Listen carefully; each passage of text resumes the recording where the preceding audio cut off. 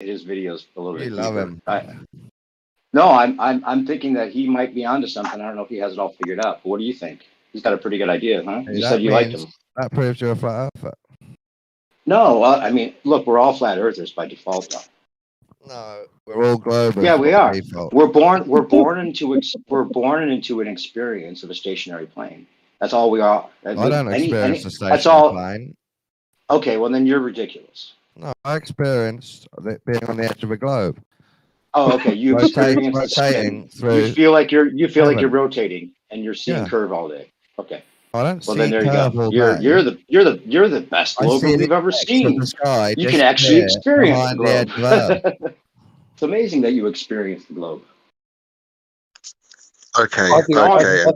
I thought it'd be funny though if someone had a rare condition where they actually could feel the spin of the Earth. You know, I wanted to do a skit about that where there's like this pandemic of people that like they're all of a sudden like somehow able to sense the Earth's rotation, and they're like stumbling down the street, like clinging to the walls. And this is a big misunderstanding. You're having another misunderstanding, and then you're fantasizing about it. What are you talking about? You're a concave, really. Fantasizing based on your misunderstanding of the model you don't believe in anymore. I used to think that would made sense because of the authority behind it, but then I realized the authority was lying. So but now you've had a fantasy about someone wobbling around because Earth is spinning, which doesn't. No, I said it'd be a funny skit if somehow people were like all of a sudden able to sense the spin that we're supposed to. It would be funny because it's so ridiculous that we would be spinning without. Okay, I'm going to make up a funny skit. It's a globe Earth. Everyone's happy. Flat Earth comes on the internet with Eric DeBay, and everyone stops and wobbles and falls over because suddenly Earth stopped rotating. I'm not trying to make it realistic. That's my skit. Suddenly it stops moving, and everyone's like, "Whoa!" and falls the opposite way like an escalator. Yeah, babies can't walk because of the spin of the Earth. What a hilarious skit that would be. Oh yeah, they were saying that. Wasn't there a report about the babies being able to sense it somehow or something like that? Oh, they couldn't walk it. They wobble at first, right? Because they're not used to it, but then they get they're not used to it. We've got a balance system that doesn't always work for everybody. They also said something about the amount of people in China affected the wobble. Remember that? The report about the amount of people that were heavy enough to affect the wobble of the Earth. You know, we're wobbling too. We're supposedly wobbling too. When the army marches. The wobbling that's of why Earth Australia had to be inundated with Chinese. It was to balance out the globe. We had no choice. We had to have mass Chinese immigration. Ballast. What's wrong with It's balanced now, guys. All good. All good. It's all balanced. Back to sleep. I think we should invest in artificial placentas where we could attach them like a diving suit to our belly button, which used to be our umbilical cord. I've heard you saying that earlier. That's a good idea. Yeah, because I mean that is really something. Artificial placenta is the way. You're right. Maybe that's where the sea people. What the sea people. It's not the way, Carlos. Come on. Sounds like the sixth day. Well, I tried to change the subject because it was spiraling. Okay, good. Yeah, well then it's the way. Yeah, a little incubation chamber. That's definitely the way. Well, they have those med beds now. They kind of work like a little incubation chamber. They're supposedly the med beds. What do you guys think about that? Have you heard about the med beds? You get in that little chamber and you lie down in it, and it fixes you, heals you. You guys heard about that?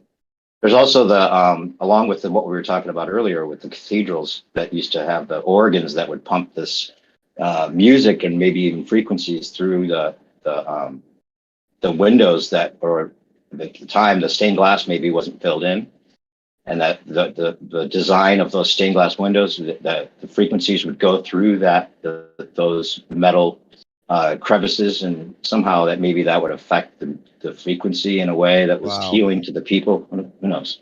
But the filling in of the stained glass was with the way they muted the sound, supposedly. That's the theory. And that these cathedrals are actually healing chambers, right? And there's healing chambers with healing frequency chambers. You can look up stuff on that. Very interesting. Let me tell you what I think about that. Yes, they are healing chambers. Yes, they would vibrate sounds through the building. And yes, it's supposed to echo and make you feel things. But no, the stained glass windows are not an amplifying system for the outdoors. Not talking How do you know about that? the actual Oh, thing, hang on, hang on. How I would think you know that, Dawn Don? was there. Everyone, listen to Dawn. He must have been there. He knows. What was it like, Dawn? I have better discernment than you guys on these new theories. Oh, you just I have to help decided. bring You you just back to decided earth. it wasn't true. You just decide what's true and what's Oh, not I true. gave you half of it. Most of it was true. The main important bit was true, but the silly stained glass window bit. How do you know about the made stained up. glass windows not being the? Oh, so you weren't there. Who builds a church with open windows? Who I'm the hell would do confused. that? Were you I there or don't know, not there? Don. I'm I just thought you were saying I there. don't know. I don't That'd be great, know that wouldn't it on a was rainy true. day. I don't know that I'm not saying it was true. I wouldn't know if it's true or not. Would you? Yes, I can Neither would tell by Dawn. hearing it once. It It's is true. an interesting theory. Is all I'm saying. Oh, it's a silly theory. Well, you can have your Maybe it was Dawn's opinion about cousin. it. Did you This hear is it from what your happens, cousin, yeah, Dawn? when Was New he there? Age thinkers discover the idea of vibration and frequency and then go wild with their own made-up Hey idea. Don, speaking That's of what New Age, happens. are you a part of the Thelema Discord server? Yes, I am actually. I think I am too. Which one is what's the one called that you're in? Thelema chord. Thelema Cord. Okay. Because I'm not sure if did you invite me to that? Somebody invited me to it, and I'm like, what the hell is going on here? I don't Oh no, think I'm in. I It's did. a Is that different like one a- here. It's very It's weird. like it's an Have you occult. seen- No, there's another one here, Don. You have to give me an invite to Is it like a yours, and I'll give you. Scientology one? We'll trade occult Discord servers. Okay, that's I'll right. give you an They're invite. really weird Nice. guys in there. They're Freemasons that are quite skeptical of all other paths. Say hello to Tom Cruise. And also demonologists that think they're talking to Beelzebub. This one's called. Let's see if you're on this. Is this the same one? It's called I can't even pronounce it. It's like a Israeli type. But you might be interested in this one actually because I know you're into this kind of material. All right, send him a link. Carlos, what the fuck would they feed the incubus baby? Not incubus. I mean incubated baby. What do you feed it? How do you feed it?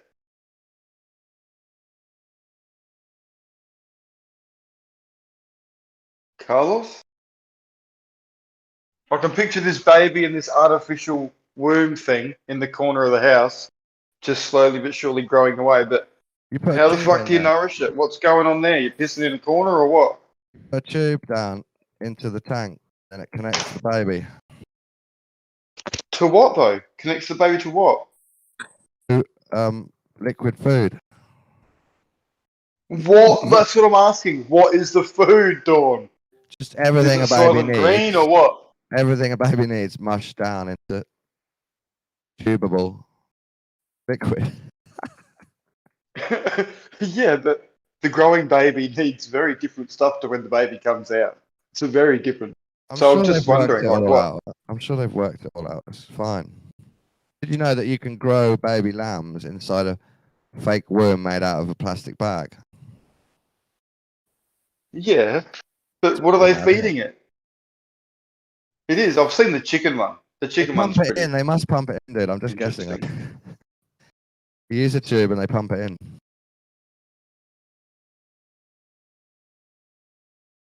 Yeah, well, all I can say is that's fucked. That's not right. Do you not like to have an incubation baby? No. No way. Let's say you had a partner, a female partner. She really, really wanted to build a family with you. Now, in the next 5 years, and it was all her destiny was. It was all she cared about, and you couldn't have real children. Why? She decided instead of fostering or adopting, because I want it to be ours, let's do the incubation baby thing. Would you do it? Right, so find a surrogate. There's already ways to do that. You find a surrogate. Yeah, I guess you're right. But surrogates could That way the bring baby in- can bring in actually weird grow DNA up. and weird genes, and we want to do it the modern way. That's what she'll say to you. Yeah, the only look, I'm all Let's for go science, innovation, baby. but what the fuck are you feeding it? Because if it's not the stuff that they would normally eat and it's some synthetic version, then you're just going to have problems from the outset. Which is like where we are with agriculture. All the problems with all the crap Yeah, they I did do to make agree. it I grow agree, you're right. faster and stronger and brighter and shinier and blue eyes, not brown eyes. We want blue eyes. We don't want boys that are under a certain height or girls that are fucking too tall or with too big feet. No one wants chicks with big feet. They'll get away with that real quick. It's Go going on. to have a high IQ, but also webbed feet. So it's worth the risk.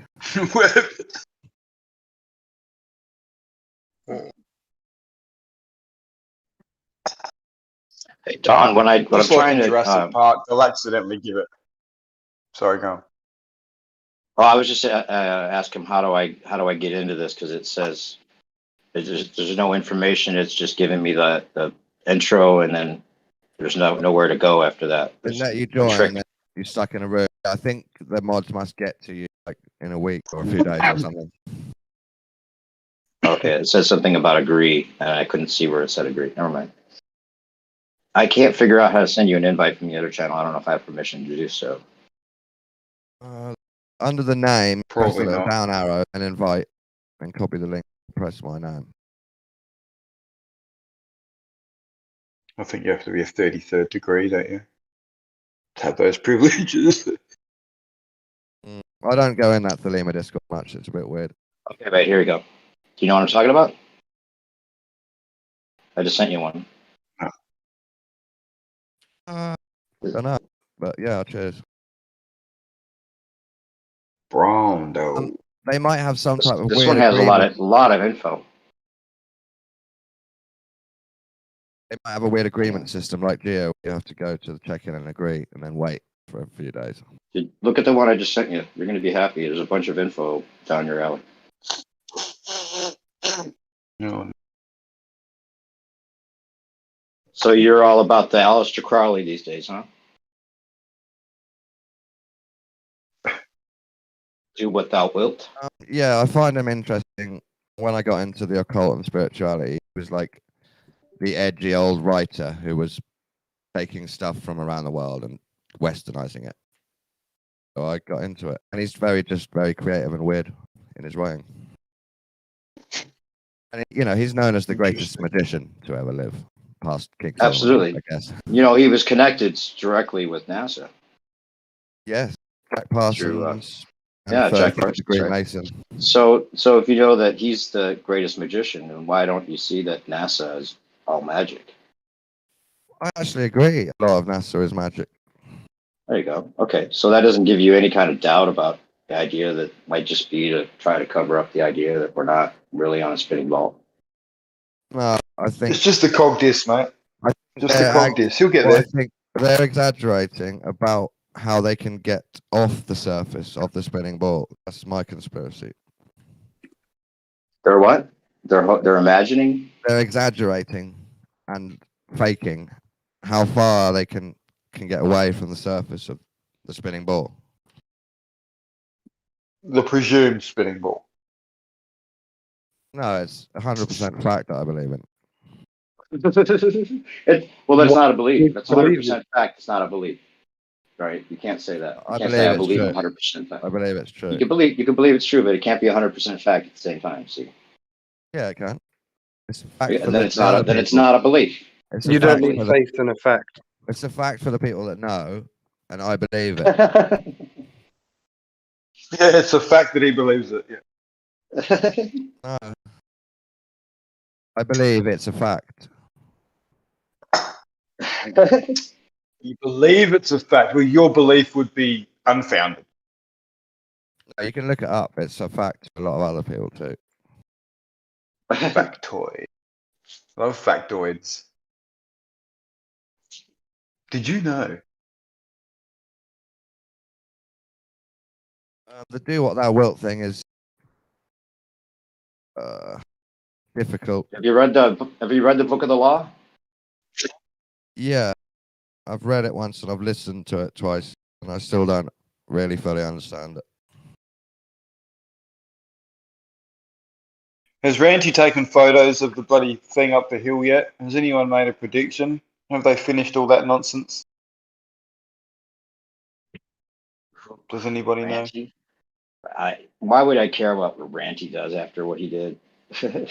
This is like What he's did a he joke. do? Oh yeah, well that's right. But what did he do? But he decided to become a ball earther again, right? Oh, flip. Yeah, that was just a financial thing, mate. Jeez, Yeah, he's obviously imagine. struggling. He needs some money. Well, it's Yeah. a big thing for the people that. It's funny because he had so many like, you know, firsthand observations taken with his camera. He had the best flat Earth observations ever, you know, like with his camera, and then he decides from one picture, third hand, that he's going to become a baller again. I mean, it's so obvious. It's absurd. It is. Yeah. Yeah. I'm not sure how much So it is yeah, and was or what the agreement was, but yep, he no, decided it was enough. yeah, he was always kind of strange. Yeah, what was it? He wasn't he the one that was claiming he had chemtrail burns on his face He at still one point? believes that because I asked him Chemtrail recently. burns. He said Yeah. it was a strange phenomenon. Yeah, he got sunburns in 17 degrees in England. Nice. But it was the chemtrails, remember? Yeah. Burning through. Yeah, I could care less what he says after that. But I don't know. What is it you're talking about? There's some kind of test going on or something? Well, that's what I heard. I mean, I don't really follow it, but I know I know Rufy goes on about it all the time and asking people predictions or some shit. Waiting on Ranty to take some photo, I thought, but don't know. That's one of the most annoying ones ever. Ruhif. Oh, One of the most annoying ones. That's funny. he is. He really is. Ugh. Who was the guy? Was that Ruhif? That or maybe it was another one. There was a guy that was like all like really computer savvy. That was a flat earther for a short while, and then he decided he was a glober, you know. And is that? I mean, no, it wasn't Ruhif. But there was another guy that was kind of talked about a lot. I forget what was his name. And then he decided he was ball earth because the same reason, probably job threatened, you know, that kind of thing. A lot of people just can't keep their jobs if they go flat earth, like publicly. It's so funny that it would be. I mean, if it's a silly idea, it would never get this far, obviously. Well, look at Christianity. Islam, A lot of there could be a lot of truth that it's based on, though. That's the Scientology. thing. Yeah. Pure But I mean, force. people are Communism. the general public isn't. I mean, this is the All thing silly about ideas ball, that spinning got ball really Earth. far. Spinning ball Earth can be falsified, right? It can be falsified. It's not unfalsifiable. You can't falsify. You can't falsify a religion because it's based on mythology. Or you can't have any way of knowing or not knowing. This is actually where we live, so it's totally different. You know, just an airplane, like I said, an airplane with a camera underneath it that doesn't correct for Coriolis could show that the Earth turns. There you go. It's falsifiable.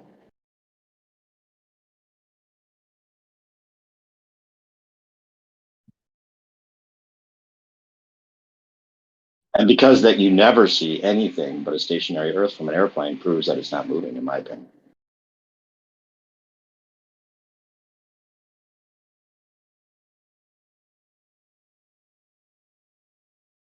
That's the fact check. Yeah, there's many things. Many anomalies.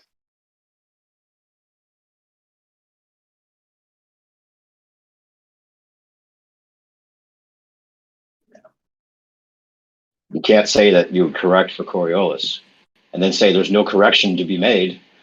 You know, what do you get it? So if a plane flies straight, that means that it'd be off course because the Earth spins below it. Oh, okay. So then it just has to fly straight and show the Earth spinning below it. Another Done. misunderstanding. Easy. That's not. Do you understand it, Tom? Do you know what the Coriolis effect is? Yeah, planes go slowly. They're only going to be affected north to south. And You won't see Earth drifting underneath. It's not how it works. Yeah, it doesn't work that way, right? Because the Earth is not moving underneath. But if it were moving underneath, that would be detectable and capturable with the camera No, underneath. it hardly moves underneath. You can Oh, tell really? it's moving because it's not moving. It looks so. It's totally moving so fast. That's why it seems so stationary. It's just another one of the convenient things whereby the plane needs to move a much further distance than what you can perceive for it to even actually be an issue. The conservation of Very momentum. convenient. Yeah. The thing that they have to hold on to is what messes it all up. It's the funny part. Because if they have conservation of momentum, they're only conserving the speed at the latitude they're at. So once they move to a different latitude with a different tangential speed, they're not going to match.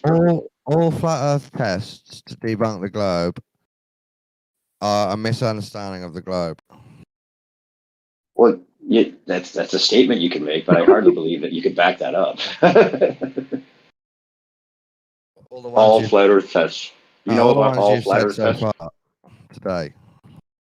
Okay, explain to me how to a north to south plane, a plane flying north to south at 1,000 miles per hour, like some of these jets can do, how they go from one latitude to another with different tangential speeds and never see the Earth moving below it if it flies in a straight path. Okay, if you're going 1,000 miles per hour north to south, yeah, maybe you'll see something, but I don't think you'll be able to. Oh yeah, you would see something. It. Yeah, I don't think you'll be able to watch it spin on a camera. You'll have to use different sensors and know what you're looking for. Well, if you even go 20 miles per hour, you would see it. No, because your conservation of momentum at the equator would be 1,000 miles per hour, right? So once you fly into an area, and if you conserve that speed, as the Globers would love to think, that you always conserve your initial speed, right? So that if you conserve that speed always, then you'd have to have all the winds work perfectly to make you always slow down to the new tangential speed. That's the way the winds. You have to have magic winds that don't allow planes to fly against them. And just keep the plane in this same reference frame, which it's not even the claim. The claim is that the plane is in a separate reference frame. That you're lost in your own mind for this. No, you don't understand reference frames. You know there's an inertial reference frame and a non-inertial reference frame. And you've got too high, and you've thought about nuanced subjects. No, I'm just talking about the globe. I'm talking about what the globe model says, Don. No, I'm just telling you what the globe model says. I'm not saying what a flat earther says. The globe model says that it conserves the speed, and it also can fly against the spin. This a complicated nature that I don't quite understand is impossible. I know you don't understand it, but I think if you did, you'd have to admit that it's not spinning. If you really understood it, Don, you would have to admit that it's not spinning. No. I think you would, if you really understood it. So you're saying it again. You understand it, and I don't. Well, it seems so. I don't know. Maybe you do understand it, and you're actually a flat earther, and you just are acting like a baller. That's one of the rules here. Not allowed to ask. Not allowed to tell people they don't understand. But they're the moderators. We should both be muted. Well, no, you can tell someone you don't understand, but you have to follow it with an explanation of what they don't understand. You can't just claim they don't understand or claim that that all flat Earth tests have never worked or whatever. You can't just make claims and then not make examples after that. You have to. You just don't understand the server rules, man. Yeah, I think you have to show, I think you have to show that you understand it better than us, so you have to explain it to us. You can't just say you don't understand and go, actually, I don't want to explain. Exactly, that's what I'm saying. That's what I hate about Ruhif. Well, we're both guilty of that. Not Ruhif, fucking Rumpus and that. Oh, you just don't understand. It's like, well, hang on, if you understand it well enough, break it down for a layman then. Right, Brenda, same thing. You just don't understand. Brenda and Rumpus. Do you want to help people understand, or you just want to win the argument? Exactly. That's what we're here to help. I don't want to help these guys understand because they enjoy not understanding much more. We're not here just to be contrarians. I enjoy misunderstanding so bad that I don't want to break that for them. Don's not really arguing anything, though, is he? No, he doesn't. He just wants to be a contrarian. He's witnessing your failure to understand. Sounds religious. Opinion. I'm a witness. Yeah. So if a plane flies north to south, the reason that it would be off course is because of the Coriolis effect. Coriolis effect states that the ball Earth would be moving west to east underneath a plane that goes north to south. So therefore, it would have to correct for what they call the Coriolis effect. And that's why If it didn't correct for it, if it didn't correct for it, then it would go straight. It would be off course, meaning that Why the wouldn't Earth it is turning correct below for it. it? Of course it would. It would just correct for Well, it. it could force itself. The plane can do whatever it wants. The pilot could force the plane not to correct. Therefore, see the Earth spinning below it. What do you have to do? Just turn east a tiny bit, a couple of times as you go. Well, no, I understand that it could correct for it, but it doesn't have to. It can fly against the spin, bro. That means But surely that from the start of aviation, they had an inbuilt Coriolis corrector. yeah, even if they did, Always. the pilot can fly against the spin, right? So it fucks it all up. Have you And seen? I think the curves Wright original brothers, speed. if It's I'm never going to correct, match. I think the Have you Wright seen- brothers used a pigeon. I think they had Well- a pigeon, and that was Maybe telling they them about don't care Coriolis. about flying perfectly north to south, and they just turn Well- east twice on the flight. I'm not Maybe trying it's to just say an that area. There's a they, Merle, go ahead. There's a Universal Studios intro from, I don't know, 30s or something. It's black and white, and it's of a globe that's rotating with a plane flying around it. Classic. Nice. It's a model, but it looks good. Yeah, if the plane flies around the globe and it's in a different reference frame, then you would be able to capture with the camera underneath the plane the Earth rotation. So It's the even Earth's got a not vapor rotating. trail. That's impossible to do. Then the Earth's not rotating. Something. I think I think a stranger notion is to think that the Earth's moving at the speeds they say it is, but no one can detect it. That to me is a problem. Yeah, I'll give But you that. again, in their model, You could detect it. You could detect it if it worked the way they would. The plane would be able to detect it. It's So they have to you start don't claiming that understand. there's an All they automatic detect is corrections drift, isn't and it? They just it's detect just the the same tiny as drift. wind. There's so wind many affecting motions, it, mate. It's mixed in Can't with feel a the single and then they one. can We say spoke about that before. Yeah. It's one motion. It's one big spiral falling through space. it's only the vector math that makes it seem that way. I've seen the models. No, but the vector math. You know what the vector? You know what vector math is? You Just can't taking do all the the vector vectors. math. You don't understand. Just taking vector all the math. vectors. Don't be Yeah, I do. ridiculous. They just take all the numbers and they add them together and say it's like one motion. That's Pretty there smart. you go. You proved Yeah, it. You don't boom. understand vector math. It's Okay, good. explain it to me then. If you're going to say I don't understand, our rule is you have to go ahead and explain it so that I do No. understand. The rule is, if neither of us understand it, neither of us should try and pretend to. That's the Don't rule. you have That's the rule. So do Don't you want you to have a correct relative? yourself and say we don't understand? I can Don't you tell have a don't relative? understand because Speak for you yourself, don't Don. understand when you Good explain for it. you. But If new you don't perspective. understand I it, can tell you're how would guessing you know by if the I way do? you talk. Don't you have a I relative? think you just need to perspective? declare That's mutual really- Your ignorance. guess is not as good as mine. You don't understand, but I don't understand either, so I don't know whether you understand really or not. But I don't understand. Think about it longer and you'll get it. Whatever you do, don't go on Wiki. Vector math. Yeah, what even is that? Well, if you think that the Earth's all one motion, then you think that vector math actually makes sense. It's akin to one spiraling motion. That's what Continuously. vector math does. That's what Constant vector math relativity. is, Don. Okay, The vector but math there's makes it all two. one vector.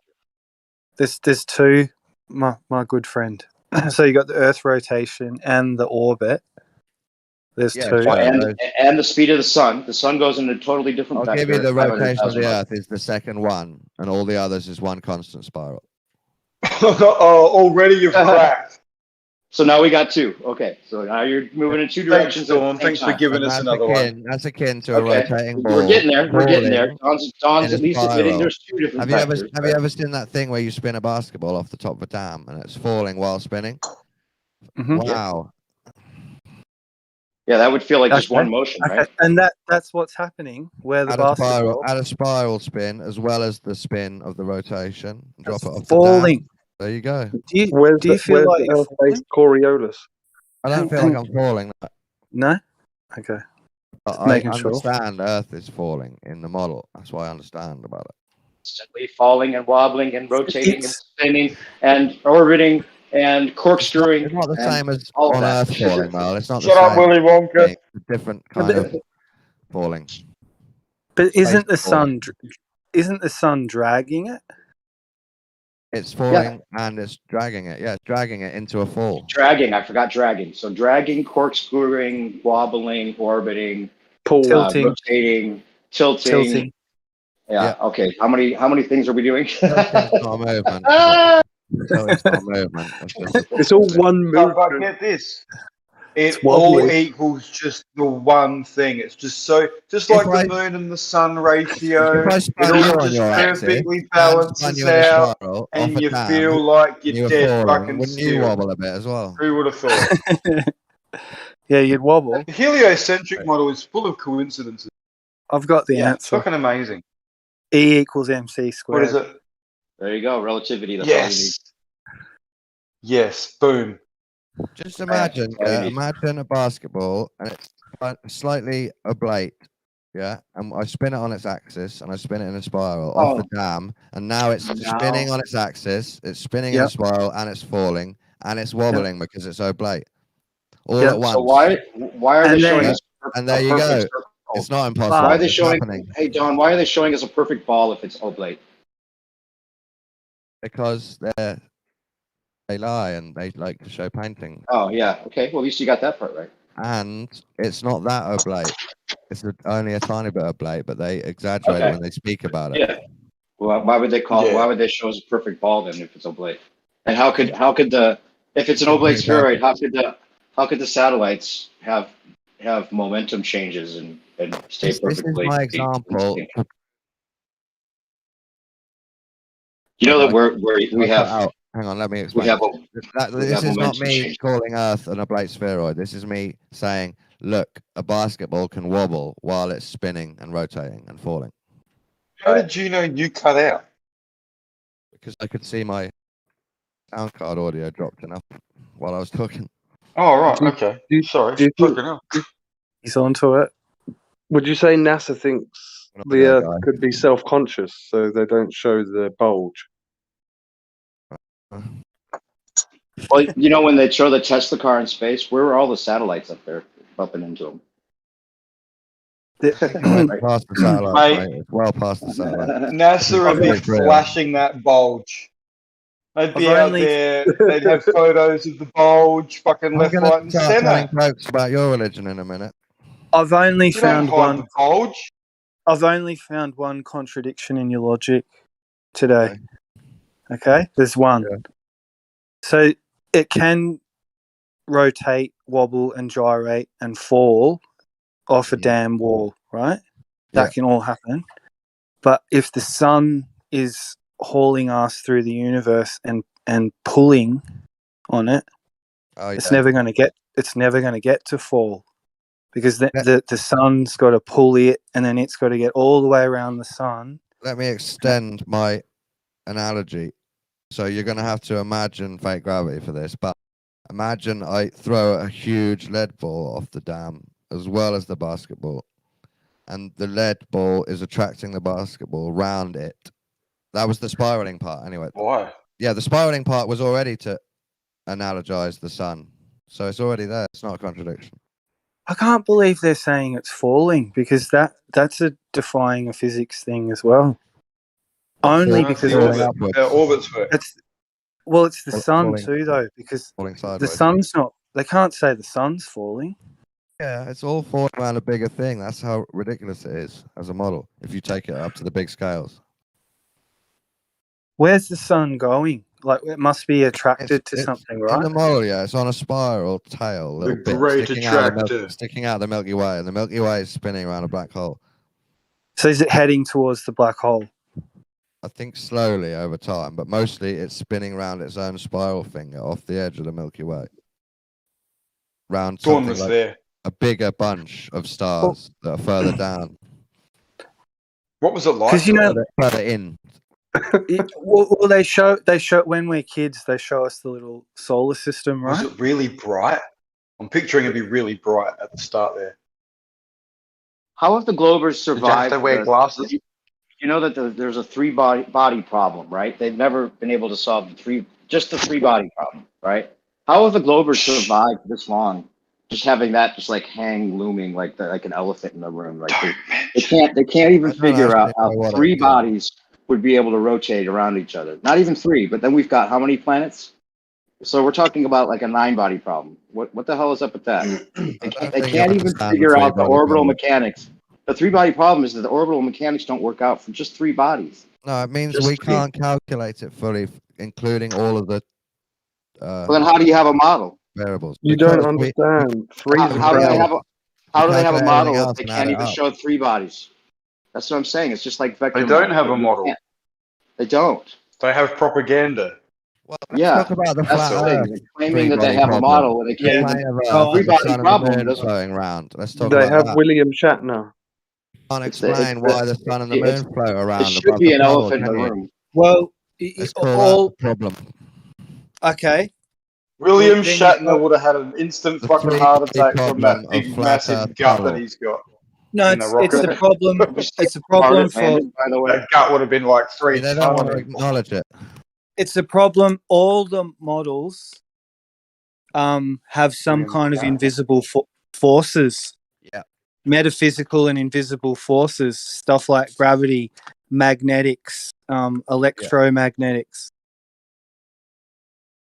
So I mean, on Magnetics the and electromagnetics are known. Let Gravity me isn't. ask the question now. How have flat earthers survived this long with the 3-body flat earth puddle problem hanging in the air? well, no problem? flat earthers can explain the sky, myself included, coherently, where you could definitively prove and establish what it is and how That's it an issue functions. for me. That's a big issue for me. That you can't explain Well, it's just optical. half There you go. of your environment. Boom. Yeah. Optical. But it seems That's how. to me, I know this is unacceptable, but to me, it does seem like another dimension, and that it does have some kind of supernatural element to it. The sky. Oh, I agree. No, just how That's it hard to presents understand. itself through the weird atmosphere. But it behaves very like a machine, like a clock. Yeah, And it's just not- going around it's and not around. Of course it random. will. Just like a clock. I don't think it's random. I think everything about it It's not. has been designed. So do I. I don't know about design, but it's certainly consistent. Yeah. Like it fucking works. Well, it goes around and around. Does Definitely. its thing. Never goes out of time. That's amazing in itself. Fuck yeah. But fuck knows, Dawn. Like we're dealing with something else, mate. Like it's not human. It's beyond all of us. Well, no, There's this really cool guy that I works on a found. globe, too.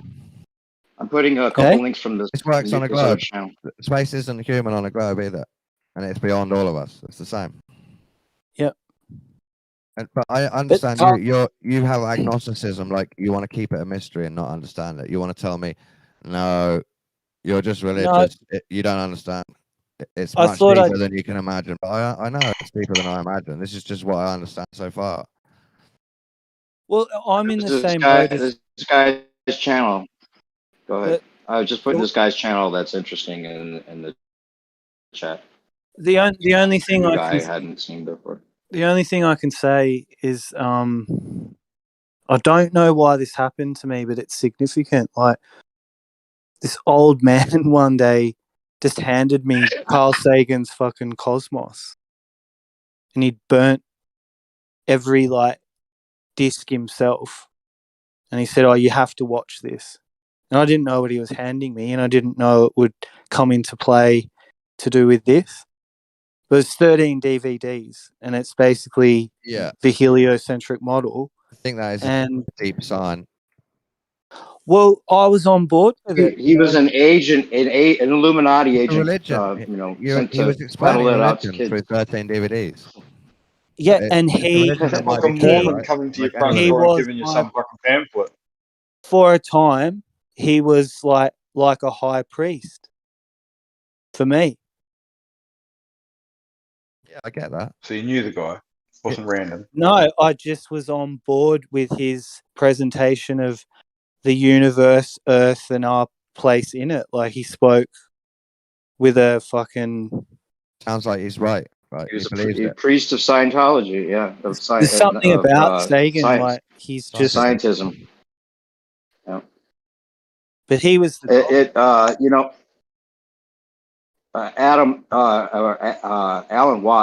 Alan Watts described the whole idea of when we decided that we didn't want the eye of God always making us feel self-conscious, and their way of getting rid of that idea was to make things scientifically distant from that belief, and so that we could then feel like we're not being constantly judged by God.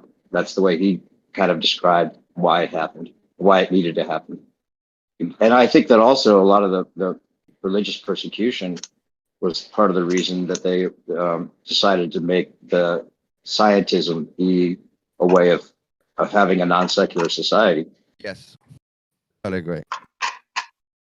Which, we have to appreciate if to some degree, if we imagine that maybe they raised us all to think that we're inside a dome and God is constantly watching you masturbate, and you are going to have to go to church to, get forgiven, and a lot of the misinterpretations of the Bible. And that's what I honestly fear with flat Earth in a way, because if it is a rollout and this is what they're trying to do on purpose, then part of that reason might be to start using some of these institutions to oppress us in a religious manner, which I would not want. Yeah, I agree on all of that. The globe model and science is used as the new religion.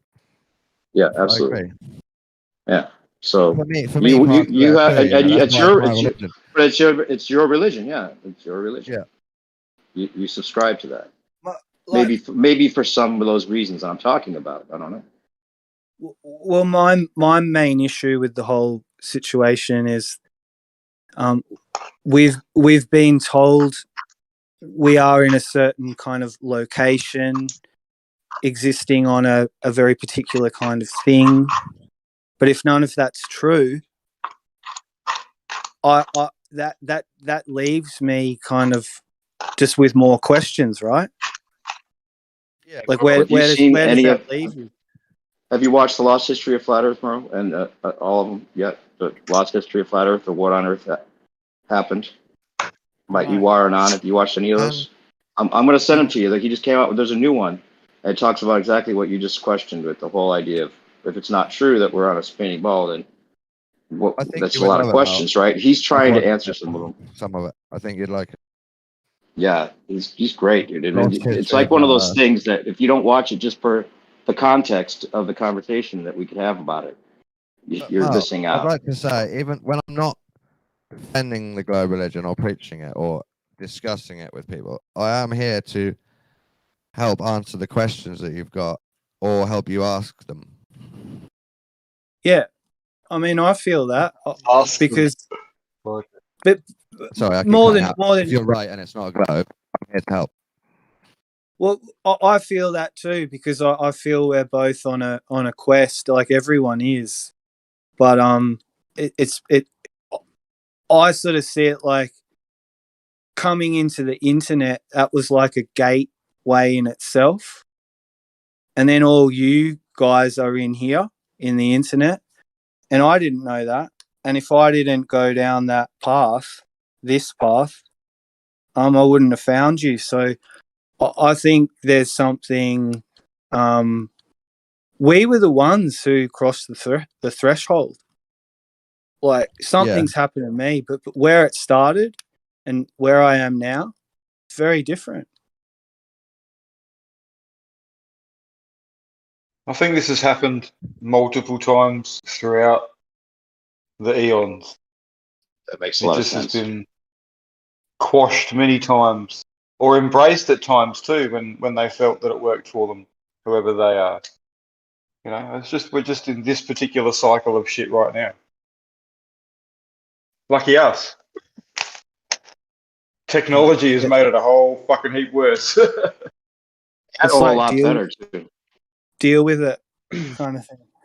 It's definitely, there's definitely a trade-off. The fact that we could talk to each other and work as a hive mind to get to the bottom of some of this stuff is pretty amazing. That's the gift in exchange for the sacrifice. And I don't always. Yeah, but the fact we have to pay for the privilege is not the gift. It should have been free. The technology designed probably at a university that is funded by probably taxpayer money and then sold off to some corporation. So that's the downside. Well, yeah, but why would they develop it if they were just going to give it to us? Because it was funded by the taxpayer for that exact fucking reason. But anyway. No, I'm not saying it's fair. I'm not saying it's fair. I'm just saying that there has to be, that obviously we're controlled by these people and that they're going to do things to keep that control. And then at the same time, there's some things, the access to the information. I mean, think about if we could figure out how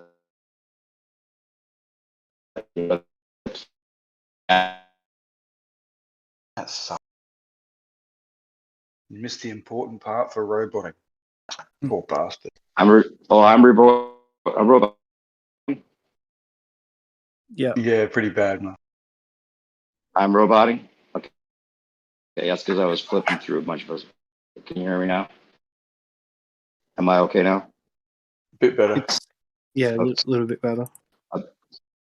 Oh, okay. Let me close some of my other apps.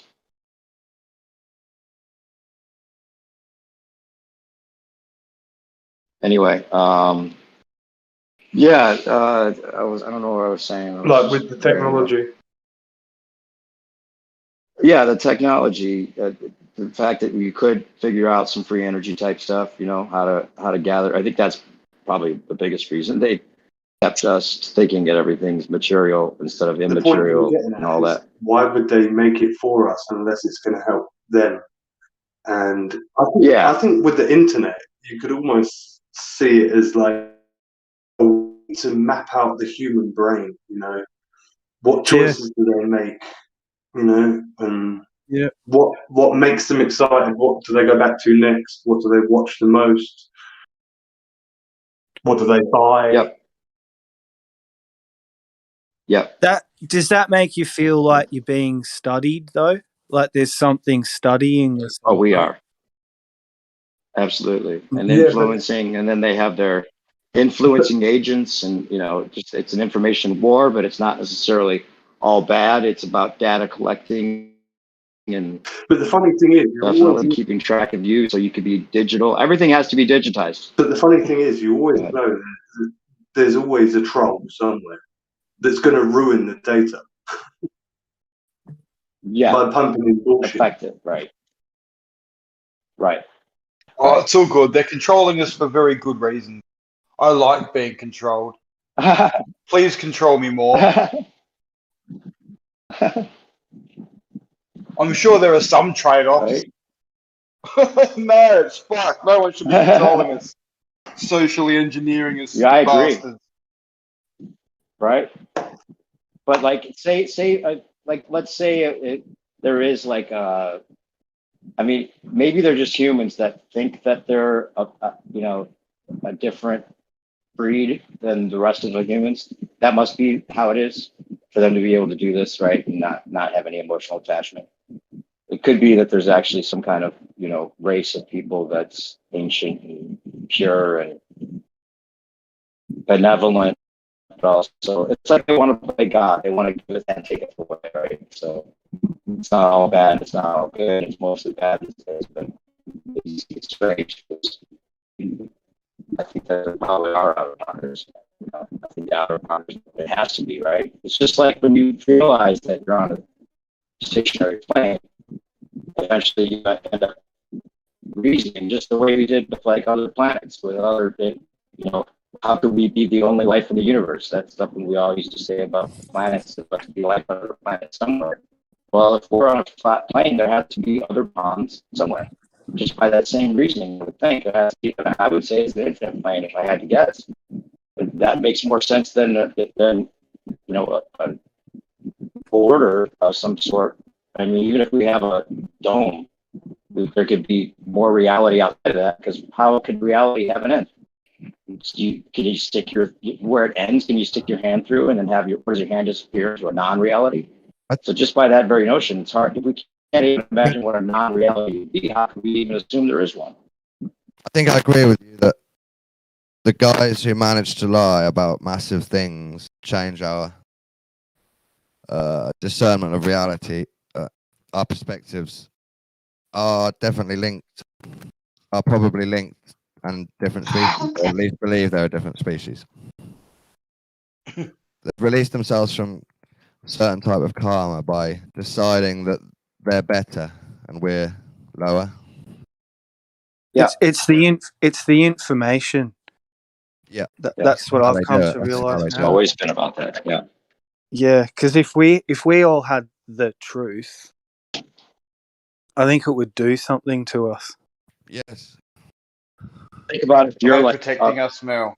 I'd like to Oh, say thank God for our protectors. Well, They're not saving us saying it from would do legal something. breakdown from the It's truth. not just truth, it's Not any good. useful information.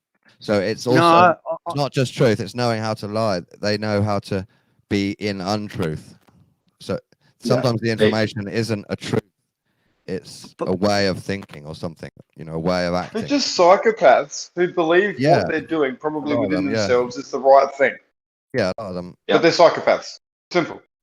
Absolutely. There is an idea that psychopaths are that type of psychopathy comes from a different species or lineage, or yeah, it's that's learned what over I wanted generations. to- It's Either a repeated. real a different type of species, or a human species that thinks of themselves as such. Well, It's did a it bit manifest? society. Did all that manifest organically? What is the true way, sort of thing? Well, think about it. Just take it back to organic. tribes with the watering hole, right? The watering hole that they protect, and they want their tribe to be, benefiting from the water, right? And then they're going to fight off anyone else. So if you're the first group of people to come upon copper or some kind of useful metal, and it's the first discovery of it, you're going to, hide that well of copper from the rest and take advantage of it for as long as you can until you control people with that technology. And eventually there's something else that comes along where you can let some of the copper out so other people can, still fund your gold mine or whatever it is.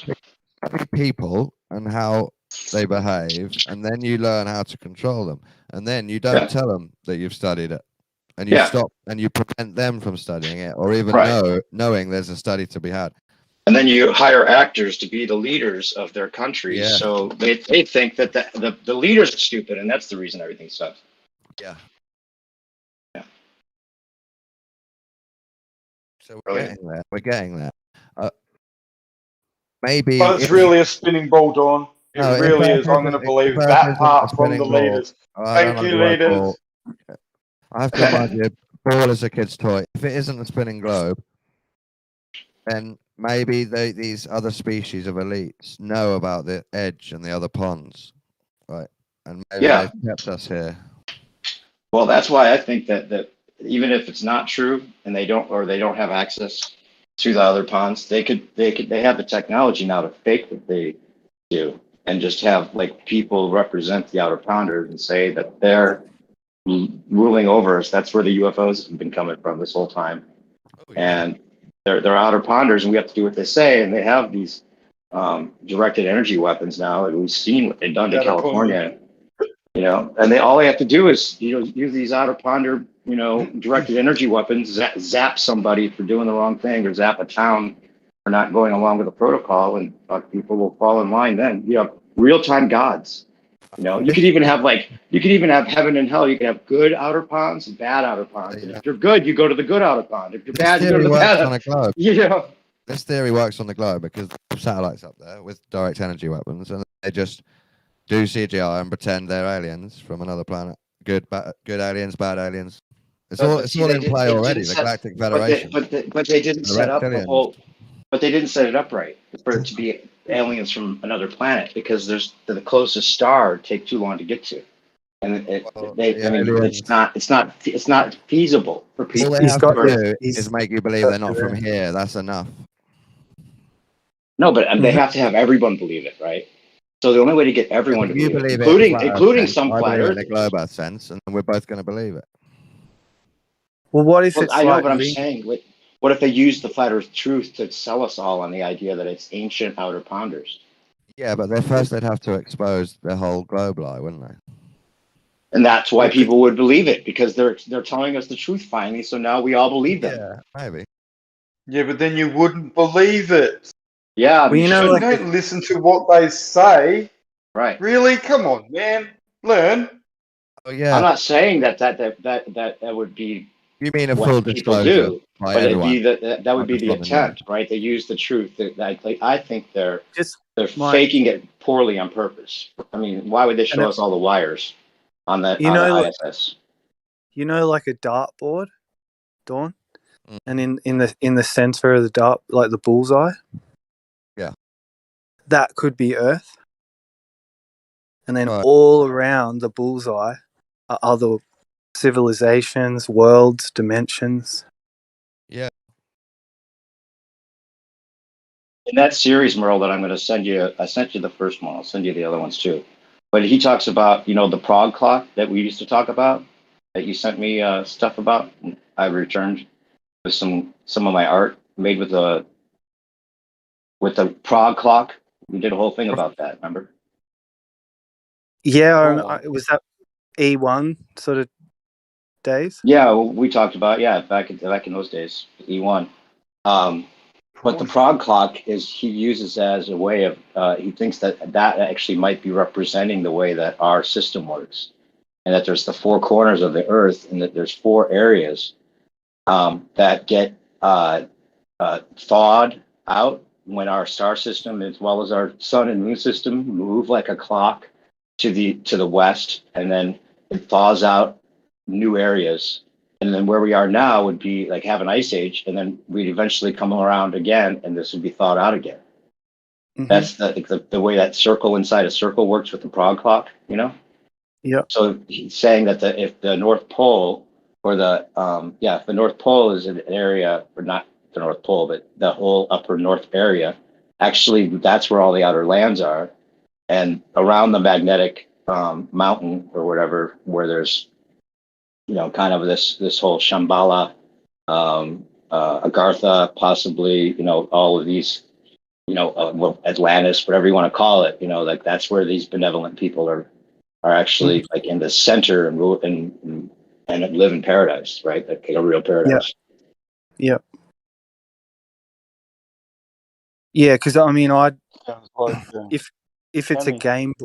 if it's a game board, I think knowing Earth's location, for some reason, for me, it's key. Because say if we're at like, like a chessboard, like where are we on? Are Snakes we and the ladders. board? Are we the whole board? Like, are we just on a bit of it? Yeah, the whole board, I believe. Duality of humanity is the whole chessboard. But we can't understand the players. What queen is for a bishop properly. It's all occulted. You'd be a pawn, Dawn. You would be a pawn. Yeah, we're all pawns trying to be kings. I'm not trying to be a fucking king.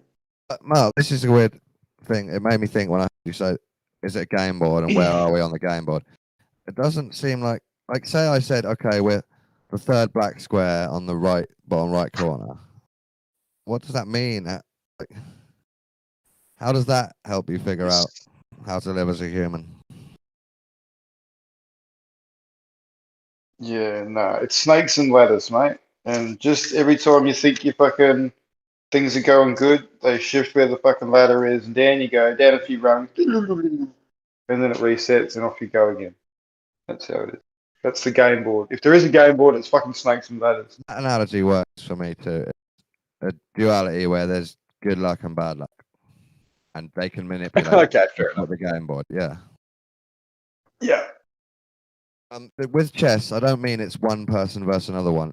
That is the kind of duality, evil versus good idea, isn't it? And we're stuck on the board as the pawns. We don't even know if we're good or evil. We're just being played. Well, it's like a I cow don't out know. in my paddock. It's you're just the thing being farmed. And it's simple. That's really all it is. Yeah, sure, I agree on that. I farm the cows, people are farming us, and they do exactly all the same things that I may or may not choose to do to cows to try and get bigger and better production, blah, blah, blah. I agree Our with that. fences are so far away that we think we're not in a big farm. That's the problem there. They know our psychology so well. Haven't they? They've called them borders and convinced us that they're for our safety. Yeah. I mean, someone was telling me the other day when passports were first being sort of proposed and introduced, whereby you had to show some sort of paper just to travel on the plane overseas. And, there were lots of people that were kicking up a stink and like, that's not right. We should be able to just, do what we want and blah, blah, blah. And so it's, things like that. We've just slowly but surely accepted closer and closer fences. I think that works on both models. I think that's a flat Earth thing or a globe thing. We can live on a farm. Yeah, without a doubt. Any shaped ground. Oh yeah, you show me some definitive curvature, Dawn, and I'm all for the ball, mate. Like I can flip fucking like that. Us agreeing that we're in a farm works on both of our models, so we don't have to disagree about our models. We can still agree on the farm. Yeah, sure. Yeah, no, that's what I was saying. The only thing we've got left to really debate over is this whole curvature thing and the model. So show me some curvature, and I'm down for the ball. Well, I will give you sunsets and boat obstruction. No, but you know the rebuttal to that, and it's. I know, yeah. You know the evidence feasible. that I'm going to give you when you ask. You know the evidence for curvature. But it's not definitive. You still ask though. Yeah, for definitive evidence. Well, good luck with that in nature. Oh, rubbish. Back to the boiling water thing again. Unless you're going to go down the path of... Oh, there's pixies under there boiling water. What's that? You haven't even shown definitive evidence of second law of thermodynamics yet. None of us have been at... No, that was another fella you were harassing about that. He can show evidence of that. You haven't been definitive either. That's what I'm saying. No, but see, as a human, I'm having this particular concept thrust upon me and told me I must believe it because it's true. And I have questions. And those questions don't get answered sufficiently. And you haven't definitively proved flat water. No. It's not being thrust upon you. You've chosen to come into the server and talk about it. I went to school being literally, as you know, instructed to believe something, told it was fact. And it's very different to you coming into a server debating what someone else is thinking. I'm just bored and lonely surfing Discord, and now you're pushing flat Earth on me. Oh, you poor thing, Dawn. Without definitive I'm sorry, you proof sensitive of flat thing. water. Oh dear. I suggest you take the soy out of your coffee and man up a bit. Are you going to be all right?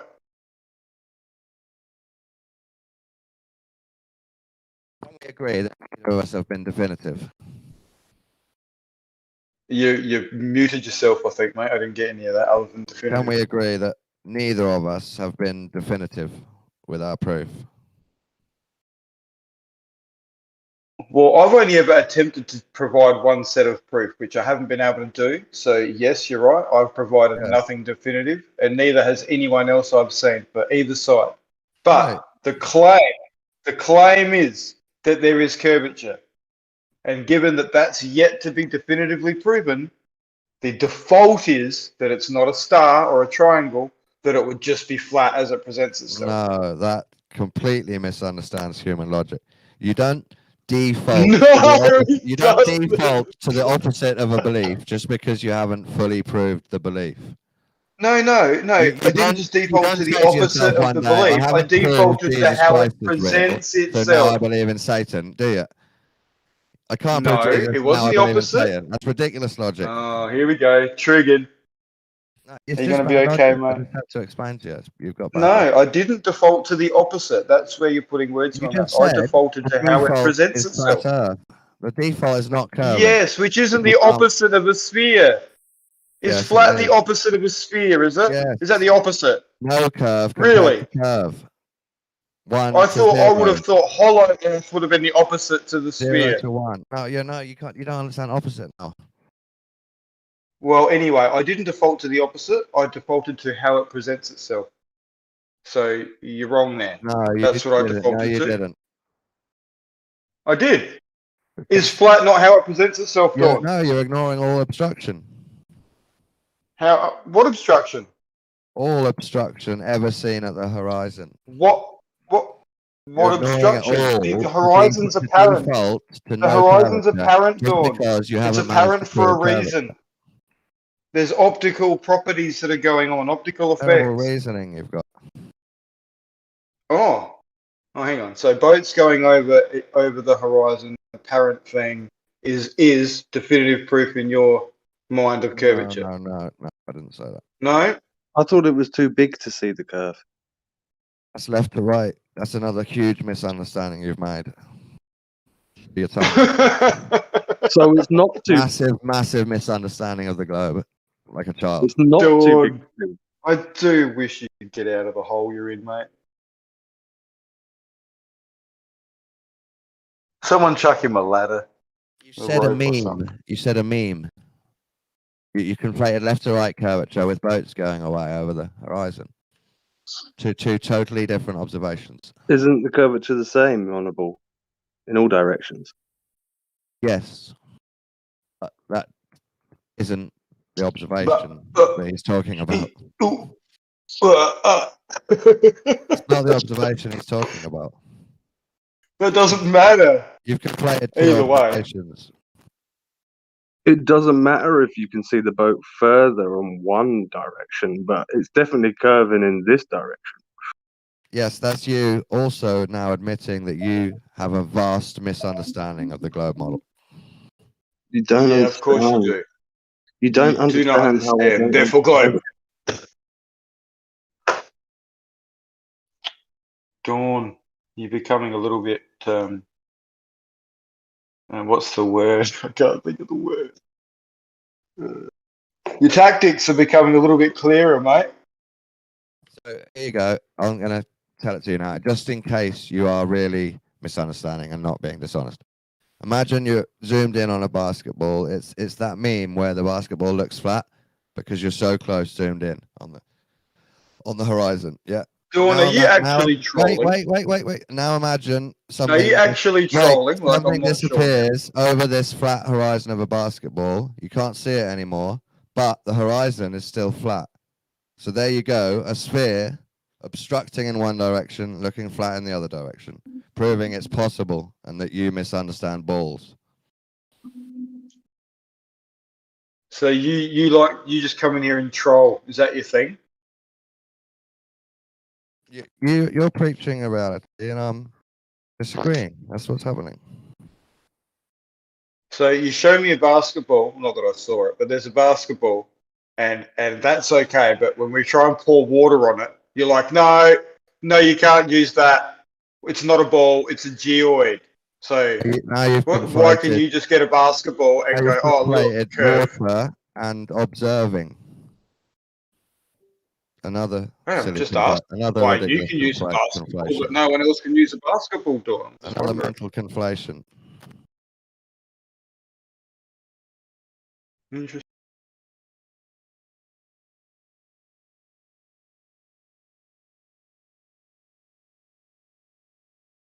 Tactics are quite evident now. I appreciate the troll. I suppose it's probably good. Good sense of humour, but what if it's you trolling and I'm being fully 100% serious as a man?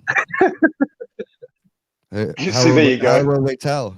There you go. There's the answer to that. It was a belly laugh. That was like a proper laugh. How will anybody be able to tell the difference?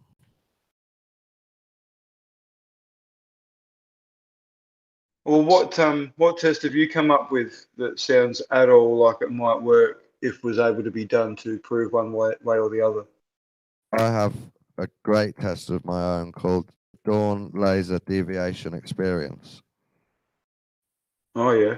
It's in a big man-made long pool, cross-shaped, so 2 long pools in a cross shape. And then there's multiple different colored lasers pointing level. Hang on.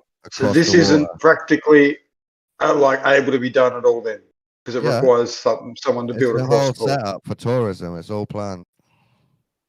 Oh, nice! I like it. You can come whenever you like, Yes. whatever time of day, and observe the water humping.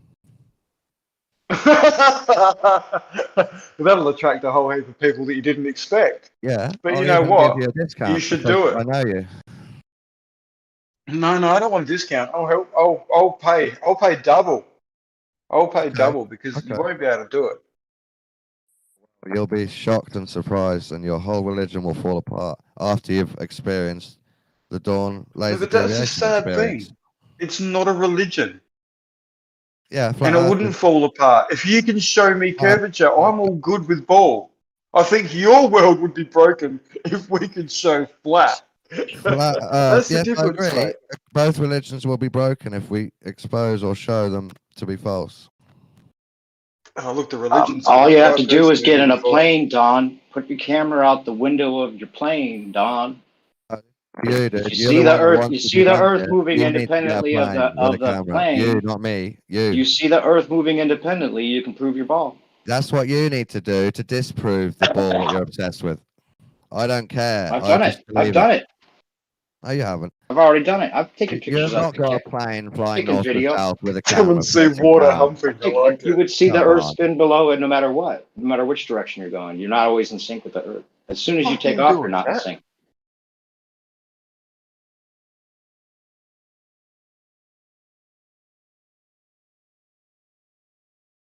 Planes break the illusion, or they should. If that's a good thing to do in your perspective, but it's more of a you thing than a me thing, because I don't. Oh, I'm care. just saying, if you cared about disproving it, you could disprove it. Oh, I don't care about disproving or proving it. You do. Oh, okay. You just want to believe it. I'm religious. I believe it. I don't want to believe it. I just Okay, choose. but just don't to call me believe it. religious because I'm interested in Seems knowing. Yes, Faith. your Yes, religion faith. is the rejection of my religion and trying to work out what you believe. That's your religion. That isn't. It's not a religion. Flat Earth. Seeking truth is not a religion. Come on. Working out what you believe. It's about finding out, not working out what you believe or calculating it. It's actually about finding out. Not I don't believing want that to you already believe. know. I want to know. Yeah, if you believe you already know, you're religious. If you're wanting to figure it out, Exactly. you're not at all religious. And I would Would even agree go with as far that. as saying a dogmatic religious nutbag. But that's just me. We're all religious. You don't understand what religion means properly. Yeah, we don't understand. I love you, Okay. Dawn. You're so funny. You're just a troll. A very good one.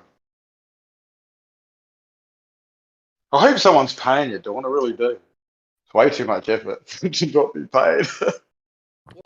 Who's putting more effort in here, me or you? What do you think? Dude, I'm just home bored, so I'm not putting in any effort. I'm home smoking weed, You're working. preaching shit. Oh, nice. So Very who's nice. putting more effort to this discussion? We're probably equal. Well, nah. Nah, because you're preaching your religion. So are you. No, I'm not. How am I preaching You anything are. to you?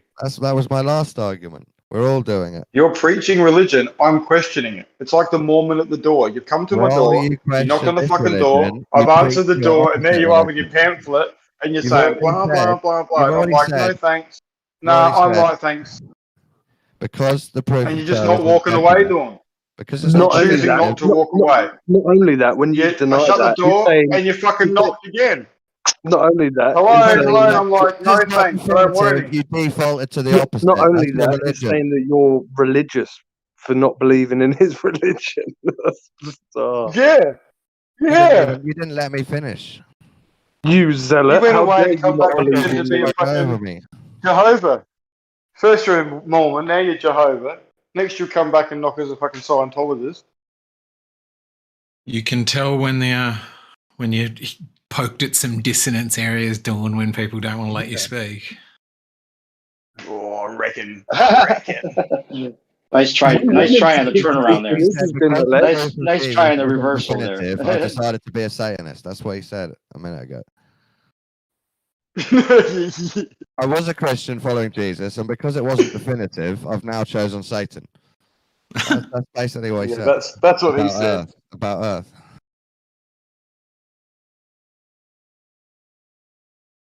Yeah, well, I mean, I agree with what you said, New Perspective. I think that people who are skeptical are sort of like, I don't know. And when you're certain, that's when you become a zealot. Exactly. So would you say you're not sure of the shape of the Earth? I don't even know if we could ever see the whole Earth. How would I know its shape? Right. So Why would I assume anything? how confident are you that it's not spherical? Oh, I have no reason to believe that any longer. It doesn't make any sense. So I just go with my default reality. It's a stationary plane as far as I can tell. Okay. And are you certain of it being a stationary plane? You think it might be a stationary plane? It's quite probable. Definitely. Well, I think anybody would be certain of that if they were never told they were on a spinning ball. That's just what we would all assume. But I'm asking I don't have to believe that I'm sitting in a chair. Sitting in a chair. I don't have to believe that that the Earth level is of stationary, zealotry. because it's not zealotry. It's just, why would I assume it's any different than what it seems? It sounded like the certainty you were talking. saying that I assume it is what it seems to be. That isn't necessarily certainty. That's just kind of what anyone would do naturally, unless they were told they were spinning. Yeah, I mean, I'm sure most zealots think that the thing that they're zealous about, it does seem self-evident to them. I think that's true. Well, you can call your experience, your direct firsthand experience, believing that is an actual experience instead of the opposite of what it actually is. You can call it zealotry if you want, but it's just common, understanding of what things are. Yeah, there's no reason to believe it's something other. I was more agreeing with your point. I was more agreeing with your point about being certainty being the realm of zealots, whereas uncertainty and skepticism and like, hey, it could be this, could be that, is more likely to be, less religious, less zealous. It just gets frustrating when you're like, okay, here's my default reality, and this is what I would assume, and then someone tries to make it something that you believe rather than something that you would just rightly assume unless you were told about something else. You believe. Well, I'm just trying to gauge your level of how much you assume. saw obstruction, and instead of I don't make any claims about the whole thing. You believe it meant flat Earth. So you've created a belief based on your experience, how you experience. Well, you can call it a belief, but it's just your experience, right? I'll call it a belief. That's fine. Doesn't make it a belief.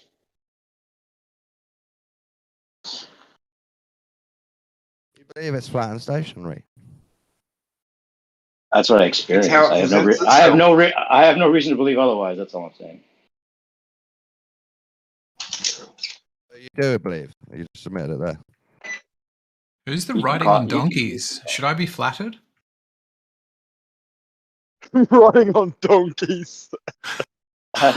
Somebody sent me a screen grab that somebody was using that name, and I was like, oh, I thought it was a joke, and then here they are.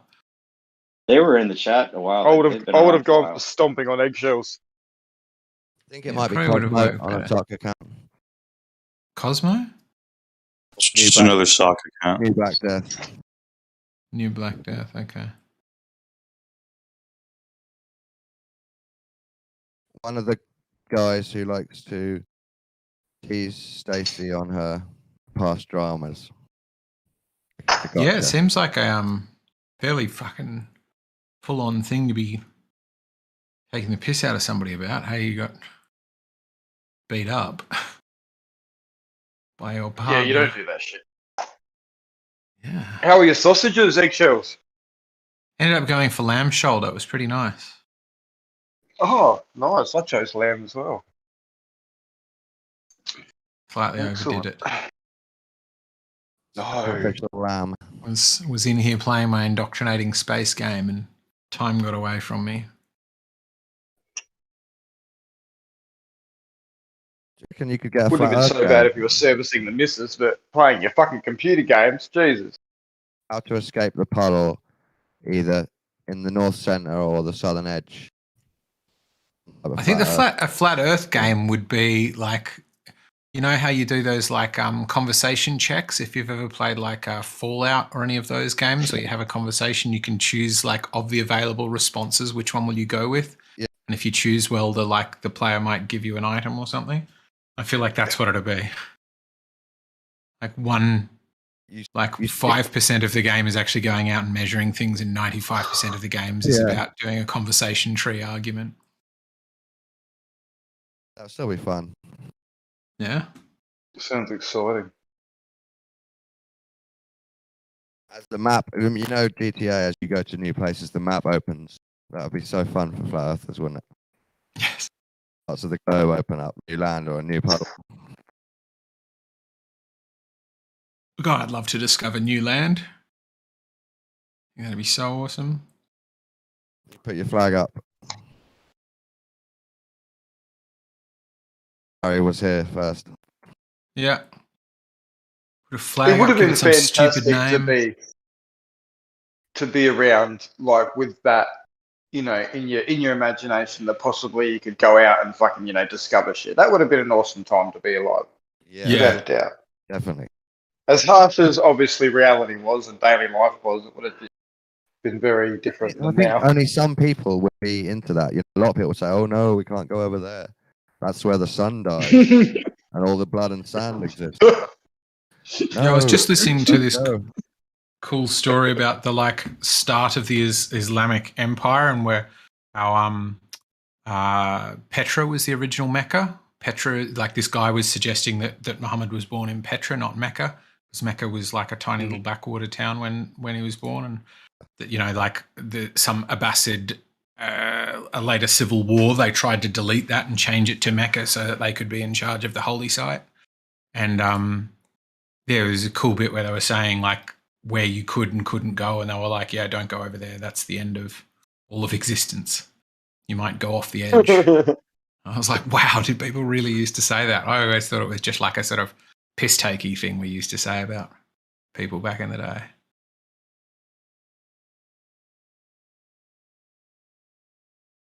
Crazy.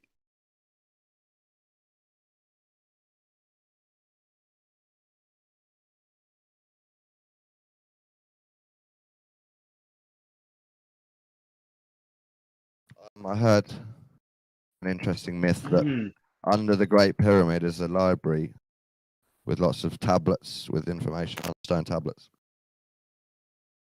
Yeah, well, it's all good to hear shit, isn't it? I've heard lots of stuff too, especially on this server. Yeah, but from your side. it's kind of believable that ancient people who knew stuff might carve it into a stone and then hide it under a temple. I mean, that's believable. Yeah, I could believe Of that. course. It's as believable as a mud flood.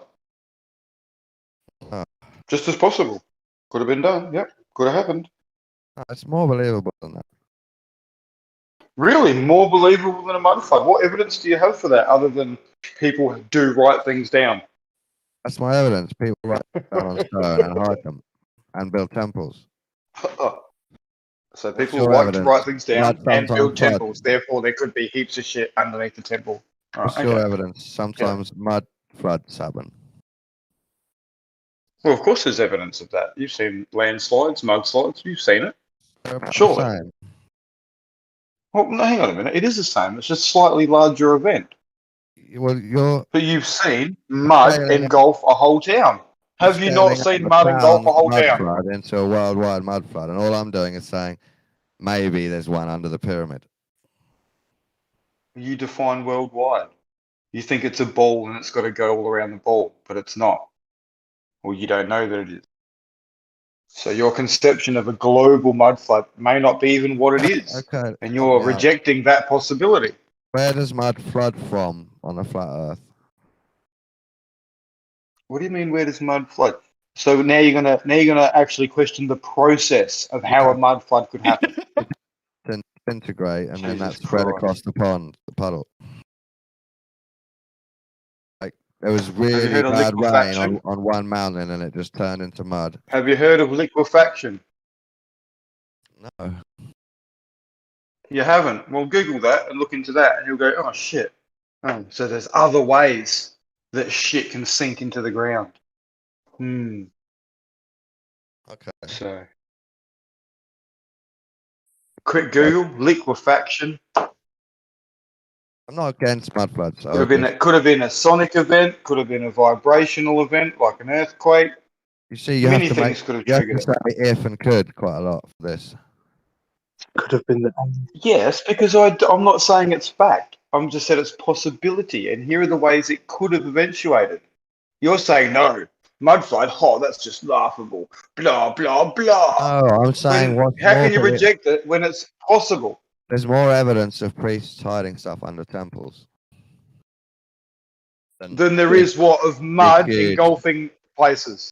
Big, huge. No, I don't mystical think there mud is flood. more evidence of stuff being hidden under temples than mud slurrying around and engulfing All things. right, let's I agree really they're don't. equal. Let's agree they're equal. All right, yeah, I still reckon I've got one more. Okay, I'd we'll go agree one to up. disagree. Sure. Did you look up liquefaction? Did you? And is that I how you believe can you see? there's Is other it agree ways. to disagree? I believe you there's other ways for stuff to sink into mud. Nice. Did anyone look up gasification before, or do you all know what it was, or are you just all ignoring me, or did I cut out, or what? I can You're hear going to you, do but it again. I don't know what you're. I was concentrating on sending links to people. What was it you were saying? Oh. Sorry. Is that with that occultish server? No, it's the lost history of flat Earth stuff. Ah, right. Okay. No, I was talking about gasification and why it's not utilized more. And I went on a little bit of a rant, and no one fucking said a thing. I'm like, okay, fair enough. I might have even cut out, and no one heard anything. I don't know. Gasification, like they say with Auschwitz and all that. No. Biomass gasification, reducing biomass, like a pyrolysis process. So you apply heat to biomass at a certain. It's got to be dry to a certain point, but under certain temperatures, it goes through a process called gasification, and you end up being able to burn off the volatile gases that come off of it, and all you're left with is like a biochar, which is very, very good to put back in the ground. So there's fucking no waste. A process to make electricity. I was going on about while we're talking about wind farms. Do you have any links? Do you have any links for that? Just Google gasification, mate. It's been around since World War One. The technology's only gotten better since.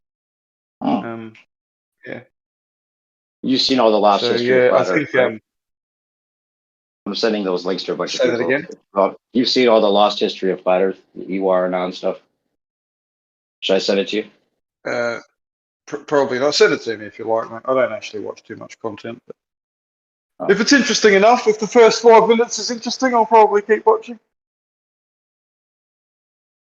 Okay, I'll send you the little message and stuff I'm sending people.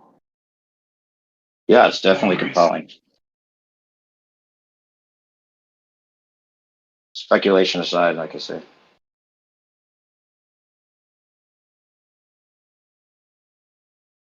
Yeah, well, there's God knows, a lot of biomass.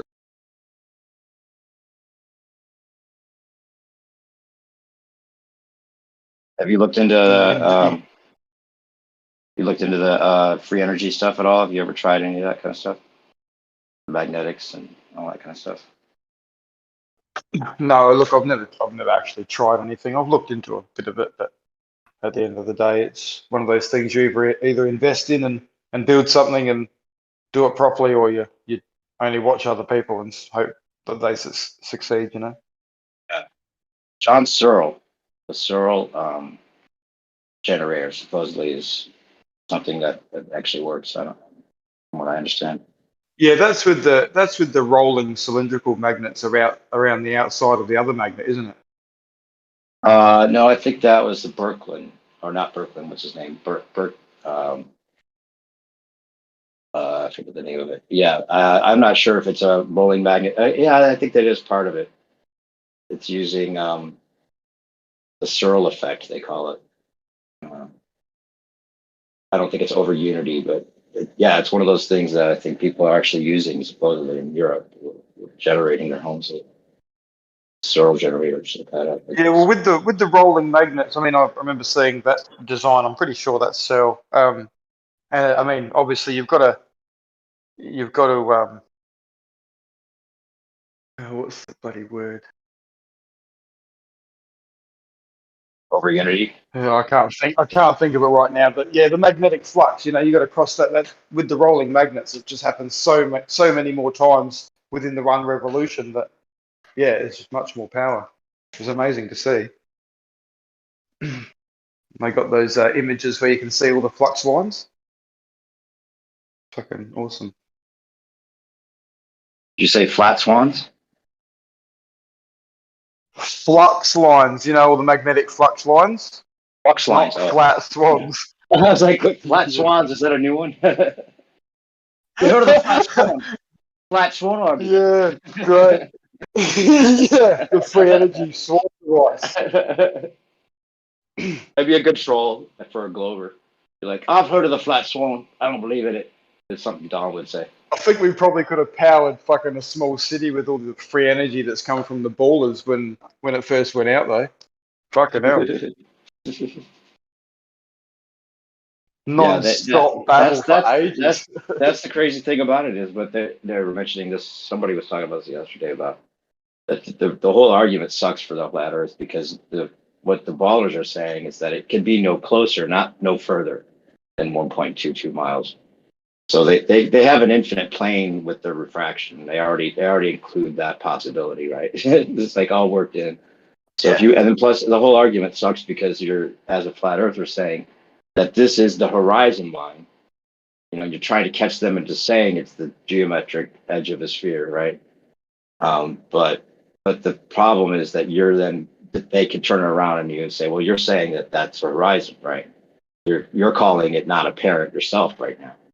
But it just sucks because newcomers don't get it. And they don't get the fact that it's called a black swan because one example is all you need, rather than just this being the only example, which is how they interpret it, as being the only example of flat Earth proof. And all the other white swans are globe Earth proof. Just a very poorly named proof. Yeah, I disregarded that for a very different reason, actually. As soon as it came out, I'm just like, well, that's optical. So, yeah. Exactly. Like, why are we even talking about it? It's a bloody optical thing. Just like Ranty and Ruhiv talking about measuring, angles and shit from a photo. It's like it's optical. How are you thinking you're measuring precise measurements? Yeah, I don't get where their heads are at with that nonsense. Take a photo an hour later, and it'll be different. Take a photo an hour later again, different. Like, how can you think you're getting anything definitive from that with regards to measurements? It's crazy. Yeah. Unless I don't understand their intention with the photo and what they're trying to measure from it. But it seems to me that you shouldn't even be trying to get measurements from a photo. Why is that the case?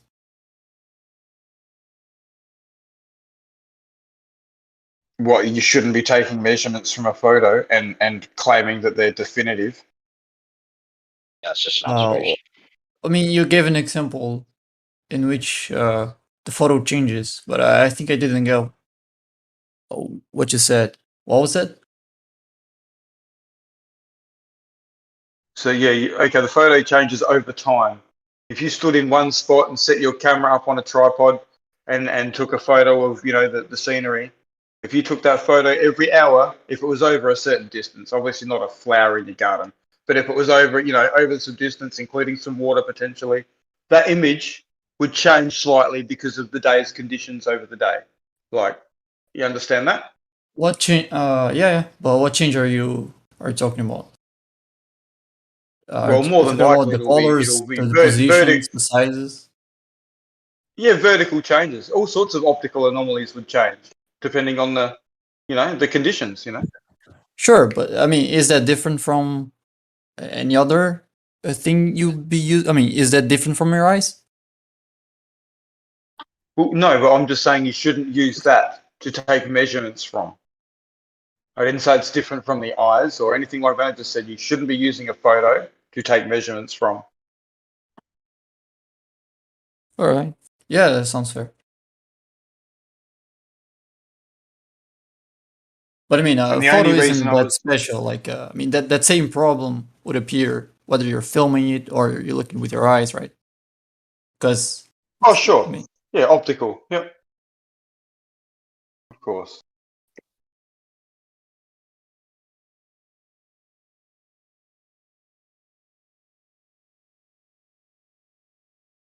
What are you guys saying? Whatever it was we just said about. Oh, look, I can't say it all again, Mel. Shit. The horizon's apparent because it always changes. So. Okay. Yeah, the Black Swan come out, and and it was a big thing, in those that thought it was a big thing. I didn't really think it was a big thing because it was optical. It was just another optical anomaly that can just be disregarded because of fucking optical anomalies, But I don't know who it was. Some other fella had a very different reason why he obviously feels as though it's not valid either, which is very true. Which I just thought was funny because I had it for a very different reason. But yeah. Anyway. Yeah, the horizons. I don't know if it's a tricky one, but it spins a lot of people out. I've heard people I don't think it argue spins a lot of about people out. You gotta I've add the heard word people apparent argue about because that's all it is. Yeah. Yeah. But fucking hell, like I've over the years, like, Yeah, I think the horizon arguments are ridiculous. All you have to do is take a plane and figure out if it's spinning or not. Right? We're not spinning, so why even talk about the horizons that are totally debatable? They can believe in refraction, but they can't believe that the Coriolis effect wouldn't be a thing. They have to just somehow run around and say. Yeah, I think the horizon's so crucial for them. Yeah, the horizon's a real thing for them purely because that, if there's a horizon, then it is curving, therefore there is curvature. And they're trying to prove that. That's what we're asking for all the time, is curvature. So that's why I believe they're so focused, not so focused on it, but that's like just something that they are focused on. Because let's face it, without the curvature, there is no R, and then there's lots of shit that goes on from that, but I don't know. One of these days, Alice. One of these days.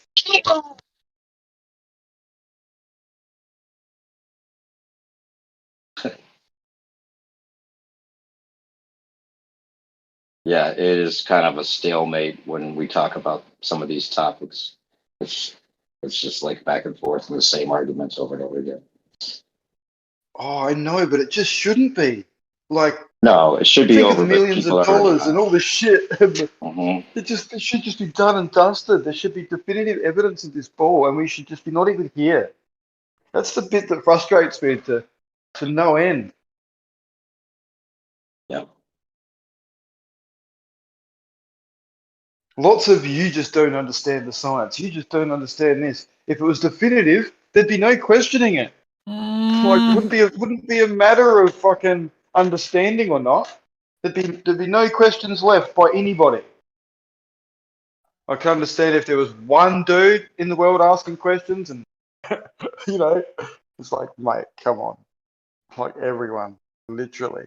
But when it's a large portion, all asking questions, not just about this one topic, but about lots of topics at the moment.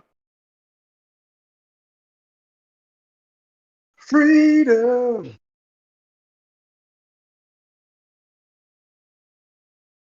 Yeah, most people have been in this discussion for 5 years have kind of moved on from considering that it could be a ball and just trying to figure out what the hell it might be. That's where we should. I mean, if we had some of these ballers that have a lot of knowledge of what it's supposed to be, actually on our side, working towards trying to figure out what it actually is now, it would help maybe. Oh, without a doubt. And if we could provide some of these professors or whatever the same funding they get now to study flat Earth instead of the ball or whatever, they'd flip straight away. They go, oh, fuck yeah, you guys sound heaps better to work for. I'll come over here. And, they might not obviously automatically think that's flat, but if they're funded, they'll do whatever they're incentivized to do. That's the unfortunate part of academia. Right. Follow the money. If they want to get their grant next year, they've got to come up with something that, incentivizes the grant money. So, of course, they're going to, I don't know. It's just all corrupted. Not all of it, but it can be. Especially when all their universities are fucking funded by the bloody big corporation. Like, I'm not sure if that's what it's like around the rest of the world, but Jesus Christ, it happens here. Donations for this, donations for that, Oh, now we need this study done. And what do you know? It turns out glyphosate is safe for humans to drink. Science says. Oh, my God. Fuck. You can't question it because science says. Right. Yeah, Don, I don't know if you're still here, but would you rather have questions that can't be answered or answers that can't be questioned?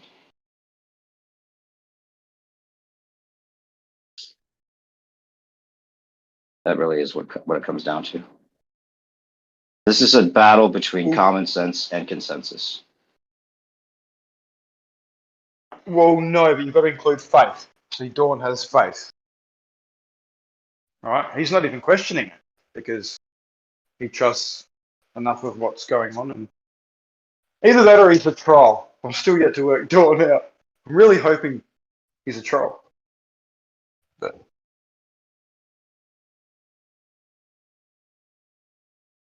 I might even buy you a beer, Dawn, if you're a troll.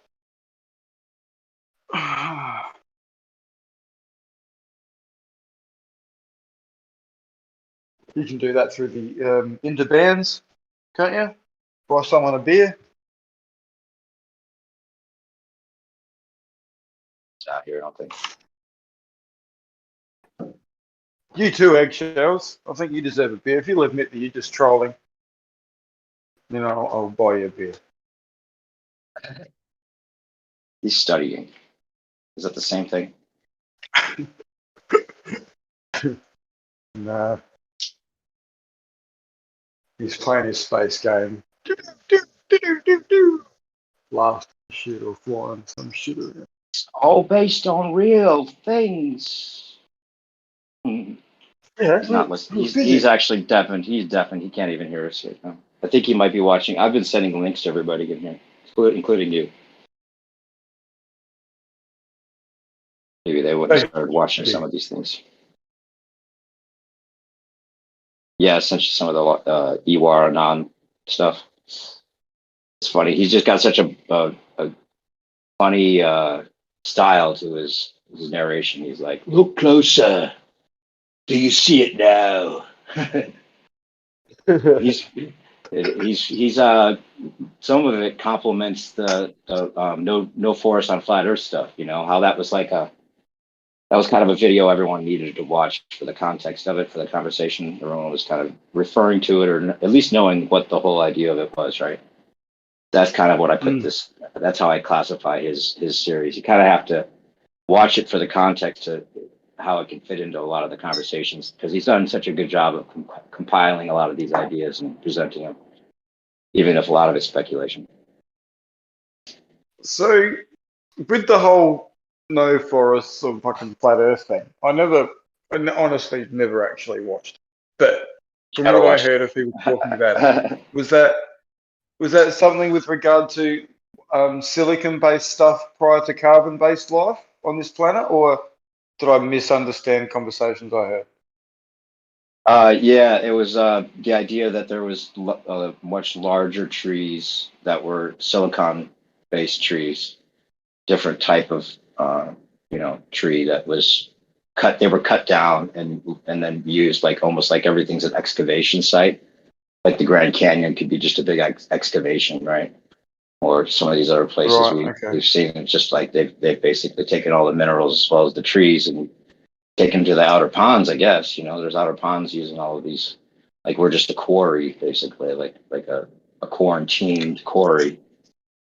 Like Total Recall style, Arnold Schwarzenegger. Fucking, right. Just there's pretty good. There's pretty good evidence for it if you look at all the natural shit, though. And then he talks about that maybe there's in the EWAR series, one of the episodes talks about how it could have been just a silicon-based world at one point, including silicon-based life forms that would live, way past the age that we would be living in. The carbon age only came in after the trees were cut down and the environment adapted to have the carbon-based life forms. It could be the case. I don't know. Interesting. But if you look at some of the trees, the idea that like the Devil's Tower could be a tree stump rather than, what they say was lava, I guess. I mean, the explanation for some of these basalt columns doesn't make any sense. The perfect hexagonal basalt columns being lava that somehow just froze, and it doesn't make any sense. The perfection of it I must admit, beyond comprehension. The bloody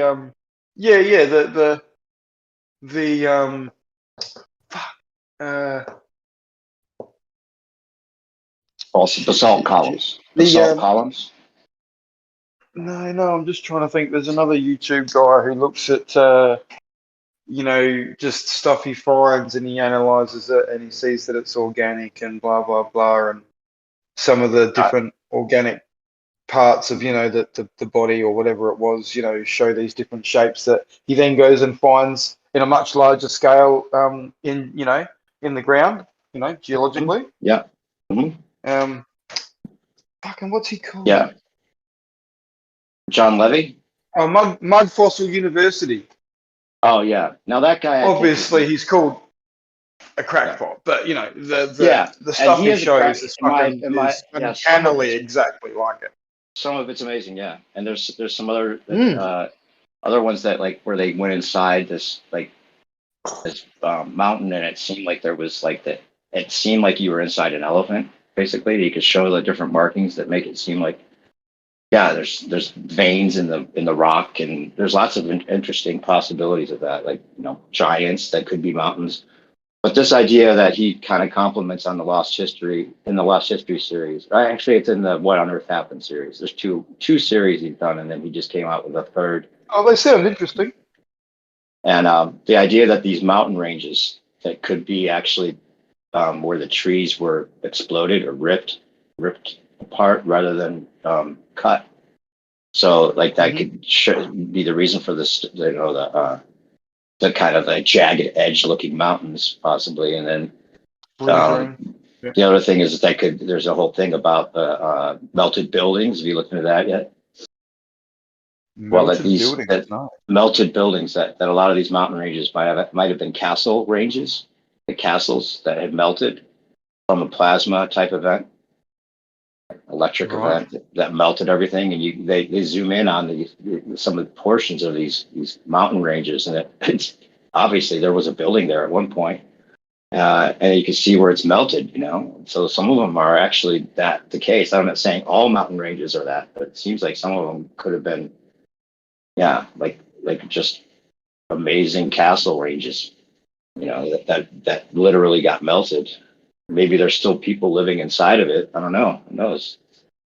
But how you see that some of these homes that look built into the mountain, where they have like the little window, like it's been like these tribes people like somehow they're going up into the mountain and making homes in there. Well, those actually could just be the remnants of a melted castle, because it doesn't make any sense that they would go up there and cut a perfect window and then have half of it melted in on itself. It doesn't make any sense the way it looks.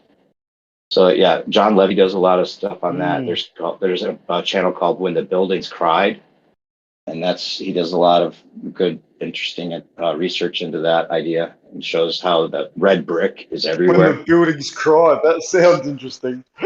Yeah. Interesting perspective in the building. When you look at the stuff, though, it's hard to deny. Some of it's just like, okay, here's what it is. And he said, what happens with the brick? As you can see the red brick, and he'll show it goes along the red brick, and then there's like another, like, it looks like, well, what he says, what happens is that when that part melts, then it kind of bubbles into this larger brick of its own, you know? So you can see the exact formation, how it bubbles and still keeps a square shape, but it's like 3 or 4 bricks melted into one big brick. Mm.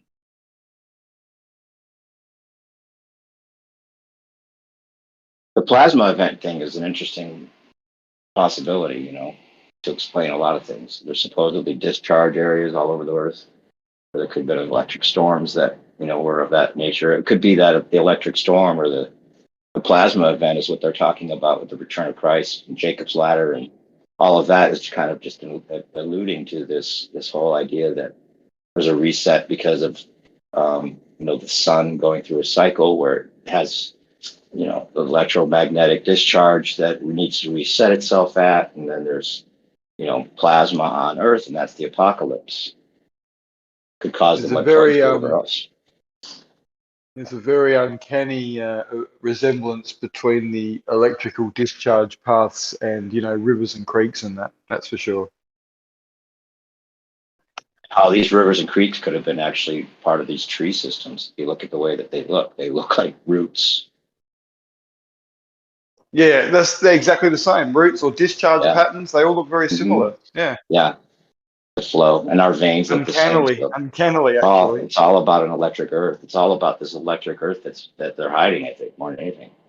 How to well, I don't think they're hiding it. Yeah, I mean, it is obviously they're deterring people from it, but I don't.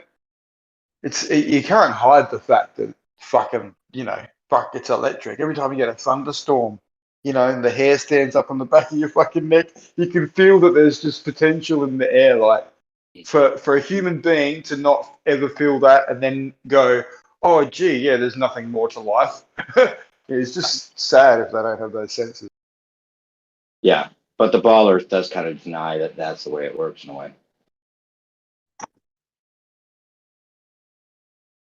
Well, if it is a toroidal electromagnetic toroidal type thing we're living in, people could figure out how to use it. You know, like having a cell phone and not knowing how it works. Oh, sure.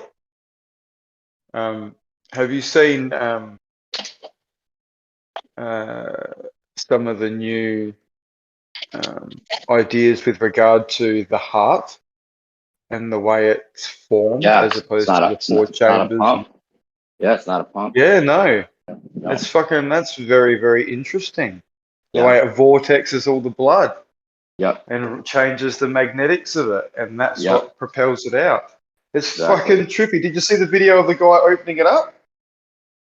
No. Do you want to send it to me? I'll see if I can. There's a video of a guy who actually, you know, he's got the heart of some guy, and he opens it up and how it unwinds. It's like literally getting a cloth, like a kitchen cloth, like a face washer cloth or whatever, and folding it over, and then like just twisting it from each end in opposite directions. And you know how when you keep going, it wants to like pull in on itself and twist up. When he does that with a bit of cloth, it forms the exact shape of the heart, and then he shows how the heart does it. Oh fucking wow! Oh, it's amazing. Send it to me, please. Yeah, I'll get there.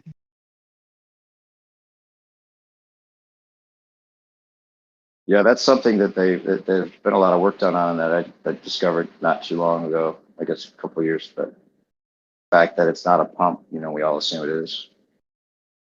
I mean, it does the function of a pump, but it doesn't. I mean, think about how hard your heart would have. If it was just a muscle that was actually pumping the blood through your whole body, it didn't work on like some kind of electrical circuit type.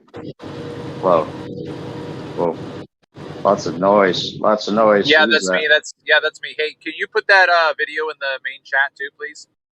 Sure. Thanks. Yeah, Just searching the history. Oh, that's his video about the heart. Sure.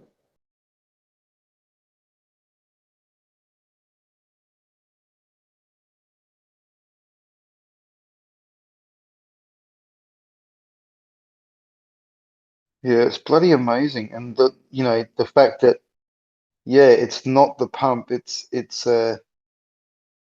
sorry, not we know it's not a pump, but the way it realigns all the magnetics of the blood, like the zeta potential of the red blood cells, and then they themselves in the magnetic repulsion are then forced out of the heart. They come in all uncharged, they get charged, and it's the charged and the fact that they're all the same charge, they all want to like push away from each other. And that's the force. It's full on. Yeah. Like you different think about to what when they resuscitate you, they put time. Yeah. And we should have known when they resuscitate you, they charge your heart, right? Well, I mean, it works, and they think they know why it works, but it's obviously a very different reason it's working, but it works. So, they're like, cool, let's run with it. Right? Yeah, electrification of the blood is another thing that seems to be a big key, to curing yourself of things. There was a guy that was going all over Hawaii that my friend told me about. It was curing cancer this way, just by plugging wire, plugging into the wall from the wall circuit with the two wires separated, and then using that to send electricity through the body to cure the cancer. Like, that's how easy it was. I'm not recommending that. This is not medical advice. This is what I've heard. Oh, look, I mean, likewise, no medical advice, but I can vouch for that. But only certain type of cancers will that work on. That'll work on lots of things. Electrification, blood electrification, definitely. That'll work on a lot of things. A lot of blood parasites. Do you have a zapper? Yep. You have a Hulda Clark zapper? Yeah, I do. Not a Hulda Clark one, but it's one I've built myself from a schematic. But it's essential that if people do this, that their liver and their bowels fucking work, because the detoxification from using those can be fucking full on. Yeah. So that's I've got all the materials to put together. Do you have any information on that? What zapper do you have? What kind? Did you make your own? It's based on the Bob Beck model. Bob Beck. Yeah. So his designs are freely available, and I literally just bought all the bits and put it together. Yep, I've got all the materials to do the same. I've got a trust issue with given what the nature of it is, to let someone else put it together and expect it to function. I'd prefer to do it myself and then know. There you go. Yep. Not too hard, right? And it's bloody easy, mate. It's very easy. Yeah. I was watching a Santos Bonacci video where he was talking about this medical device that this Mexican dude has created. And he was saying that there's a big difference between what he called like hot electricity and cold electricity. And that you got to make sure you build it the right way to get one or the other, depending on what you're trying to do. I don't know if anyone's ever heard of that distinction. No, I haven't. Do you have a link for that video? I can search for it. It's just 2 months back or so, or 3 months back on his page. In the chat, guys, for the other one. Yeah, this type of study would be important for us to get all the knowledge we can about, because that and like the Royal Raymond Rife frequencies, we supposedly had like a 99.9% success rate curing people of everything. There's actually a Royal Rife, that there's a website now that shows you how to build your own, or you can order a kit from them. It's called Spooky 2. You guys heard of that? Should I put it in the chat? It's I wouldn't use the Spooky 2 personally. The Spooky 2, I mean, don't get me wrong, it's like the Hulda Clark Bob Beck thing. You've got different devices that put out slightly different like frequencies and things like this. And so like, you're only getting a bit of the spectrum from all of them, which is a sad part, if you know what I mean. Unless you're going to buy them all and test them specifically and verify that they're putting out the full spectrum, then you're actually missing out on some of the benefits.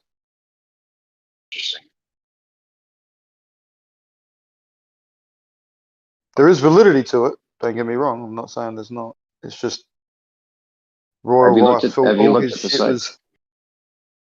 What about it? The side of the Spooky 2. Mm-hmm. Yeah, well, there's people that I know that have got one and tested it with an oscilloscope. Yeah, and it's not putting out the waveforms that it should be. Oh, really? Nor the power, but it will still do certain things, like some of the bigger celled organisms. It'll take care of, but the smaller ones that require a higher frequency but more power, it'll struggle to penetrate, especially shit within the bones. Like if people have got bones, you would recommend just the standard Bob Beck over trying to do any of the Spooky 2? No, see, Bob Beck. No, see, it's different. Bob Beck will do the blood, but it won't go anywhere where blood struggles to go often, right? So bone marrow and things like that don't get a fresh blood supply going in as much as your arms and your legs and all this sort of stuff. So it's a case of that's where Royal Rife stuff come in, because the frequency penetrated the bones, right? And that's why it needs to be strong enough, the power signal, so that it actually does penetrate right through the bones and get that frequency right in there. And then also run through the different frequencies to take care of the different things. It's a lot of people make the mistake of probably buying a unit that's cheaper just because it's cheaper and thinking it's going to do the right thing. And it will do some things, like there are people that have got like chronic fungal infections and they might use a Spooky 2 and it will work for them because it just happens to suit that frequency. But then they might have something else wrong with them and it doesn't help with that. Posted that link, and I made a playlist of all the videos he made a few months back on his magnetic devices and stuff like that. I'm not sure which one talks about cold versus hot lightning or electricity, but there's 4. They're all pretty related. Shows him using the devices that this mad Mexican scientist built. Anyway, it's there in the main chat.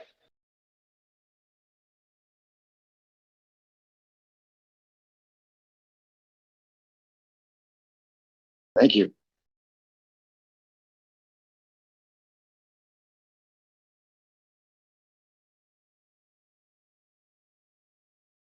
I think I remember hearing the word Dorsenville coil. Does that sound familiar? Sort of. Not to me.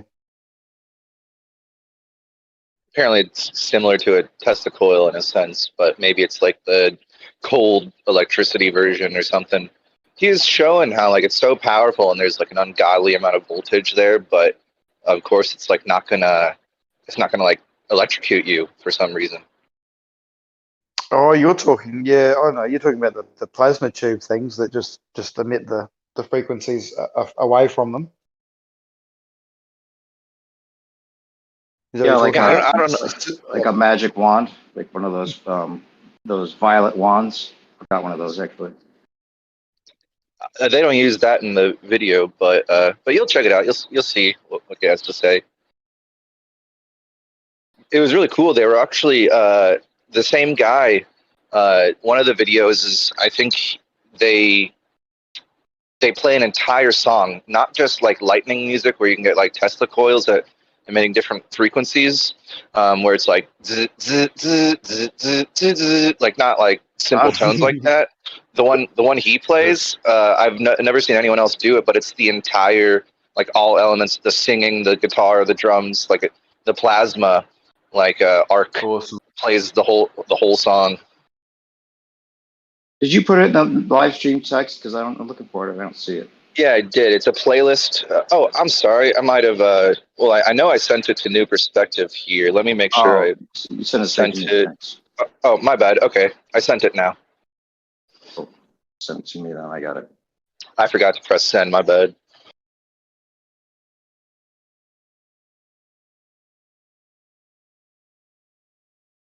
For some reason, it's not opening. I gotta click on it. Yeah, I saw that video too, where literally the music was coming out of the spark, and that's the first time I've ever seen that. But I did see another one more recently where they done similar thing.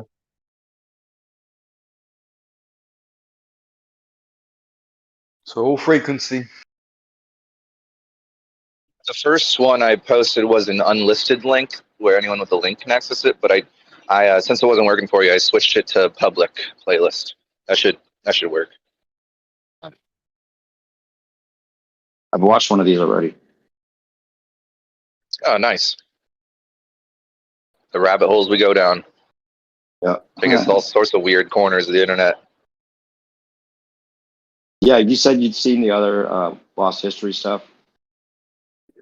Yeah, I seen the Lost History, and I sent you a link to another one of his documentaries. It's also like 5 hours long, called like Alice in Wonderland or something like that. What on Earth Happened? Yeah, What on Earth Happened? Yeah, I've seen that. But there's a new one that's a follow-up to that I was linking to begin with. That's why I started sending these to people, but I don't think I sent that to you yet. It just came out.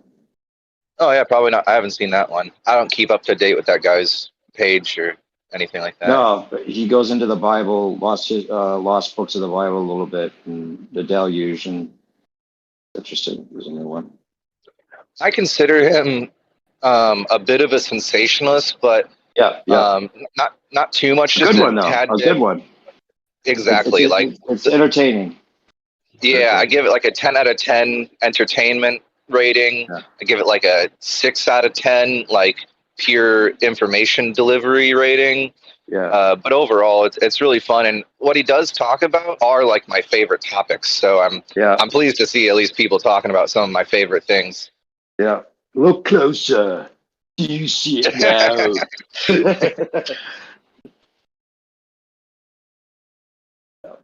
Yeah, that's a good impression.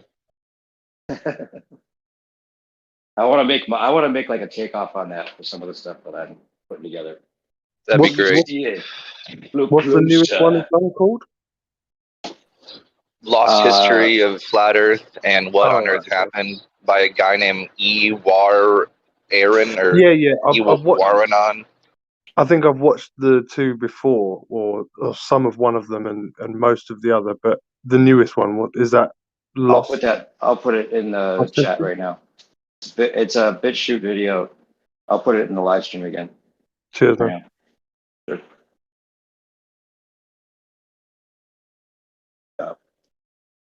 It's just like I like the way he takes you on a journey. At the end of this one, it's not ruining anything, but he's just like, I can sense you're having nightmares. We haven't finished yet. We've got a long ways to go. I love it. The dramatics of it. Yeah. He kind of knows he's doing it too. That's what's good about it. You can hear the intelligence of the presentation where he's got to know. Taking you along. Yeah.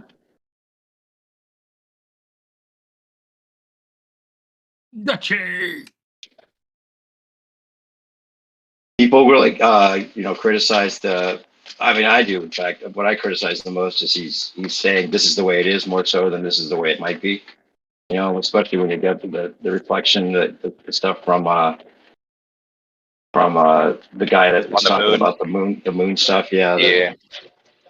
But yeah, I saw it. I'm going to double check that. I'm going to do my own comparisons on the continents there and see if it matches up the way he says.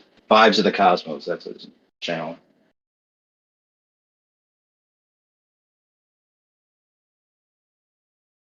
Got to look into it, just because that is an interesting idea. If the moon could have worked like a solenoid, and there was a Carrington event type flash, it's not unthinkable that there would be a double impression of the firmament's reflection as well as the continent's outline possibly being put there. And then if it is just a outer ponder giant, atrium that they've built for us, who knows if they wouldn't have put the map on the moon when they put it up there. They could go to that extent. I think it was intentionally there. But that little spot on the moon where it looks like there's like perfect lines coming out from it, like a balloon, you know, that would explain that that's the North Star with the firmament impression type thing. I don't know. It's just too perfect, you know? Yeah, further research is needed. Yeah, the moon is such a mystery. And the analemmas, that's the craziest part when you really figure out the analemma thing, which the analemma of the moon and the sun, and how there's 12 analemmas, 12 moon analemmas for every one sun analemma, and how perfect that is. It's amazing. And to think that that's all just going on like so perfectly, and you can like take the pictures and show the perfect analemma, and that's just falling. Like somehow we've been convinced that these are all just falling perpetually and making these perfect patterns. Yeah, right. Well, the moon cycle doesn't line up in a full moon to like a year like cycle perfectly. It'll take 12.3 or whatever within a year. But what about the analemma? Is that somehow precisely lined up? There's no, it's the pretty same kind of close. thing.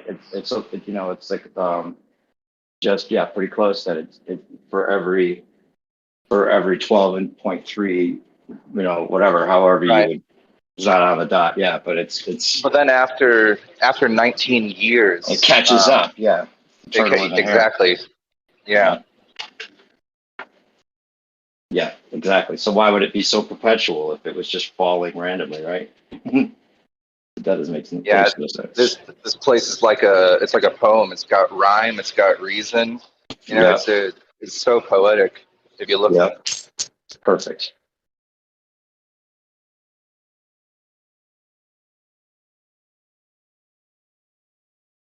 Yeah, it's like you have it's one thing to talk about the chances of it being in this Goldilocks zone, close enough to the Earth so we could have life. I mean, close enough to the sun so we could have life and all that. But then you take it to another level and you start looking at all these other details where it's just like the clockwork in the sky, you know. Yeah, I mean, it's almost nothing in unbelievable. nature. Yeah, it is unbelievable. It's almost unbelievable that the atmosphere is translucent. It's like it would really suck if we couldn't see through the gas. But thank goodness it's not completely transparent, but it's as good as it needs to be for just like an amazing life where your eyeballs work. Yeah, the patterns, like the patterns seem to be making pictures. I mean, did somebody actually make them have these patterns so that we would interpret them or know? I mean, you know what I'm saying? Like Orion's belt and all of that being so important to knowing where you are on Earth. If you line them up with these monuments, and there's so many things about the patterns that, I mean, maybe they're not even showing us the right way of connecting the dots, and there's something else that they've been hiding forever. But it makes another picture. I've looked into that. Yeah. I've looked into like the different astronomy systems or different constellations in different cultures, and there's definitely like the Chinese star map of the sky has almost nothing to do with like the Western ones, but surprisingly, unrelated cultures have considered many of the stars that we call Orion as also like a man or a hunter. So it's like extremely coincidental for these like unrelated cultures to connect the dots and tell you what they view the dots as being when they connect them as like similar things. It's not universal because there are exceptions, but it's popular enough, that it's strange.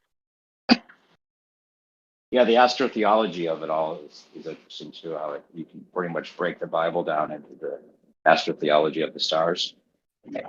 Oh, people don't like when you bring that up around here. I don't know. There's a guy that called I think his name's Micah Dank. Ever heard of him? He does a good job of breaking down all the No, you want to link him for me? The parables in the Bible. Sure. He actually came out with a fictional book series where he's taken all these conspiracies and written it in kind of like a Dan Brown style. to try to get like, you know, some of the truth out through fiction. It's the best way to do it, actually.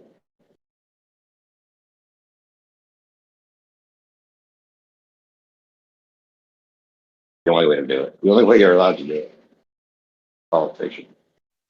Would be a good idea, actually. Yeah, write a novel about this guy that finally worked out and was able to show to people that the Earth was flat. And yeah, kind of a Dan Brown type thing. Yeah. Yeah. I gotta go for a little while. Then... All right, check out the last picture I sent in the main chat, though. I'll be listening in the background. I just can't talk. All right.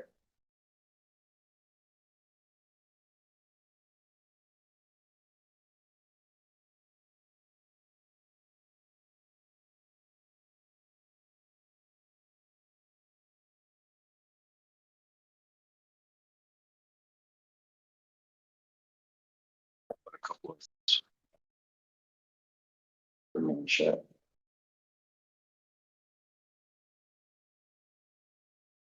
There's one with IPS.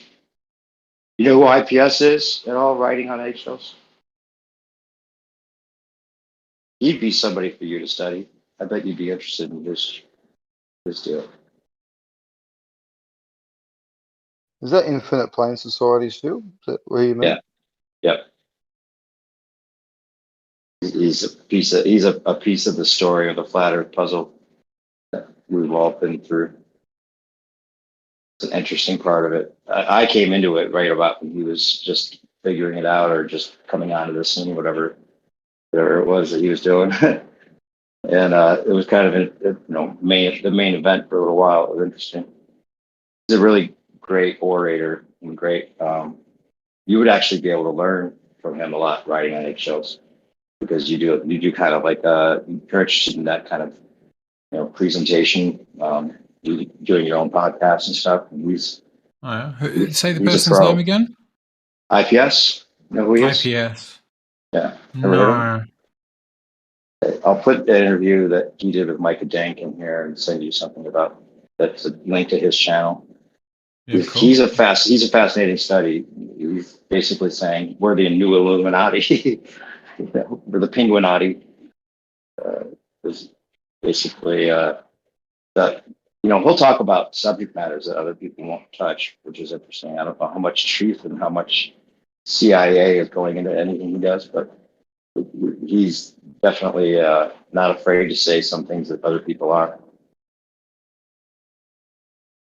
for whatever reason. He has a lot of channels taken down, then he has to bring them back, but I don't know if that's because it makes him seem credible or if it's because he's actually credible. Really hard to read. But he did the first Flat Earth art show, which is really cool, actually, back in the day. People brought their art projects to Flat Earth, and it was like a meet up down there in New Mexico, and then he was part of organizing something that happened after that, before the first Flat Earth conference, in fact, called FEMA Camp. It was in Denver, Colorado, and it was actually Isa Mahalski who was the one that came up with the idea for that. He said he wanted to call it FEMA, because we were all talking when this whole thing started happening with what we're going through. We were joking about.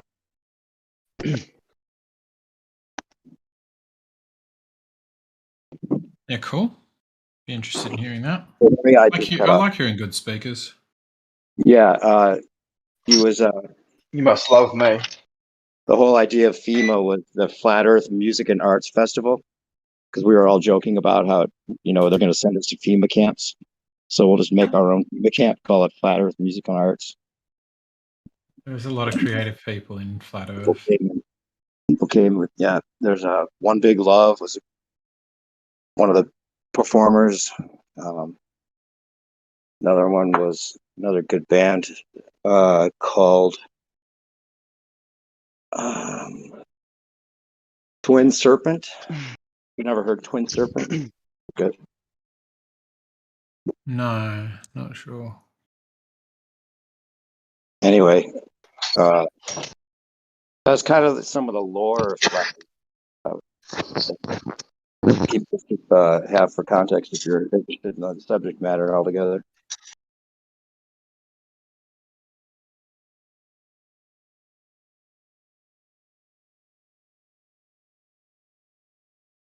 Now he's doing dark matter. He's like they brought IPS on to be working with the dark matter network, which kind of takes the flat Earth into a more public, like more like getting towards where what's his name was with the alien stuff that used to do the show everyone would listen to on the radio. That was so big. Art Bell, you know, it's kind of a little more Art Bell territory, like the new Art Bell type station. Conspiracy for the masses.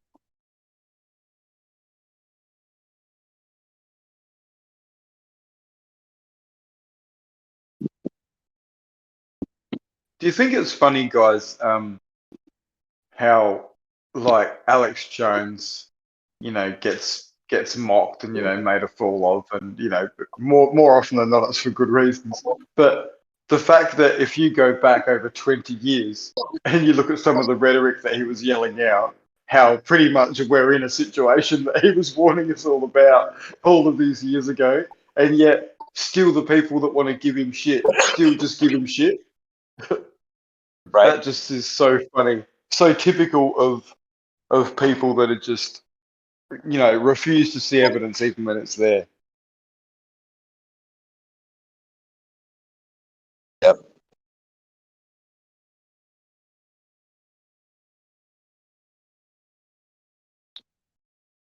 It's the little bit of truth mixed in with heaps of bullshit.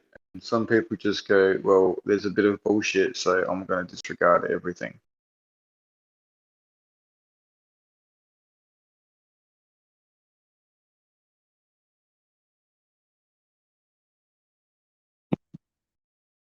All right, good night, guys. I gotta go. No, Night, no. mate. Morning. Whatever it might be.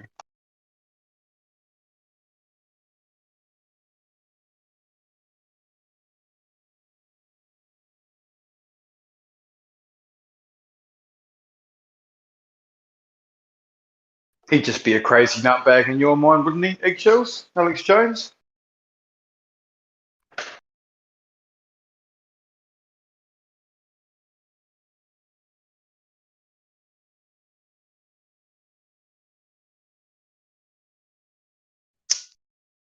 Roger.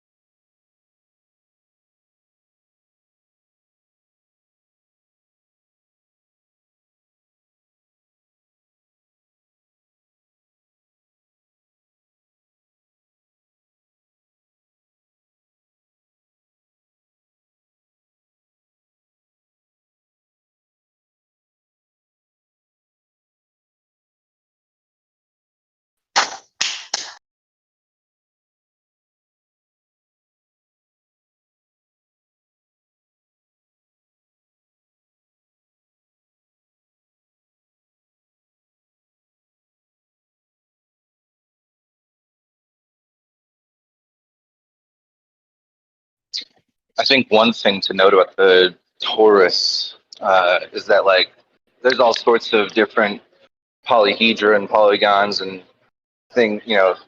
wonderful shapes out there that all mean something special.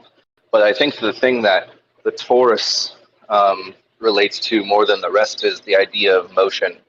That the torus is like motion in a pure sense. Well, one of the types of motion. To me, there's only two archetypes of motion. There's turning and then there's pulsing. So that would be the toroid and the hyperboloid.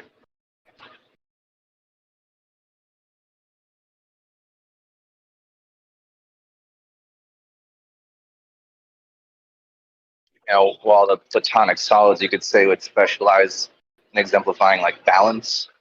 You could say the torus and hyperboloid exemplify motion, or more connected to the idea of motion.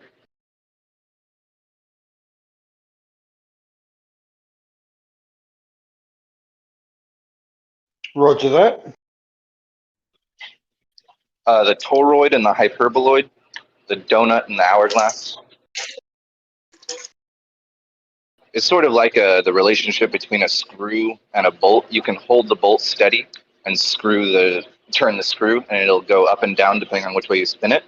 Or you can hold the screw and turn the bolt, and then that'll do the pulsing. So it's just whichever one you're putting energy into, you're gonna have an effect on the other. Like turning one powers the other to pulse up and down, or turning the other allows the other one to pulse up and down. Mm-hmm. It's sort of there's this old toy that you can find at like antique stores and flea markets sometime, where apparently there's a bunch of them. Apparently it's a very popular toy because I see them almost every antique place that I go, where it's this spinning top with a pump on the top. It's like sort of looks like a joystick on an old arcade game, but it like comes up from the top and then you pump it back down, and every time you do, the top spins faster. Yep. So that's another way of showing the relationship of motion of the two. What can we either call it? The two constituent geometries of the universe, but I wish you would replace universe with motion. The two constituent geometries of motion.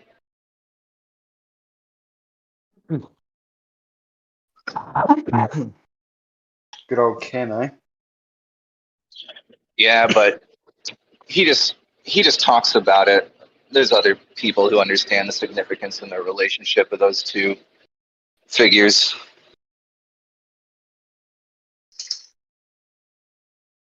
It's like you got an electrical current that's flowing one way, and then that's like the pulse, whether the current flows forward or backward down the line.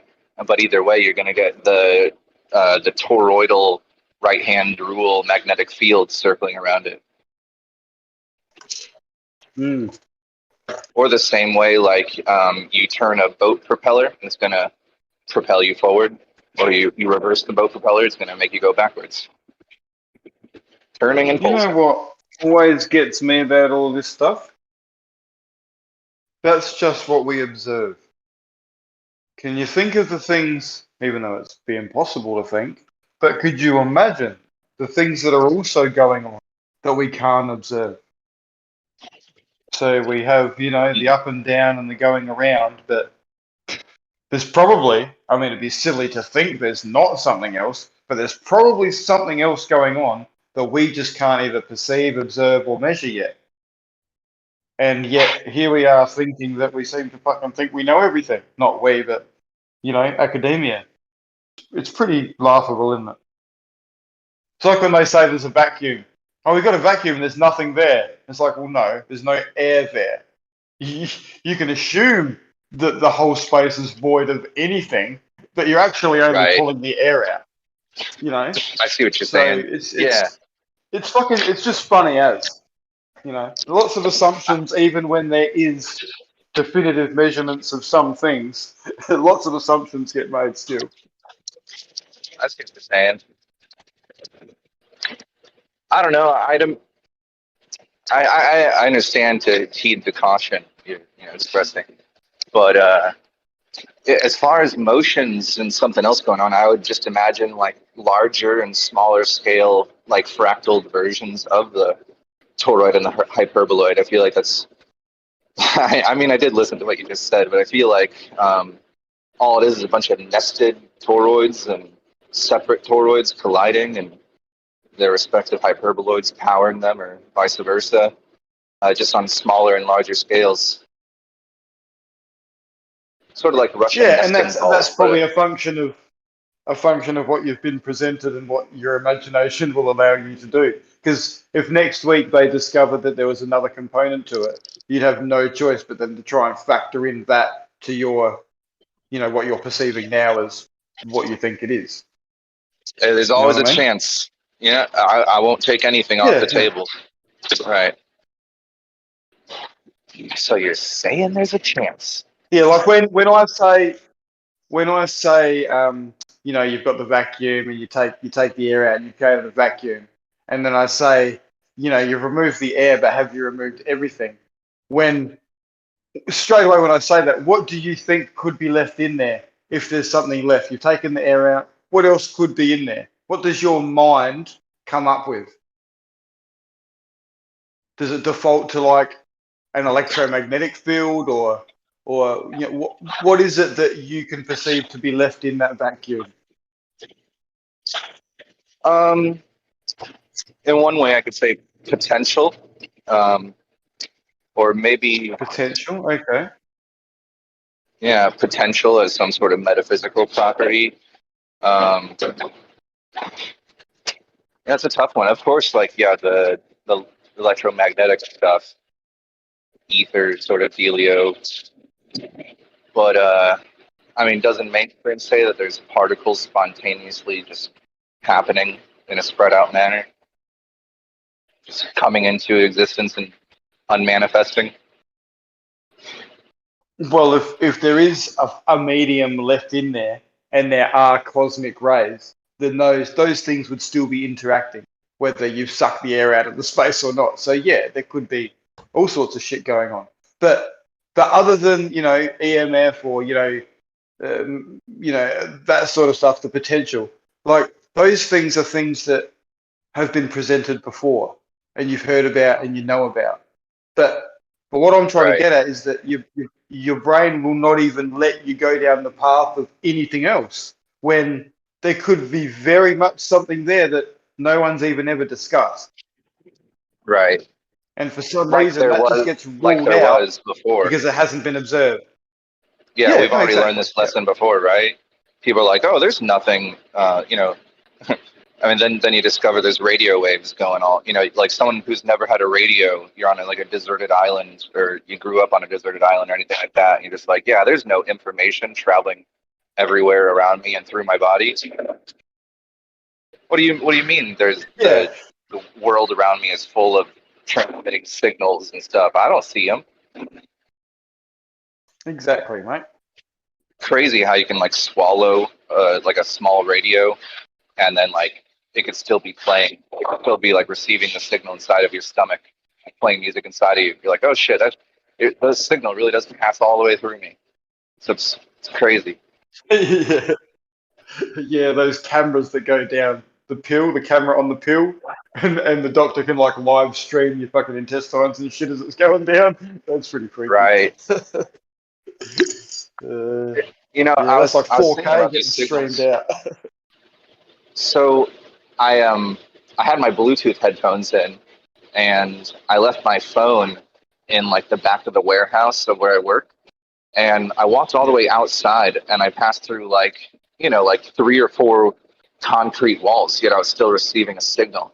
I'm like, is it going through the wall, or is it somehow bouncing through all the open doors or some, you know what I mean? Am I getting a direct path signal, or is there's some crazy reflections going on for it to make its way to me through the maze? I'd imagine it's probably just a straightforward one. Just straight through the concrete. Yeah, I'm not sure if Bluetooth goes through concrete or not. I've never actually looked into that. I've got a funny feeling it would just be boosting the power output of the phone and just like beaming it, and it would have just been scattering around and bouncing around. That's what I reckon would be happening. But maybe it goes through walls. I don't know. I know the 5G does. The millimeter waves definitely penetrate walls. Yeah. Mm-hmm. Do you think the higher frequency the light is, the more it behaves like matter? Because I've heard like gamma radiation will poke holes in you as if you were being shot by a bunch of little BBs or something. You know what I mean? Well, I think the higher the frequency, the more energy. But you know, so you've got that to, but then you've got they don't have the penetrating power. So yeah. Well, Dyslow is always talking about this this experiment that claims to have made matter at the apex of two high-powered laser beams pointed at each other, and in the center they create matter out of the laser light. In what, in a vacuum without air and everything else, or what? It can't just be the two lasers. Yeah. Yeah, I don't know. I haven't looked into it. He posted the article yesterday. I might even be able to post it right now. It's somehow saved in my like copy paste clipboard. Because I've heard they can, you know, excite regions of the atmosphere with lasers and create the star or whatever they claim to do. That sounds like it's something they'd waste a lot of fucking money on setting up just to see if they could do, and probably have succeeded in doing. So it doesn't surprise me that something can happen. Create matter, that's, and then define matter. What was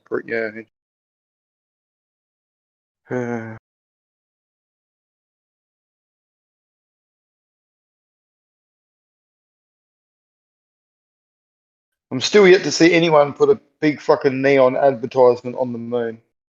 Until that fucking day comes, it's all bullshit. Or put like a giant billboard in orbit. Yeah, always no, exactly. facing down. Where the fuck's that? Yep. Right? All we see is, like, think of all the billionaire people out there with Bitcoin and shit, as if they haven't got a, you know, if there was a slight possibility of taking money from one of these people to put a "Will you marry me" billboard up in space, of course they would have fucking done it. But they can't. It's not something they can do. Live stream camera on the moon, man. Waiting for it. It's the perfect perspective to always have Earth in view. Never looks away.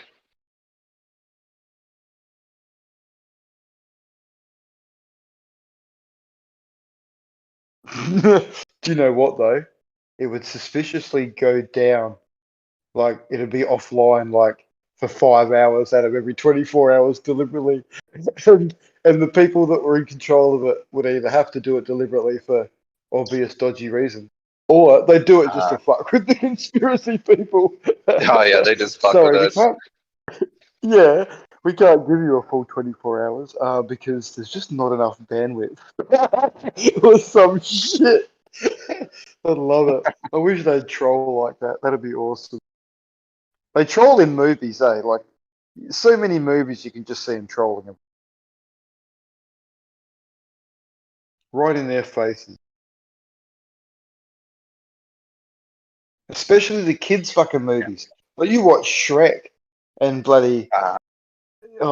any number of kids' movies, and it's just like, oh my god. Wow. They start early with the kids.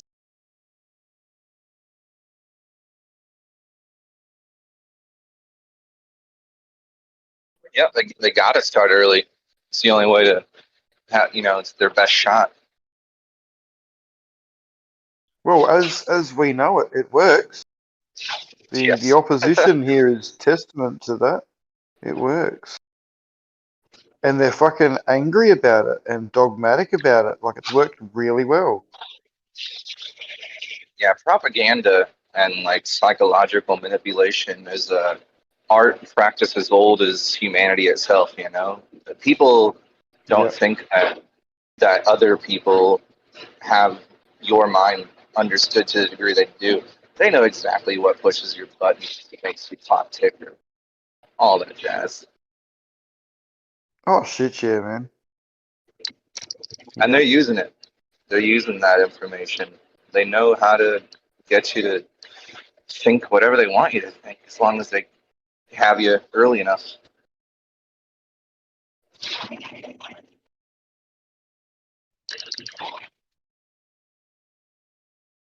But it never stops, does it? I mean, they get you hooked on the television shows and the commercials. A lot I of just us are want to smart know enough if to stay away from that one. Yeah, well, no, that's right. TV never goes on.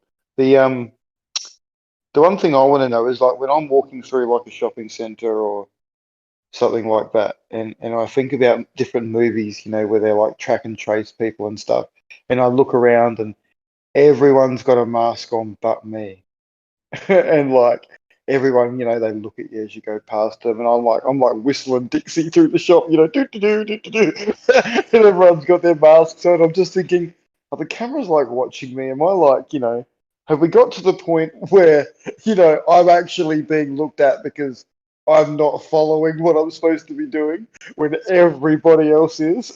It feels fucking weird.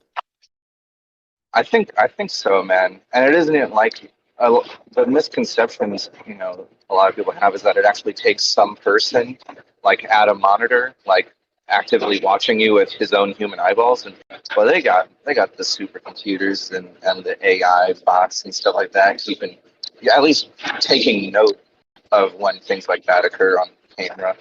I'm sure it's all linked up to some Walker Yeah, well, computer. yeah, I don't know, like Eagle Eye style, you know, the movie Eagle Eye. Yep. That was a long time ago, geez. Yeah.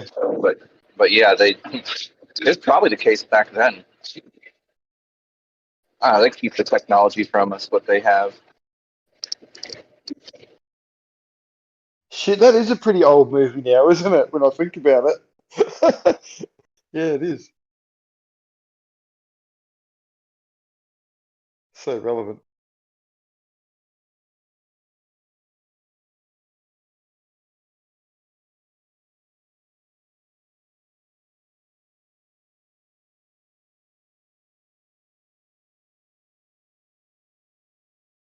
Well, have you ever seen the South Park episode that explains how the the NSA keeps track of everyone?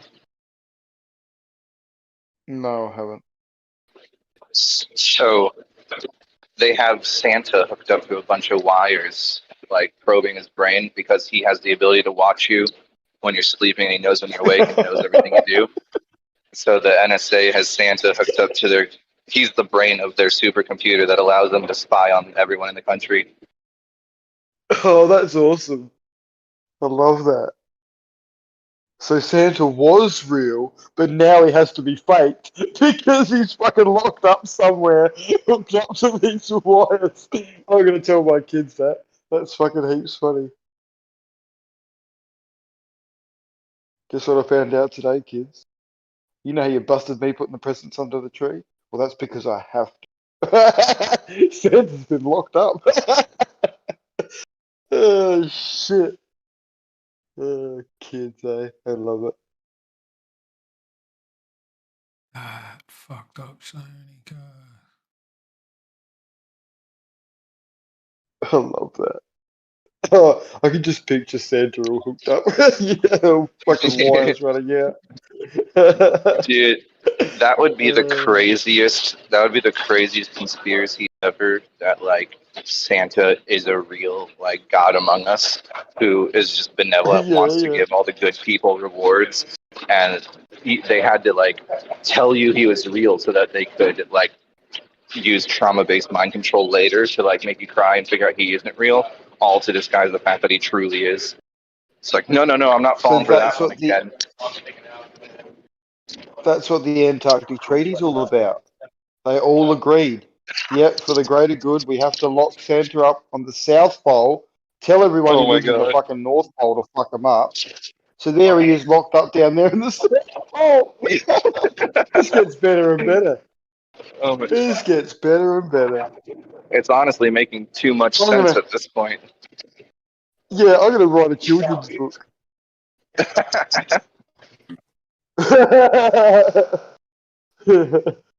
Santa, the real story. Kids will be so intrigued. Dude, this is a really good idea, actually. Yeah, fuck yeah. Flat Earth Santa novel.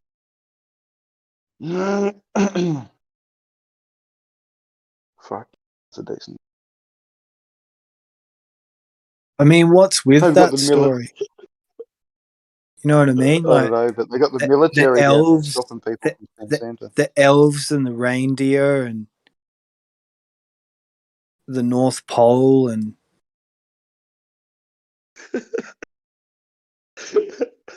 fucking bizarre. I know. He's got a big sack and he comes like down your chimney and shit. Yeah.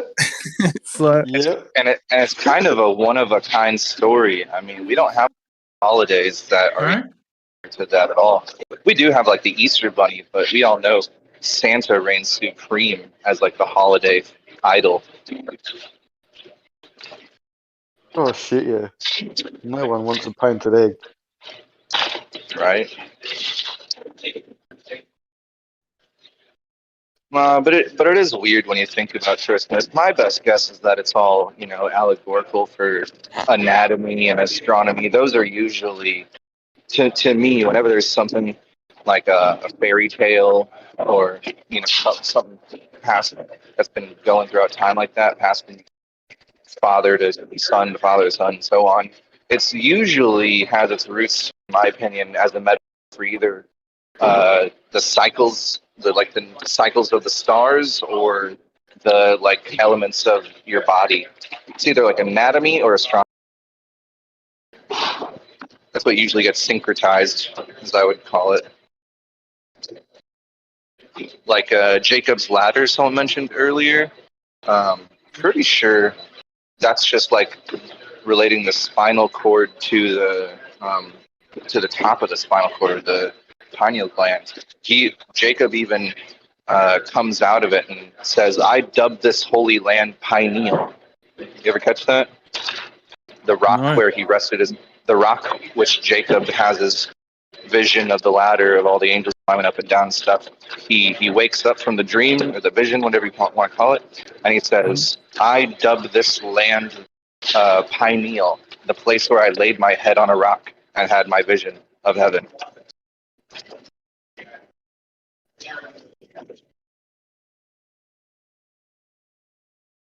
yeah, Laid it his head seems or like smashed his head? seems like we're in between worlds sometimes, right?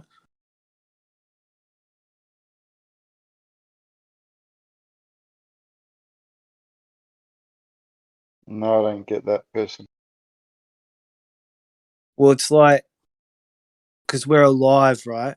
Like we're not dead, and but we're not fully like God level either. We're sort of in between. Immortality, mortality, you know, life, death, the afterlife. We're on a journey, mate. Mm.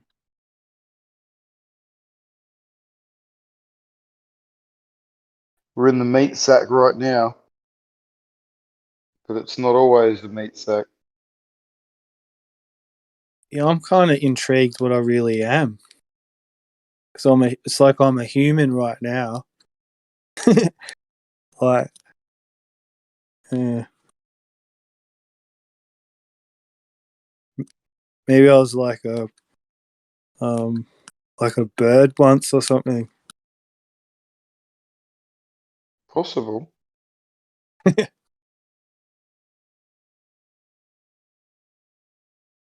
It is very possible. And I quite often, I think I've brought this up a few times.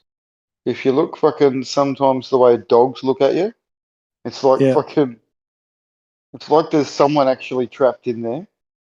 Yeah. I don't know, and there's a reason, like, I don't know, like dog's a man's best friend. I reckon there's more to dogs than we know. Yeah.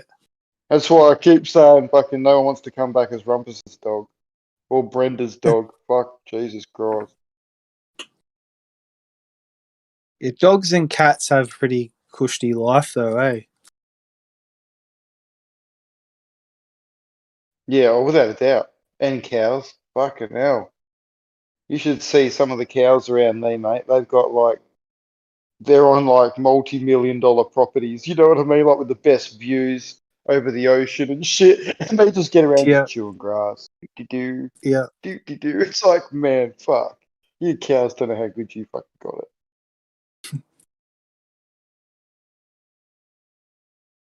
Yeah, I didn't live on it, but there was a farm like my girlfriend's grandma, in Wales.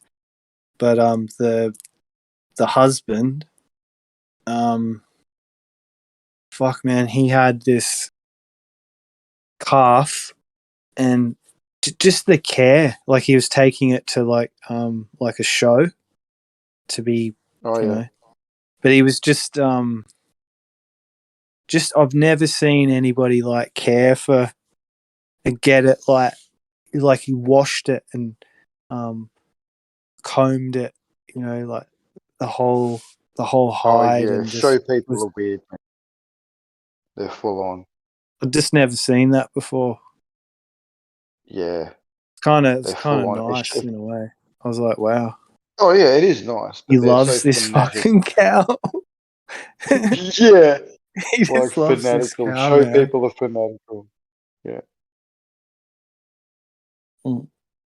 Taking it off to the show. It's that good. Do you know how many cows like that have probably been killed with love, though? Like, oh, I'm just going to give you a wash. And they wash it in some chemical that fucking kills it. Oh, damn. Oh, I didn't actually look at the directions. I was too busy trying to shine you up for the show. Oh, well, it's just a cow. Next. So they sort of Yeah. love them. They sort of love the show experience a bit more, I think. Like those parents that, you know, have their daughters up there in those little princess fucking competitions and shit. Yeah. And it's like they're sort of like living their own lives through their kids, or it's some sort of weird psychological thing going on. Helicopter parents. Yeah, I mean, They're no living doubt. through their children, sort of thing. Yeah, there's plenty of people that do that, you know. I mean, there's plenty of healthy relationships as well, you know. Kids Yeah, just doing it can go both ways, right? whatever. Functional, Yeah, oh, dysfunctional. exactly. Yeah.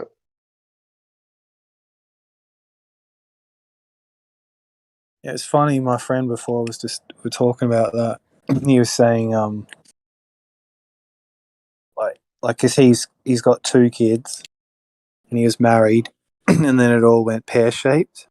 But he was saying to me, like, maybe because he believes in Allah or whatever, and he was saying, maybe Allah loves you more than me, and that's why you're not married with children and being fucked over, and you know she's trying to take you to the That's a cleaners and psychological she disorder hates you right now. there, yeah. But It's like, you know, you've avoided a lot of that, and he's going, you know, saying like some people think, you know, whatever they think about you, but maybe you know you've dodged a bullet there. I was like, oh, that's interesting. But for the people who, you know, have like a good relationship with, like, you know, their woman and they've got kids, I think that's sacred. If I had that, that would be sacred to me.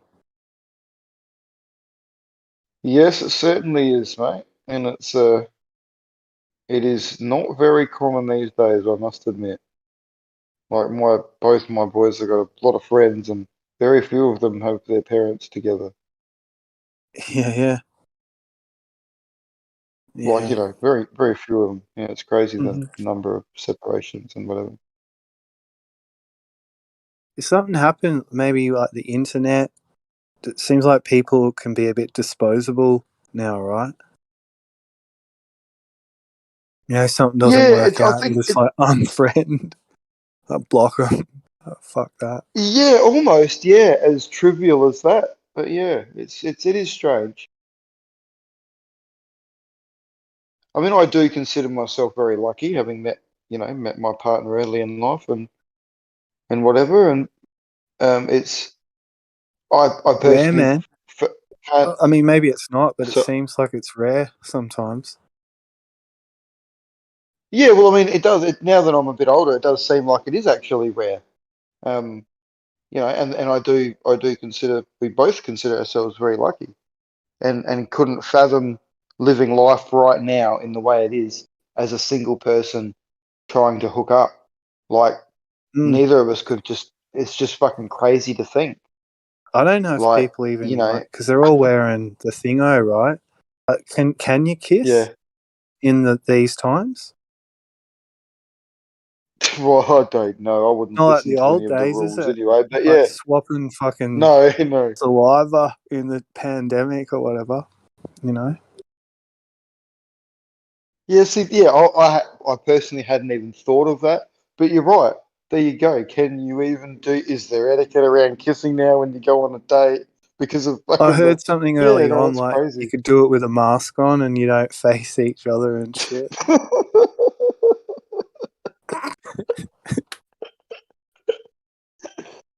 Oh, fucking hell. Yeah, this No, world so is we're pretty very fucked. thankful, man. Yeah, yeah, definitely.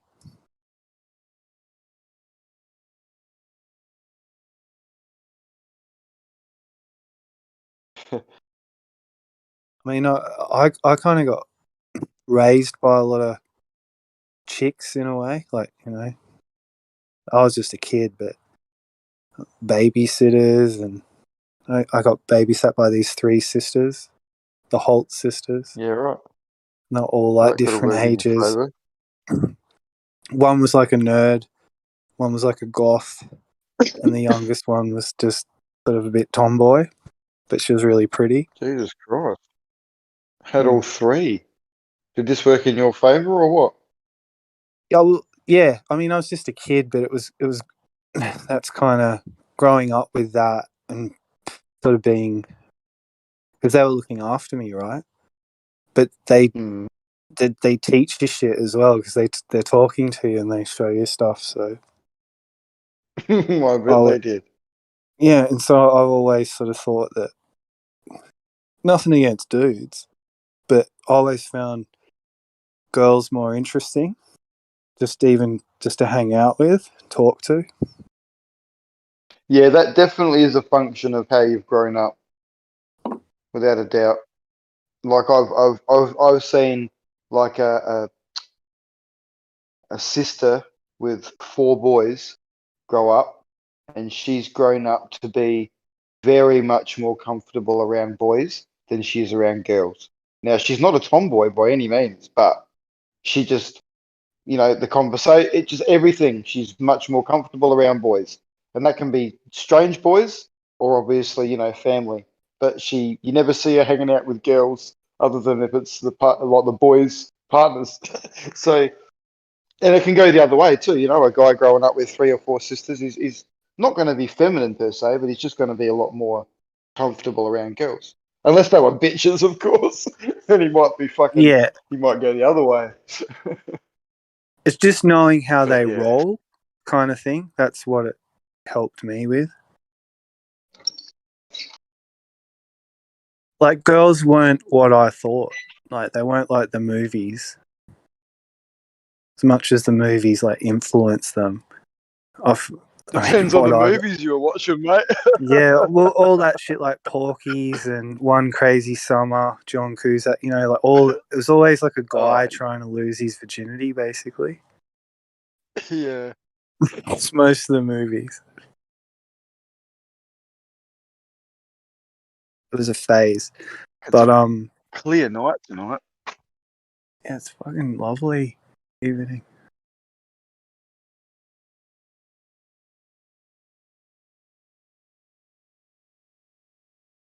Porkies. Yeah. No, I wasn't Hey, like that. aren't I we just supposed to wasn't get like that. auroras or something tonight? Wasn't there a fucking flare? Aren't we getting auroras? Where Sure. are Aurora they? Borealis. They lie. Liars.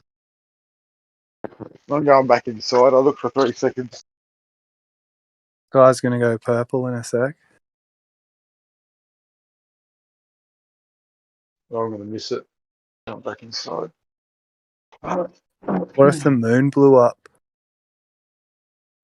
That'd be awesome, except I'd miss it. Because I wouldn't be out there looking at it.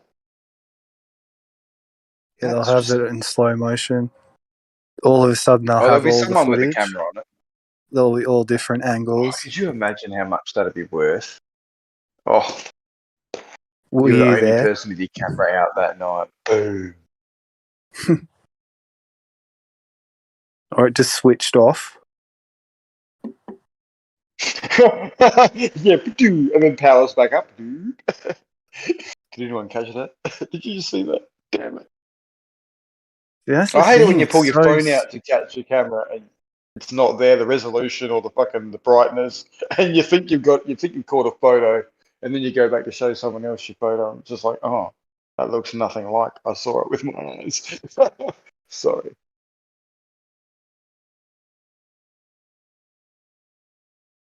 Phone cameras are shit.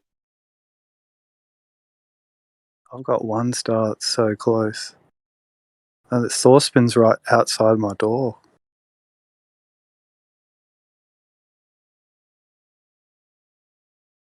Pretty cool. Yeah.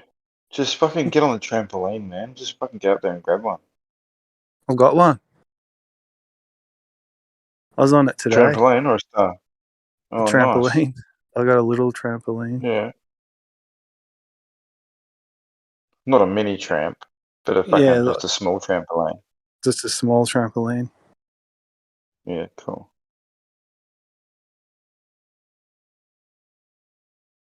Yeah, they're good fun, mate.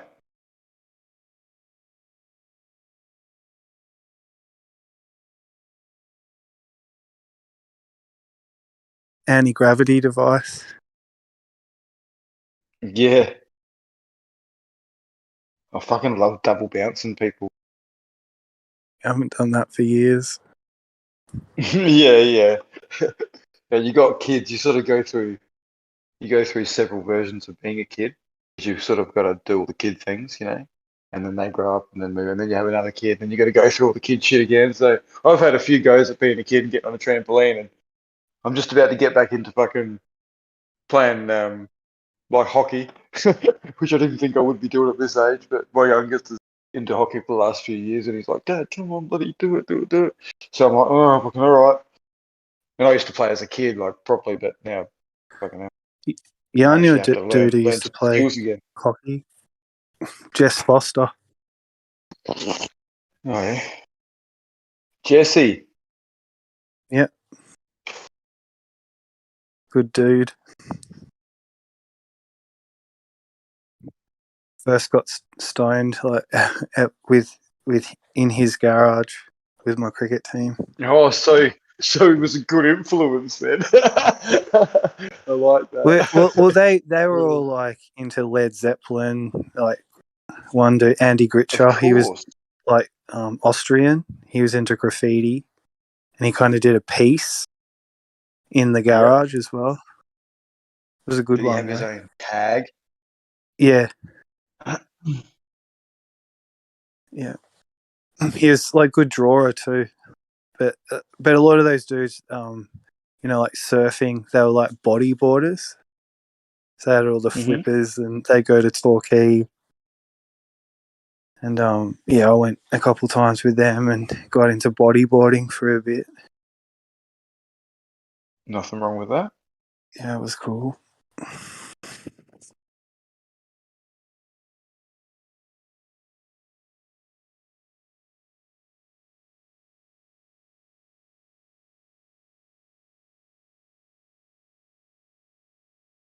Yeah, growing up was good. I did all that, you know, 4-wheelers and motorbikes and Everyone's got they want to get cars, skateboards and bikes. Always Good on a times, mission. Yeah. Fucking around, waiting for something to happen. Making it happen. Yeah, exactly. If you're waiting too long, you fucking make it happen.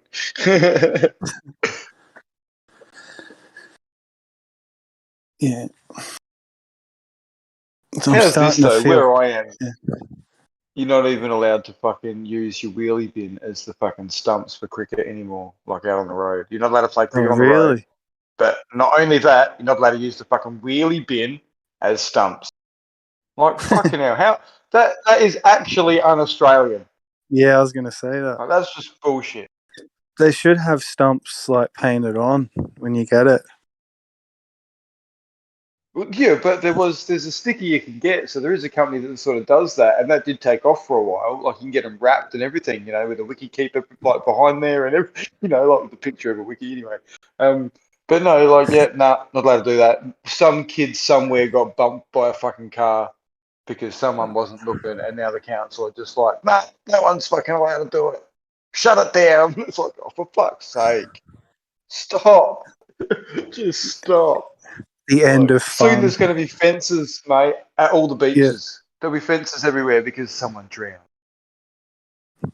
Someone drowned somewhere. So no one's allowed to go near the beach anymore. Fences up everywhere. Fucking soon. I kid you not, there'll be fucking fences. Saw a dude in Burley, he'd stolen a bike, and there were a couple of cops, and he was coming down this path, and they kind of grabbed him, and they had the bike, and then he broke kind of free, and then he took off up the path, and then he went into the ocean, and then he swam and tried to blend in with the surfers, and then kept swimming, and they had all cops on the beach all around just waiting for him, and then they went out in a boat and got him. But just the way they did it, it's interesting when and just seeing that whole thing unfold. Everybody was watching. There's just nowhere he could go. It's funny. It is funny, yeah. Some of those police chase footages He from tried America where though. they're using He tried. Yeah, He was no out doubt. at Yeah. sea. It's almost not fair when they use the helicopter with the night vision, though, eh? It's like the guy would have got away. He was hiding under that rock for 4 hours, and if it wasn't for that fucking helicopter with the fucking night vision, fuck, technology just fucks you. There was some guy, Australian dude. He lived in the bush. He broke out of prison or something, I'm sure, and then went bush, but survived out there years. You're not talking about Ned Kelly, are you? No, not Ned Kelly. More No, he recent. just avoided prison. Yeah. Yeah, this guy yeah, I don't know, but there's been a few cases like that where they've escaped or they've killed a few people and then gone on the run, and they haven't been able to be found hit for a a while. farmhouse. Yeah, get some supplies. Yep. Well, there's heaps of abandoned places, man. Fuck, yeah, heaps. Yeah. Not even abandoned necessarily, just fucking a farmhouse that doesn't get used or whatever. Mm.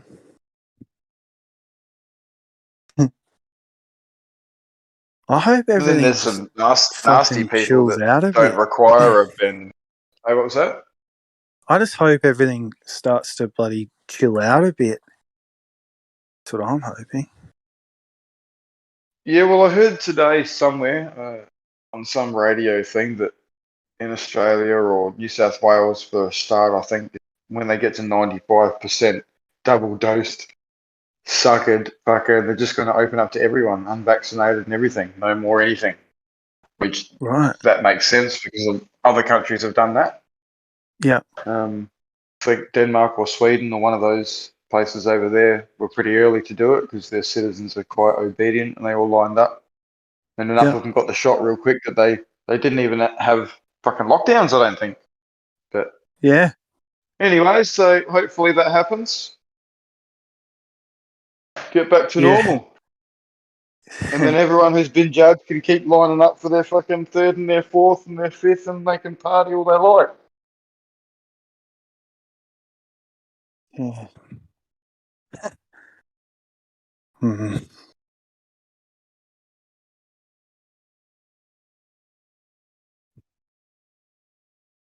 How's fucking Biden? Fucking like every time I see any interview with him or anything like that, he just seems like he like has dementia. Like he actually has a mental problem, and no one's pointing it out. And like everyone's just like looking away. Like, did you see that? No, I didn't see that. He did some being talk about. protected.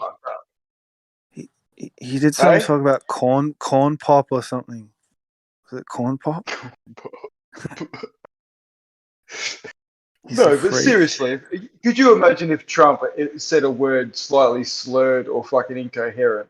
It would have been like news around the globe.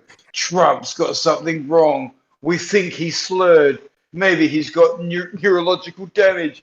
Biden can go there and be completely incoherent, and no one fucking says a thing. It's very, very evident. Shit.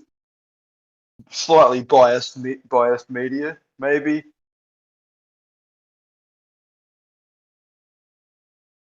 Are we allowed to talk politics on this fucking forum, or is that banned too?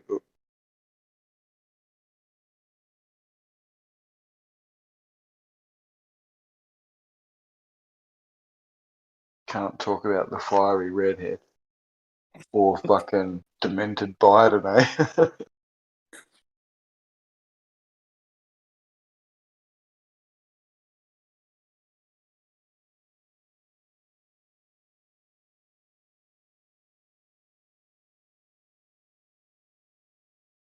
Yeah, they've got to be mocking us. Like, how can that not be a joke? Am I right? Come on, guys. If that's not a circus, what is? What's going on? Oh, that's how you know democracy's working.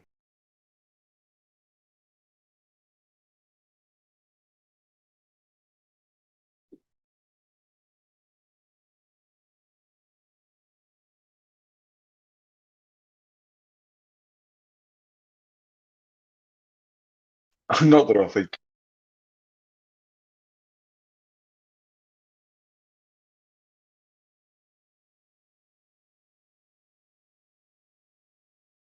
They got sworn in outside, and they were all wearing like masks and shit. Biden and Camilla Harris or whatever her name is. Say that again, mate. Oh, just when he was inaugurated or whatever it is, when you get sworn in and become the president, and you get sworn in usually in the White House. When Biden got sworn in, they were outside. Yeah, right. With like a lot of masks things are on, really different with this guy. With being filmed, it was really weird. It was weird. Like they were going to get assassinated, but they didn't. Huh. They looked scared, just sitting there like waiting to be shot. That's what it felt like to watch. That'd be a fucking weird feeling, wouldn't it? To be somewhere and Yeah. just maybe think out there there's Just somewhere in the middle we of can't like outside the White House. get Like what's going egged to off. happen?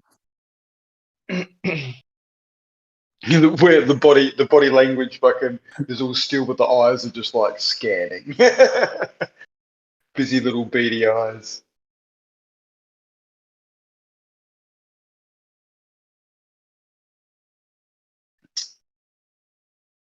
Yeah. I don't know. It's hard for me to take it seriously sometimes if I'm offending anybody. I just it feels like a bit of a game show. And I just, I don't know, Offending maybe I'm too anybody? sensible. I just don't think it's real. No, well, I mean, what we see of it is through the television. Therefore, it's definitely not real. You know, all of television is pretty much conjured up for our viewing to guide a narrative. You know, so whatever you're seeing on there, you know is literally for your viewing, in an effort to get you to think a certain way. Unfortunately, that is the state of affairs we're in, and has been for a while.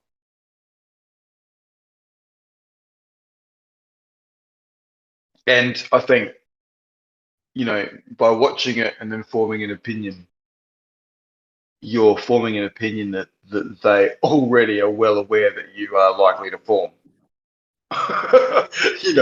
Like they know us all so well that they know your type and they know what opinion that these types or your type and the other types are likely to form from viewing such material, depending on what they show is how different groups are going to react. And for all we know, they show slightly different things, not just countrywide, but like suburb wide. Like, I mean, I don't know if they've got actual control of that, but that wouldn't surprise me either. Because even suburb to suburb, things can be different. You might have like especially in Sydney and Melbourne, I mean, in Adelaide as well to some extent, but you've got like certain suburbs which are very, very like one type of nationality versus another suburb which might be mainly another type. You know what I mean? So they've probably got different messaging, even with this Rona stuff going out to different areas. Mm-hmm. Whatever works, Same on the television. Just turn it off, as most people do. Just turn it off so you don't even have to form an opinion. Chances are you're going to be thinking the way they want you to, whether you're aware of it or not. Well, I got myself like because I drove like across New South Wales basically. I didn't know how long that would take. I just set off and hope for the best really, and it's a long drive. But my whole thing in my mind was when I get to Victoria or the border, there's going to be, police, and almost got to the point where I was imagining like drones, just this high tech checkpoint. Yeah, like a checkpoint, exactly. Rifles built it and up shit. in my mind. Yeah, just this. Dogs. I was saying to people, dogs, just rabid dogs looking to fucking go. Yeah. Yeah. Well, I was saying to people, I could imagine like, you go in and your car's on fire, and you drive across the border, and anyway, like when I got there, just like one cop car. Oh, I thought you were going to say there was just a fruit bin. Please deposit your fruit. Oh, no worries. So one cop, Yeah. interesting. That's good. And they didn't even they were in their car. So like I just drove in. I didn't have to show anything. Just drove in. And then about, 10 or 15 seconds, like they're still in your rear vision mirror kind of thing. And then when they were out of sight, I just like got that. Oh, it's like excitement, relief. Wave of dopamine. Yeah. Yeah. But I caught myself. Of dopamine. I just built it up so much in my own mind. And the reality it wasn't just your mind. The media had done that for you. Because all the checkpoints on the TV were like full on. Yeah. Yeah, I don't know if you'd seen it. Maybe it didn't do it for you. Maybe you hadn't seen it. But yeah, if you watch the media and you see all the border passes and you just see queues of cars and everyone waiting to show their pass, and meanwhile you go for a drive and what? G'day, mate. Yeah, on you go. Yeah, exactly. Show your pass. Yeah, well, I mean, and now to be here and with what's happening, I've never been through anything like this before, as you know, none of us have, but I don't know. I'm sort of there's starting still to some survivors from recalibrate Nazi a little Germany, bit. mate, that remember. They're the only ones that actually recall going through something like this.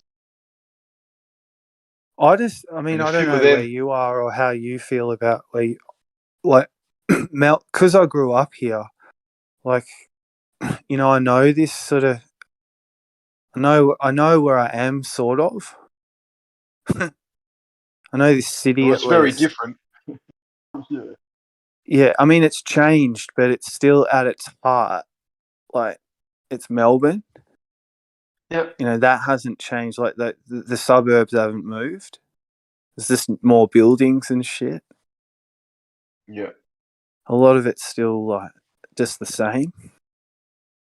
Still the And, old stomping ground, no matter what it looks like. Yeah, and I'm starting to rediscover that, and it's, I don't know, fucking, it's good. Like, that's why I came home.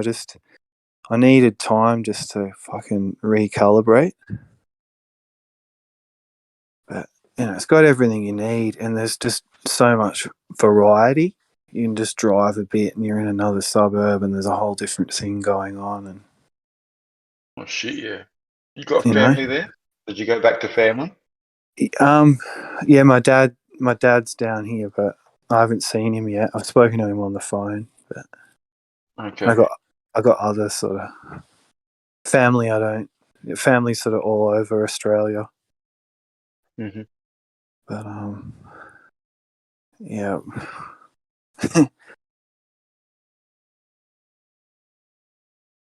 Oh, he's hoping to fucking full relaxed. Fucking laws travelling Australia again. I need another beach to fucking do my test on, and I know Jeremy's hoping that someone can get up to Alice Springs and do the sub-solar thing at some point. Right. And I was gonna tie up a fucking just a road trip and do that, but can't do that if the fucking everything's closed. Yeah.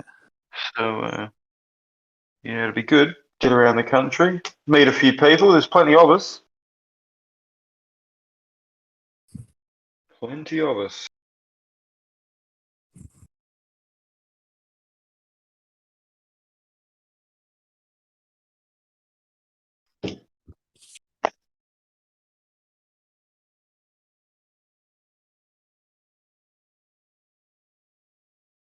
Yeah, I fully thought your band name was Ginger Minge, eh? Ginger Minge. Like, and when you told me that like ages ago, I obviously didn't tell me that. You told me whatever it was, and I heard Ginger Minge. I actually wrote that down, and I cracked up fucking laughing because I just thought, man, that's the funniest fucking band name I've ever heard in my life. And I forgot to Google it because I thought, oh, maybe I'll Google it and I'll hear some of your music. I just completely forgot about it until just that conversation earlier. It reminded me. So fucking. It's funny because she was like a porn. I didn't know this really until later, but she was a porn star, and Yeah, right. but she had like, I think she had red hair, but it was more like blonde. Right. It was for me. I just like the name. Like, we all we were thinking different names, and we just kept coming back to that. She was probably ginger downstairs, mate. Yeah, so blonde on top, but you know how they all like to dye their hair blonde. She probably really was. So that makes because it had nothing to do with like our music and the lyric, everything. Like, there's nothing to do with that in a way as well. Yeah, no connection. You found out later. No, it's just it was really. I missed that band fucking so much. Like, we just come out of that thing of you know, like when you first start out, like we were playing like, you know, Beatles and the Stones, sort of just the Who, just our own jams stuff, of yeah. their covers, right? Yep. And even did a bit of like Iggy and the Stooges. Like we're just trying different things, right? Trying to find your style. And then we started writing our own tunes. And then once that happened, and we were writing our own tunes, so of course, first ones they're okay. But then once you start, you're actually doing your own tunes, and then playing them live, and people are coming up and afterwards going, "Oh, that sounded good," or whatever. Like that's an awesome feeling. It really is. It's not an ego thing. It's more. You just feel proud that you're holding your end up, I guess. But I've done the same thing, and it is a very, very unique feeling. I've never played to massive crowds, but I mean, I've done lots of birthday parties and done half a set of covers and then half a set of original shit. And getting the feedback for your original shit versus the feedback from the covers it's a very different thing. You appreciate the feedback much more. You kind of put your balls out there just a little bit more. Of course, you know what I mean. Yeah, definitely. Very vulnerable. To get good feedback is it's a great feeling. And I don't know, the guy who was writing a lot of the songs, like I don't know, he came up with some fucking cool shit. It's good. So I'd love to have something like that again, though. Like even though you should do it, mate. Yeah, do it. Hoping nothing's stopping you, Mel. Yeah, it's it. That's what I want to do. I think it's the best time now with everything we've been through for a good band. Especially when things open up again and music, people want to hear music, right? Oh, yeah, and the government right now, they've got all this money from China. They're going to throw money at the entertainment centre pretty soon to try and open things back up. So if you can get your shit together pretty quick, you could probably even find yourself getting a grant to get going or something. Yeah, I've got amps and pedals and I'm good to go, for guitar anyway. Yeah, get some dudes together and fucking do it. Fuck yeah, that'd be cool. Because the scene will be fucking pumping real soon. I don't know if it'll be by Christmas time, but they're going to let us play for summer, mate. Wow. That's for sure. Just when everyone reinvests, I think. Once everyone gets, oh yeah, this is really good, and they all reinvest, and all the cafes get leased out again, and people throw all their money in and stock up with food, I bet you that's when another wave will come. And they'll be like, lock it down! Fuck everybody, like, what? Again? Oh my god, this is it. Fucking never again am I gonna fucking fall for this trick. That's how it's been, 5 times over in fucking Melbourne now? Or 7 times or some shit. Oh shit. It's fucking open clay. Adelaide actually hasn't been closed down that many times, or for even that long, but still has a lot of fucking places up for lease. A lot of empty fucking buildings and shit. Yeah, that's the thing. Like, it's just crippled everyone here, hasn't it? I don't know how some businesses have survived. I just don't know how they did it. I mean, a lot haven't, obviously. Yeah, but I mean, it's probably savings. They've just chewed into their savings. They probably had a bit stashed away for the rainy day, and it's piss poured down with rain, and they've had to use, as much as they've needed to. Some people get out real quick and cut the losses, and some people fucking hold on. Like farmers with droughts, The drought goes for 5 years, and they just some hope that, okay, the next year it's going to break and it's going to save us. And some go, nah, I'm out after 3 years of a drought. I'm not going to take the risk. So you never know what the fucking weather's going to do or what the government's going to do in this case. You just fucking don't know. And with fucking, you've obviously know about the powers Dan Andrews trying to bloody pass through right now to make him the almighty leader. Yeah. You know about that shit or what? Yeah. Yeah, I think it'll pass. come back. I think it'll come back to bite him, because that they say sometimes. Yeah, but it might. But he can set it up for the next person. If that law passes, that's fucked. you guys are fucking in a whole world of shit. If the Premier can just go, you know what? I think there's a pandemic. Yep, I'm going to declare a pandemic. Do lockdown and all the restrictions that come with it, just because he feels like it. That is not a law that should ever be considered to be passed. Yet here it is being presented. It's already gone through the lower house or some shit, and it's moving its way up to the upper house. That's fucking crazy. That basically means it's going to pass. You know, which is full on. It's like literally dictator Dan. It's no longer a meme. It's like actual. Crazy. But again, I'm not naive to think it's not coming in. No, well, but again, nothing's set in stone, eh? And this is what I mean about the forces or whatever. But maybe he's a sucker and he just doesn't know what he's got himself into as well karmically. Because definitely, mate. You know what I'm he's saying? Definitely a sucker. Yeah, he's a pawn. He's being used without a doubt, and he thinks he's going to be okay, but he won't be. Of course not. Right.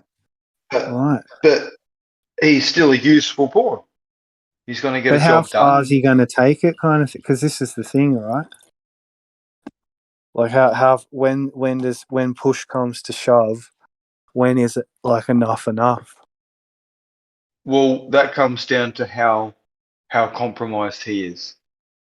Right. Obviously, whoever it is that's dictating to him, has him by the balls pretty much. Like, I mean, he's got family, he's got financial interests. I could only imagine what someone could have over you to have you go out and just lie to the people day after day, like he does. He knows he's lying, but he just comes out and does it. You can see it in his face that he knows he's lying. He can't stare at people straight. He can't answer the questions correctly. Everyone knows he's lying through his teeth. They all are. Everyone knows this. And so to do that repeatedly and shame your family, like, could you imagine being his kids? Like, Jesus Christ. Like, oh my God. I'm surprised they can even go to school, a normal fucking school because kids would just like, like, really, your dad? Like, come on.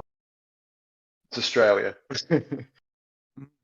But yeah, it's amazing for me to think that more, I mean, again, maybe I'm just not hearing about it because the media is so controlled, but that there isn't more people protesting this and kicking up a fucking fuss in the city and shit. Unless they've got it locked down even harder than they're portraying on television as well. Yeah, I think a lot of people just want it to be over. They don't want any fuss or bother. They feel like they've done their bit, and they just want to get on with it. But meanwhile, which is they're totally building quarantine understandable camps. too, right? Yeah. I mean, but look, it is, of course. Yep. I think that's the thing. Like, a lot of them that they thought, well, we got to do this, and that's what's going to get us through this. But it's a lot of people are to me that's pretty dark. It's pretty dark and manipulative, if you ask me. What's that? Well, say, without saying, I've probably said enough already, but so you got a situation where, okay, you're in a movie, and in the movie there's this bacteria or whatever, and there's this danger, and they've got to shut down the city to protect everybody. And I think if this particular bacteria was something unknown and never encountered before, and you actually had real life evidence that if you come into contact with it, you're fucked. Like, say you die in 10 minutes or something, I don't know. And that's it. No chance. No antidote. It would be totally like understandable shit. to like lock a Ryson things. attack. Yeah, well, just to lock everything Yeah. down to protect everybody. You'd have no other option. But from what I've seen,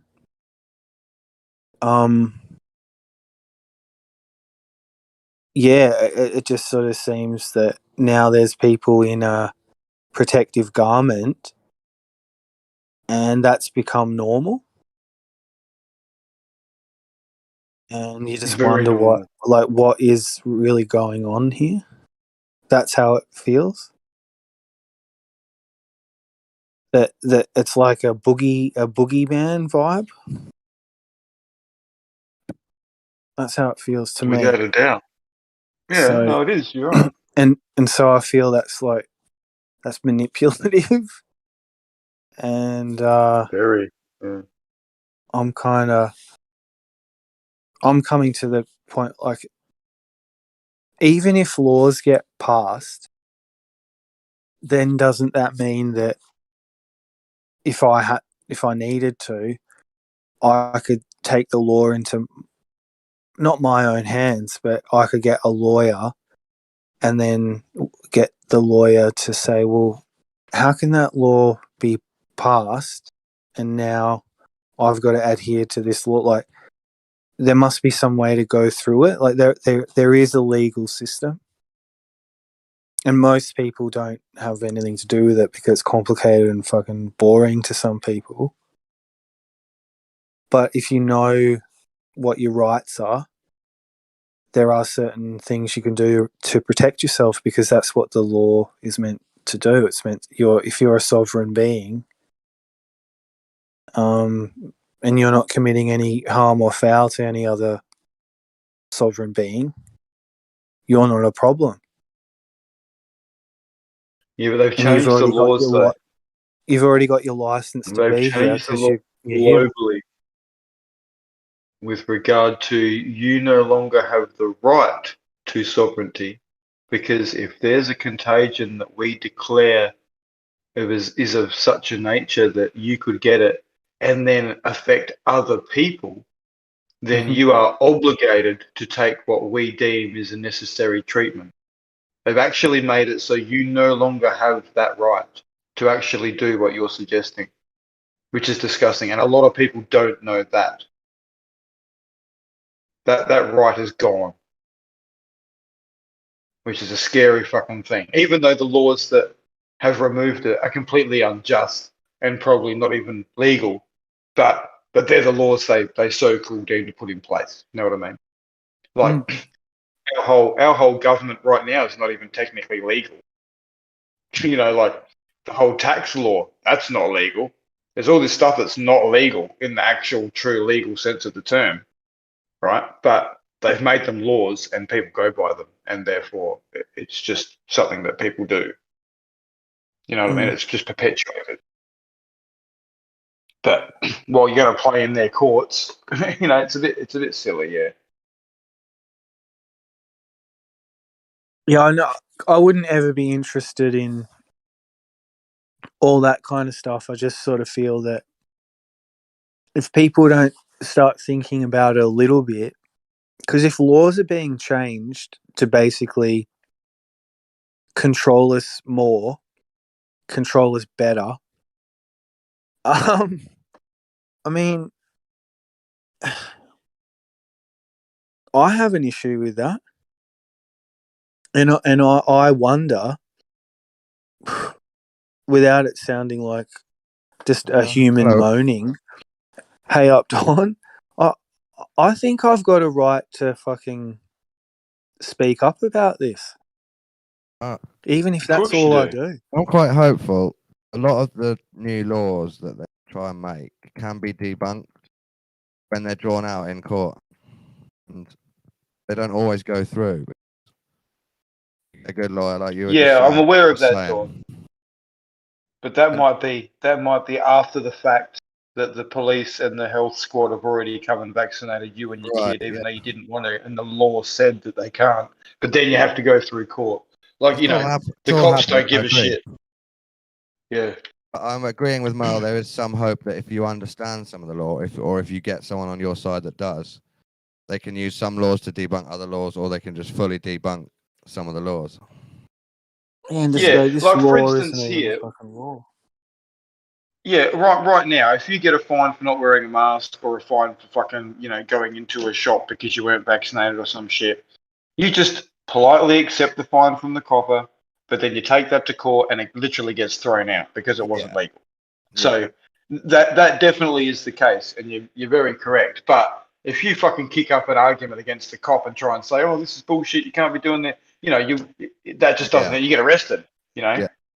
So you do have to know your rights, but there also is a process. And if that becomes whereby the cop isn't just handing out a fine and he actually wants to inject you, you're then stuck at that point where, okay, these laws, as much as they're wrong, I've got to start punching on here. It's not right. I'm just, sometimes I feel funny about this isn't legal, because I don't actually believe there is any legality to anything. It's just rulers imposing rules. Yeah, Yeah. it's very true. No, I totally relate to what you're saying there. That's how I feel as well. It's hard to relate to it. It's like, who are these people? And yeah, that's right. They can just make it up, especially as they being go part of along. the Commonwealth. I mean, we got the Australian government, then we got the fucking Queen. And she's supposed to do shit but doesn't. Well, fuck. We've all said it now, and ISIS says it a lot. We have to work within their system, what they've provided us sometimes, or else you seem crazy, don't you? Like you just said. Yeah. There is a framework, and if you're calm and proceed with respect and caution, and you can articulate yourself and make your points and get on with it, you'll be fine. Stick to the law. Ask what your rights are. What crime did I commit? What laws have I broken? I apologise if I have. And then just hope like fuck you got a sensible cop or a sensible judge or whatever.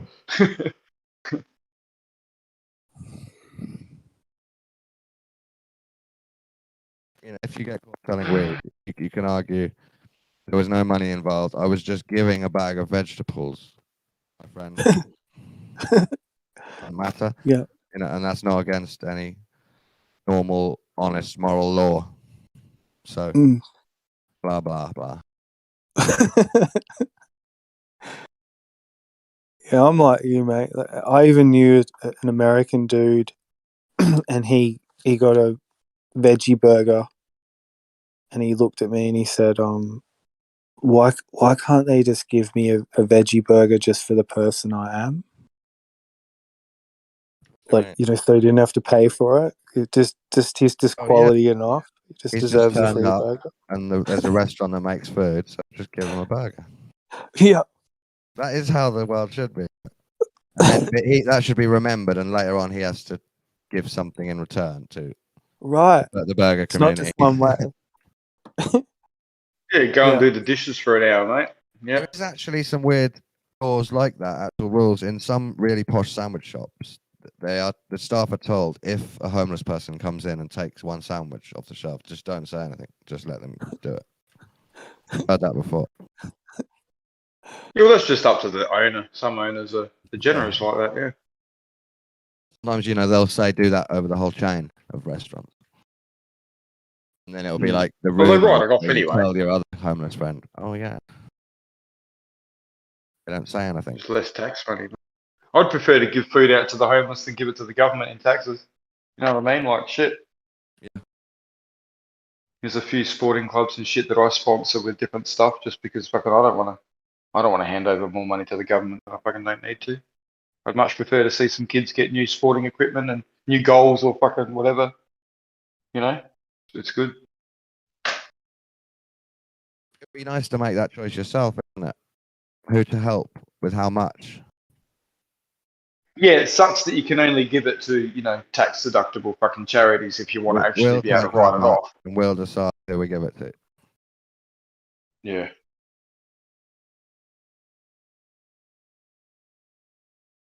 And then even if you're a believer in children's activities, they've decided that the new road is more important. and they'll put your money into concreting a new road with 5G traffic lights.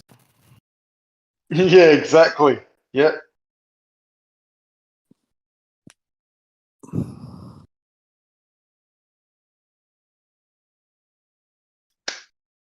Yeah, bulldoze a park and put a car park in.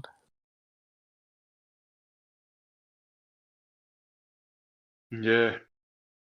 Paid paradise to put up a parking lot.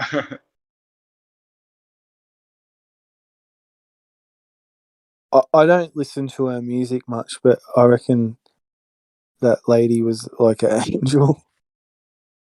Joni Mitchell. She's one of those Uber kind of. She's come down from the sky to sing to the earth. Classic.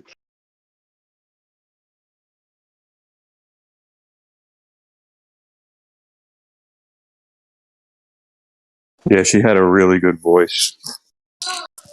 And just like the weird kind of chords that she would use. It was very, very pretty.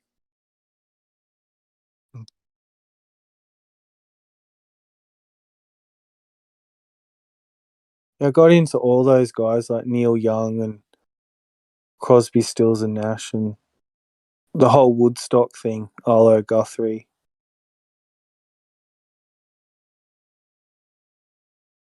Country Joe and the Fish.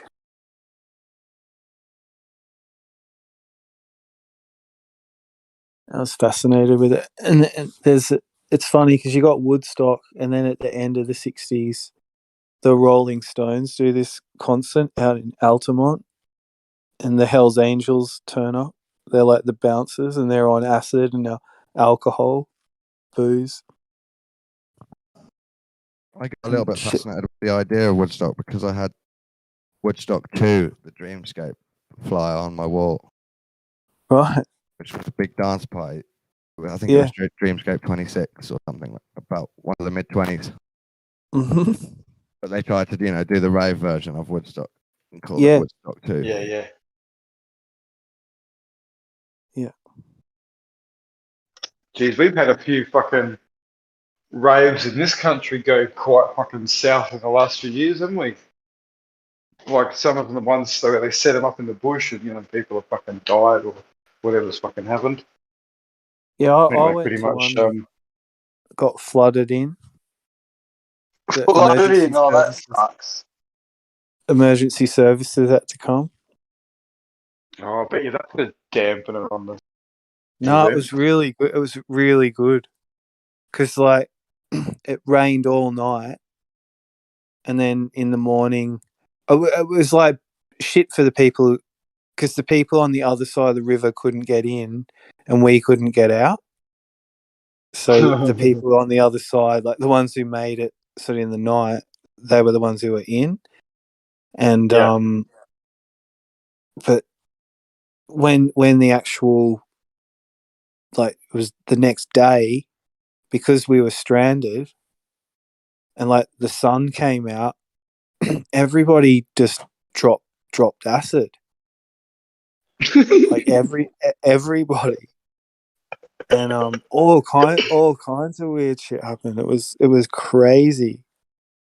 And then when the helicopters came in, it was like this big storm coming, and it was great. It had everything. But driving out of there, I was happy to get out.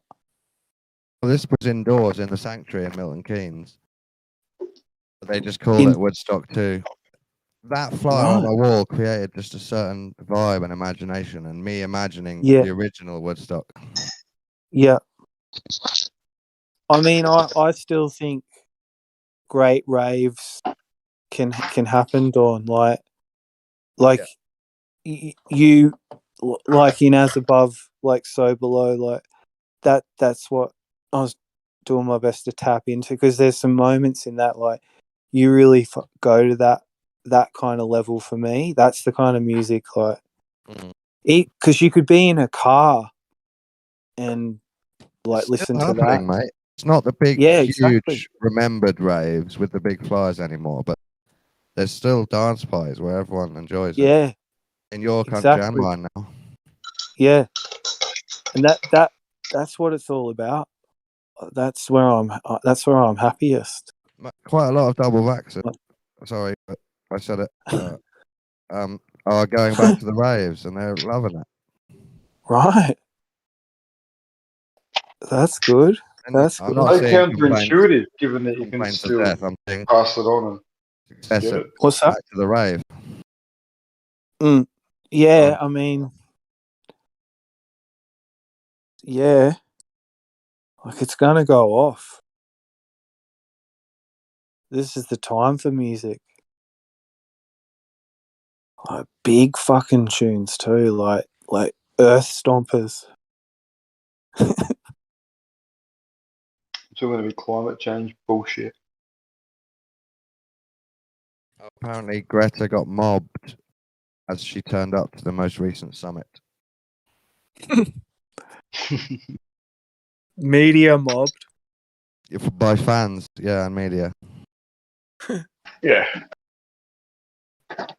Not stoned. Not attacked.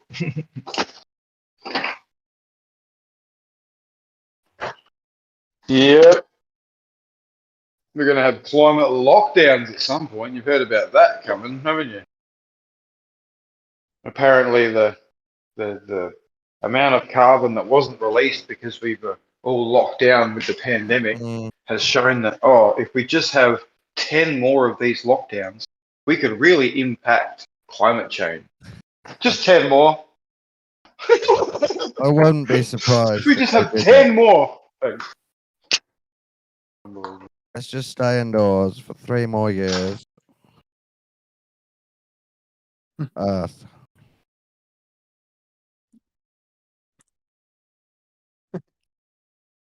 Just stay inside for 3 more years.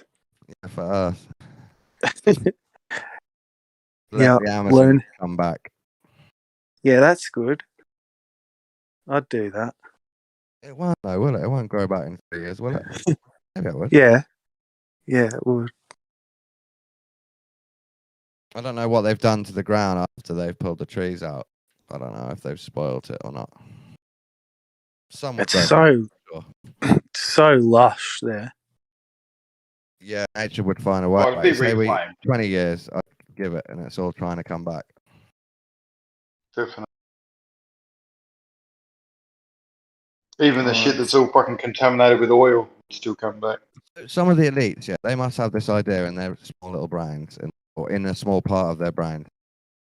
They think one day we can let Earth grow back to the Garden of Eden, and no one will be around, and it'll just be us, and we can have it for ourselves and just fly down in UFO hovercraft, look at the Amazon, and then fly back to our house.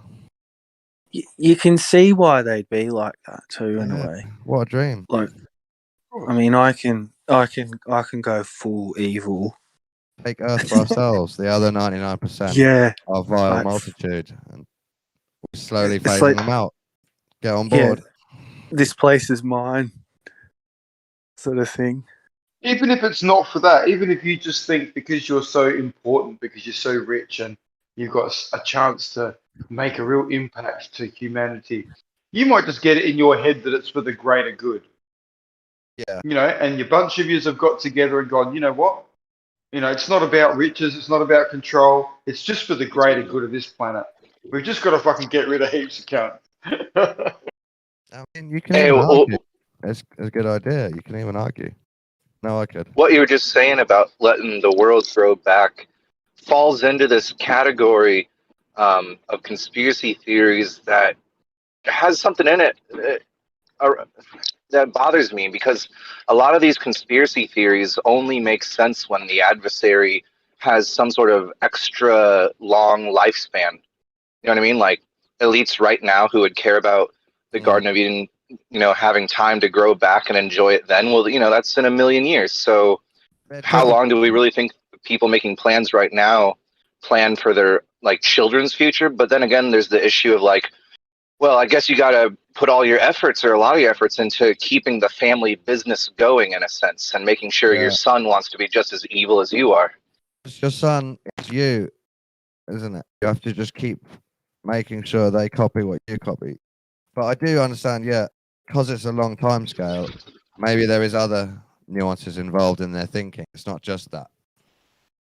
Right. I mean, a lot of conspiracy theories start making sense if it is possible that, there's a certain group that has already achieved immortality, and that they're in no rush to implement their plans and operations. I was going to say that as well. Yeah, they're in no rush. I believe some of them do have techniques for living longer. I do believe that already. Really? How long can you live? As long Well, as I you don't keep see your any reason. mitochondria alive, you're good to go. How old? What it is. What, Indefinitely. 1,000 years? I mean, the years 1,000 become... years. God knows. What? I don't know. No, look, they're not immortal or anything like that. And they can't live forever or extend their lives. They're just doing it for the greater good of the future generations. Now, if you could leave a planet for your own kids with 7 billion going on to 10 billion, going on to 50 billion in the next few generations, or a planet with 500 million that gets to regenerate and, the resources get shared, and like what are you going to do? If it's for the greater good, if you're just a megalomaniac. I think what I'm saying, Merle, is that they have techniques to stay younger longer. So when they get to 60, 70, they're still looking and thinking like 40, 50 sometimes. And then they lie about their It's age not a to technique. us. They just understand physiology better. Yeah. They understand what creates disease and they avoid it. Adrenochrome. Well, one of the Other ideas stuff. is thinking of a newborn as like a blank slate that you could maybe transfer your consciousness into, and just do like a transplant of consciousness into a program them. newborn. They've got your DNA Right. already, so some of your ideology comes through your DNA, but then they program you as a child, like all parents. But they've got another agenda. They don't want to program you to just be a human. They want to program you to become them in the future. Oof. Like, imagine Bill Gates' dad, how he was planning for what Bill Gates was going to be. So he groomed him. Yeah. But that's just Right. called Oh, without a parenting as doubt. well. It's just a type of parenting. It's just a weird type. Yeah. Focused. Very focused. Is my mic too loud? Am I clipping it? 'Cause I never know. Nah. Sometimes it crackles a bit, but not.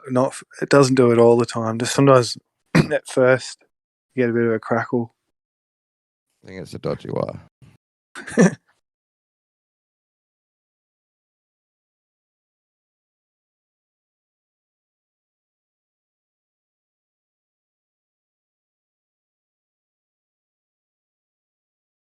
Yeah, it's still crazy to me that after everything fucking Mr. Gates has said throughout the last 20 years, all the articles he's written, all the patents he's got, that people would just line up for this solution that he's providing. That's just so counterintuitive to me when you go back through what he's presented. You'd be like, really? Yeah, but at the same time, Biden is president, even though he can't form a single sentence. So the impossible is possible. Yeah. Yeah. Clown world, definitely. I was gonna say, yeah. What if we all called bullshit? Let's do it. 1, 2, 3. Bullshit. There's not enough of us to call bullshit, mate. We're very much minority. Well, on everything. That's why it's going to be 95% vaccinated.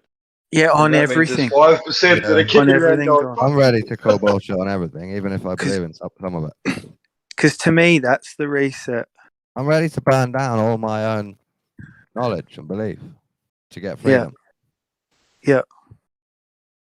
Because it's liberating. When you accept the possibility that you don't know yet, right? It's still yet. Yeah. It's exciting. It just because you got to kind of make room for it. I thought I I think had it all pegged. I think we gotta make a breakaway civilization of our own, to be honest, and lead by example and like show like some results. Like this is how good it is.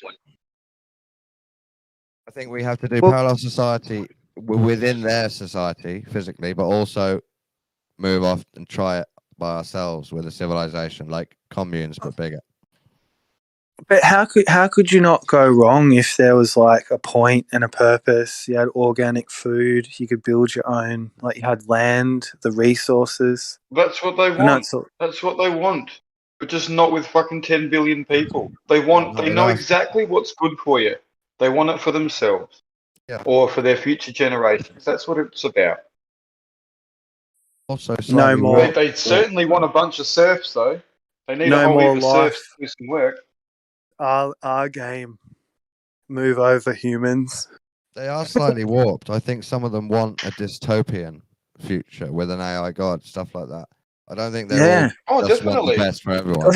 Some of them want crazy dreams. Control the serfs. That's the transhumanist agenda right there, right? You want people that are just automatons just to go out and just do as they're told, or not automatons, should I say? Did 20-year-olds to do? But did 20-year-olds want an AI overlord? No, but that's what I'm saying. That's the transhumanist part. They'll change the genes of the serfs so that they don't give a fuck. Like, just imagine 500 million autistic people, right? 500 million autistic cunts out there putting pallets together and packing fucking supermarket trolleys. Like, you don't need normal fucking people. No. Yeah, just this head comes out and just a robot head and just talks. You could have that, but you could just have autistic people because, they're keen to impress. As long as you get them home to the Xbox, they're all good to go. Most people are like that now. What's that, Harry? What are you playing? Some space game? What do you think would happen if like Biden did a press conference, but it was just him as like a robot head on a plate or something, and it was still him, but it was like a robot version? People would freak out. They'd freak. That Jen Psaki chick could come out and do a press conference and she'd fucking explain it somehow, and then he'd come out as a robot or whatever, and people would just lap it up. Like, oh yeah, sweet. Man, I should work for the Illuminati. Like, I could make this reality so weird. I'd make it so much weirder than it is now. Really? You get weirder than now, you reckon? Try to make it more fun, not as scary. More fun. I don't know if you guys like. Do you guys like scary, intense, fucking weird world? Honestly, like, do you think we designed this shit somewhere in some other dimension, and then we come here to freak ourselves out? Like, don't be is there scared. a possibility of not that? Scary. I am a bit scared of this place. It's fucking messed up. Don't be. I think the Discordian society, they are a little bit like Illuminati that are adding fun. So they'll make up psyops and just add them into reality. What you say? This is the equivalent of like a haunted hayride. This is like a haunted hayride, Merle. A little bit. It's got twists and turns. Just maybe a I'm meat a sack, pussy, Jez. I don't know. As I'm getting older, I'm just like, how does this ever get like to because when I was young, I did feel safe, but I kind of had this feeling like, what's going on, I don't know if every kid has that, but I didn't feel 100% safe. Let's put it that way. Nah, especially as a kid, when you're like looking out in some long distance, like a cornfield or something, you're just staring at it. You're like, wow, look at all this. It's kind of creepy. Yeah, I have that. I see a news story and I think, oh my God, this reality is a mess. An utter mess full of monsters dressed as clowns. Fucking yeah. I just don't know why we're here. I don't know why we're going through this. Like, it could be so different. It could be totally cool. Hey, What does Us this all say? having What does fucking this say? farm. What about if there's It's a no farm. reason to be here? Well, You're- if that's No, the we're being case, farmed. You just came from animals, It's not the cows. and now The you're cows confused, and outside, they don't it's know your why own they're fault. here. But I know why they're fucking here. They're for my stomach. They don't know why they're there. They just get around eating the grass. But they're being farmed. But they do have a purpose, and I know that purpose. They're for my stomach. So, you know, we're the same. We're being farmed. We don't know the purpose why we're being farmed, but fucking someone does because we're clearly being farmed. Like, simple. Are they being farmed? They're being farmed too, obviously. Well, It I'm the just farmer must of the keep going cows, up. and I'm being farmed. Well, possibly. Yeah. How far does it go? You can use your imagination. Well, it trips me out that ants seem to know what they're doing. They get on fine without us. That's the hive mind. Yeah, that's right. Could be the point of the universe might be to create another universe. I think this is all a whoever created us is using us. They're either studying us for scientific purposes, or they're exploiting us, like they're using our music, our television shows, stuff we create, or this could be like a Westworld for them where they come play. You don't build this shit for nothing. I'll tell you that right now. I know. You don't make this shit just for shits and giggles with no purpose and no rhyme or So you're reason. saying it could be I a was petting just zoo. arguing the natural. If it's just nature, I was just arguing maybe it is. Maybe they're right, and it's just nature, and nothing means anything. Jeremy, you saying it could be a petting zoo? Something, yeah. Or they might be studying us with no interference. We do that with things. We'll look at things and we won't interfere. Yes. Now you guys are onto it. I think. No, but they do what Jeremy interfere. said there. They might interfere. Yeah, they could be interfering. They might be manipulating the outcome somehow and trying to force something to happen. Yeah. Or this could all be for fucking fun, and they could just be exploiting it. My guess is they're exploiting us, because that's what we would do if we can make a world like this with things in it. We would exploit the fuck out of it somehow. Of course. Yeah, I'm definitely exploiting the cows out in the paddock. So yes, we're definitely being exploited. The cows bump around. They don't know exactly what they're being exploited for. They might not even know they're being exploited. We have a little bit more conscience of that, and we can work out, hey, yeah, we're definitely being exploited, but we still don't know what for. So we're just a bunch of cows with a bit more fucking intelligence. Well, maybe there's no outside exploiter, and it's a system set up for everything to just exploit each other. Like when you think about men and women relationships, like we're supposed to objectify each other in a sense. Yeah, I agree with that in some ways until recently. But I've had a lot of objectifying with the opposite sex.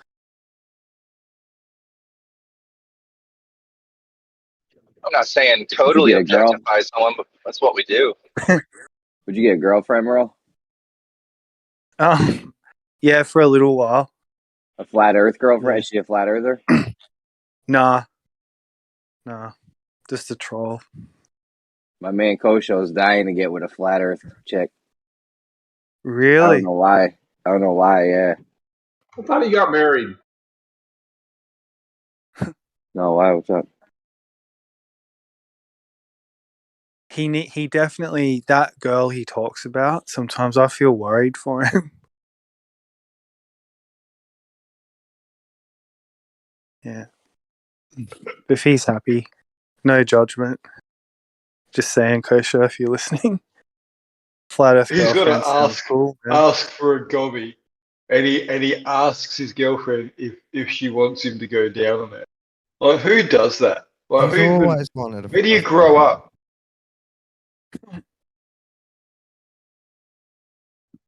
That's Kosher, man. It's how it rolls. It's exotic to be attracted not to in the women of gobby another theory. religion, right? That's what it is. That's the thing that's happening. It happens to me too. Yeah. Like, it's exotic, did you say? Yeah. There's a song Well, by That's excellent. there's a song by like a nihilist cowboy who says he wants a Catholic girl because that's his only chance of purgatory. Well, it's probably because flat earthers are fun. I mean, I don't know if you ever heard these guys in like gems or something when we're not around, but they're fucking boring. Like we get it popping. We're lively. We keep it lively. We get it popping.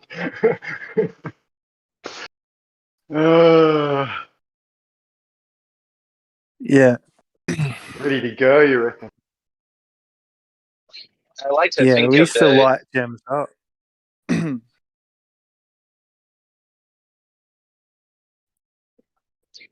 I like to think of the universe as a combination of book and author. So it's kind of like a book that writes itself.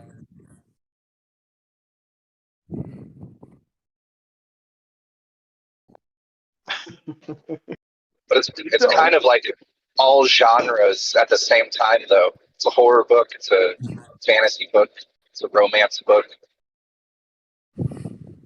It's not a choose your own adventure, though, is it?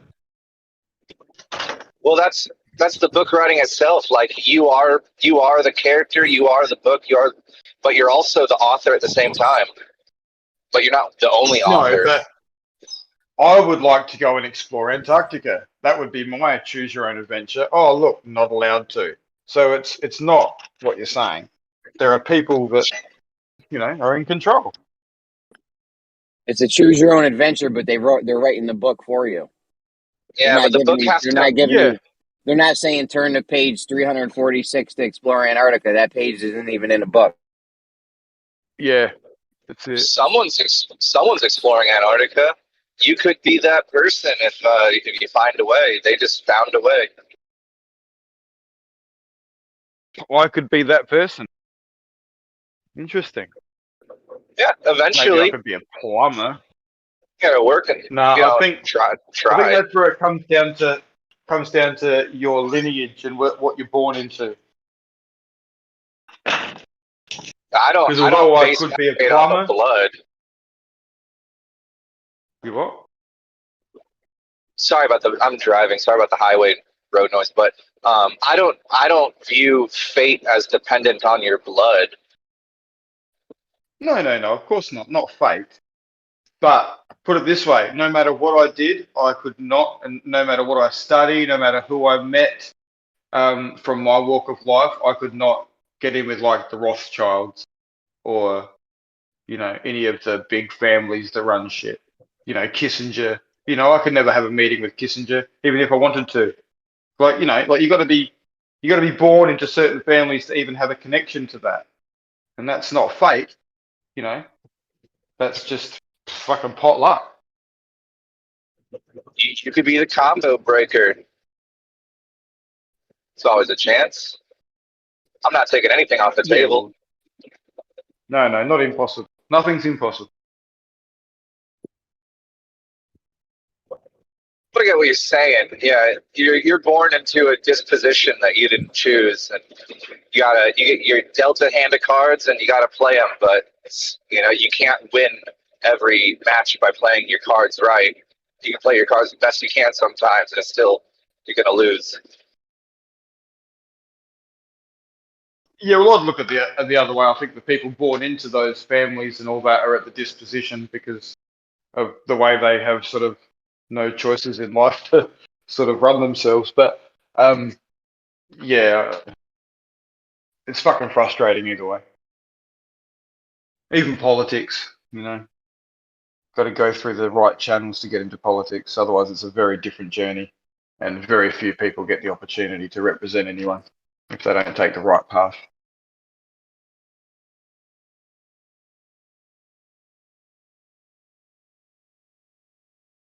Do you believe in sorry, do you believe in 6 degrees of separation? Do I believe in it? It's probably not the right term, but I believe there probably would be some situations where that applies. Like, it's not a general fucking rule of thumb, but What does that? What does that mean? Well, to me, so say if go. Say if you know someone and then they know someone who knows somebody who's happens to be Leonardo DiCaprio or something, right? So you know a guy who knows a guy who knows a guy who knows him, but it could be 6. So I think it's 6 degrees of separation. So in a way, you're connected to the person, and it's weird because I knew some people in Brisbane, and then they both played with this girl called Grimes, and then I met Grimes and chilled with her, took photos of her and shit. And then in the future, now she's like got a kid with Elon Musk. So sort of just somehow I feel, as crazy as it sounds, I feel connected to that. That is crazy. Right. So is the overall philosophy what you're saying? Like ask the gentleman if he believes in it? Or is it kind of like saying everyone is connected to everyone by at most 6 connections? Yeah. Yeah. 6 degrees, they're nuanced separations. They're like it's a term for 6 stages. Yeah, not lineage or anything like that. Once in my life, I got involved with a pirate radio station in my city with Londoners that had set up pirate radio, and it just turned out that my dad was like 3 degrees separated and went to the wedding of the main guy, even though he was a pirate radio coke dude. My dad had met him through the women's circles that they both knew. Yeah. Yeah, it's perfect. Yeah, it's interesting to me, and I do think everything is interconnected. I do. I've thought that long before FE as well, even as a teenager. Could see it. But yeah, I'm starting to think like there is some link up, and the way they've gone though, like Elon and her, it's pretty cheesy. But they're fucking all over the high-tech revolution. All by design, mate. Just like Facebook and the rest of Yeah. it. All by design. It's just hard to relate to. Maybe in ancestry, within that 6 degrees, you're a pagan, a Christian, a Satanist, and a Jew all at once. Yeah. You know what I mean? Through your ancestors and families connections.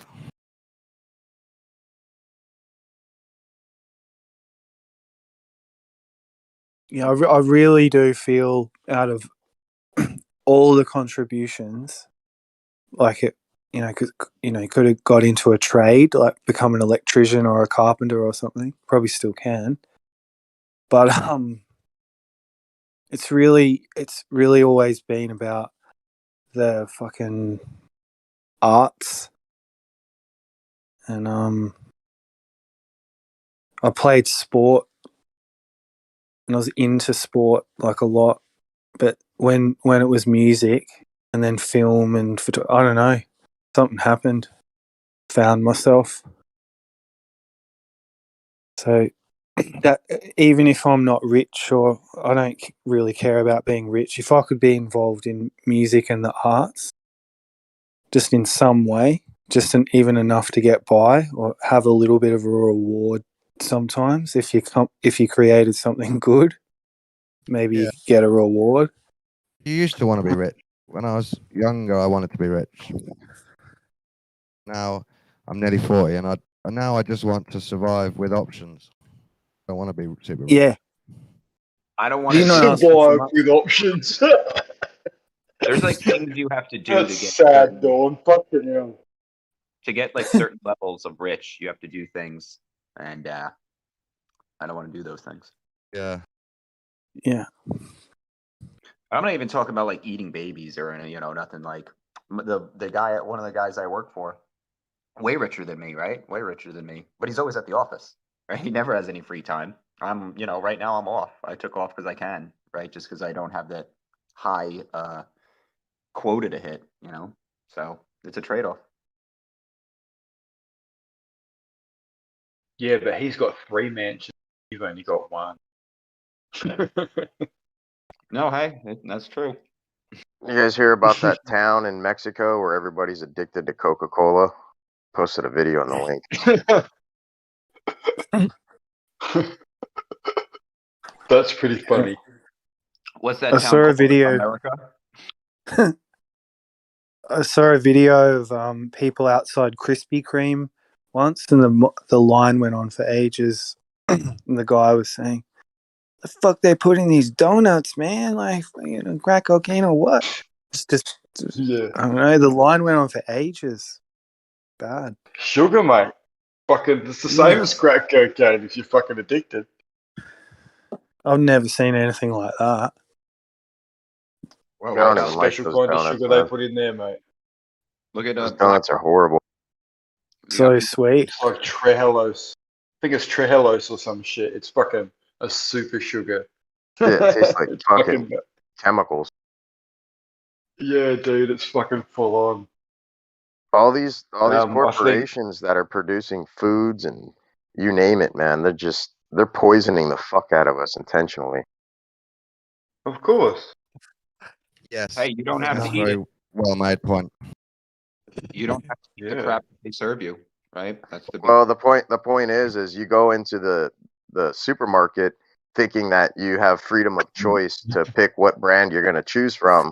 Little do you know, all those competing brands are literally owned by one corporation. Yeah. It's literally a facade. You go in there shopping, for but research, you'll find this all out, But people, it's that willful ignorance. People they know they're not eating steak, but their brain tells them it's steak, so it's good enough. Yeah. Nice one. False choice can make them have they're happy then for a week because they've shopped with false choice for half an hour. yeah, you have the illusion that you're, picking and choosing what it is you desire based on the qualities and maybe what the company stands by. But, little do you know, they're all interconnected. I will say though, if you've never used Tide laundry detergent, it is just better than other detergents. I'm not even, bro. I'm not a spokesman for Tide. Your things smell better longer. It gets stains out that others don't. I think it's just better. Well, if you look at how that works on like newborn babies, they'll develop rashes and irritants to most detergents. There's only one in particular that's a hypoallergen based detergent, and we've been using that ever since I had kids and noticed that they were becoming irritable to the chemicals within the regular detergents. Yeah, I'm okay with a I little actually Good know on you for noticing it. a lot of people addicted to Coca-Cola in my normal town of Norwich in the UK. Lots of people of the last couple of generations have been addicted to Coca-Cola. Well, that's very sad. Bro, soda is responsible for the fattening of America. Well, it's not necessarily It's one soda. of many things. I think it's the people who've allowed soda to be pushed in front of your face and literally everywhere you go. I mean, if you think about it, they try to minimize your exposure to things that are unhealthy while simultaneously giving you things that are far worse in health. With the guys that there's nothing to it but to do it. Do you like it? Like, has everyone drunk Coke? I like it. I've had It's a Coke. treat. It's lovely. No, I personally don't like it. It's too sweet. Vegetable. Yeah, lovely. I think it's better than Pepsi. Mm. But pretty fizzy disgusting. stuff's nice. Yeah, it's It really too is fizzy, gross. isn't it? Yeah. I used to love a can of Coke, man. Like, honestly. I think it's really nice. But I don't have I noticed that the flavors have changed on a lot of stuff throughout the years. Like cookies don't taste the same anymore. I mean, just all the things that I remember just slowly have had this like weird chemical taste integrated into it. You know what tastes the same after all these years? Tide laundry detergent.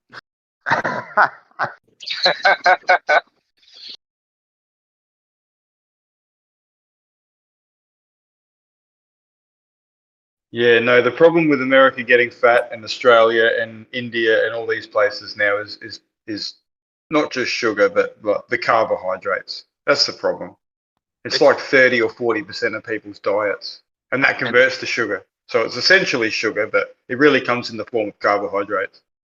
But remember, sugar is just calories, and if you're burning it, you know, it's like that combination of the sedentary lifestyle and the sugary. You know, hummingbird eats nothing but sugar, but that thing is going all day. So you know, you never see fat hummingbird. Yeah, there's a difference between natural sugars though and processed sugars. No, there's a difference between your metabolism. We're not supposed to burn sugar as fuel, but if you do provide sugar to your body, that's what it burns. And then you end up with insulin resistance and you end up a big fat fuck. So it's all about sugar and how your pancreas responds to the load of sugar you put in. Simple. If you don't put sugar in, your body just burns fat like it's meant to. Ketones. Yeah, ketosis, yeah. Carbs. You're supposed to burn carbs too. No, yeah. you can. You're not supposed to. There are certain parts in our body that require it, but we actually produce that internally. We have no dietary requirement for carbohydrates whatsoever. It's not an essential nutrient. Yeah, you can go into you can go into carbohydrate deficiency and you get weak and shit, dude. You need carbs. Ketosis. No, you don't. Go and fucking learn something. Yeah, exactly. You got to understand what ketosis is. Like your body adapts pretty well just eat fat. to what it has to depend upon. And if it's Hail mainly blubber. dependent upon sugar, it's going to adapt to process that sugar. If you eliminate the sugar, your body will stop processing the sugar and start processing the fats into ketosis. Your body needs everything in balance, right? This is why you have a little bit of iron, a little bit of calcium, a little bit of collagen, a little bit of carbs, a little bit of fats. It needs it all, right? You can't just cut one thing out and be like, not carbohydrates. There's no. Our body makes certain things. Our body doesn't make certain things. The things that our bodies don't make, we need. We need to get them from external sources. Glucose is not one of them. Carbohydrates are glucose. We do not need glucose. Our bodies make it. It's not an essential nutrient. Bro, you're just reading the textbook, man. Like you have no idea what the body. Like you're going with what science tells you. Science has been telling you fucking everything. You need, bro. I look at it like this. I know what I need, right? A natural human. What are they going to eat? They're going to eat bread. They're going to eat vegetables. They're going to eat fruit. They're going to be eating fish. That's what they're going to eat. If you're going to tell me that like grains and bread is bad for you, sorry, can't agree with you. Yes, grains and bread are very bad for you. Especially modern hybridized wheat that goes into the grains or goes into the bread from the grains. It's fucking shocking. Not only is it full of glyphosate, it's fucking so much higher in gluten. It fucks with you. You know what gluten does inside your body? Releases zonulin. Zonulin is what causes leaky gut if you've got too much zonulin floating around. Leaky gut is a huge problem for autoimmune. That's why so many people go gluten-free and end up with a nice little benefit from doing that, because it stops a lot of that issue. The carbohydrates we do not need. I've been full carnivore for fucking a long time, over 2 years, and I have maybe fucking 30 grams of carbohydrates a day at the most. And I can guarantee you, if you think I'm doing that because I need it, Sounds like you need carbohydrates then.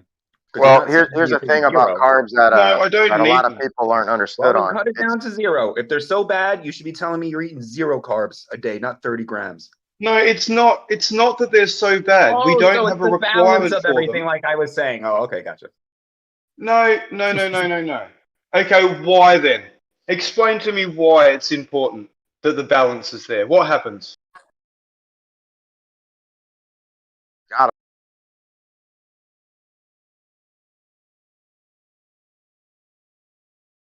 Hello? Oh, carbs don't do anything.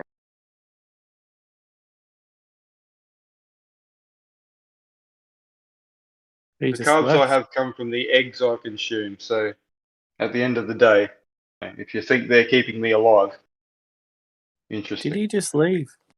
What a tripper. Oh, I don't know. Yeah, good on him.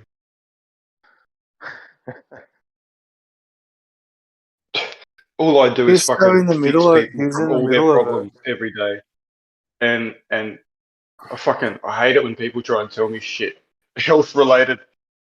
Fucking hell.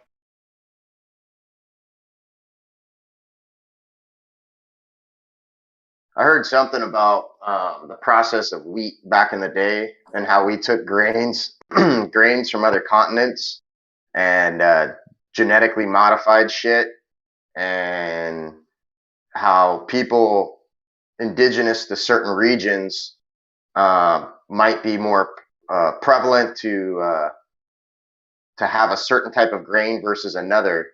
And if you're intaking a grain that your genetic makeup isn't used to identifying, that there's inflation, inflammation that takes hold of your body to try and process it. It's really unhealthy for you, and it's been one of the it's been one of the causes for tooth decay and facial deformations and all sorts of stuff with all types of different cultures and stuff that have been moved around different parts of the world, and the wheat's been moved around different parts of the world, so it's just everything's mixed up. Yeah, nothing's really as it was. I mean, even the fruit that we've got now is so, hybridized to the point that it's so sweet. It's nothing like it was, ancestrally at all. They say an apple 100 years ago had the nutritional value of I think it was 10 to 100 apples of today's apples, something like that. Yeah, that doesn't surprise me. I mean, the soil alone has probably 50% less, minerals and stuff available in it than it used to have as well. So that makes sense. I mean, there used to be silver in almost all things that grew out of the ground, and then the animals would go and eat them, and they'd have silver in them as well. But there's fucking not silver in the ground anymore. That's gone. There's so many things. Well, I don't know that it's crazy. Gone necessarily. I think that they've exposed chemicals that have bonded to that silver and created different types of I don't want to call them elements, but different types of chemical molecular structures and stuff, like the aluminum barium and all these things that are toxins that are going into our environment are bonding with other things, creating new types of structures that aren't necessarily natural to be absorbed into the body and dealt with properly. Yeah, there's that, and there's the issue with the glyphosate. They spray that around on all these crops and the ground, and everywhere is contaminated with it, and that literally kills all the bacteria, or most of the bacterial colonies in the soil and your gut, but in the soil.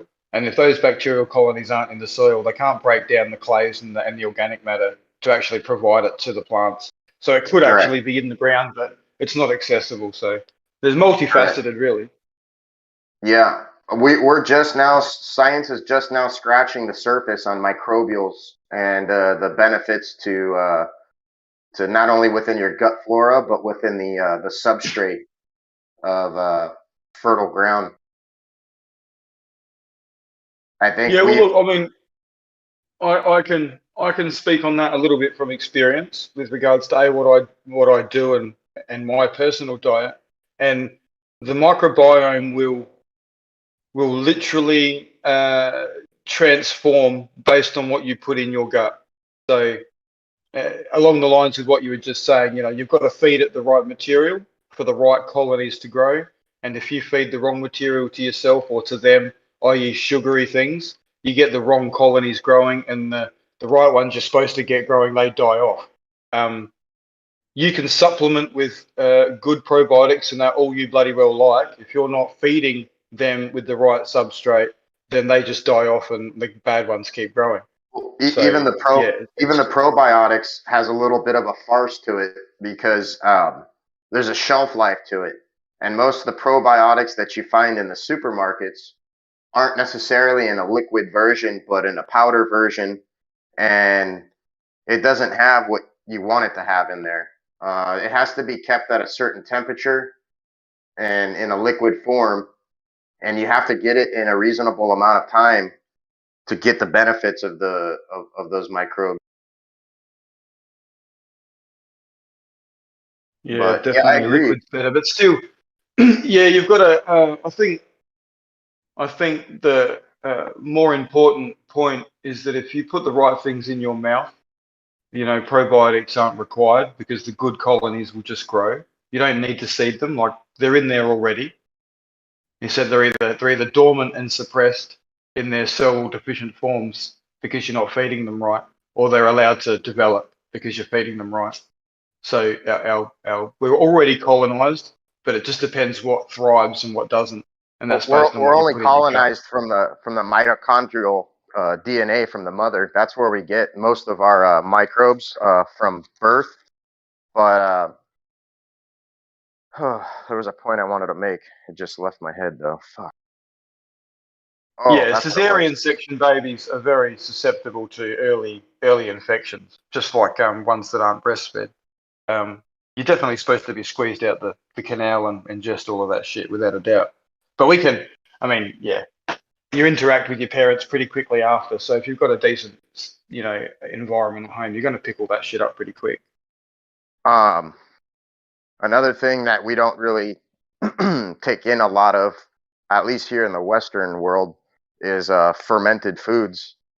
And fermented foods have a ton of nutritional value within the microbial that's within it, and it's pretty much some of the only foods that you can get that have beneficial living microbes in them. And we don't really eat like fermented bean curd or shrimp paste or whatever else would be contained with the microbes within those fermented stuff. So I think we need to start doing that more. Sauerkraut, things that could potentially, you know, have this stuff in it. Yeah, look, I'm a little bit. I disagree with that a little bit. Just for the fact that when you feed yourself what you're meant to have, your stomach acid goes down to about 1.5 to 2, which is pretty fucking low, and that's down there with the equivalent of scavengers, you know, as opposed to fucking meat eaters like lions and that. Like, you know, our acid's fucking really low, and that's for a damn good reason. That's because ancestrally we would have had to tuck into rotten meat at some point. You kill a fucking, you know, bison or a woolly mammoth or whatever, and that thing, you know, you had no fridge for fuck's sake, so, you know, shit would have gotten rotten, and you might have gone along and peeled back a bit and got to some fresh bit, and you might have tucked into it. So, you know, our low stomach acid very much governs the sort of diet we're supposed to be having if we look at the rest of, That just kind of you know, the life around brought us. a thought. It kind of brought a thought to my mind, in that like the Vikings per se, they kind of lived in harsh climates where it was very cold, and so some of the meat that they could have potentially came across could have been pretty preserved just because of the environment. And Sure. so I'm just wondering maybe if that had an effect on their development physically and mentally, versus somebody in like a tropical climate that wouldn't have had the ability to eat something that's been dead for a few weeks, because the fact, like you said, it would just be rotted out. And when you have something that's been dead for a few weeks in a proper environment, there's still microbes in those cold conditions, believe it or not. And of course, yeah, and same with like beef jerky or something. You take an animal and you hang it on a hook and you let that meat dry out properly.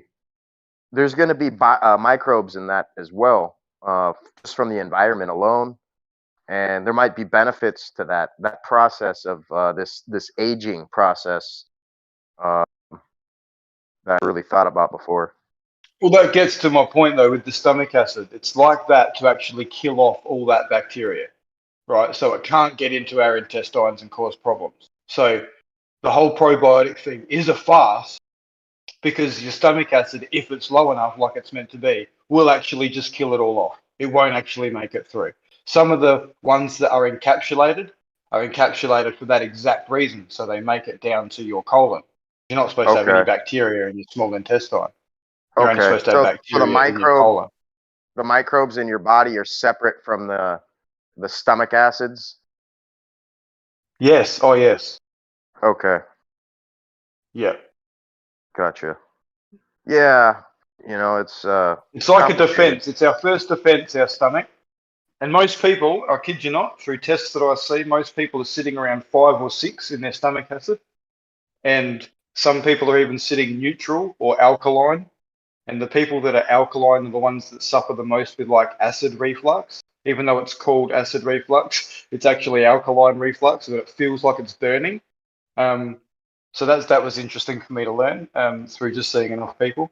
But the acid should be down to like 1.5 to 2. Like that's, you know, if anyone knows about acids, that's fucking acidic. Oh yeah, that's gnarly. Have you seen some of these water bottle companies have testing done on them? Like there's YouTube videos you can find where like an unbiased person will take 20 different water bottle companies, open up the bottle and pour it in a cup and then start testing on the water. And it's pretty scary to see what they're putting in our water, man. He takes like an ionizer and sticks it in the glass, and all this thing's doing is just putting off a frequency, and you literally see a clear glass of water turn to this black, brown, bubbly sludge because it's reacting with all the heavy metals and particulates inside the water. And then he takes like a reverse osmosis alkaline bottle of water, and nothing changes. It doesn't even turn a color at all.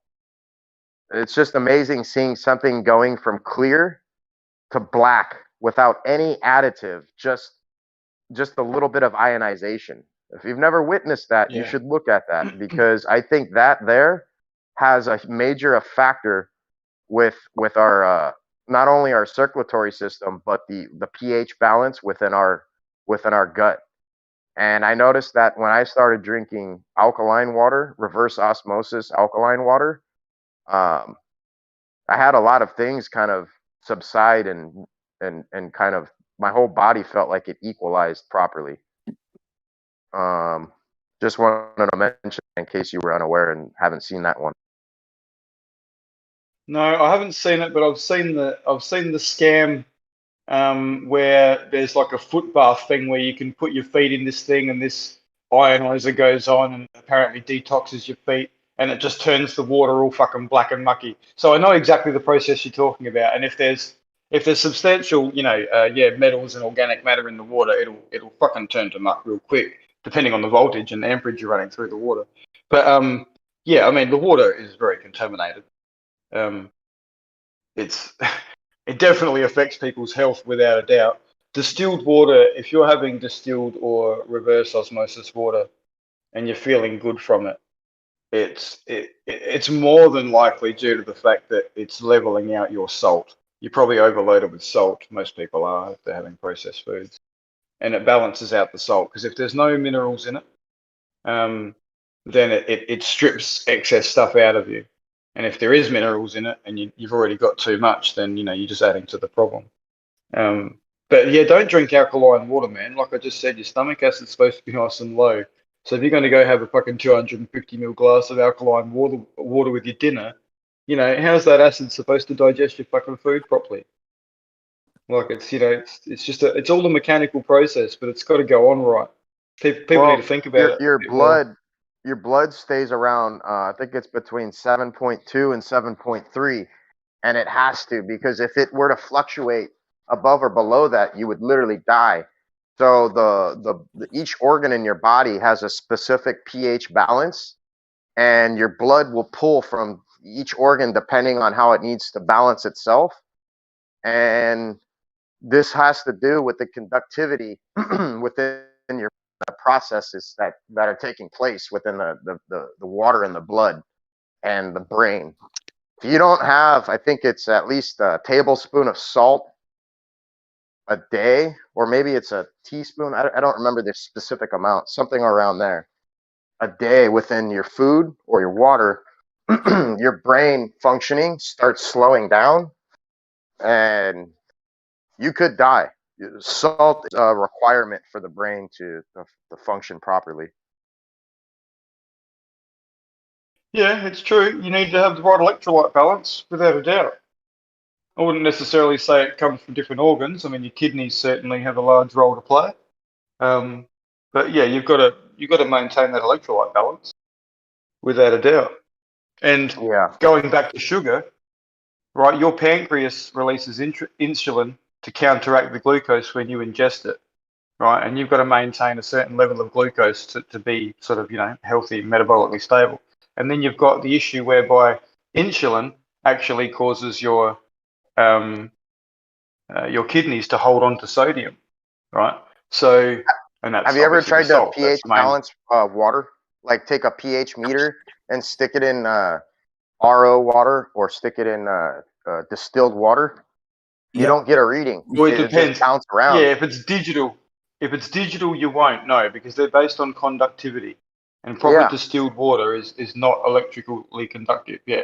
So, but you get a strip, you get an actual pH strip, like a test strip, with the chemical on it, and you get a reading. All right. Yeah, but that's not accurate. That's I mean the strips. I mean if you're doing things down to like the percents, you want to be as accurate as possible. Like I used to feed plants and stuff, so I'd have to take water and get the chemistry right. And with that being said, you would use a pH meter to be most accurate. And couldn't get a reading until you added some little bit of calcium and magnesium or something in the water. Of course, yeah. You need ions in there to conduct electricity for that meter to read something. Definitely. Yep. Yeah. And your body's the same way. You're just putting in blank sheet of paper. There's nothing to read. You got to have something there to register the processes of the body, or there's going to be no signal, no interaction, just stagnant.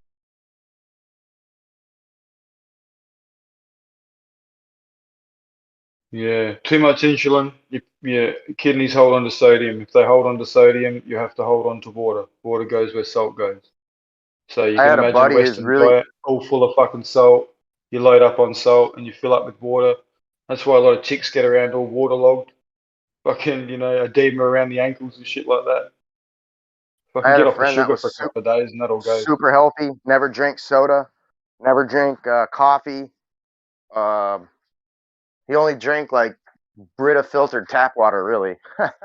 But the dude ended up fucking almost dying from kidney failure. And he was like just carbs, riddled. mate. Huh? Carbs. It's not Yeah, just he was sodas.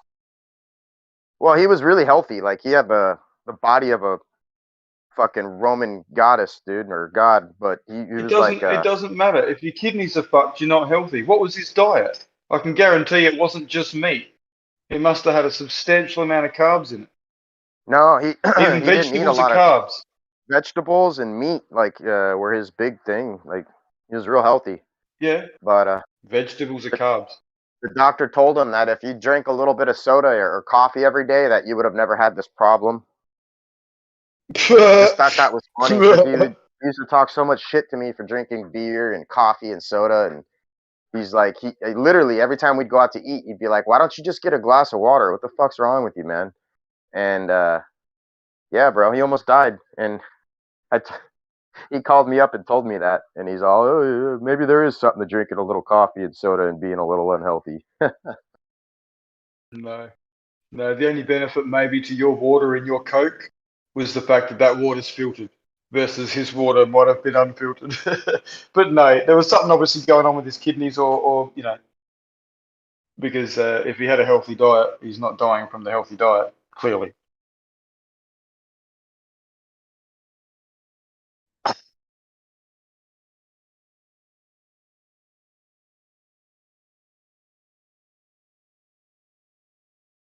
There's a misconception about fiber too. You don't need fucking fiber in your diet. That's the biggest scam running. That, and you don't need cholesterol. You fucking need cholesterol big time. You need lots of it.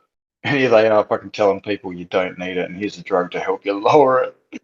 That's the fucking worst scam out. Well, you gotta be able to move it.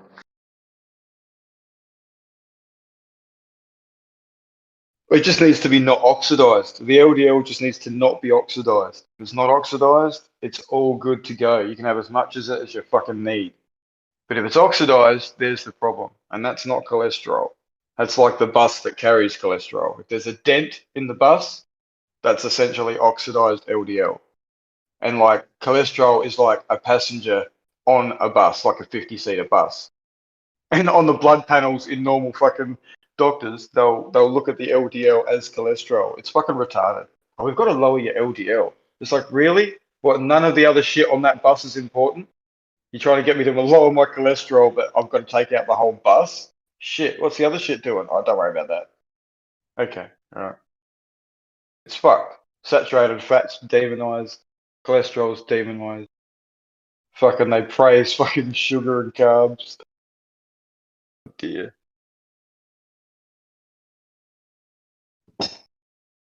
But I do make money. I really can't complain. One of those things, isn't it?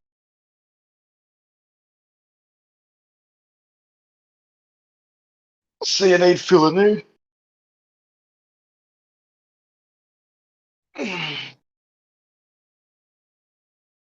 Now they're trying to fucking do away with people having steak.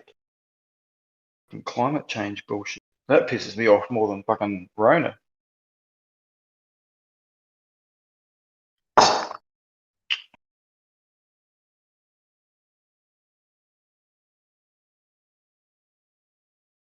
Yeah, they got everybody dumbed down.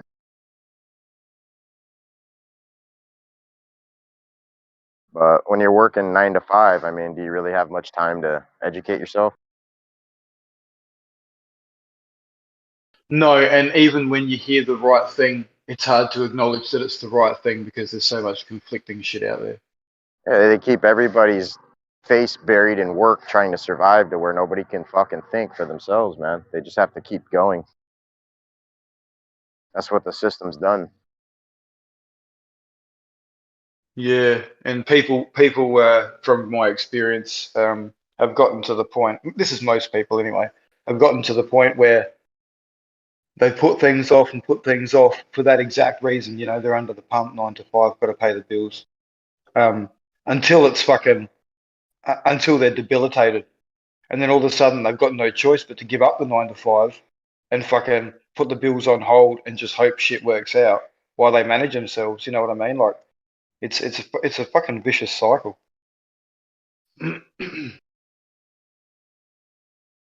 Yeah, pretty much, man. We've kind of all been fed a lie. Work hard and save your money. The two biggest fucking lies ever told. Yeah. Yeah, you save that money while we deflate it away. It'll be worth nothing by the time you retire. Right. Exactly. That's what they've always told. Oh yeah, put your money in the bank. That's the worst thing you could ever do. Yeah, my grandparents, before they died, right, they paid off their house fucking a long time ago. You know, over the fucking 25 or whatever years it fucking paid their house off. But, you know, they got the deed or whatever. And as they got towards the end of their life, it was that they were paying more in land taxes and shit each year than they used to pay each year for their mortgage back years ago. So even though they owned the house and everything, just the taxes on the property and shit meant that they were paying more than they ever had to with the fucking mortgage repayments. Like, you know, so that to me fucking opened my eyes a bit with regards to how it's all fucking run with fiat currencies and shit, you know? It's bullshit. Yep. And yet, had they bought that house all those years ago in gold, that house would have been worth exactly the same amount of gold. like, bars of gold or whatever it fucking would have been. Like, it has an actual value that maintains. It's fucking bullshit. Put us on paper crap. Yeah, scary thing is they don't even own that property that they think they own. No, of course not. Yeah, that's a whole nother kettle of fish. Whole nother, yeah. Yeah, we're literally just debt slaves. That's all we are, man. Yeah, I can't remember what year it was when they fucking signed those agreements to fucking hand us all over as fucking collateral. Get us all registered with our certificates and fucking have a fucking value assigned to us. But it certainly was done.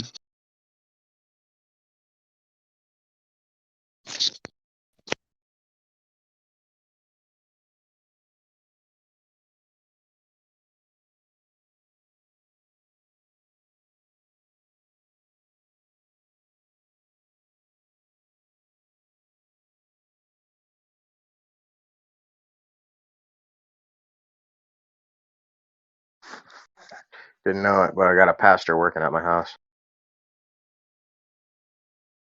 You got a what? A pastor of a church working at my house right now, doing concrete. I know a lot of pastors that do that, remodel and sell houses, all kind of shit. Crazy. This Well, dude's used to. Successful concrete contractor, but he's a pastor of a church, I guess. I don't know.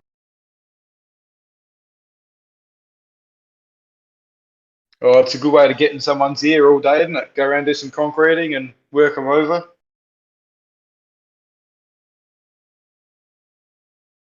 Get a new church member to come in.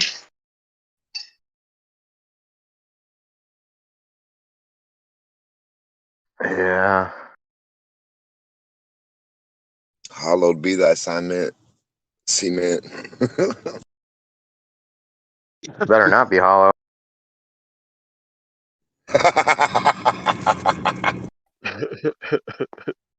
But have some rebar in there.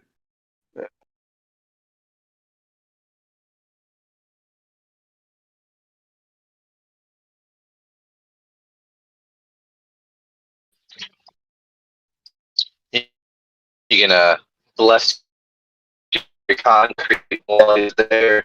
Big sort of exorcism to clean out all the bad spirits from your house. There you go. Sprinkle some holy water around the house. Be gone, evil spirits. Yeah. Last night was All Hallows Eve. What do they call it? I had a pretty good time. And then the next day is All Saints Day. That's today. Oh. Happy All Saints Day. How do you have All Evil Spirits Day and then All Saints Day back to back? Be gone, evil contractors. I shall heal this boy's driveway.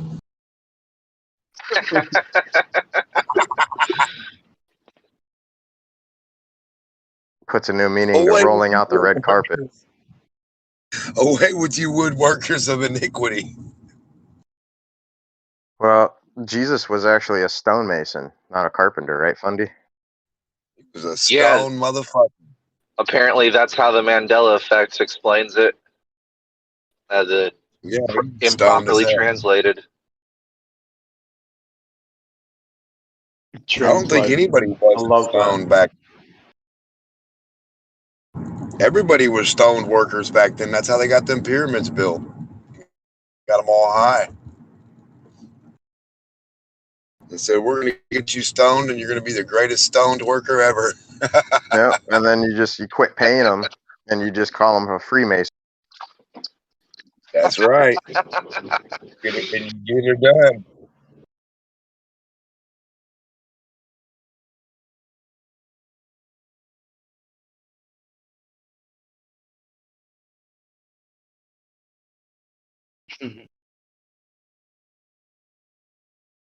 Yeah, I had this giant fucking bush that had to get removed for the concrete. And this thing's been there for since I moved into this place. And I don't know, it was kind of upsetting to see it get pulled out. So I have like the smallest chainsaw that has ever been made. You can only buy it in UK on Amazon. So I like somehow figured out a way to buy it, and I bought it. But anyhow, I took that chainsaw and went fucking ape shit on this thing, dude, and bonsai'd it. And I got this this ancient Japanese bonsai pot I found on Etsy, dude, for like $100. And put the thing in this bonsai pot and everything, dude, and it survived. Pretty bitchin'. Pretty happy about it. You must be to share that story with us. That was nice, mate. Yeah, that's pretty cool. I'll go take a picture of it real quick. You guys will like it. Sure. A bonsai tree is just a regular tree that's kept like retarded, right? Like you just don't feed it that much and you trim it constantly. Yeah, bonsai just refers to a potted tree. But yeah, you basically you don't want to fuck with it too much because then you'll just it won't want to thrive and flourish. So you have to trim it seasonally, shape it, and then you feed it the normal NPK, but you just do it in a slow process. They have like a time dissolved pellets and stuff. Right. Yeah, you don't want to over feed it, because then it'll just get too big. The whole trick is to keep it small. It's a really cool art form. Yeah, that's a really cool art form. Does that go along with the binding of the Japanese women's feet? Is that like the same other thing? Try and retard it. Try and keep it small. You went there, didn't you? Japanese feet. You went there. Was that an art form? Shit, I don't know. Oh, jeez. I hate even thinking about that stuff. Oh, it's fucking horrid, isn't it? I mean, the joke was so they could just get closer to the sink. But that's horrible.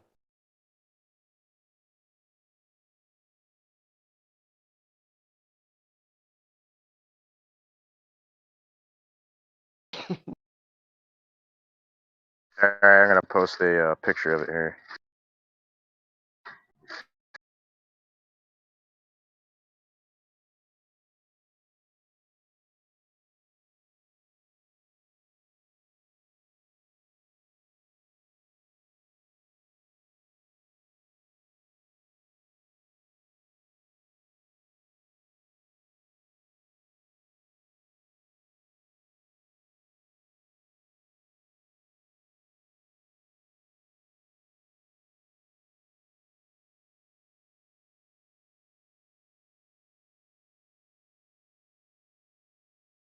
The one to the left of it, believe it or not, is a giant sequoia tree.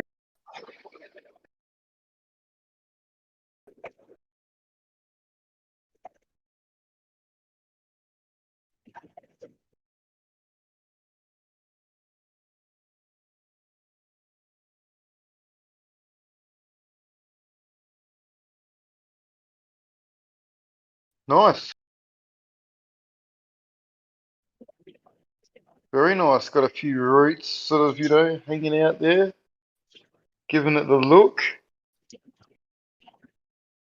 Now, Dicelo, you've seen those like limb transplants, right? Where they like take a branch and they like they make an incision into the trunk and then they just shove it in there and it heals itself up. That's crazy, isn't that? Yeah. Just the fact that works. Starts with an F. I don't know why I'm drawing a blank. It's called oh my god. Can't believe I'm drawing a blank on this. But yeah, I know exactly what you're talking about. I don't know why I can't say the word. Fornication. Grafting. No, grafting. Grafting. Yeah, that shit's insane. I can't believe that works, but that reminds me, like, how much have humans perfected like cutting something off and reattaching it? I know that they say like keep it on ice when someone like loses a finger or something. because they think that they can reattach it, but like, can it ever really get back to even close to like full functionality? I mean, I'm sure there's always still going to be a little bit of severed nerve damage anytime you remove something, a digit or a limb. But yeah, I know a guy that got his thumb chopped off, and they basically removed his big toe and put it on where his thumb would be, and he's got like Get the fuck out of here, dude. That's crazy. yeah, it looks like a thumb too. It's all fucked off looking, but he uses it. He still has gripping capability. Hi, I'm Dr. Nick. Reminds you of The Simpsons. You know, fucking you know how like arms your toe hair is a little longer than your hand hair? Curly Yeah. too. Yeah. But the grafting is really cool, man. I came across that fucking few years back, and I've been looking into that a lot. What I want to do is I want to graft. I want to take like I basically make a multi-fruit tree. So take like different fruits and graft it onto a single tree. So Yeah, that I could buddy. have like 5 or 6 different fruits on a single tree. How did they some marijuana from that? How do they make those trees that grow a hybrid between like apples and oranges? What do you call that? Well, that's genetically modified potentially, but what I'm talking about is just taking an orange branch and grafting it into an apple tree or whatever, and then that tree will produce apples and oranges.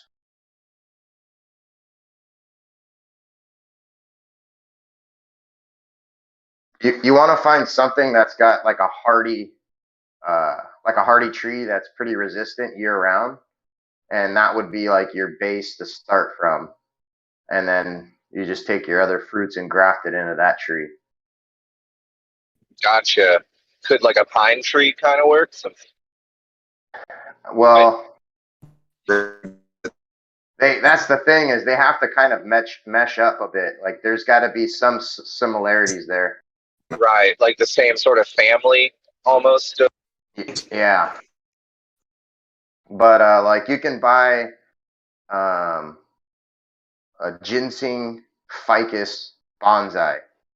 I guess that's like a big deal because the ginseng grows like a gnarly trunk and root base that's pretty aesthetically pleasing, and then the ficus is like a very hardy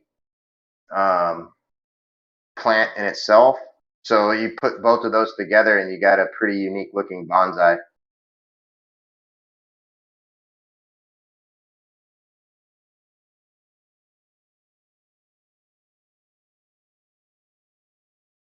But yeah, I want to try to squeeze as many different fruits I can onto a single tree.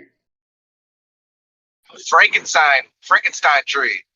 Yeah, basically I want to take a different fruit from every continent and just make like a multicultural world fruit tree type thing.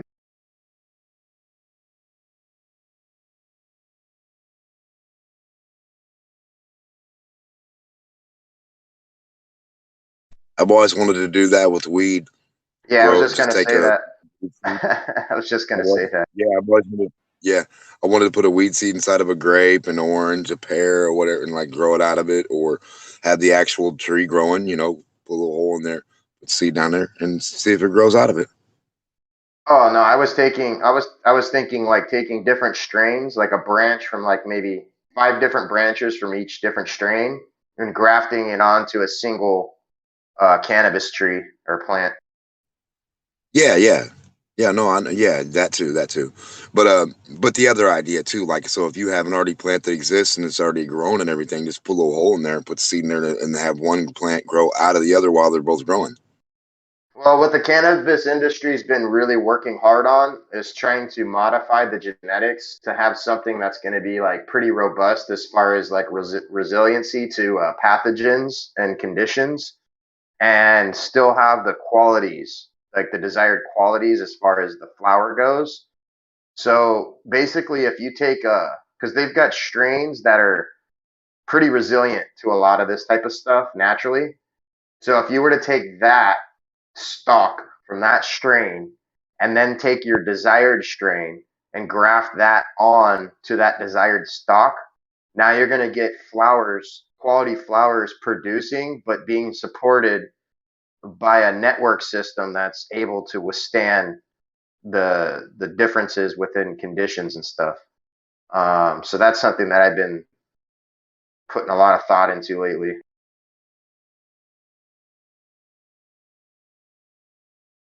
Well, I'm still mad they took the seeds out.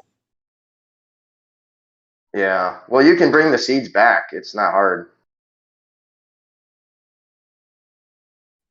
Oh no, I know. It's just the idea that what are they really taking out when they take that out?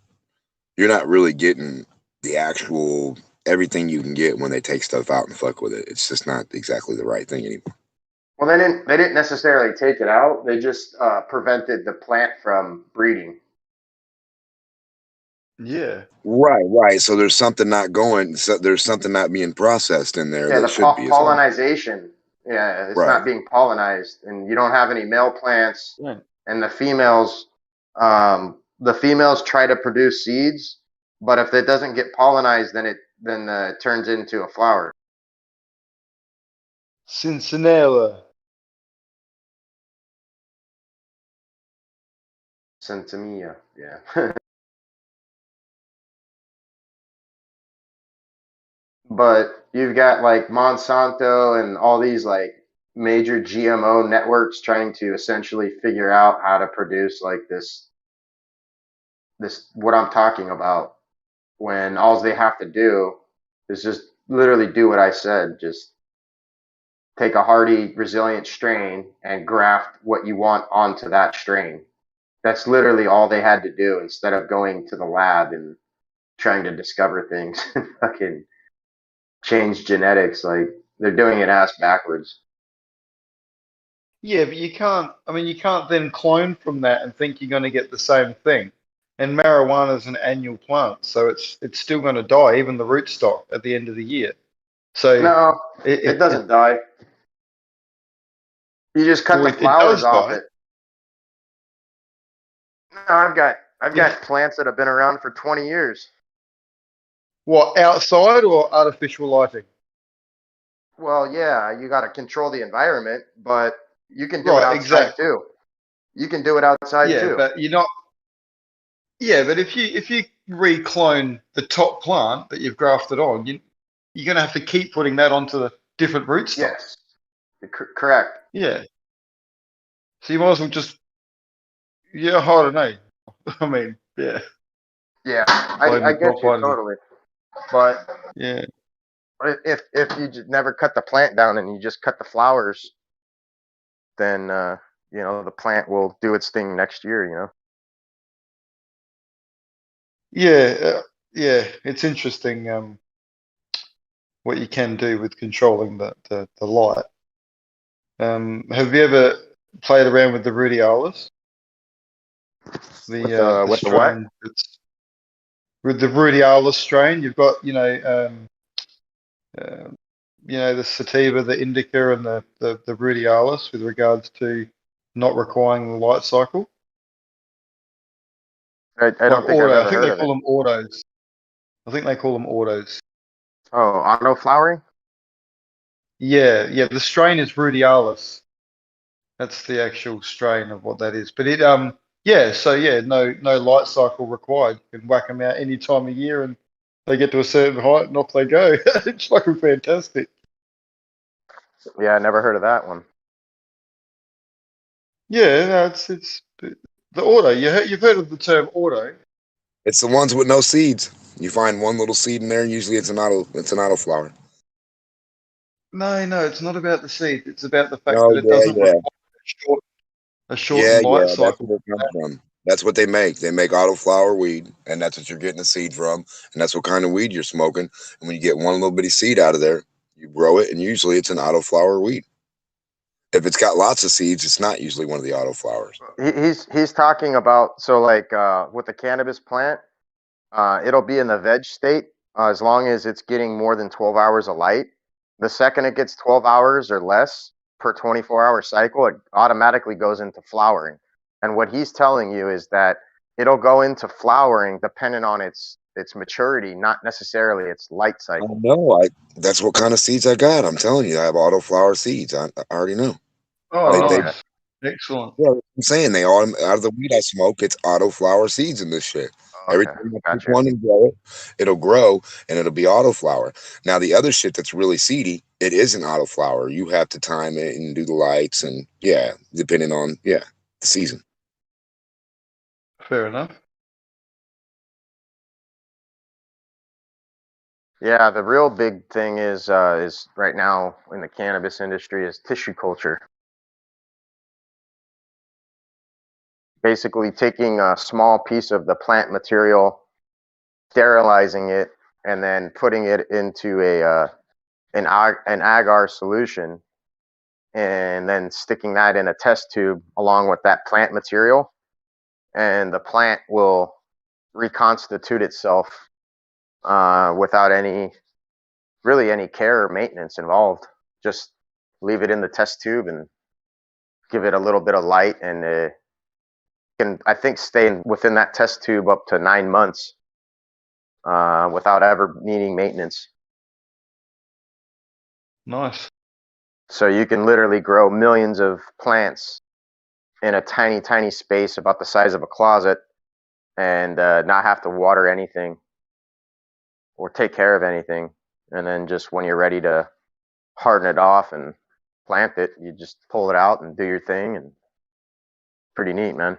And this is a way to eliminate any pathogens or viruses or issues within the plant's genetics, as well as reconstituting the genetics back into the plant. Because if you clone something long enough, you just bleed the genetics right out of it. Yeah, I've heard that, but then I've seen evidence that it can go for 30 years and not really have any impact in the end result, if you know what I mean. Everything looks the same, does the same, so. Well, yeah, but the guy's probably not telling you that he's going back to seed every now and then. That's what a lot of these guys do that do the traditional propagation, cloning propagation. They'll always go back to seed every now and then just to re-strengthen the genetics, refortify it all back into it. Well, I suppose you would do that if you noticed a decline. But I mean, if you did notice a decline, you'd have no need to do that. I mean, But you want to catch just it do it for before the you sake of notice it, the or I decline. don't know. Because if you notice the decline, then it could potentially be too late, and you start losing key traits that you wanted, and you might not ever get it back. Yeah, well, that's why you want to go to tissue culture and seed every now and then.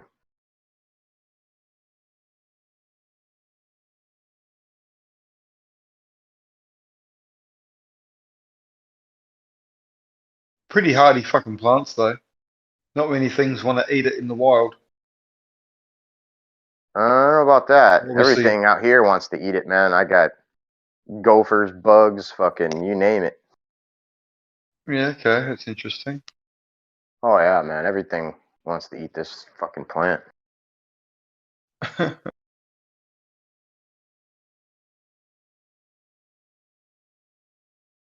Is it native or natural at all to where you are though, or not? Is it completely brought in? Oh, I'm in the United States.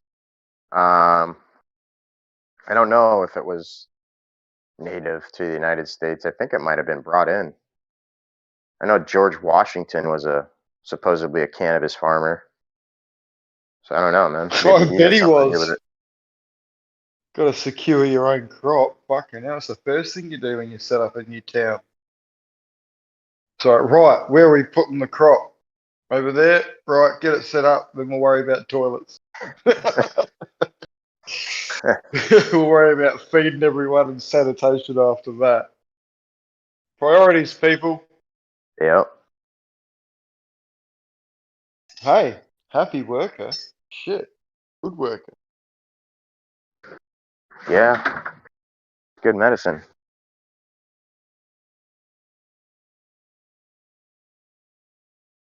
If they just dump instead of fluoride, instead of dumping fluoride in the water supply, they just dumped a whole heap of fucking cannabis oil or some shit. Everything would be okay. I don't know why they think the fluoride's going to help them. Weird. And supposedly, cannabis was one of the main ingredients in the holy anointing oil. No doubt. And It's anything you put on your skin is absorbed by 80% at least. So think about that one.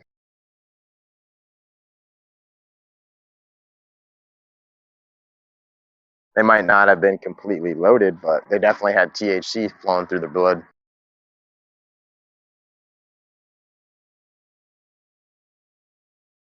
Yeah, that all depends on the processing, though, doesn't it? Not necessarily. That would be a hilarious twist on all the fundamentalists who oppose drugs that influence your mental state. What do you mean? Well, like if you think about the fundamentalist Baptists, you don't drink, you don't smoke, pot's bad for you because it's a psychedelic and blah blah blah. But if THC and CBD oil were a part of the anointing oil, that would just be hilarious. Which is funny because it's funny because one of the things about the temple is that there was strong drink, which is like fermented liquid, right, in the tabernacle, right? So they had either yeast infused fermentation or alcohol. Either way, it was a part of the temple ritual. And you got these Baptists who are protesting alcohol and whatnot. So it's pretty hilarious. Well, the funny thing is too is that the most heavily controlled substance in the United States right now is DMT. It's I believe it's a Schedule 1 drug. Right. And I feel like cocaine Schedule 2. Anyhow, point is DMT is naturally released into your body at night. This is what's responsible for giving you dreams. Right. And the fact that it's the most heavily controlled substance, yet everybody's got it flowing through their blood. Right. Should tell you something. Yeah, I feel like they've made these drugs like illegal, some of them, specifically so that we don't like. I feel like they have some like power, like DMT. I feel like you could gain knowledge from that, from using that. Like if you're talking to other entities and shit, and they're guiding you, or I don't know, giving you hints and tricks. Maybe it's like a game genie for life. I don't know. Whatever's going on, I feel like they've hidden it. Yeah, for sure, man. Yeah, definitely. Yeah. And I think it would be interesting too if the alcohol is a replacement for it, so that the addiction to what alcohol provides is a distraction away from what's natural in terms of DMT, THC, ayahuasca, all that shit.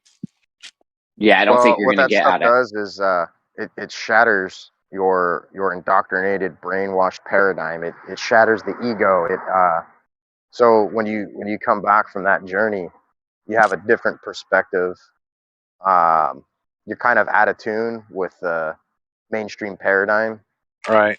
And that's what they don't want. They don't want people having a new perspective of reality. They just want everyone nose to the grindstone, don't ask questions. Yeah. I'm not a big drinker, but I always tell people, but I do drink once in a while, and I always tell people like, yo, and I don't think alcohol has any kind of like really benefits like DMT or anything, but I always tell people like, yo, get so wasted every 3 or 4 years that you throw up, off of drinking, from drinking. It just like cleanses your soul, or I don't know, I just feel different after, like I got a new outlook and shit. I don't always vomit when I drink, but when I do, I drink Dos Equis. Yeah, I've never. I think it's the new appreciation for your liver, Jeremy. You wake up the next day appreciating your liver. Yeah. Like seriously, I feel like I do it every like 3-4 years. I get so wasted that I throw up, and I don't know. It just changes your kind of like outlook.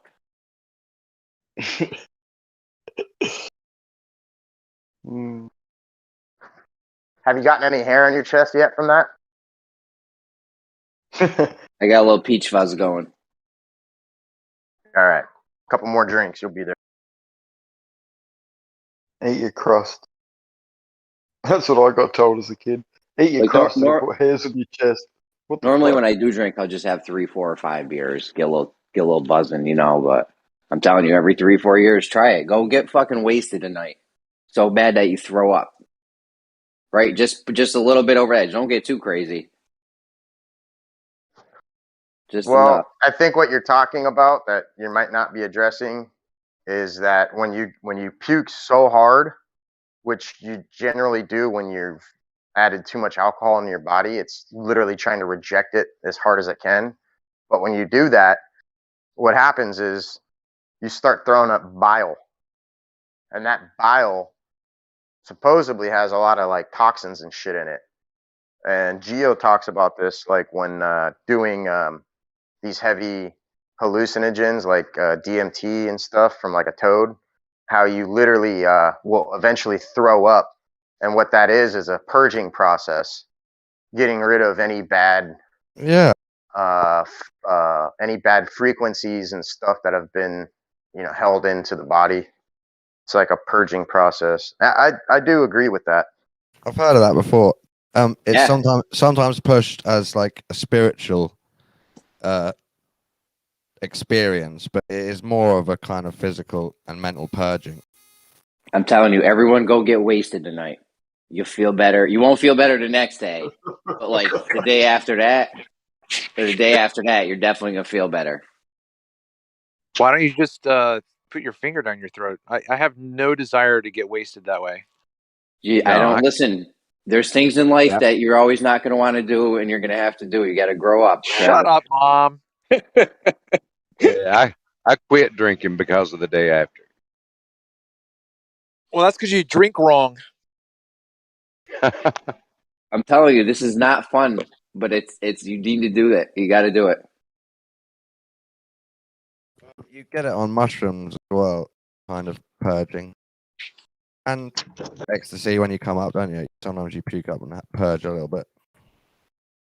I never. Yeah, I prefer the mushroom one than the fucking alcohol one. He's the best fucking drug. As far as like fun, if you want to like have fun, like he's like the drug to do. But then when you get the don't do drugs. Listen, don't do drugs, guys. All right. I saw a traveler guy, a guy that goes traveling on YouTube. He went to the jungle and they took the DMT stuff off the frog, but it wasn't really called DMT. It was just called poison. And then they stabbed themselves in the shoulder a few times with it into their bloodstream, and they didn't really get high. It was just the purging bit as a ritual, which is kind of weird. Yeah, I've seen something similar to that, Dawn, where they were doing it. They had to all go through the whole purging thing. They were throwing up, but what they got, the benefit was the claim in this tribe was improved vision and hearing for hunting. So they'd all go on a hunt after they did it, and they'd come back with fucking, you know, a feed for a week or whatever. Oh, I believe so. Yeah. So it's not like a spiritual high or astrally traveling. You're isn't there? yourself, No, it was improved yourself senses. so your senses come back, sort of thing. Yeah.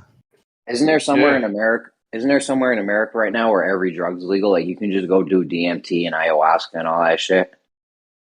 I've heard something. There's like I think it's Oregon or something. Certain states, like all drugs. Then there's like recovery places where you could go or for a holiday and just get totally wasted on loads of stuff.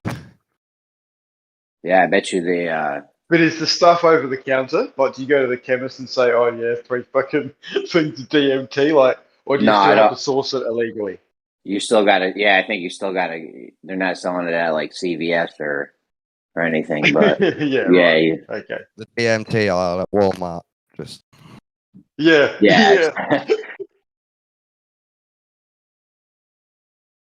I've actually got CBD medicine in Asda now under a plastic case on the medicine aisle. Yo, CBD has been known to have medicinal properties. The big pharma Yeah. there's been so many people It lobbying does. to keep it illegal over the years that I've smoked it. It does. It's totally different to the THC when you have just CBD flower or the oil. So like a more of a body relaxing thing. But what they've done is they've watered it down. So they've put a tiny bit into some paste and called it CBD medicine, and then charge you 50 quid a tub. If you bought it on the street probably, or from a flower, did alchemy with it yourself, or just smoked it, you're going to get a better medicine hit.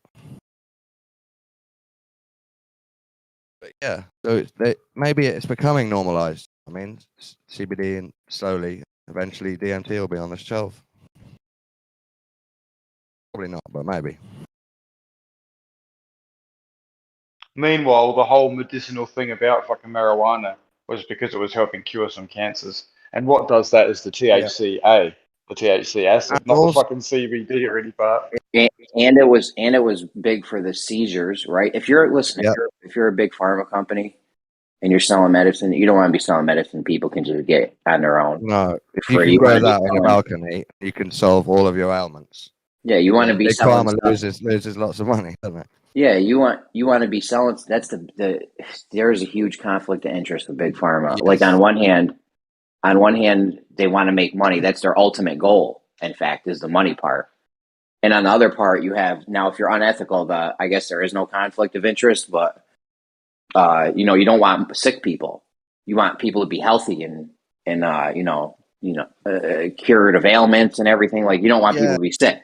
No, you But don't they want do everyone want people to be sick because they want more customers. Every business wants more customers. Well, what it is, keep a control what it of is, don't they? Steady flow. it's a demographic thing. It's a consumer-based demographic. So basically, if you look at the baby boomer era, that's what really boosted the consumer industry. And as those babies were born, companies have followed the age development and catered to their requirements throughout this extent. They're getting to the point now where the baby boomer era is dying off. Yeah, and as that happens, they become a liability, a debt burden upon the system, and they're no longer productive. So they're literally consuming more. the Rona.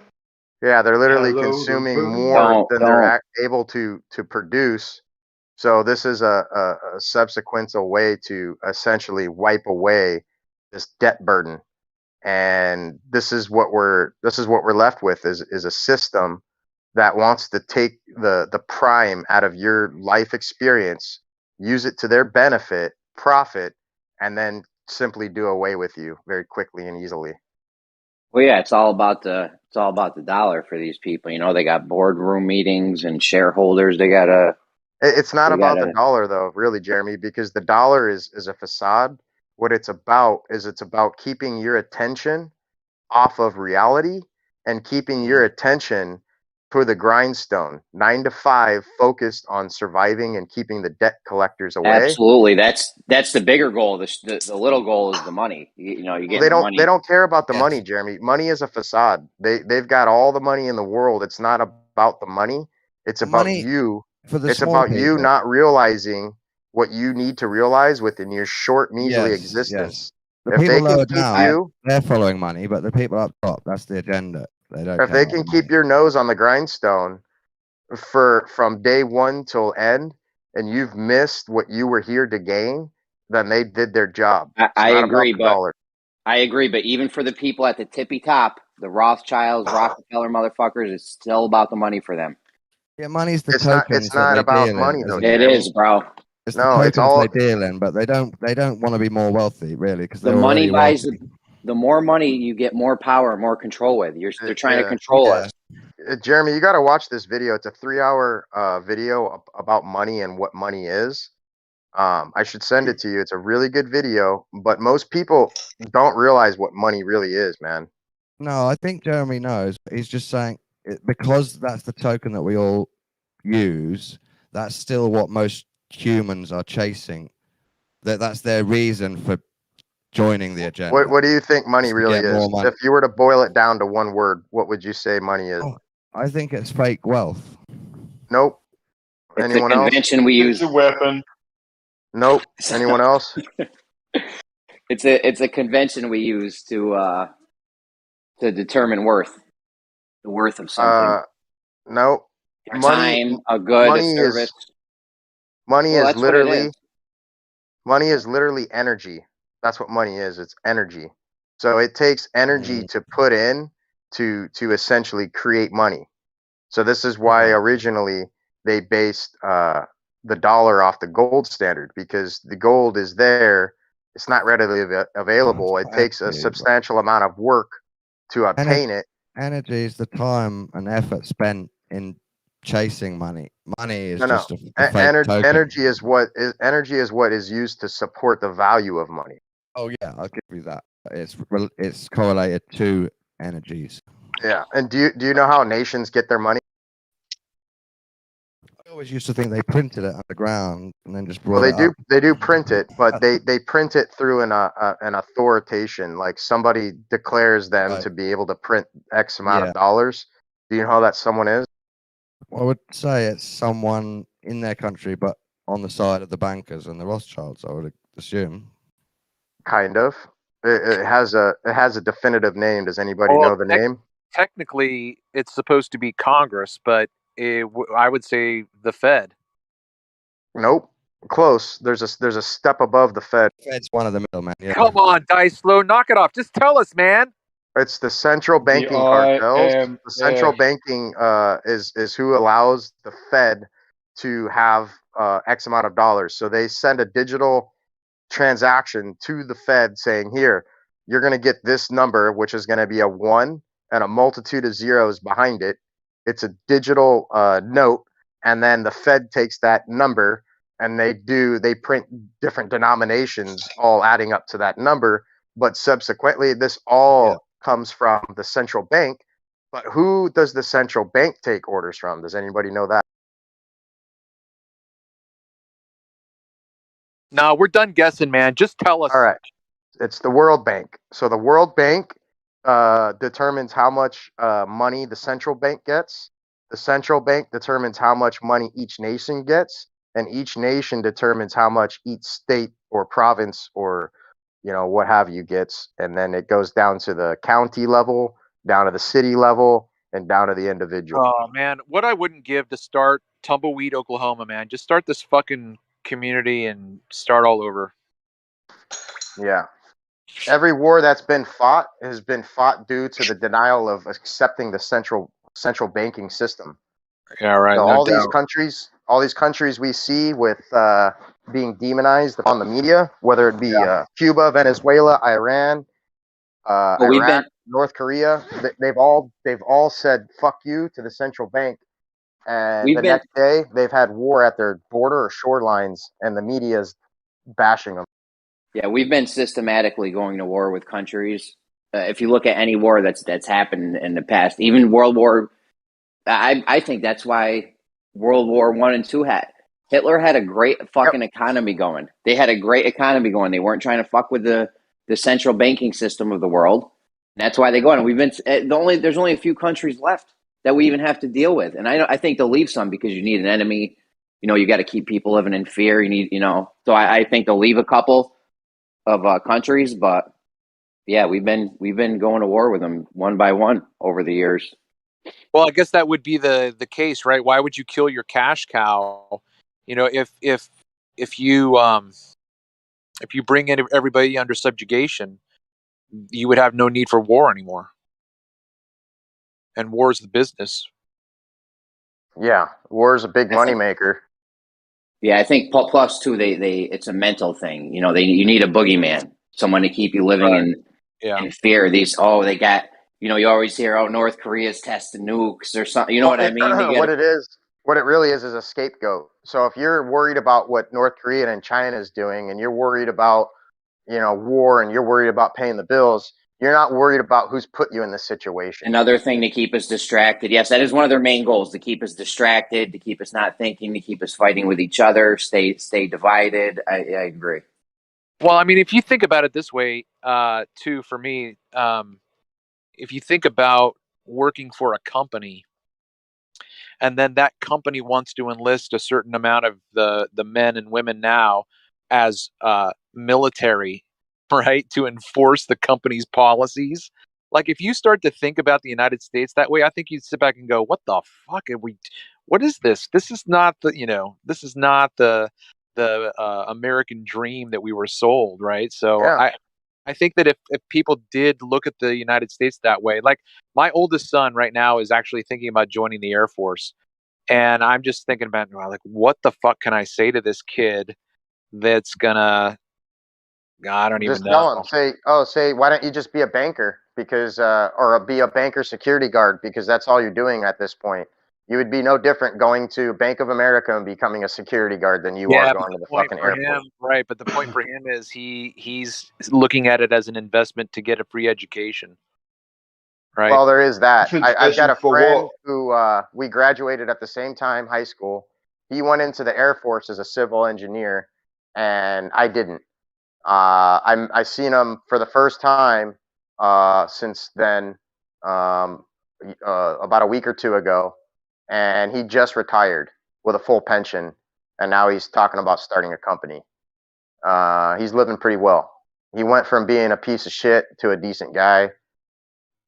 I mean, Air Force, Navy, not too bad in my opinion, honestly, man. As far as what you can gain from it, you're going to be a jarhead, sure, but at the end of the day, he'll be a productive member of society, I guess. I don't know. Yeah. Until his health gives out from all the Yeah. crap they've made him. Yeah, that's the other Yeah, thing. yeah. That was the other thing that I was going to try to come out with my son, is just to give him a heads up on all the shit that they're going to inject into him. Yeah, I wouldn't worry too much about the Air Force and Navy. I think they're pretty decent. I would worry more about the Army and Marine Corps. As what? Worry about him? Why? Oh, because they don't care about you, really. There's nothing that you're going to retire from and go into the civilian world being desirable. I've got a friend who's it's my mom's friend's husband. He's a 4-star Army general, retired, and now he works for Target. I mean, he could have done a lot of stuff, though. I mean, I have a friend that was a Marine. He got out and was a firefighter. I think he's retired now. I mean, it really depends. I think on the branch you go into. Really, I got another friend who's went into the Navy, and does something with electronics. He's like some kind of an electrical something. He re-enlisted for another 12 years. So if you come out of the Marines, Army, Navy, whatever it is, there's a lot of fucking options for you. Police forces, firefighters, security. Like, you get a lot of options when you leave a military branch. You do, Yeah, man. you could be stopping people from shopping without a mask. That could be you. Get out! Put your mask on. Woohoo! Yeah, I think it's just about your mental state, right? Like, really. Oh yeah, ultimately. if you come out and you're all fucked up in the head, yeah, then you're probably not gonna do good. But if you come out and you're, Yeah, but your ability to see that possibility in the future is zero. There's no Yeah. way to know. There's no way to know how it's going to affect you. You know what I mean? Like, not everybody has adverse consequences to things that your body takes in. But that one person, man, it could kill them. It could immobilize them. Whatever. Well, when it comes to the Navy and the Air Force, you're at a safe enough distance to where you're not going to get the PTSD like these other guys who are up close and personal, 75 yards on average, killing. Yeah. Can you imagine if we Big did it like we difference. used to? Can you imagine if we did war like we used to do it, face to face, everyone? Line Well, up like a everyone. chessboard and shit. And draw your weapons. Yeah. I mean, the archers, That's you think stupid back as then? shit. You think back then the archers didn't really, like when they had swords and shields and shit, you think back then the archers were like some of the, like, comparable to like the Air Force, they didn't get PTSD bad because it was at a distance? For sure. Yeah. The cannon men and the guys with the catapults and shit. Yeah. Yep. Probably way fucking safer too. Oh yeah. You're way back. You're way back. Like them guys didn't even, unless you got flanked or something, which was a real danger back then. But They would keep a swordsman at every catapult just for that fact alone, you know? a unit, yeah, on the sides. They would keep on the sides of the archers, yeah, in the back. Still, sometimes the archers got fucked up big time because they would get like flanked or something with a massive amount of troops where they're little. They leave a unit or two by The whole thing is, man, is it's a facade, guys. Like we have no reason for armies and militaries anymore. We've got Russia, China, and the United States holding hands, singing "Kumbaya," doing science up at the ISS station and at the Antarctic, all while us in the mainland are getting threats of nuclear war. Oh, It's bro, a fucking dog and pony show. War. The traditional way of war is over. It's all going to happen under the table, War's economically. been over. War's been over since the medieval times. We've been duped. All these countries work together. They all work together. It's a corporate thing, not a nation thing anymore. It's you and I that have the rivalry of red and blue and nation versus nation, all while they're holding hands in the same club, going to the same school, and hanging out. I've said that. We've been duped. I've been saying that for a while. They're all in it together at this point. Like, they've been in it together, bro. Come on. Yeah. Come on, man. Why do you think these leaders of countries never fucking duke it out personally? Yeah. Come on, man. You're gonna send millions of people to fight what two men can figure out? But we are wasting in America. We're wasting an extravagant amount of money on the defense budget, like an absurd amount of money. Like you could end world hunger 10 times over every year on the amount they're spending on the. It costs $11 billion to end world hunger. They're spending like fucking what, $100 billion, 200, 300 billion on a defense budget in America a year. Come on, man. And people heads are on Earth starving, and we're letting that happen. That's fucking disgusting. It disgusts me. Yeah, well, the point is, we're at a point now where technology's got to a point where they don't need as many of us. Technology can do a lot of the work. If you think, universal basic income's, just going to be doled out to fucking 6 billion people, that's just we're almost not reality. There. First of all, we're almost there with the automation. It's getting close. They're not. You're right. That's why this shit's speeding up.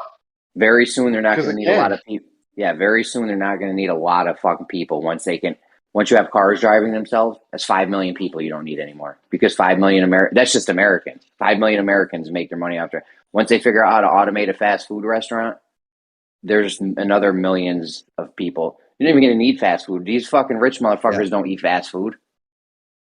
No, exactly. Applebee's is like their fast food. Yeah. Georgie Gladstone. £5 coffee. 500 million. $5 coffee on the go. That's their McDonald's.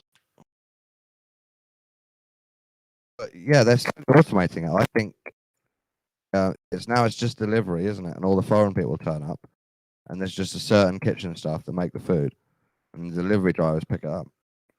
The system's been the way they have the system set up. It's doomed to fail anyways. You can't keep this going. It's based on growth. You have to have constant growth in order for our system to work. So if we ever stop growing, in our lifetimes, didn't it? It grew incredibly fast.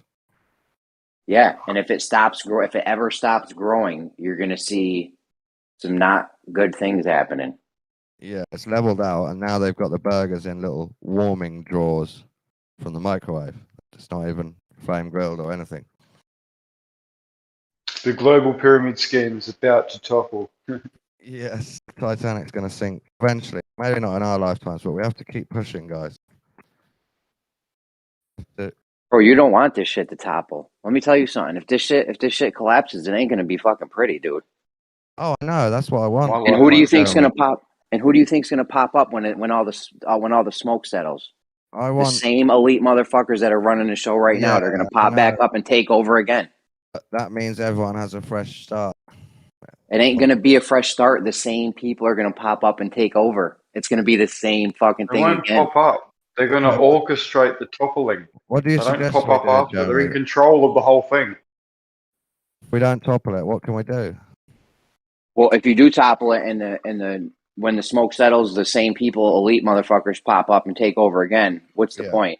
No, I know you're right. If you topple it, it's that because can't they've let happen, you but we're topple going to it. try to prevent that. We're going to kill them all in the process. Take them out.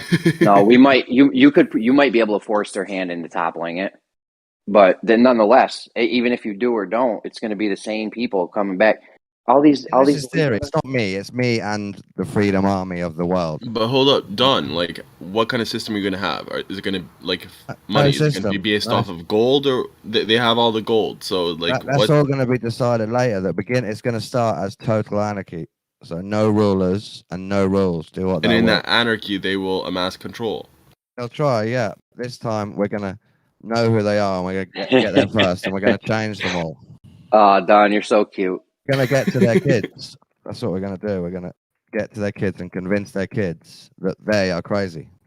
Some of the kids of these elite people are realizing that the shit is wrong. Like the son of Johnson and Johnson, he did a documentary once. He's like, "Yo, this shit is fucked up, man." Yeah, and they're like, "Why are we?"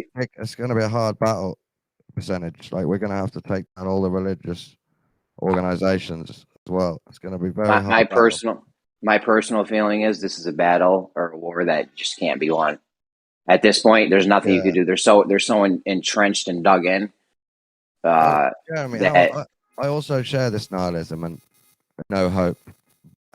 I think we're in the information war part. So if we don't look too far ahead and we just look at toppling them with information, it's a battle that we can't see. take part in. That's the problem. I'm playing chess. You're playing checkers. The pawn and the rook is out. Percentage. Did you watch that? Did you listen to that video? Yeah. The pawn and the rook is out. Listen, you can't. We're not winning. We're not winning against these motherfuckers. There's honestly There are some ideas that I have where maybe we could regain control, but they're crazy. Well, let's try to come to an agreement, Jeremy, because we're both thinking about this stuff. So we need to come to an agreement so that our revolutions can harmonize. All right. First thing you need to do. First thing you got to do is you have to get rid of money and any kind of resource based. You can't have any resource based economy. Like everything needs to be free now. You can fight me on that, but if you ever have something where people can hoard, be it goats, cows, gold, dollars, whatever you want, pick on. If you ever have something where people can hoard the resources, they're going to do it. They're going to gain power and control, and it's going to be over with. You need to get rid of any kind of hoarding, money. Controlling the resources as well, isn't it? No barter, no money, nothing. So you can get someone that's really good at farming, but he's not good at sharing. Then we have to have an intervention with this guy and say, look, you're producing amazing stuff for the world. It's great. You're really good at it. But we need to look at how you share. We need to make some changes. Well, that's the problem with capitalism, right? Slippery slope. It's the problem with humans, isn't it? Well, I mean, yeah, but I guess what I mean is if you don't have an impetus to control other people with something that you provide, or you know what I mean? It's I guess you're right to a certain extent. You can have someone eventually figure out, like, say, this family has this commodity that great grandpa Smith created, and then the great let's say pumpkin fields. Well, what I mean is like the great grandchild finally goes, hey, wait a minute. If I start to limit the supply of this, I can have people, begging for it, and I can control them. Yeah. At some point, I suppose you can have someone do that. I agree with Jeremy. If a fiend don't die, then it ain't pure. We should make people share and only produce a certain amount. So we get rid of capitalism and consumerism, and we get rid of hoarding and bad sharing. We try and get rid of these things. And have a more of a get rid of it. The game is if rigged, you limit man. the number of employees to a business, because we don't you want will to have a slip lot into more communism businesses. now, do we? We've got to be really careful we don't slip into communism. What we need to do is kill them all. No, That's but it. That's the only chance that you have. businesses, And if you just how are you limit gonna how do big a that? That's the business can question. get, Blow it all up. it's good. That was actually That was actually my idea percentage because it's never going to stop. You'd have to hunt every one of these motherfuckers down. You know what I want to do? Is You know what I'm blow saying? up The people that are doing evil, the the people controlling big pharma, the people doing these exactly, these bad things to us. Facebook headquarters. You have to, blow up like, YouTube headquarters. use surprise, like, I don't agree with that. I don't think that needs to happen. The advantage of I think surprise or what have you, that, just mobilize and attack them in their houses like fucking Purge there's- Day, you know? There's nothing. I don't think it's needed, man. I think that even if you did do that, it's a mindset. That's the factor missing. It's not an individual. If we It's a don't do that, mindset. these people will always be in control, even if we collapse society and I civilization don't think as so. we know it and All it takes is getting real education on what is important. That's all we What are need. you talking about, man? They control the finances. They have all of the gold, all of this shit. You have to. Yeah, but that's what you subscribe to. That's why they have the power within those Okay, things. so what kind of because you use it. financial system will you have? If it's not based off gold and it's not fiat Because currency, who what says is it? we have to have financial system? Oh, come on, man. No, Get your That's head what out I'm of saying. the I'm sand. telling you, you already have. there's no way to. Listen, Hold that mindset leads axiomatically to this type of chaos. You can't have that mindset and What about and the expect land? to flourish. It does, They because the have deeds mindset with leads to land. doing They have things that you legal wouldn't claims. otherwise do. Normal people don't do these things to get. That's why psychopaths end up leading companies and shit like that. Because they're happy to step on other people because they believe that their goal or their agenda is more important. Exactly. So Guys, it's the so they have the mindset. legal claims on like the land. They have deeds and stuff like that. What are you gonna do? You're No, gonna have man. all the people opt out from the They entire don't, legal system? all that is an acceptance. Yeah, so If you're gonna have everyone accept it, opt out, accept something different. You think that's more realistic? yeah. If you accept All right, well. paradigm, then you're gonna be you're gonna die by it. Good luck convincing all of these people to opt out of the system when they control the media and the propaganda and all that jazz. Good luck. Well, we can't be like that, you know. We have to try to be hopeful. No, it's only gonna end if you fucking hunt them down. That's it. And not only Did that, the you would Native have Americans have a financial system? Not You only ever that, heard you of would the saying, if you cut the head off the snake, two more will emerge? Exactly. Not That's why only- you gotta not hunt only them that, down you and would kill have- the fucking body. I think I know Not a way only to that, set you would this have off. to have- When It's if always the gonna government be there. tried to take all America's part guns of at humanity. once, all Not only that, patriots you would will have to have align every- and start shooting back, and then we've started it. It's all All right, started. guys, we're Oh, go ahead, talking over Jeremy. a bit. We're talking Sorry, I over. wanted to come in, but you guys finish. Not only that, you'd have to have everyone opt out at the same exact moment, because you can't have just a few people straggle out and then another few people. And you need to have something in place. How are you going to get food to the stores if everyone Listen. opts out of this system? Listen, dude. Do the birds worry about their food the next day? No, man. Yeah, but the food for the birds is right outside the house. It's worms and shit on the Exactly, and ground. it's there all for over you the place. too. It's there for you too. You just think that you need to have your Coca-Cola in your steak. You don't need to have that. There's people in Africa right now eating dirt cookies, bro, and they have been for fucking 100 years.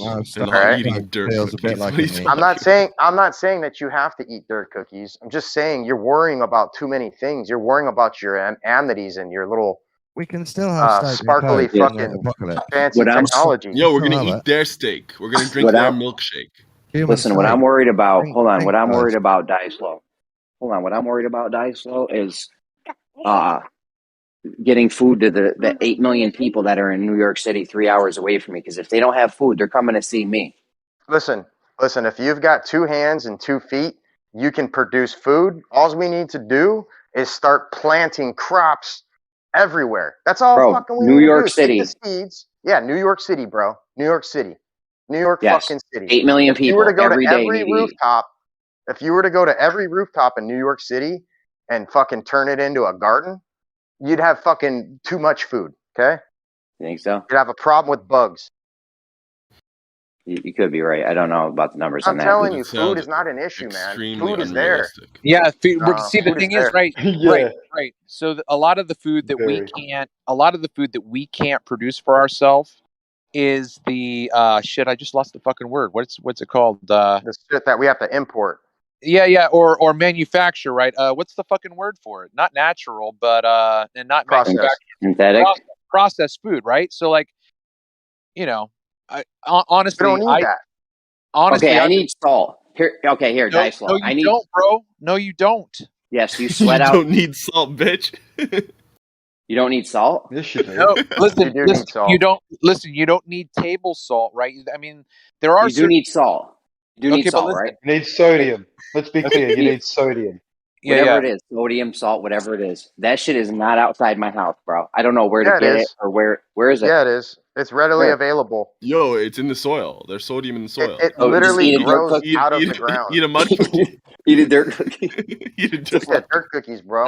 Yeah. Go and drink some fucking seawater. Okay, I'm not Below near the the sea. ocean. I don't know how to extract sodium from dirt. Okay, Yeah, am I but eating listen, dirt? You don't real have quick, to. It's just sitting there. hold on real quick, Jeremy, though. But see, the thing that we've done as I've been listening to my friend who's been studying this stuff is that the shit that we eat dehydrates our bodies more than it hydrates, right? So one of the things that salt does do is salt does dehydrate your body, but it also creates your body's retention of water that it doesn't naturally need, right? So the more salt you take in, the That's more only if you you have are. too much. I'm just saying hold on. you sweat. When you sweat, you lose these minerals. You need to replace them somehow. Well, whatever. You do. What I'm not saying. Yep. Yeah. I'm not saying that that's not true. What I'm saying though is that taking in too much salt also has health Yes, of course. effects. Of That course. I'm just are, talking about surviving. Also to yeah. survive, I need citrus. Now maybe you can get that from pine needles or something. Yeah. To Well, prevent scurvy. there's. What do you mean, vitamin C or citrus? What are you talking about? You need citrus so you don't get scurvy. You need vitamin C. Now there ain't no you fucking get that pine from trees. meat.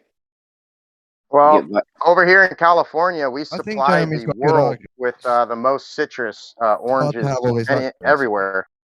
All right, where are you going to get meat from in New York? You're in New York City gardening on rooftops right now. We're going to pretend that we.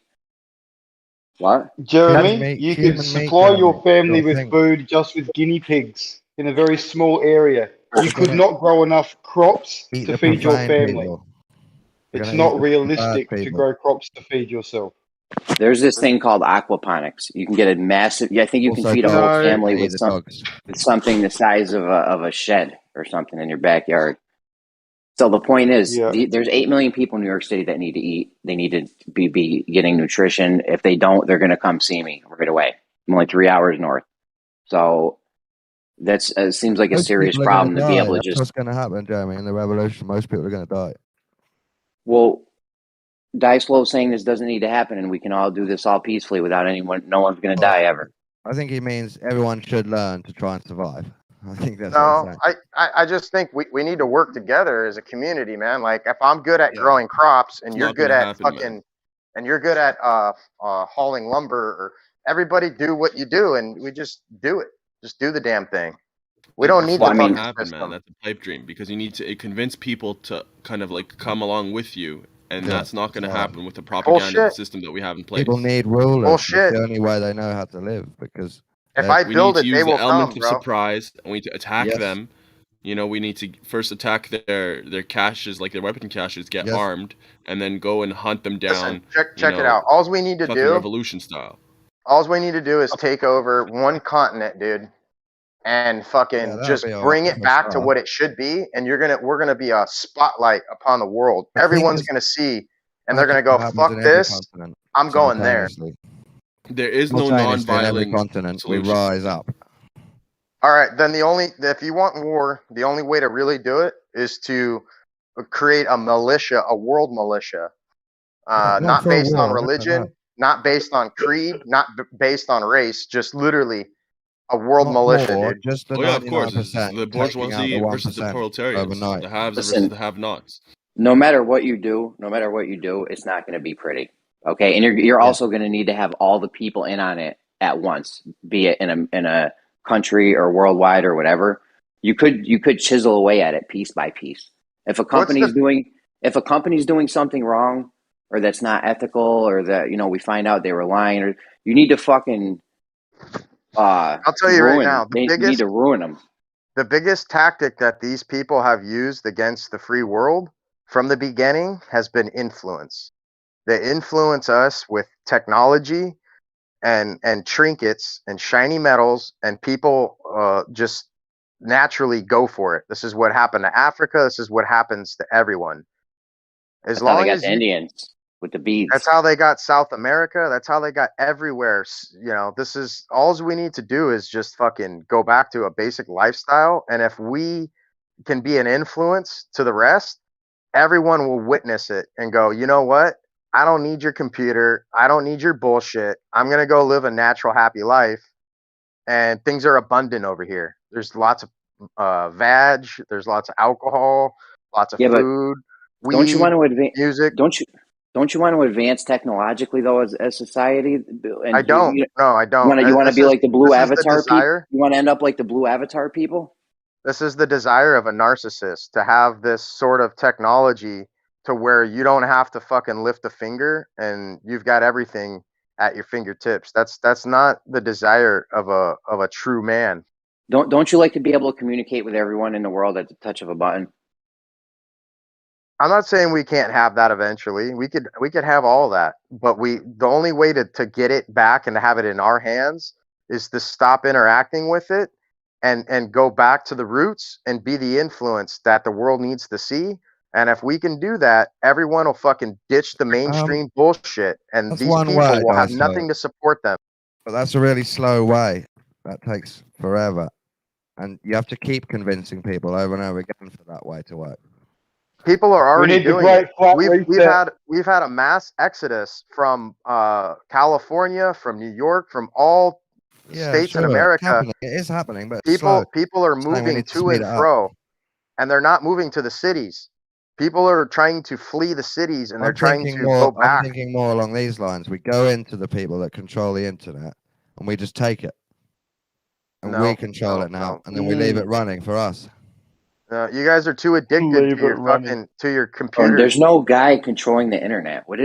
No, you just leave the ignition on, you reckon, Dawn? You were arguing that we have to turn it all off, but I'm saying wherever we would go to turn it all off, let's just not turn it off. Let's just stop them controlling it, so it's ours now. That was percentages. Give it up. If you give it up for long enough, dude, they'll have nothing, dude. We're their support. We're their everything. Is this building? Like I said, you have to have everyone with you, though.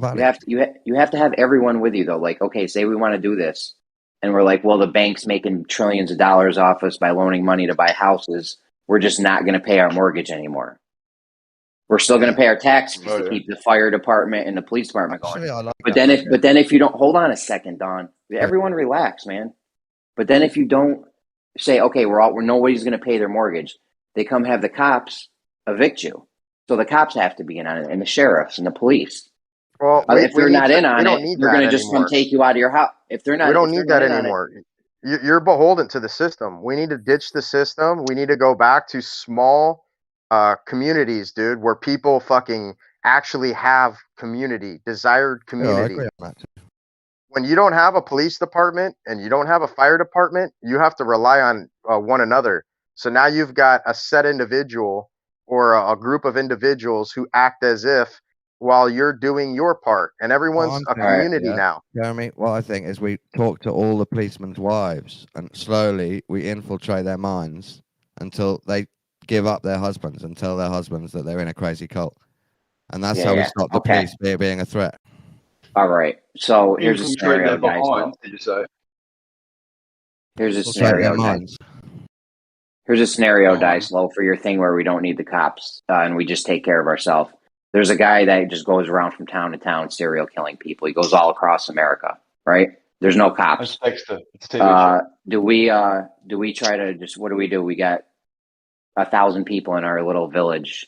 Do we send a couple guys out to try to hunt them down aimlessly all across America, or like what do we do? All right, so what we do is we have every location into our community. We'll have entryways into our community, and we're checking people, right? So now we know this guy Jeremy just came into our city. Prior to him coming, we had no issues, and we're in network with the neighboring cities, right? So it's only a matter of time before this guy is tracked down due to the fact that every time he enters into a city, something happens, right? And Well, what about when he changes? This sounds his like a name? compound. What about when he Yeah. changes his Yeah. name? Fucking oath it does. Hold on a second, guys. What about when he changes his name, cuts his hair, shaves his mustache, and goes to a new city, and they don't even know who the fuck he is? Well, sounds that's like why when you go into a new city, you have the area of commerce, right? And then the people where they reside is separate from that.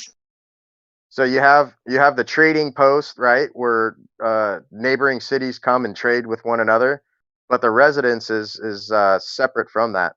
So if you've got a stranger going into a new resident area where he doesn't reside, then it's an automatic issue. And, you know, eventually he's going to get caught.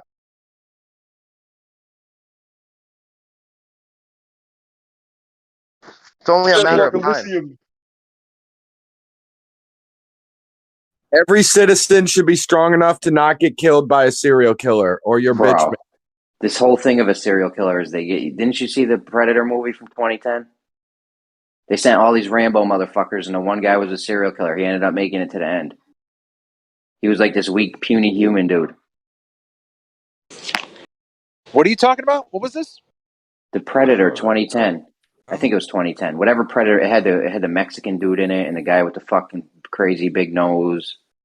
I just say So about it's a your movie? scenario, Dice. And- You're talking about walled cities here with guards. Sorry, Don. I was having a conversation with Jeremy.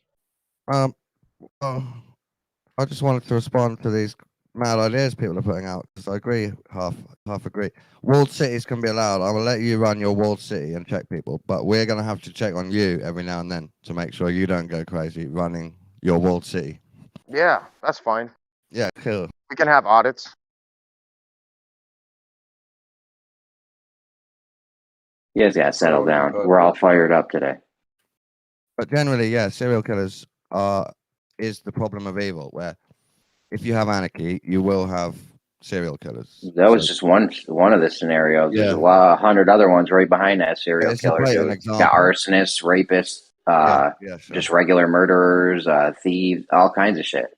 But no, for rape. Yeah, but what you got to for rape, remember Jeremy, is we're people going to used to slowly lead teach in women societies. to not go You with guys are men. literally talking all over each other. I We was can't still hear either talking, one of you. Jeremy, for the rape thing, we're going to just teach women not to be with men that rape.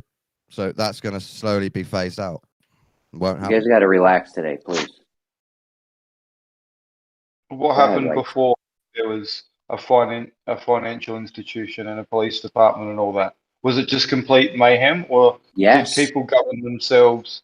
It was Come fucking on, mayhem. Jeremy. Come on. Have you ever seen We wouldn't be have you where ever we seen are if that was the Western? case, Jeremy. Have you ever seen Western? Jeremy, you're asking movie. us. Wait. You're asking us, Jeremy, if we've ever seen a Hollywood production that isn't propaganda, that doesn't present to us a narrative of how it used to be before we had law and order. Come on, man. Humanity's been around for a long time, Jeremy. I'm telling you guys, I without don't cops, believe. I do not believe the world would go to hell in a handbasket if we got rid of government. Okay, you take cops out of the scenario right now. I'm not paying my mortgage or taxes. There's nothing you could do to me if you take the cops, all the law enforcement out. Then you're a fucking dick. Who wants to be your friend, dude? I'm just saying. I'm saying, like, if you take the cops out of the scenario, people are going to stop paying their mortgages. People are also going to just start taking anything they want that's not tied down. Yeah, but see, the thing is that even I mean, of course, this discussion exists in a world where we can't create the society that we want, like right now, snap of the fingers. So mortgages in the real world wouldn't exist. Mortgages exist as a method of slavery and control. No doubt. You know what I mean? I hear you. Yeah. I Right mean, now you need cops, yes, but Yeah, I don't know a society without cops. I mean, you're talking like the guy Kevin Spacey K-Pax shit, where this place he was from or something, like, where I don't think we're ready for that yet mentally. Yeah. You'd have to raise a whole generation of kids, in the right manner. Like, listen, you don't take things that don't belong to you. Give us a little more credit, man. We adapt. We're humans. Yeah. I mean, I'm just saying you'd have to raise children like, listen, you don't hurt people. That's the rule of We being already alive. do. You don't steal things. No, a lot of these kids aren't being raised like that. I don't know, maybe in Australia, but in America, our parenting skills are subpar. Listen, That should also be a thing. You That should know also Australia is entirely inhabited by criminals. Come on, man. that should also be. I believe that should be at the least. I personally think parenting should be a profession, but at the very least, it should be a mandatory class that you have to take in school. Well, yeah, but Learn how, because most people are going to grow up and have children, so you should learn how to raise a child. Yeah, I don't know. My just to note quickly, stealing bread to feed your family is technically The current not a system crime. is breeding narcissists at a rapid rate, higher than ever. Almost every parent, when they have their first kid, they're just fucking winging it. They don't know what they're doing. There's no instruction manual or anything. No one taught you anything about this, and you're not ready for it. So if there was a class where morals. If there was a class where they prepared you for it, and showed you what to do and shit, I feel like even then though, people are fucking lazy and they just wouldn't do it. Oh yeah. Listen, parenting. I'm Jeremy. I know you probably know this, but parenting is absolutely a difficult job when you actually parent. You know what I mean? Like, yeah, it's tough work. Like sending my kids to their room because they were fighting or because one hit the other. Like, I had to remember that I actually sent them to the room and why, and then to go up there and then to deconstruct their behavior, to explain to them why their behavior was wrong, when I could have just sent them to their room and just left them there, right?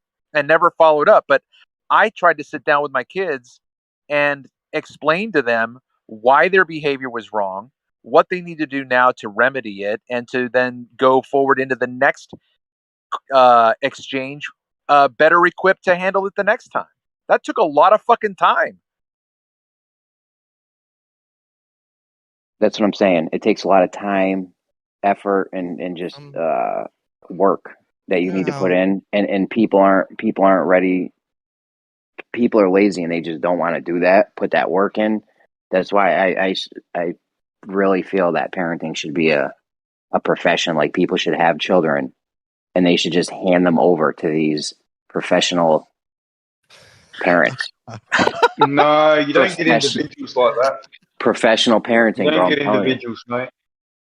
No. I was with you when you said need the fucking mung beans to raise the profession, but then I was like, oh. Yeah, I know, right, Don? Right? It sounds crazy, but listen, I'm telling you, there are people that are definitely more communist. Communist parenting kids, right? That's communism, man. It's a good idea, and it would help if money is still a thing. No, it doesn't matter if money is a thing or not. This has nothing to do with this has nothing to do with money. There are people way better, well equipped to be parents than me now, and I feel like I'm a good parent. I told you I had some professional parents. Jesus Christ, Don! Can you let somebody finish a fucking sentence one time? All you guys need to relax today. It's everyone.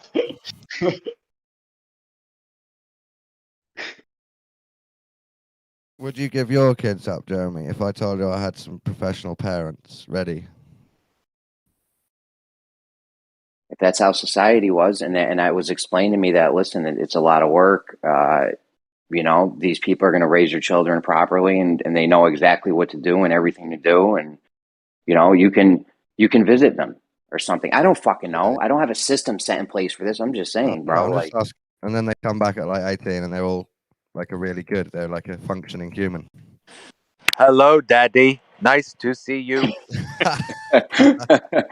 It sounds insane, I know, but I feel like society would just be you'd have kids if the kids were raised right, we wouldn't be in a situation we're in now. Yes, I do agree. The parenting is a massive issue and part of the problem that we're in. That's the only thing that's going to solve this, is if we have everyone parenting their children right in the correct ways. Another good is limiting it to 2 and really convincing people you should only do this if you're really stable and already sorted and set up. Yeah, money comes into a huge issue with parenting also, because if you're out there working 2 jobs, say there's a single mom, even couples these days. Yeah, like couples struggle to make enough money to for their kids. I was working. Don, fucking relax, bro. I'm not going to sit here and try to fight to talk over you. Go ahead, Dude, Don. I can't tell when you're stopping, so you're just having a go at me every time. When I stop, when I stop talking, there won't be any more words coming.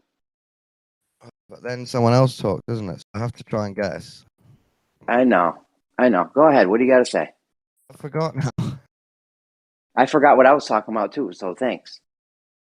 Let me try and remember. I was agreeing, and then I was going to expand. The money, yes, I was agreeing. It's hard to balance being wealthy and doing good parenting. So that took me back to your idea about someone else helping with the job. Yeah, there was definitely a point in my life a couple years ago where I had to make a decision about, do I want to have a lot of money or do I want to be there for my family? You know what I'm saying? I could go out right now and try to get more money for us, but I want to be there for my family too. So you're like, every man faces this, every parent faces this choice.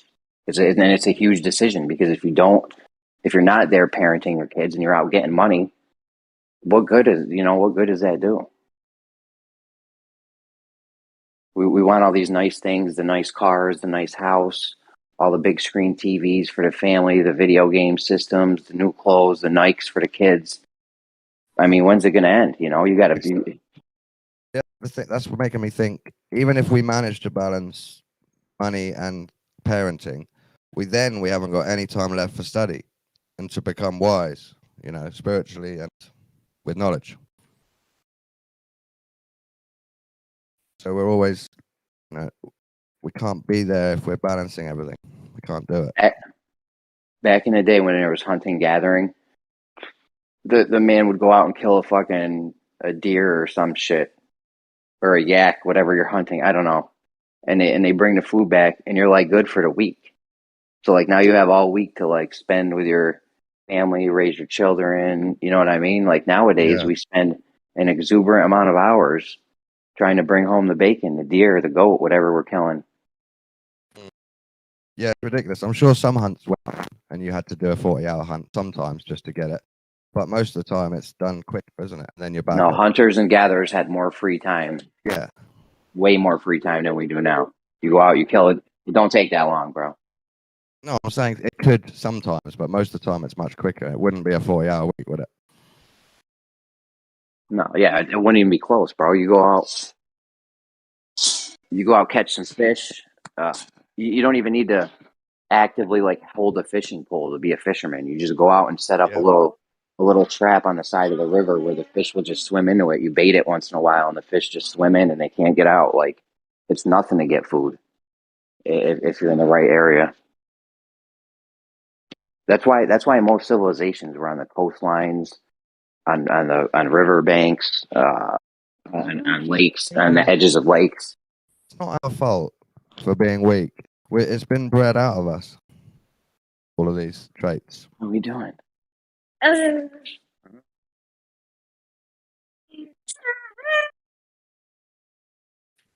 Lemon, do you want to go back to tribal ways with us? Turn it all down. Start a farm.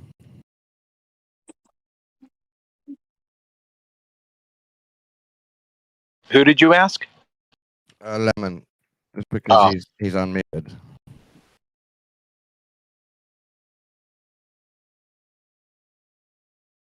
Bro, we're not doing that shit, bro. I like the internet and my Coca-Cola and my Nikes. Like, we're not. Yeah, but no one's gonna go for that. We're gonna still have that on the black market. Coca-Cola, Nikes. There's full factories, all of them, and we can get people to keep running the factories if there's still a demand for some Nike. And you've got to get people to keep Bitcoin. Then you've got to get people to keep supplying gasoline to you need the whole system needs to stay in place. Yeah. I don't think you realize the trickle down effect of what goes into making a Nike or your cell phone or whatever. I think what I'm saying is don't worry about the little details. It's going to be fine. Don't worry. Yeah. Yeah, you'll get over your addiction. Well, my main concern is food coming into cities. Like, if you stop that, it's over. Like I said, I'm 3 hours from Bro, here. we could end world hunger right now, dude, with fucking mushroom production, dude. Food's not an issue, bro. I hate mushrooms, though. I know you're not going to eat what you want. I'm not saying you're going to get what you want, but you're going to I'm live willing to long suffer. enough. Yeah, Yeah, I'm we're willing going to to suffer suffer. for a little bit, but in doing that, dude, we're going to prosper, dude, for fucking, And they got hopefully those a couple another have you, 100 years before they fucking do it all over again. Dicel, have you ever seen those microgreens that Those some tips people up, grow? get out of the city, but stay Yeah. near the city. Get just outside so that you can do missions in to steal stuff, and then you're on the farmland. Just Dude, this is outside the not city. some kind of zombie apocalypse movie. Right? It You got will some be. fantasy you're trying to play out here, man. We're not trying to do all that. Yeah, we are. That's what's going to happen. I'm sorry, but it's that, or we get more and more slave-like over every generation. Bro, all it is fucking freeing yourself from the indoctrination, dude, that you've been placed under, dude, and trying Yeah, to I see know that. how long we can keep that mindset for before we revert back to this fucking greedy shit we've become. But we have to burn it down to everyone along. No, you don't have to destroy, you don't have to pillage, you don't have to fucking hunt anyone down. It's literally, dude, all dependent upon influence. That's it. I know that's a massive part of it. I do agree we should do that. We should stop being influenced and change people's influence. Yeah, people have been brainwashed to think that you need to work hard, put your money in the bank, and acquire more. That's Yeah. the whole influence that everyone's been led astray by. Many You don't mind need tricks more. You that have know, been you don't played. need to spend fucking 8 hours a day with your nose to the grindstone. You don't need to save your fucking money in the bank where they're just gonna inflate it to nothing. It's all a lie. Yeah. We need to spread this information, explain it in real layman terms to everyone and the children. Yeah, everyone's gauging success based on material things, man. This is where we've fallen. Yeah, I'm in another 95% of mindset. people don't give a fuck. I base All right, success so just on fame and respect, and that's another mindset, a different one that I need to try and get out of. Just real quick, since we're talking about that, have you come across any videos where people actually try to walk people through a primer on like how to start thinking this way? And Yeah, because like Pasio is basically the only one I've ever seen explain it. well, yeah, but see, okay, but I don't want to hunt through all of his stuff. I've seen his No. stuff. I'm talking about like you and I. We can piece together the discussion we're having because we've looked at so many things. I'm talking about like one video that's like step 1, step 2, Well, step. no, it This doesn't exist. yeah. Is the only guy that's vaguely tried to cover it. Right. He's an ex-Satanist, and people don't always trust him, and he's very aggressive with his I presentation. like him. I like him. He's got the info, but we need a softer approach and Right. a more layman approach. Yeah, for sure. What are you going to try to do? I'm going to try and do on my podcast if I ever get it going.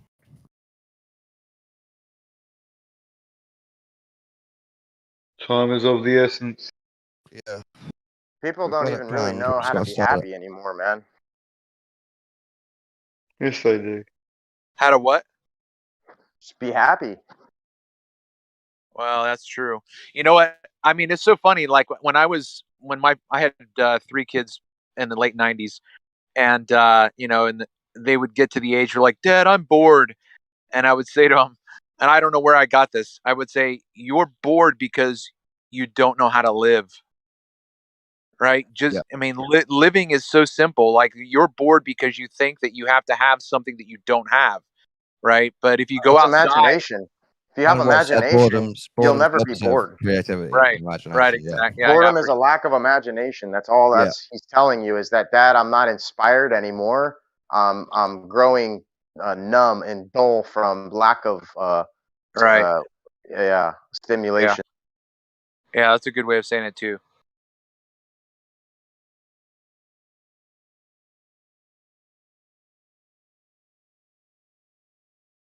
But we're in a culture where all that stuff's like an artifact of the past, because everything's gone. Like you think about a city, you don't see gardens in a city. Like, so all of those things, we live on paved roads. We've got telephone poles. We've got buildings everywhere.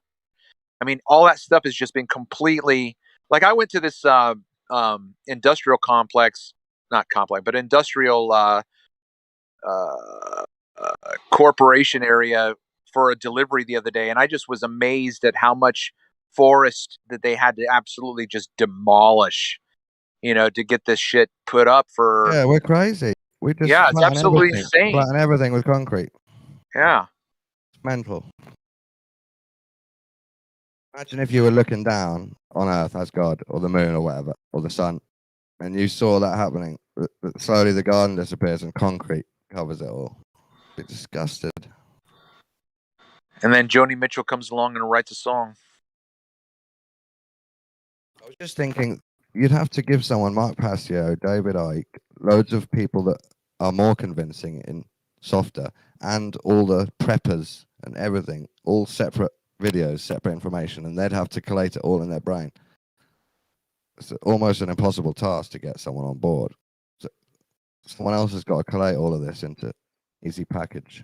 Especially when the controllers control everything you're going to try and communicate with. Yeah. That's the one reason why large groups don't form anymore. There's lots of these little satellite groups, but big groups just don't form because the algorithms just don't allow these groups to connect properly. It's bullshit. To build a cult and then build a religion. Is that what we need to do? No, nobody said that. It's called a militia, dude. We're legally here in the United States still able to form militias. You guys might have subverted your rights on that, but we haven't. Yeah, but don't worry, we'll come rescue you. America's where the free man with the gun could fight the government with the gun. It could happen in America. No, it's called posse comitatus. It's there to prevent that from ever being a case. Well, what they do is they slowly take everyone's guns. If they did it all at once, it would be war, wouldn't it? Well, what they're trying to do is get you to hand them over through perception. Yeah. Persuasion. It's just divide and conquer. They divide us to the point where we can't. Like, you're talking about a militia. Like, good luck organising a militia that's big enough to have any meaning. Like, you just literally won't be able to connect enough. I'm saying a world militia, not just like a religious or a race through mindset, through ideologies. Yeah, but how do you spread that word? What I'm saying is you're going to need to use devices that they allow you to use to spread that word, with which they monitor. That's what I'm saying. They won't allow anything to gain traction. What's the problem? If they're monitoring TV and the internet, and then we're done. We take over control of the satellites. One of the news things. Go and blow up CNN. We just turn the ISS off, the camera. let it fall to Earth. That's what we do. We do Turn the ISS stuff. off. You don't need to do anything violent. You just need to change the mindset, the influence. Show that it's possible. Yeah. Show that you can create a happy community where people are, somewhat utopic and living together, and that influence there will spread like ripples in a water. Sure. Yeah, everybody will be like, wait a minute. They'll be looking at themselves, at what they have, comparing what they're witnessing here and how these people are happy and free. And they'll make a decision, is this nice fancy car and this fancy computer all worth not having real camaraderie and friendship and relationships that are fruitful and real? I mean, everybody is so under the impression that things are replaceable. I've met so many people in my life, good friends, didn't do me wrong, but we just fall out of communication because we're in a system where everything is just replaceable. It's not right. You need to find value. You can call it values in the community. The real values in family and community, your friends and family and people around you. That's the real value of this. The whole experience, all of us experiencing each other. It's not about the car you drive or how much money you made last year. It's not about that, man. No one's saying it is. It's not what defines you. Well, but ultimately it is, because what are we all working for? We're working to gain possessions these possessions that are just going to leave us one day, that we can't ultimately possess completely. Well, you might be, yeah. You can That might be gain something success, you're but doing. you can't become success. You can never become success. It will leave you. You can never be completely youthful. It will leave you.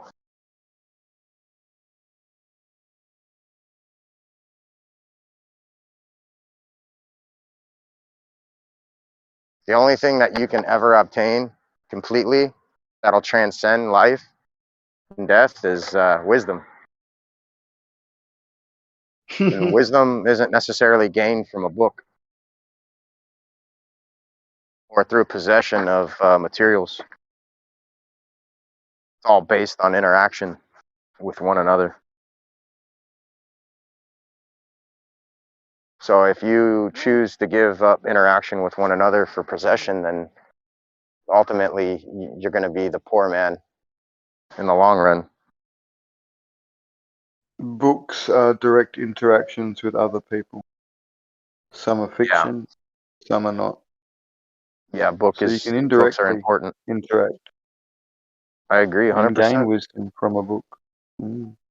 I do, but without having somebody to associate that, what you've just read, with some type of worldly interaction of your own, can you really gain the essence of what that book is saying?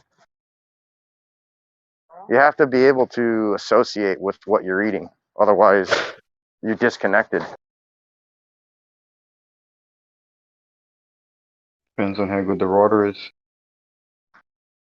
Yeah, to a degree. But like, for example, try reading about the experience of making love with a woman and never had making love with a woman. And no matter how many words you put into it, you know, there's really nothing that you can come close to putting into words when it comes to that experience. No, but Rumpus will try and tell you there's a mathematical formula that can describe it. You can describe everything with mathematics.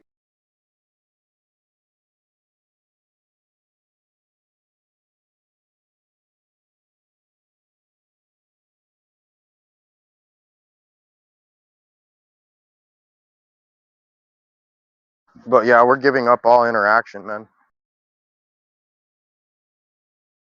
Well, 95% of the sheep are, mate. But there's 5% that It's, aren't. I understand. I mean, you and I have had the chance, but the kids haven't.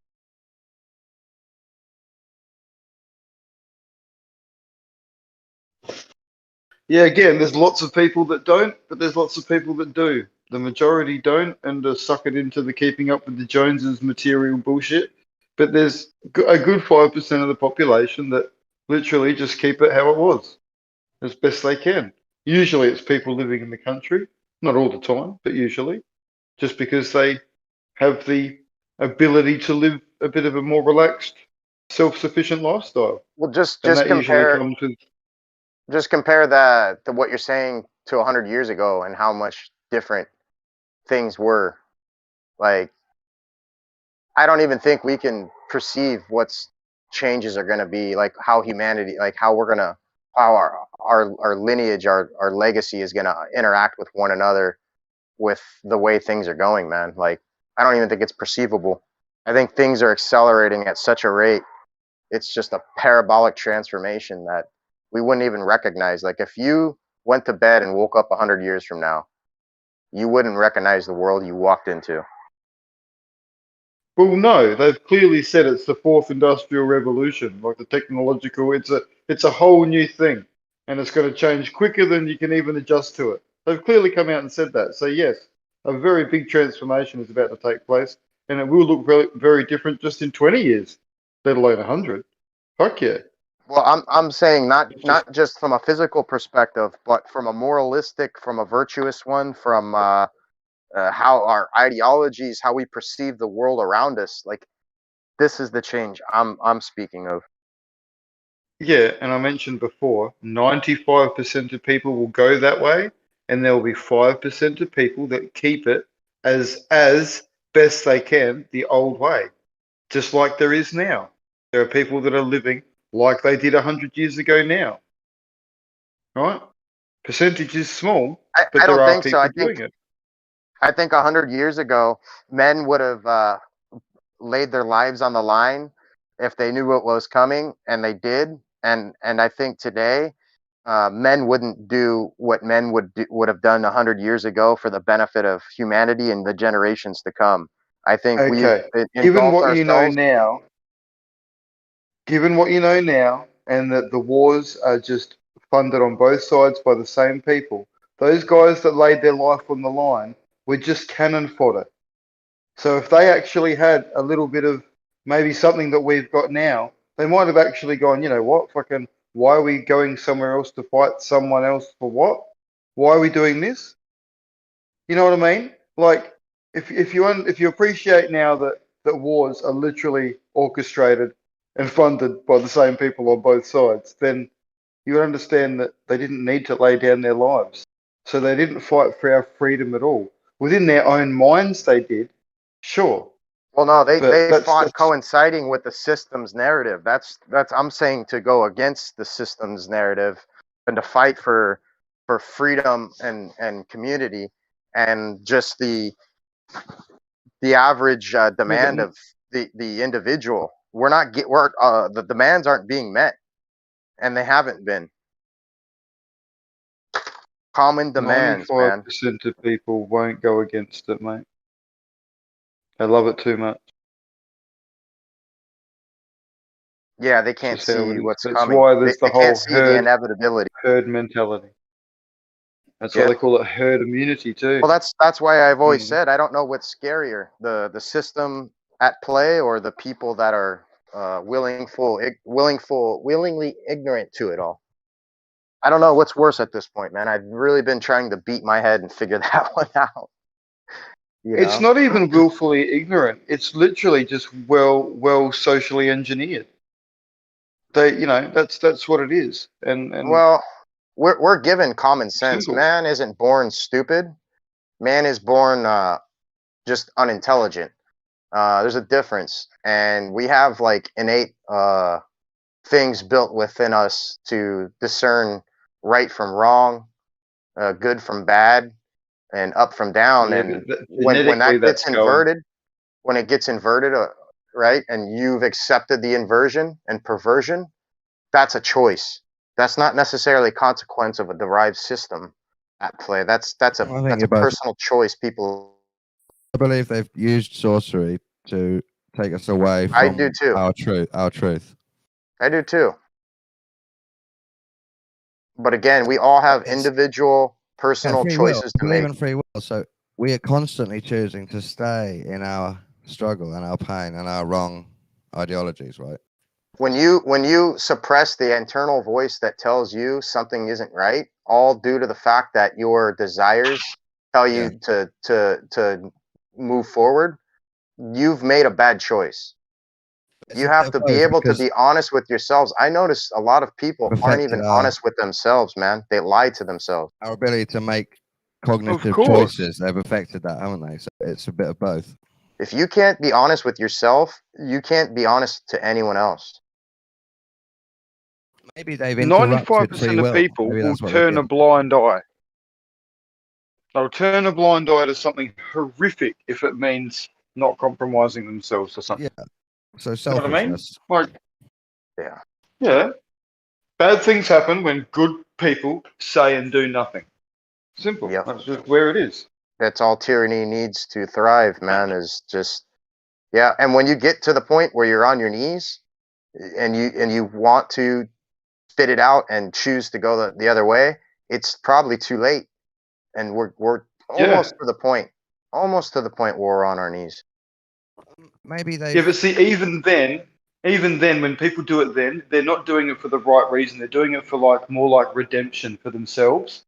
It's still not the right reason that they finally fucking do it. What if they've interrupted our reptile response? So now we can't fight or flight.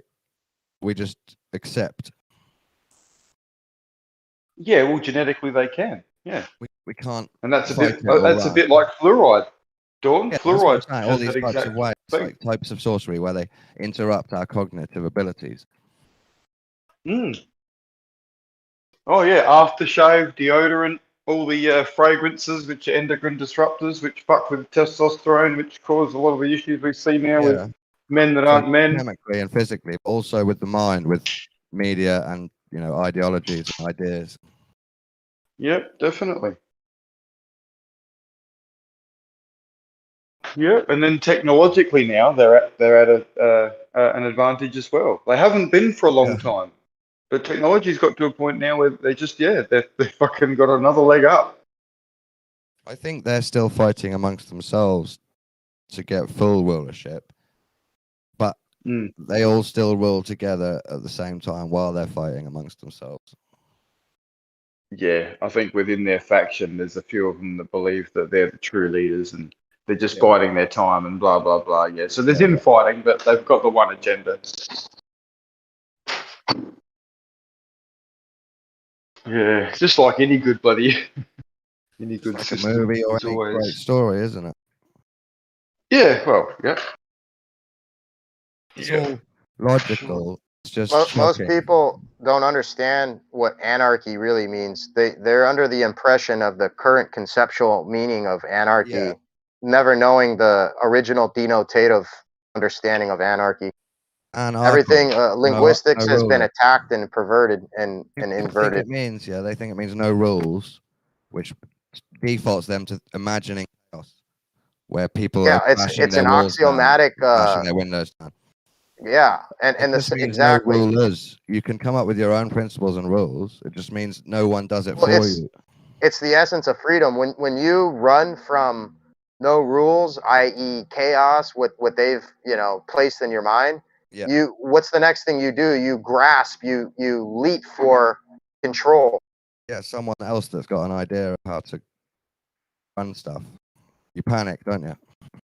Yeah, it's a panic mode to jump for the quickest thing you can that's going to give you a system of operation. And this by default is the opposite of freedom.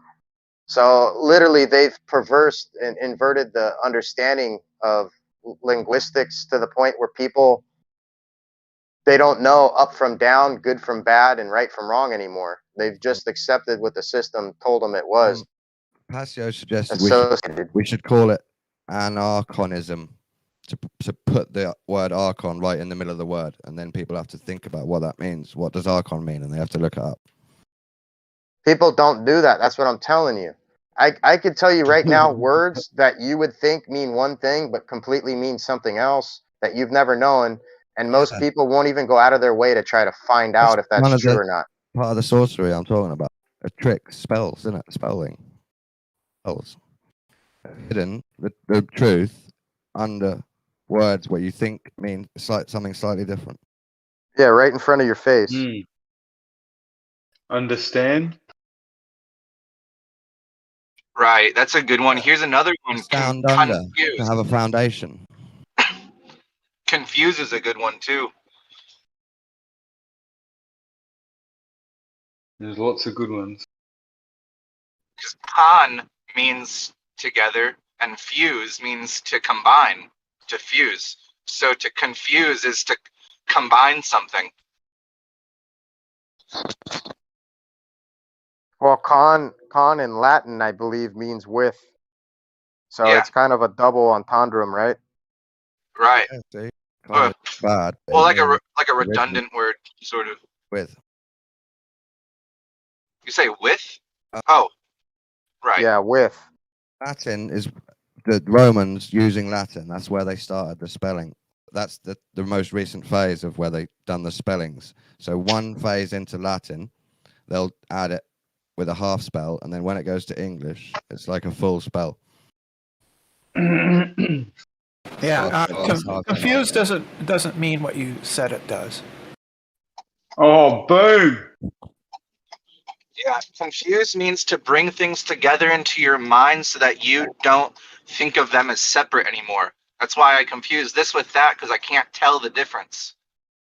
Yeah, that's not what Because it means. Yeah, that's not the etymology of the word. That's not what it means. All right, well, tell us. You don't think it's con and fuse? Yeah, that's correct. So the etymology is correct then. No, I said you're wrong. You asked if it was not con and fuse. I said correct. It's not con and fuse. Oh, no, you misheard me. No, I didn't. I never used the word not, but it's not a big deal. You did. So come on, what it means is rout or bring to ruin. So you don't understand words by breaking them into syllables. That's not how words work. It's not how English, Brenda. You got to go back to Latin. Hey! Let Brenda finish speaking, man. Come on. Right. It says Middle English, rout or bring to ruin. Yeah. And what does that come from in Latin? It says mingle together. Yeah. Yeah, that's confusing things. It's confusing things. Oh, fucking hell, Brenda.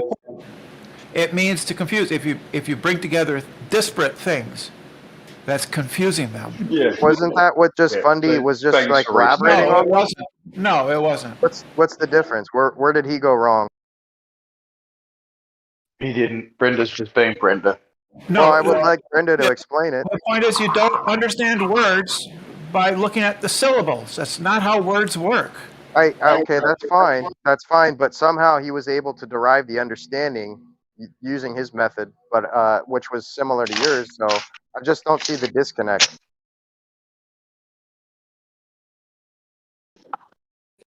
Brenda's just trying to debunk the idea that the syllables of words can mean different things. Like she's trying to say that there is no spells in spelling. Well, how do we derive the root words out of combined words like that, Brenda? It's con and fun.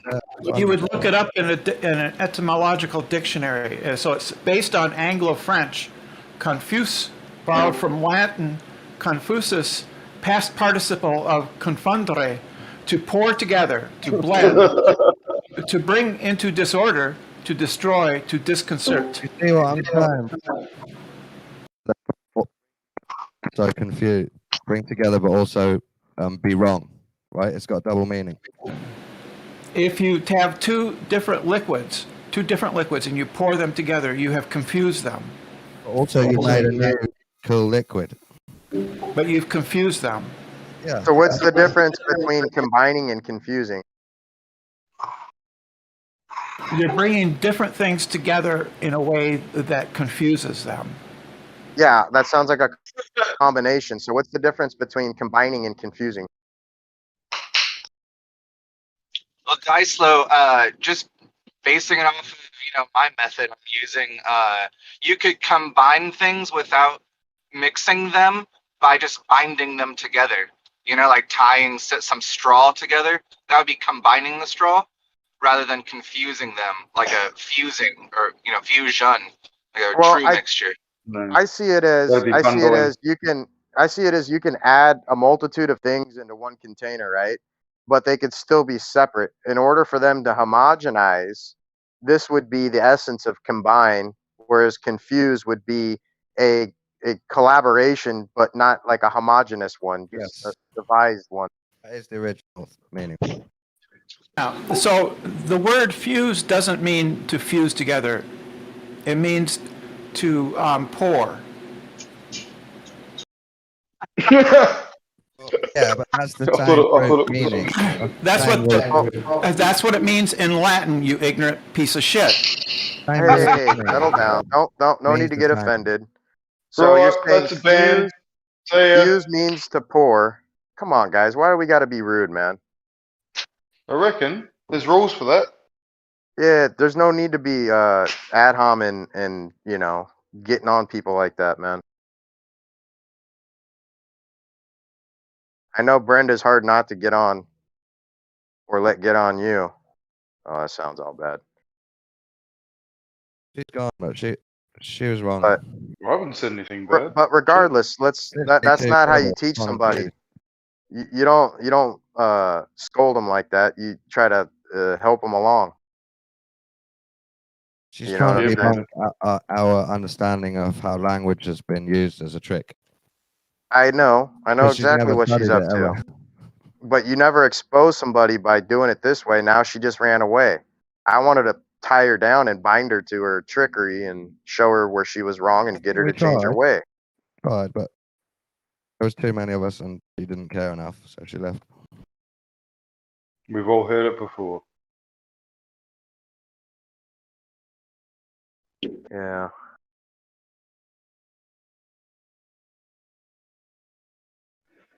Hey, Fundy, it sounded like your Go on, bring method her for along understanding words was correct. Yeah, that's what I got too. Thanks, guys.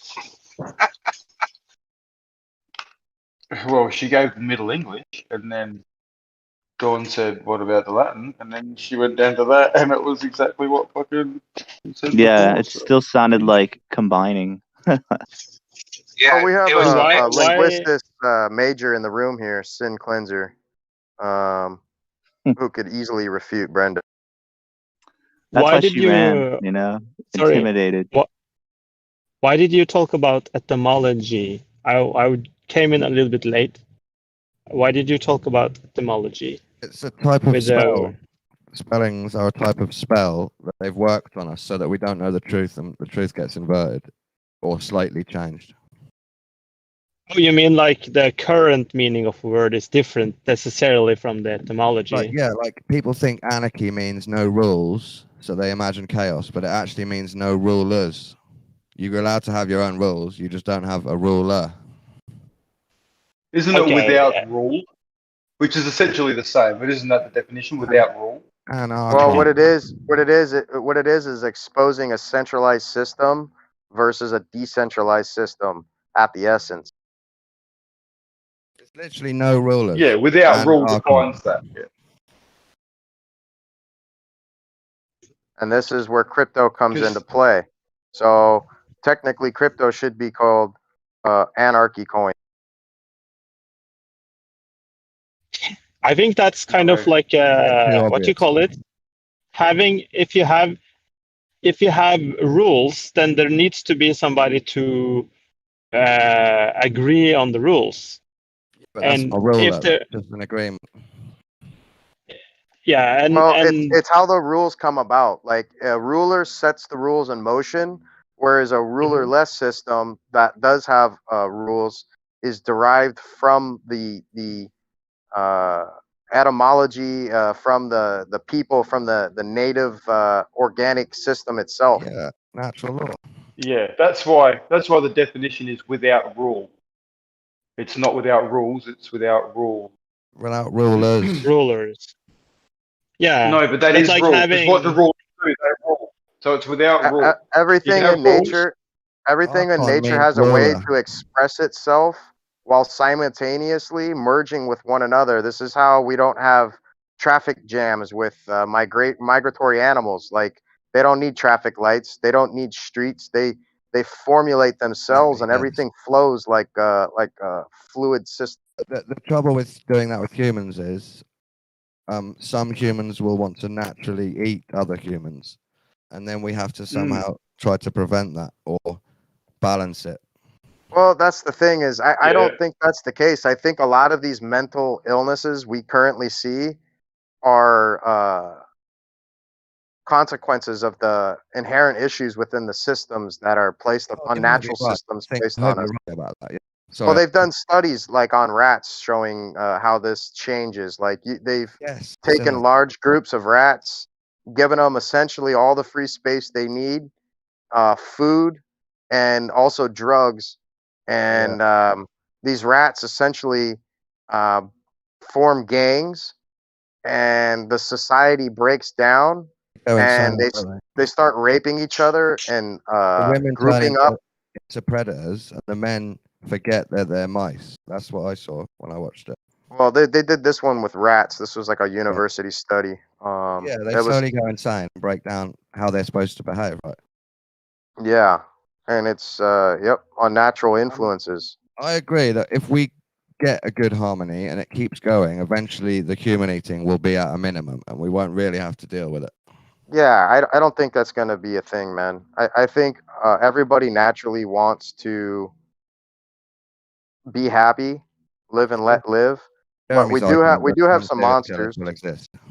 We do have some But isn't monsters, there? but But isn't it natural to have a hierarchy as well? Why is that unnatural? Yeah, I've been interested in that a lot. well, it is natural in a certain systems. Like we see this with certain types of monkeys. I forget exactly where they are, but they have these hot water springs that the hierarchy is able to be within these springs during the winter time, where it'd be most advantageous, obviously, to stay warm.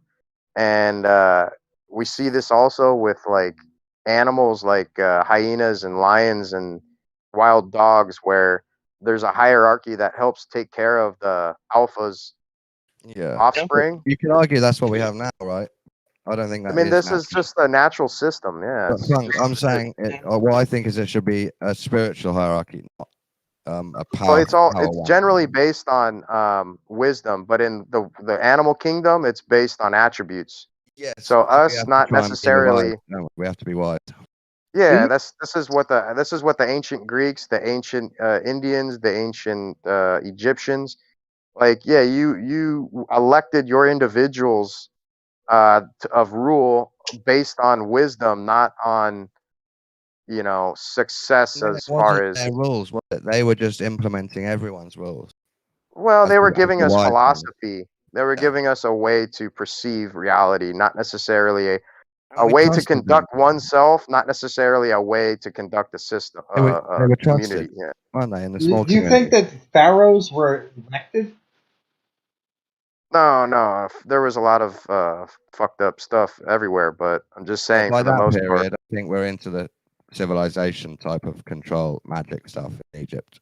Still fascinating though, because they're only just started that thing at that point. I was talking about the philosophers, the wise men within those eras and those communities. That's a good point, Mark. Though when we look back to Egypt, it's similar to now. They're kings that think they're gods, and everyone has to believe. I don't know. We're guessing. I keep on hearing though is like I'm trying to figure out.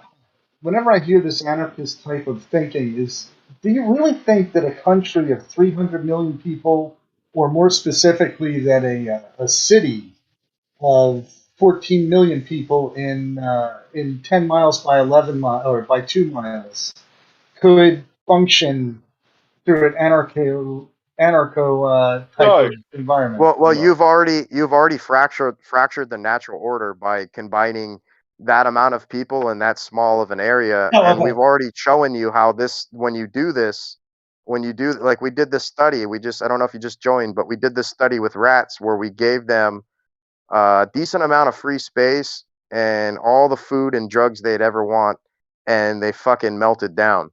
And this is the same thing with humanity. Like you can't confine Did you people. try it without the drugs?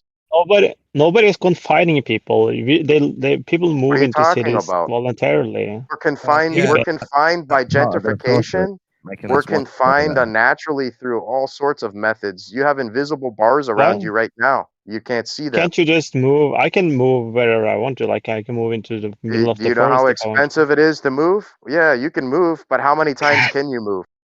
Sure. It costs Therefore, I today choose it to live costs in the about city, right? it costs about That's 3 to my 4 choice. grand per move. Yeah, it's not cheap, buddy. And furthermore, anytime you move, you have a whole new system that you have to now understand that's not necessarily similar to the one you'd left. But what are you getting at? There in the You can first move. place. Yeah, you can move, and people choose to move into the city voluntarily in the first place. Not always. No, we're dragged there like a magnet because we think it's where it's happening, where you have to be. No, I mean That's my niece Because we're lied moved to. to the city and she loves it there. She moved there because that's where she wanted to be. I moved away from the city because I didn't like that type of lifestyle. I can't move to another country and gain land there without being a natural born citizen in some places. Like there's all sorts of hurdles and red tape and things that you wouldn't even know. Some places will let you come in right now for free and they'll actually pay you to come in. Yeah. Why is that though? Because they're trying to give out land that nobody wants. Yeah, why Or is that rebuild the exactly? population. Why does Why nobody is want that? to I be don't there? know. But it means that you can Well, move. you got to look into that. If nothing's They're free in giving this out world, other man, things for and if free at the it's free, moment it's too. usually not worth it or it's a trick. But that's the case in any kind of society. It's always a Well, cost it's to slightly moving. Like psychological, and living then in it's an slightly anarcho society, it's not free to move anyway. Like you still have to well, survive wherever you have to move. exactly. It's scientific and psychological purposes. So if you can sustain yourself where someone else doesn't want to go just because they pay you a couple dollars when it's too cold or too hot or certain shit won't grow or you can't do this, but you find a way to do it, you do it, and you live, they take that into Yeah. consideration and they're like, okay, we need to do this and this and this. It'll make it easier to live in that area. Like you make it better. Yeah. If I missed of course, moving to another country. But yeah, sorry. Like If I everything you missed the do answer to this yeah. question, you guys can tell me. But what in this world you're proposing? What is to stop might from making right? Nothing. What's to stop It's Mike from freedom making so that you can try. That's the point. So might makes right. illusion. Now we're just down to gangs. Yes. Basically. Yeah. Yes. Yes. Well, might doesn't really make right. But we Might teach makes people whatever. to live in harmony, not in gangs, slowly as well. Yeah. Might makes whatever you want to do. I mean, it's not He really means right. power turns into control. That's what it means. Might as Oh well. yeah, definitely. Well, yeah. We'll say that then. Yeah. Absolute power destroys absolutely. Corrupts absolutely. We have to try Yeah, chaos, some shit. right? Because right now we've got chaos, but it's chaos decided by psychopaths. So what we need is a natural type of chaos. Yeah, the way of the world. But I just don't understand what's to stop those psychopaths who right now are being constrained by the I'll laws. tell you. We get to Community. them and their children, so that they can't do it again. It's called community, man. That's what this whole anarchism is about. Essentially, We is stop their community. bloodlines and we change their way of thinking with special intervention. I think the real key to you decide and you murder them. Yes, some people will be murdered in the revolution apocalypse. Yes. Or And we just their children send will them be off to murdered. Just like now, just send them off Correct, to just like now. an empty island. Just send them to Like an empty now, island, only just for limit- justice. and then we Well, call that you just island limit Australia. monopolies. And Simple. we Limit just monopolies. have this limit island of capacity. criminals.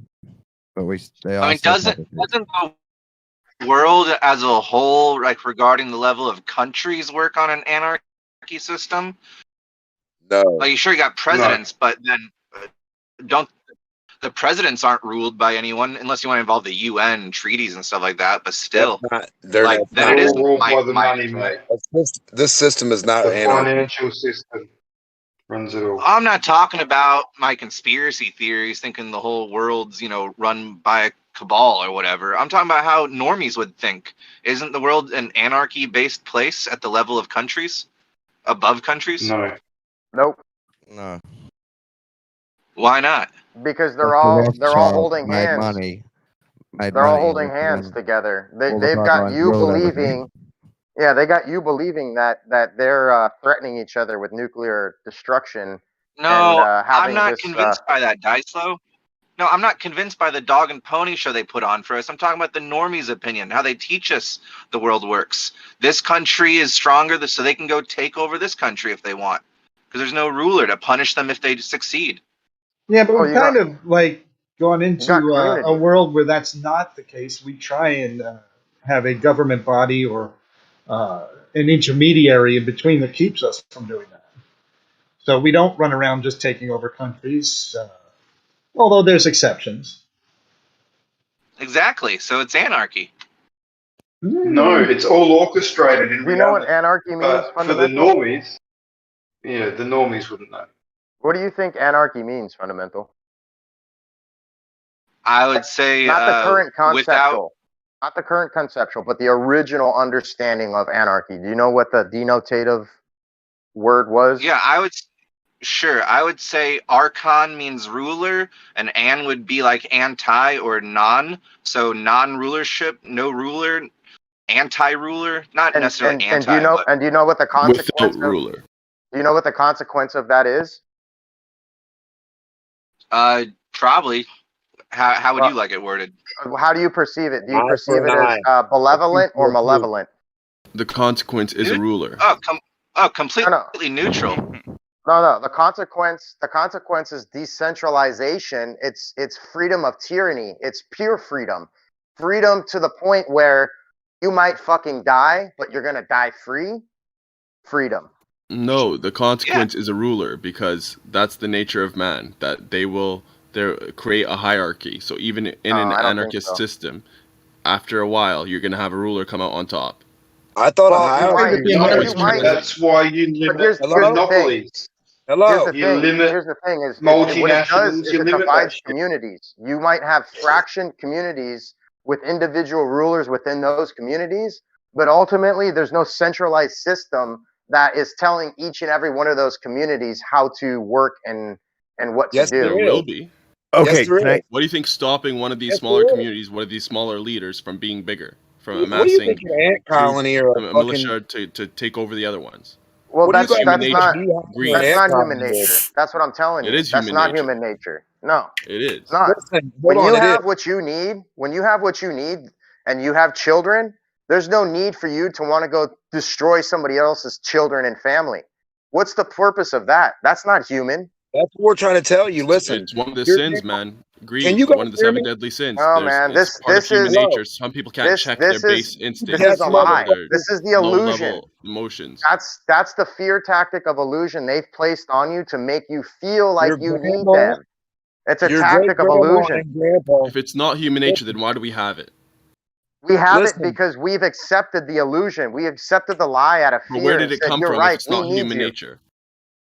Show me a culture it doesn't it's happen you. to. You're I mean, born looking at in history. Show me, when has it show not me happened? one culture without war where people don't attack each other. Like there is no place where there aren't criminals who wants to take stuff from each other. There's always the case that people are going to take from each other. No, there is no. There's just bad behavior. There's no bad Yeah, individuals. these bad Yeah, behaviors but that's are natural. positive. That's just what it is, right?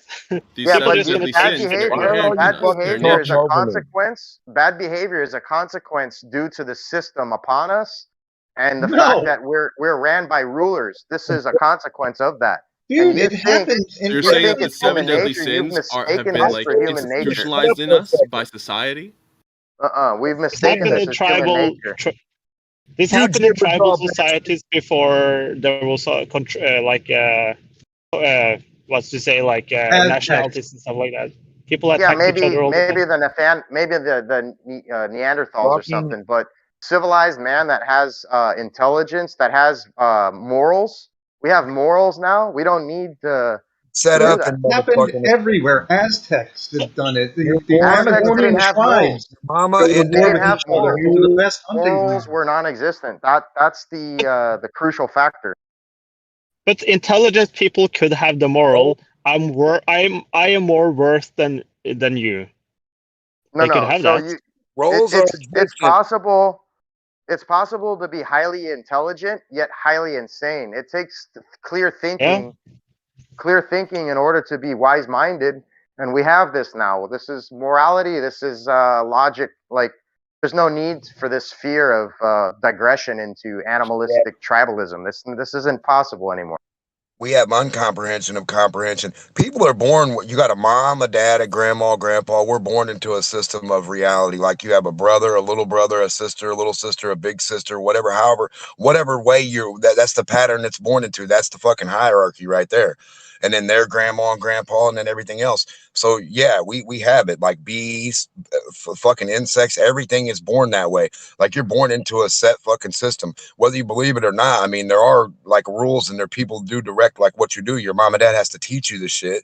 And then someone taught them, which would usually be their mom and dad, but it's been broken down to now where you got fucking strangers teaching strangers, and little kids in fucking retard classes like set up and, getting indoctrinated. So it's just all different now. It's supposed to be a different set of type rules and a way and a hierarchy of like family. I agree with the Iceland percentage. It's natural for us to let a rule and for some people to try and rule. But I also believe we've been conned into thinking it's totally right. and we need to go back to another type of natural, or try a new type of natural, where it's Well, I not mean, right, what is our not mom right and anymore. yes. Is our mom and I dad agree. ruler when we're 1 and 2 and 3 and 4 and 5 and 6 and 7 and 8 and 9 and 10? Aren't they our ruler, our teacher, our general, our captain, our protector? Aren't they everything? Oh, mom and dad. That's right. The rulers are like a parent to us. Unless Yeah. you've got a stranger raising you, and then they're everything. Whoever raises you is your ruler. And I don't feel I'm being ruled by a parental figure. Well, you I are. feel like This is a parental abuse relationship, isn't it? I But they're feel still like an parenting us. experiment on a petri dish. They're parenting us Well, with that's your satanic ritual abuse. Your government makes you the experiment, not your mom and dad. Your mom and dad just want to look out for your interest. So, like, if you're going to run into Yeah, a but fucking them looking out for your interest means giving you the system that they've willingly accepted and trying to get you up to par on What are you how talking to about? perceive that What the system. fuck are you talking about? I'm talking about That's if what you're parents raised. do. No. Shut up. If you're Talking raised about in you, the shut fucking up, jungle and you're going to run and die, they're going to grab your ass and stop you. That's what I'm talking about. I don't know what the hell you're talking about. bro. What the fuck are you talking about? No one's talking If about that. you're doing something, your mom and dad are going to That's stop funny. you. Therefore, they are your rulers, and it's not for what you think. It's not because you're a fucking petri dish. Your mom and dad didn't make you a petri. What are you talking about? I'm not talking about my mom Yo, and the dad. government are not my parents, man. They're just the authority that I have to fucking Right. hide So the shit from. government's making you do shit and making your mom and dad do shit. What doesn't mean it was their choice to do that for you for their choice. It's not what they wanted to do. It's what they had to do, just like you. You got to follow the system too. Are you not following the system? Did you I'm sign the not birth following the system. certificate? No. Hold Did you on. I sign the screwed birth Are around. you the certificate big when guy your kids making were your born to own you, Mom? way? Are you making your own way that no one's ever made before? Let's Did see you it. sign the birth certificates when your kids were born? Did you? I'm asking you. I asked you first. Listen, worry about yourself. If you did it, Oh, okay. no, you don't worry about yourself. That's Oh, odd. okay. So you didn't sign the birth certificate. All So right. you're worried about everybody else, but not what you do. Oh, okay. You got the answer, Okay. but you're signing the birth certificate, right? What the fuck? Are you on crack? Are you? I think you're eating too much Walmart food working them graveyards. I don't You guys are work. both You're a funny, fucking man. retard. I don't work at Walmart. Yeah. You're up in them All right, Walmarts let's fucking move delivering forward. Move food. forward. Don't bullshit me. Okay, that made no So the sense. trick. So here's a question I've been thinking to myself. Like, it's human nature to want to want control, right? For some people, it's human nature to be greedy and to like amass armies, and and as a result, you have government that's continuously getting bigger and bigger and bigger. Now, what are the checks and balances that we have to limit or to reduce the size of government? We have revolution, we have like deregulation in terms of new governments that are elected or what have you, kind of giving up control back to the municipalities, to the states or what have you.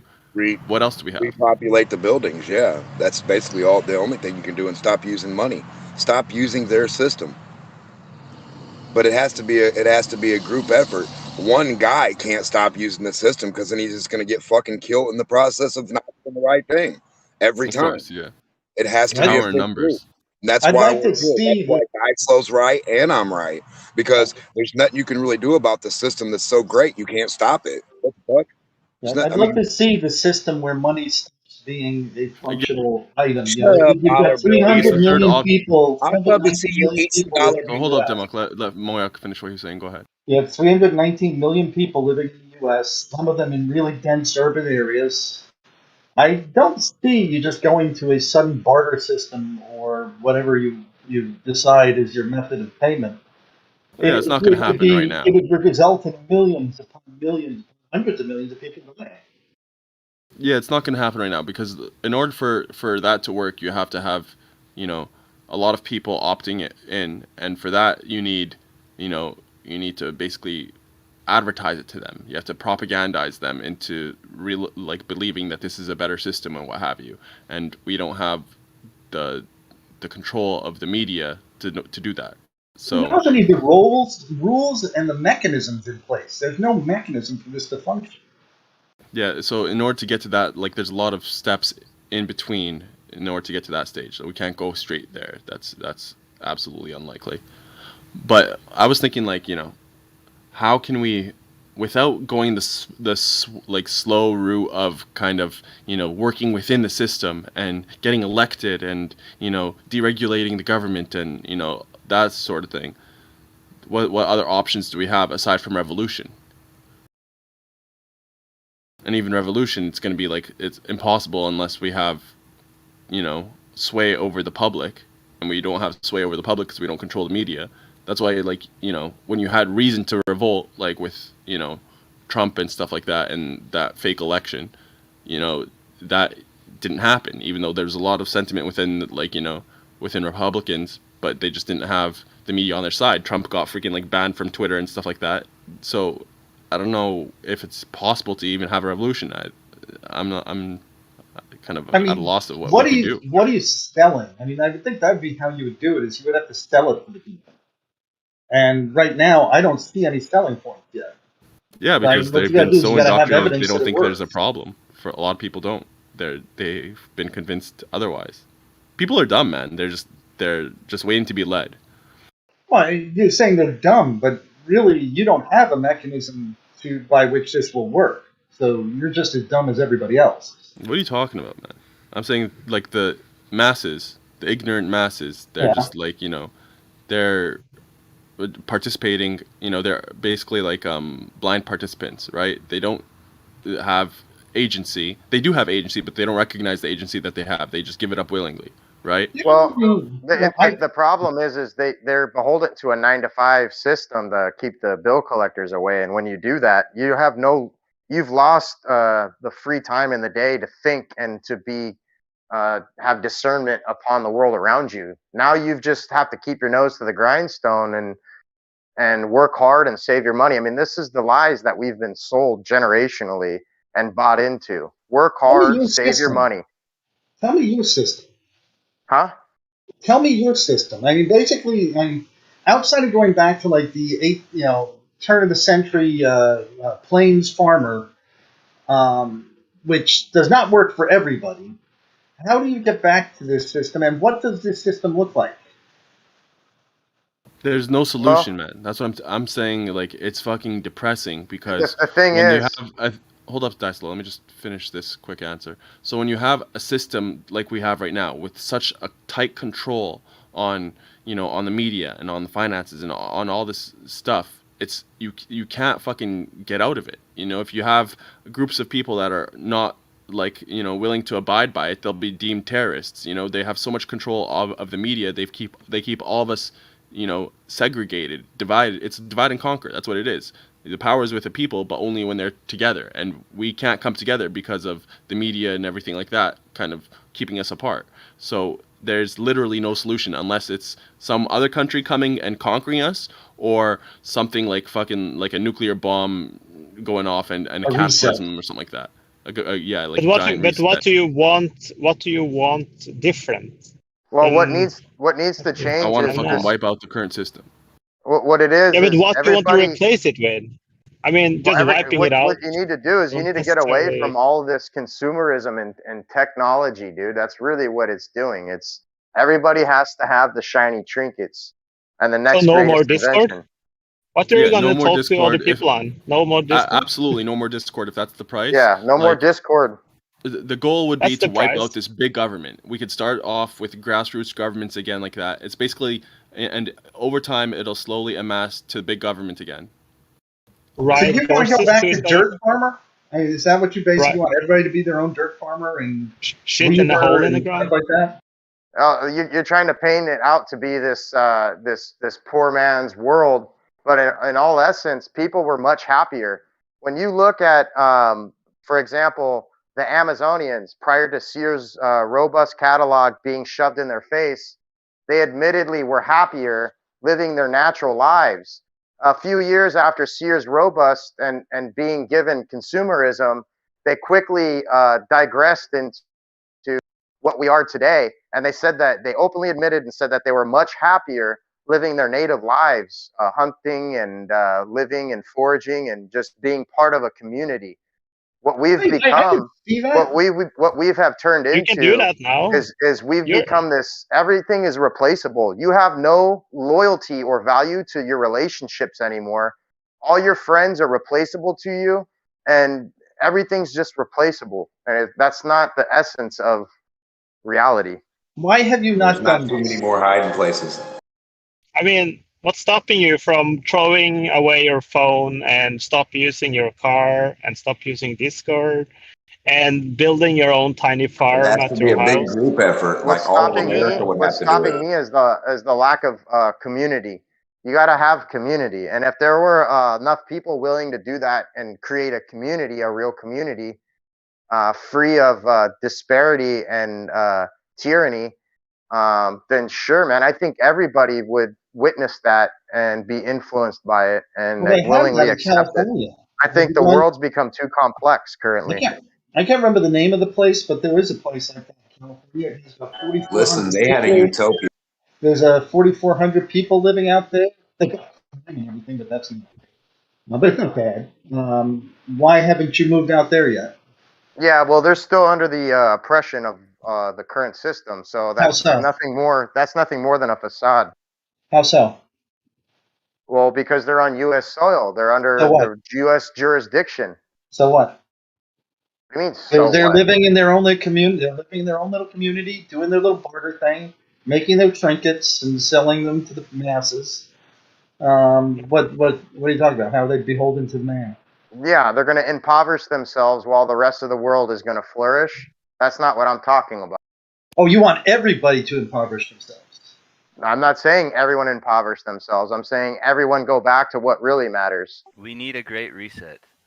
We need a great reset. But Not this. why do I You're have trading, to do that? You're trading can do that. computers. You're trading computers and technology for your fucking freedoms and what really matters. That's what you've done. But you won't do You're it happy yourself. with video game simulated video game reality. You won't do it most yourself. Most of won't you do are it so heavily unvaccinated to where you're not even a true, real, original human anymore. Like you're that frog that turned gay in that cesspool of water and doesn't know what the fuck to do. You're not willing to do it yourself because you don't want to fall behind the Joneses for some reason. Moyoc, hold on, Daiso. Moyoc, do you think there's a great reset coming? I would say we live in a house of cards, so all it takes is a great EMP to come through or a really good plague to come through. Moyoc, we you could have know a it's on pretty its wicked way. reset. You know it's right around the corner. No, it is. It's gonna But happen. I don't think. But I don't think it's going to be better. It's going to be just a lot more shitty, and we're going to miss the time when we have now, when we were just sitting on Discord, scratching our asses, and can just eat whatever we want to. I guess we would miss that. When the reset happens, we're all gonna relearn who is God.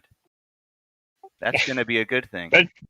But I want to You believe in won't have Satan. any more sissy atheists anymore. Okay. Okay. Why do you think data crunching has been such a big thing right now? Like all these nations supposedly are scrambling to acquire data. Like that's the big harvesting that's taking place. Why do you think that is? I don't know how that has to Marketing apply with and what we're control. talking about.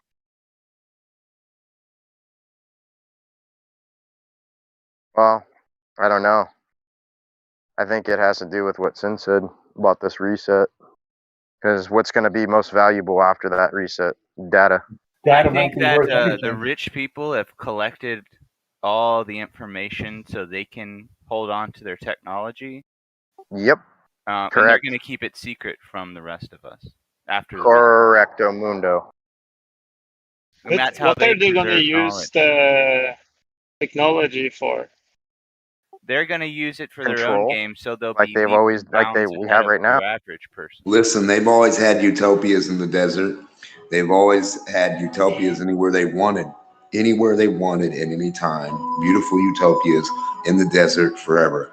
They tore it down and made you think they can't have that and can't do it no more. And they've You always got been Barney able to playing again, D-Mock? whatever you want to call it. I'm telling you, bro. D-Mock's That always shit's got the rotting your most mind. appropriate background music. It's always cartoons and shit. Yeah, He's gonna come on here one day and he's just gonna be all goo goo gaga. I think that's what they're gonna do. I think they've already they're gonna keep the technology that we have now away from the future. The future What does that people mean? aren't going to have access to it. Only They the haven't given you technology. They keep it away from us right now anyway, Sin. Yeah, I know. They always do that. This is how they stay But ahead. what technology are they going to keep away from? Like, are they going Perpetual to motion, invent free technology, energy, cold keep it in fusion, a perpetual basement, like motion, Funk, free think about energy. this. invent? Check Okay. this out, Funk. Yeah. When the reset happens, only the rich or the selected people will have access to the satellites. When the reset happens, no one's going to know what the satellites are. Only the rich are going to have access to those things. It'll be an old technology. For about 7 And years. everybody's going to be watched, and no one will know it. It'll be like, what's his name? That'll last for about 7 years. Not in space, bro. What They're about gonna- that one? What About about that 7 one years, all those satellite? satellites have to be replaced. What about that one satellite that they suspect is a satellite? I forget what they call it. It's like this black thing that's been seen. The cigar? No, No, you're talking it about looks the like Black a Knight the satellite. Black Knight, dude. Yeah, it looks like a fucking cocoon or some weird fucking thing. And by dude. the way, Moyoc, satellites, the Voyager is still up there, they say. Yes, that's one satellite, very They specific make them better place now, discovery. man. Come on, you know that. The rest of them will degrade in orbit. The orbits don't last forever, dude. Orbits Put a do not nuclear last forever. engine thing on it, it'll be fine. I've always said this. Orbits do not. Everything comes together slowly but surely, and it's all due to geomagnetic precession. Besides the fact that The no Black such thing Knight as could be satellites solid helium, anyway, so what's the point of your argument that the satellites will still happen? Yeah. like a helium But metal. aren't there, like, the thing is, when you have, if you have a group of people who take technology, there needs to be some way for them to control us. And to control us, I wouldn't say that's necessarily with technology itself. You also need like a state, and you need a system. And that also relies on a lot of people. Funk, You can't you know just where they're have like going? rich elites. You I'll need tell you where they're policing. going. You need all that kind of shit. And all of the rich rulers of this world right now are going to go under the earth. They're going to go Well, that would suck. Why do they want to do that? Okay, What do that's you fine. mean? So they Like, so, fuck so them. they can hit the Fine. reset button. They're gonna go under the earth, hit the reset button. All of us are gonna get shat on, and then they're gonna come back up. That's where all the ancient gods go. Yeah, but then They're it's going to be go just worse somewhere for that's them. not that Like, habitable, they're and they're going to be able to live with it. But the rich people's resources is made from the poor people. Why the hell would they shit on us? It doesn't make any sense. Because they already have automation. They don't need. And have you ever seen what a sentinel is? Do you know what a sentinel does? They don't have sentinel is automation essentially. yet. Listen, a sentinel is essentially an AI bot, dude, that can rebuild itself and build others. And when they have technology like that, they don't fucking need you anymore. You're obsolete, bud. Yeah, I would agree with you when that happens, but that's like, I don't know, it's very far away. Like, you need people No, it's to not. build this and control this and like all that Are you kind of shit. serious? Like, Have you not been seeing the orbs all defying automated, current man. physics as we know it? You think that they don't have technology far beyond what you could even perceive? They don't really need another McDonald's cashier, Funk. yeah, I think that we need people to make these AIs and to like The AIs are configure listen. them. The technology that they had during the last Great Reset far exceeds the technology we have today. The technology we have today is just a natural response to humanity's evolution and evolvement with just transpiring throughout the ages. It happens. Like, we're capable of this. They don't care about our technology. We're literally a fucking experiment on a petri dish, bro. They're gonna hit the reset button, wipe us all out, and then fucking start back over. That's all well and good, but you have no evidence that that's happening. Or Yeah, there has is happened, evidence because for we it, never actually. saw this group of people who Um, rose We've out of got- the we've ashes got- from the Great Reset. Yeah, we've with got cell phones we've got and laser stone- guns. We've got stones across the planet indicating high fucking temperature laser weapons and shit, things that are oxidized solid granite stone. Right, but there's And no What do you think there's World no War II evidence of those was? people using that power against the troglodytes What do you that think were World War II walking was? around at the time. So I mean, whether World they War II, happened you or had not, they're dead too. the greatest civilization on Earth, which were the Nazis at the time, developed all the technology, and then they Oh went my God. underground, as Admiral Byrd says when he went to Antarctica. Yeah, yeah, it's soul harvest season soon, guys. They're gonna harvest all the fucking souls. Okay. Yeah, What do you think it's you a lot are? of speculation. What do you I think mean, you I are? can. Do you really think you're just flesh and bone? Is that what you think you are? And a bunch of electrical frequencies firing off, creating this illusion of reality? No, man. You're a fucking soul. You're a being. You're an eternal being. You have a choice here to be made, and you've been deceived. And the great illusion is upon you, Or and your you've been soul will be deceived. harvested. I think you've been deceived. Yeah. Okay. But it's a lot of ifs and buts, but I will agree with the one thing is that in case of this happening, like if you had some AI or whatever you can just like I want to make other robots, and then you'll just have like armies of robots. Then that would be pretty. I would say then it's pretty dangerous. Well, what's that's going to dangerous happen? for the elites What's going to also. happen is you're going to be given a choice to essentially enter into this this simulation where you could essentially download your essence into this digital format, and if you choose to do as such, you're going to have essentially what they call transcendence, eternity. You'll be basically in the pit of hell ultimately, but you're going to be perceived. You're going to take it as something different. You're going to see it as being something to escape this what's coming, and you're not going to know, and you're going to take it for being something cool, and it's literally going to be what they call hell. Well, if you can put your essence into a robot, does that mean that your soul has been released anyway?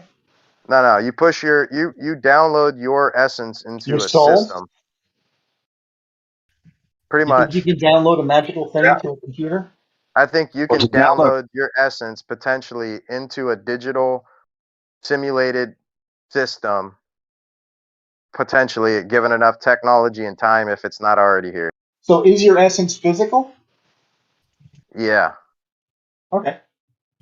I agree. Your essence is physical. I don't see any need for a magical frequency that goes on beyond your body. When your body goes, so does your essence. And this is the Great Lake of Fire, the eternal damnation that was spoken about biblically, that nobody could ever perceive Hallelujah. as being physical, but this is the physical essence of hell. This simulated reality that's coming. You ever seen the movie Total Recall? Yeah. You remember how that movie started out?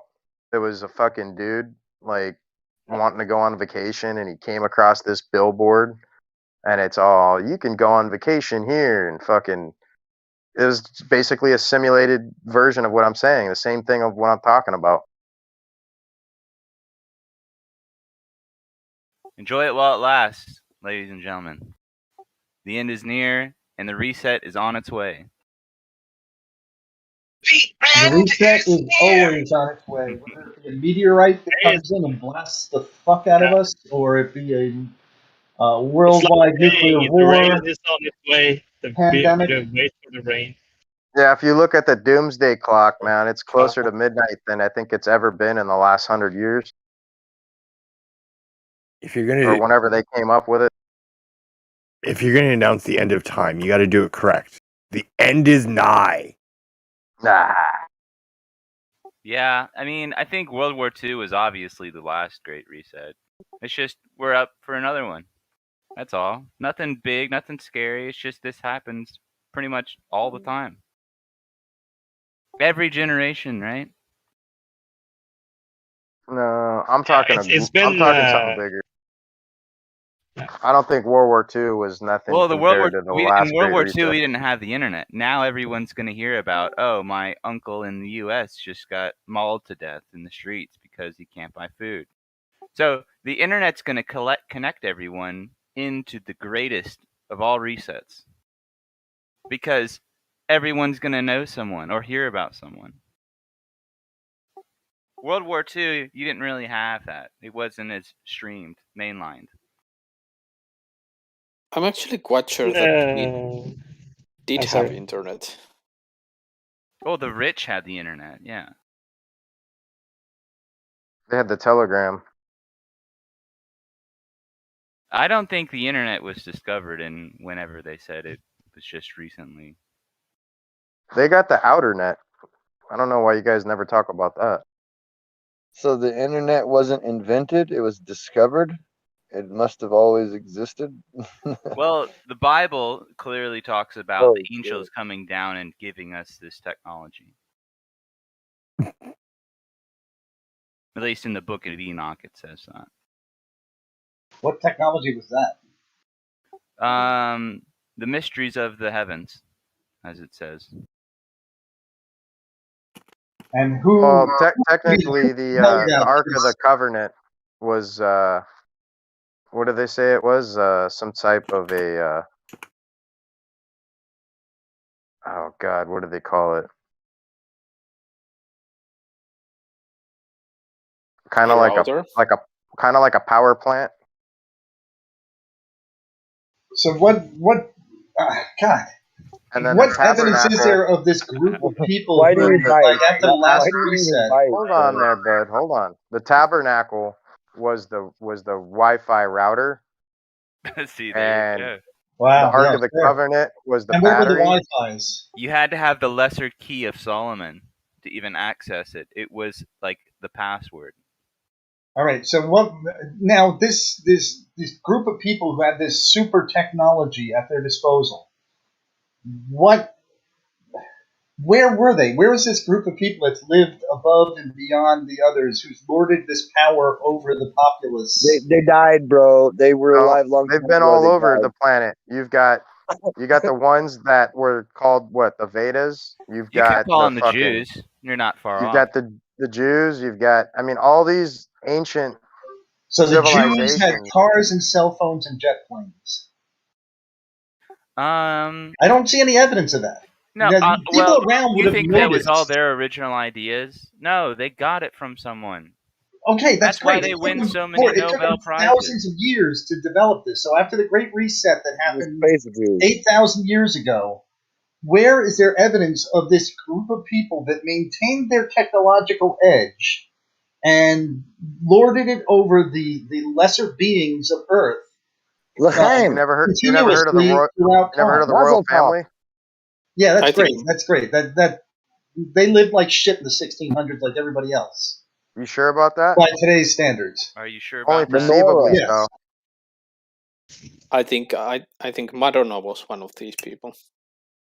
They died of food poisoning like everybody else. They died That's in what they told you. childbirth. That's what This you was heard. this was not some magical group of people who was cancer free Hey, and who wrote that? wandered Who wrote around the down the world, story? lording their power over the people. They were like the strongmen of the age, but they were not like beyond the technology of everybody else. The path to heaven is narrow.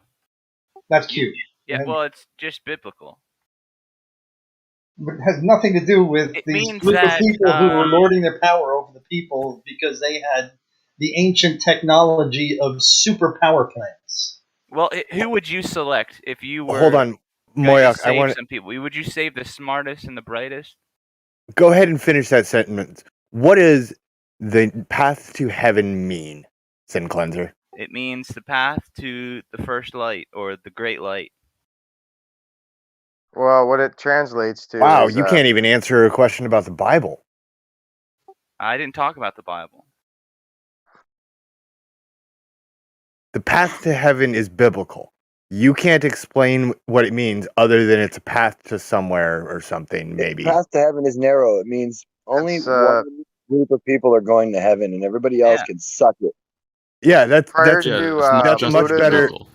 That's a prior to much better Buddhism explanation being than called sin pleasures. It's people going towards a light, maybe. Well, percentage is right. It's prior not to just Buddhism being biblical. called It's Buddhism, it multicultural. was actually called the pathway to the absolute.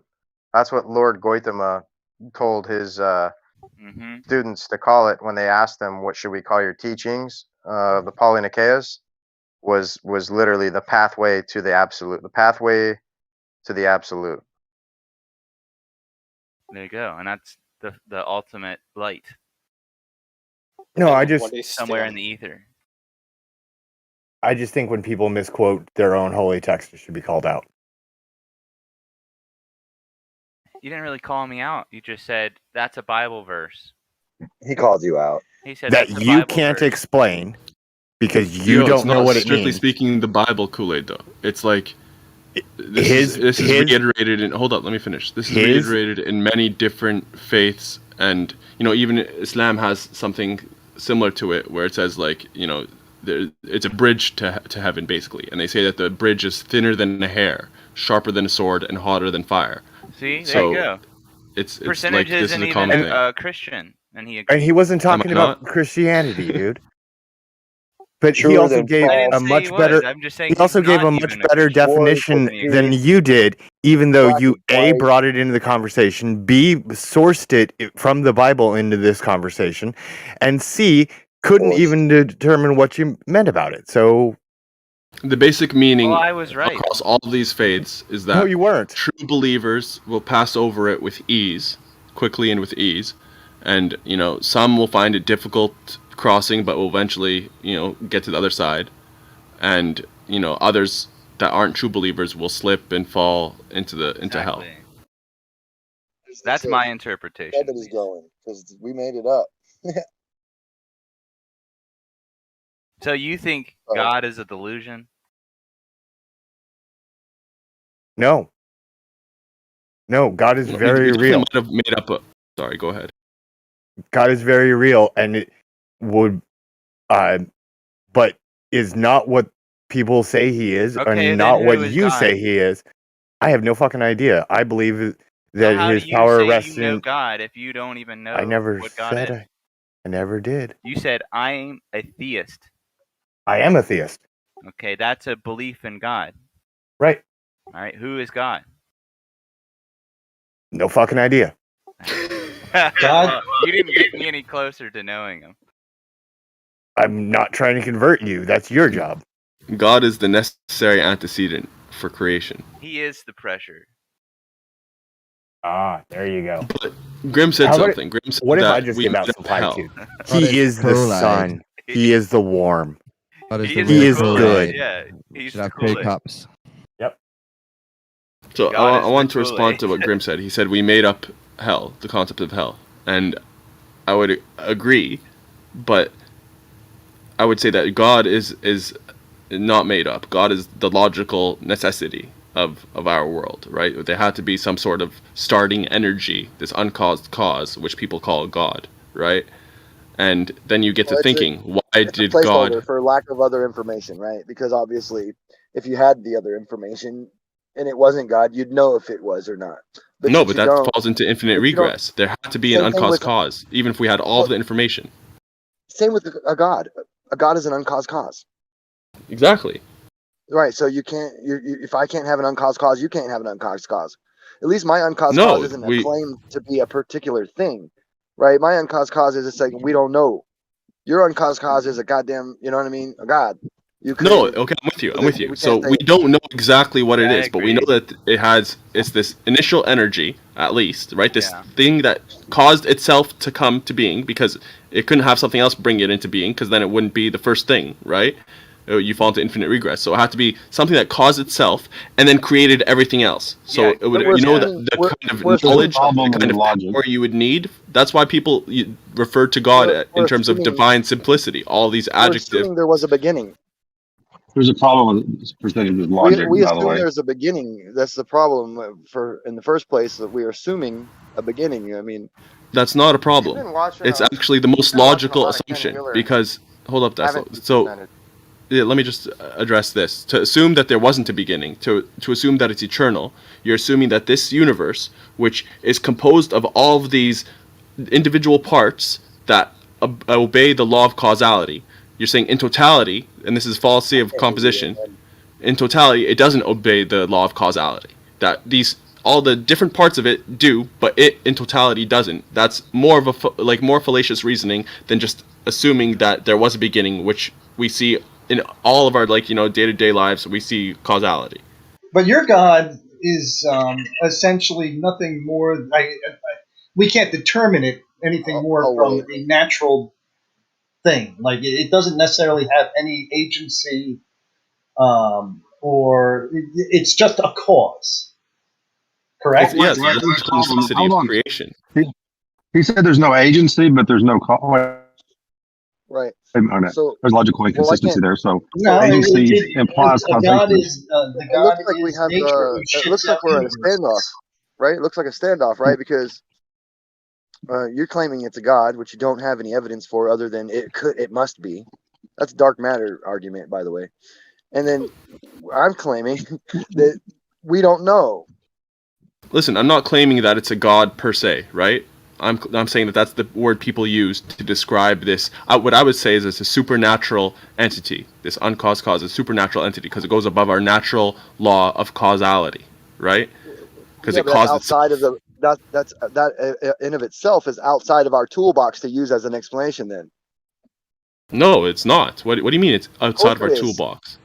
If you can't prove that the thing is actually in the natural world at all, and that supernatural even exists, then you're not in the right toolbox. You're in a theoretical toolbox again. Grim, he could exist. I told you it's a logical necessity. I didn't say that we have actual proof of the creator. The creator can exist. You can say that the creation is the proof of it, but it's not direct proof. Right, but I mean, I think the funny thing about this is that your God really is indistinguishable from a natural process. God. It's God, period. It's the supernatural entity that your God that you're everyone. describing is indistinguishable from a natural process that we don't understand. What natural process? I don't know.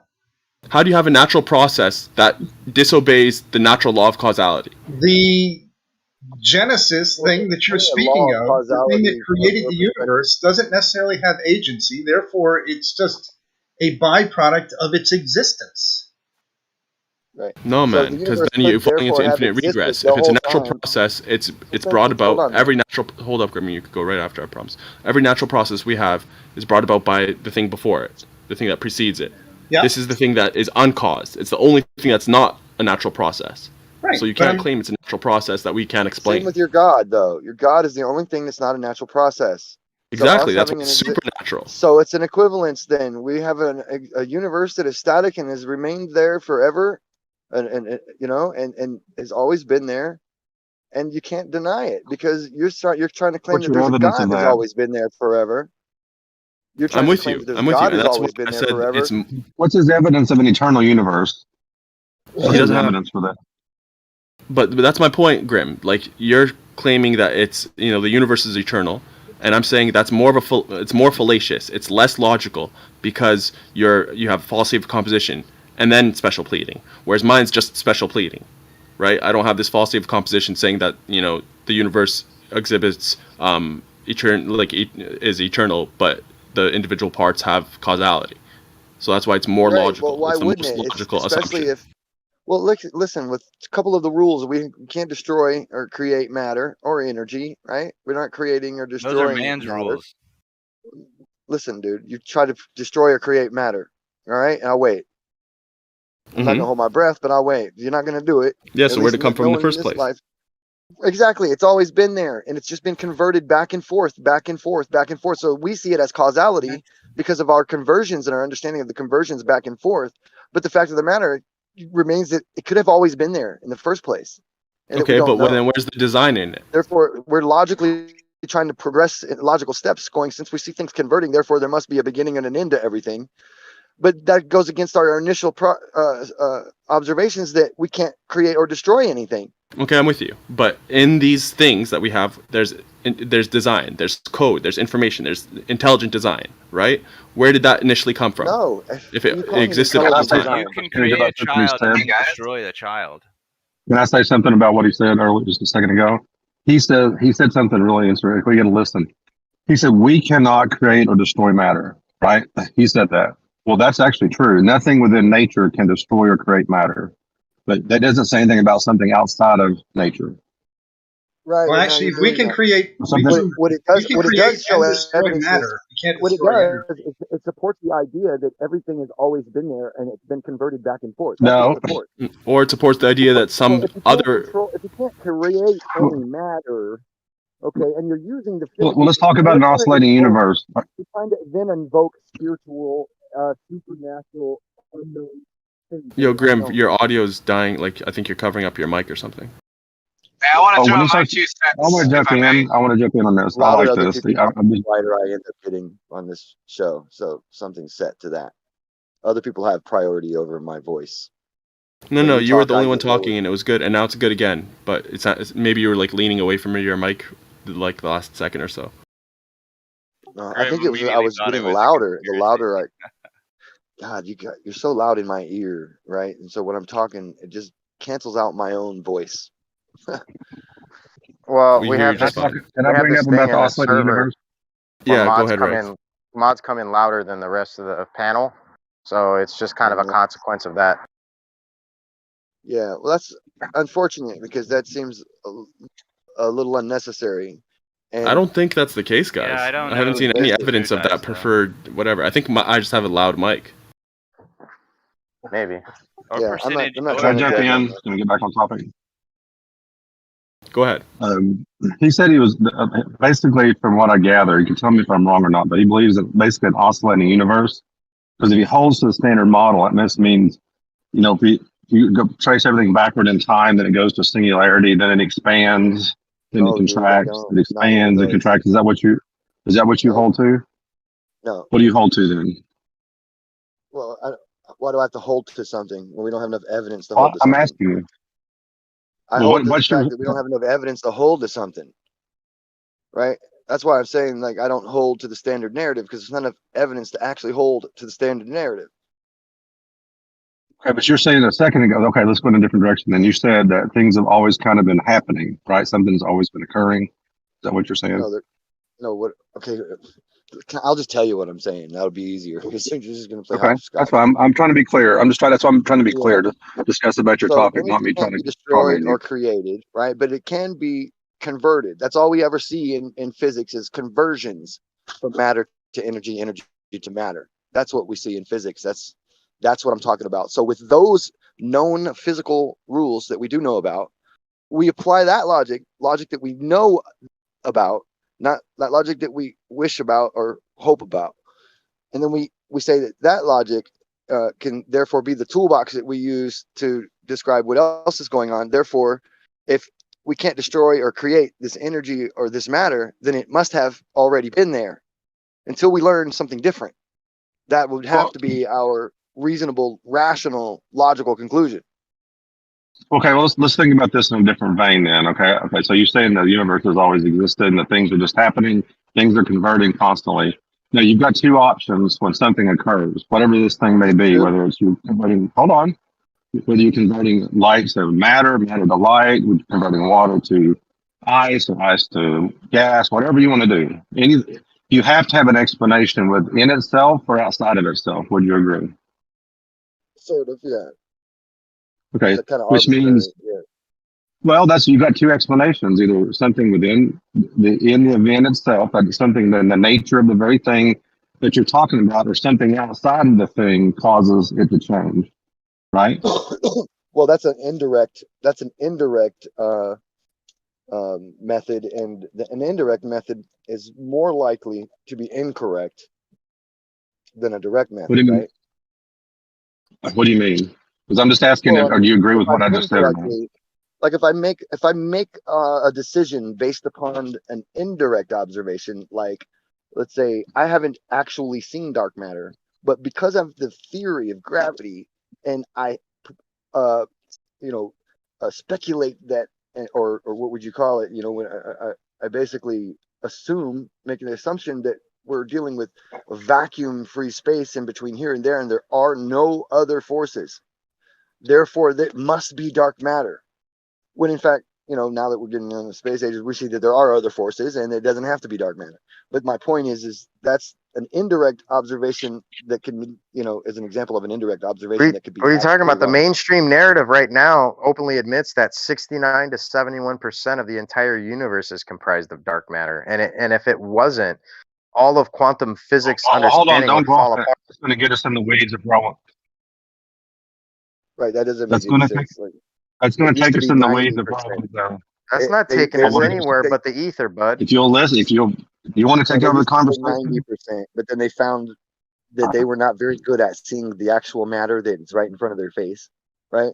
Because they were, remember in, the moon of Enceladus when they were in situ, which means they were in the jet, the cryojet, right in the middle of it, measuring the electric current and the amount of matter, and they were only measuring like you know a tiny bit, like what was it, 5%? Excuse me, yeah, 5% of the electric current of 200 million electron volts. So If they're using electron volts, then obviously they're way off reservation of understanding. right, what the point was is they suspected that there were no electrical interactions going on between planets because there were no connections there, but then they learned that later that there are plasma tubes that connect them, and they're, you know, the you know, Birkeland currents and all this kind of Markov currents and all this other stuff that's going on that they're absolutely unaware of, it seems, even And though those are Alfred just and other guys were yeah, telling them. those are just overcomplicated tactics to just simply wipe away the notion of ether. Like all of this is a resultant field due to magnetism. They don't understand what magnetism is. They've never explained it. They've described it in a horrible way, just like they've done with everything, light, electricity. They've never given you an accurate explanation upon any of the words they use. This is intentional. All right, well, yeah. Okay, can I Some get of it, I back believe, into the yeah. biggest Quick shout out to the chat. What's up? What's up? This ether, so much ether isn't really necessary as you might think it is for the matter that we already do have and can measure that's there, right? Because that's doing things too. And they thought there were no matter. There wasn't any there. There was no particular types of crystals in the What do you think plasma. matter is? There was. Oh my God. Are we going on my I was trying to go or are we just somewhere changing that's the completely subject? derailed everything. It sounds like you're alluding to particles, like you're partaking within Do bumping people hear particles. rag to riches? I mean, Yeah, he is see, I'm speaking talking too, and about everybody's their just actual. ignoring him. All right, go ahead, Rags. Well, Dicelo, you completely derailed where I was going to go. I appreciate I that, first of all. apologize. Thank Sorry. No, actually, Okay, I'm 'cause- still trying to hear what you had to say, buddy. Okay. The only point I'm going to make, okay, I'll try to get back on point. Okay. I said an explanation for something has to be within itself, within the very thing you're describing, or something outside of itself. That's all. I want an acknowledgement whether you agree or disagree with that. No, yeah, I did. Remember, and then I went on to explain the differences why I favor one over another. Okay, well well, okay. You went into dark matter, which I have no idea what's related to what I asked. Well, it was an I don't example understand of that. it was an example of how you can use an indirect measurement to come up with the conclusion of something that doesn't actually exist. You didn't Okay, so actually measure it. Yeah. Well, okay, well, so basically, this is how. See, I'd like to make it simple because sometimes we get complicated. We get into all kinds of crap, and it's sometimes hard to keep up with. So basically, what you're saying is the way matter works, and the why matter works this way, and this is the standard model understanding, is because there's this unknown substance which is outside of the thing that's occurring. So if you got matter, something, whatever the stuff is, something's happening to it, but it's not within the nature of itself. It's something outside of itself, and the explanation for that in the current model would be dark matter, making it simple. So No, ultimately, has nothing to do with what I'm talking about.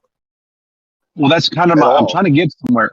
Well, so what are you saying then? Yeah. See, that's my point. So I'm saying I don't believe this concept is either simple, either explanation for within the thing or it's outside the thing. Then you're not right, but you're not being clear about what that even means. Well, okay, like when I make a choice, if I choose to do something, either that choice is occurring within my own free will, or something outside of me is imposed upon me to act a certain way. It could be that's a free will argument, but also within the nature of matter. If I see a baseball sitting on a table, right? If the ball starts to move, either something inside the ball causes it to move, or something exterior to the ball causes it to move. Right, but how does that convert to what you're trying to ask? Because those are Anything. false This equivalency. relates to anything we're talking. No, this relates to anything we're talking about. The initial conversation was about the nature of the universe, where you said that we had things happening inside the universe. We have matter, we have conversion, we have all whatever's going on inside the universe. Right, you say matter, but And then you you said that's switch it over eternal. to dark matter at the very No, end. you did. which I was- didn't. You did. No, I no, didn't. I didn't say anything I about dark used it matter. as an example to explain why the within itself and the outside of itself, why I would choose, one over the other. And I thought that's what you were trying to get at. But, No. record, Well, the though, explanation.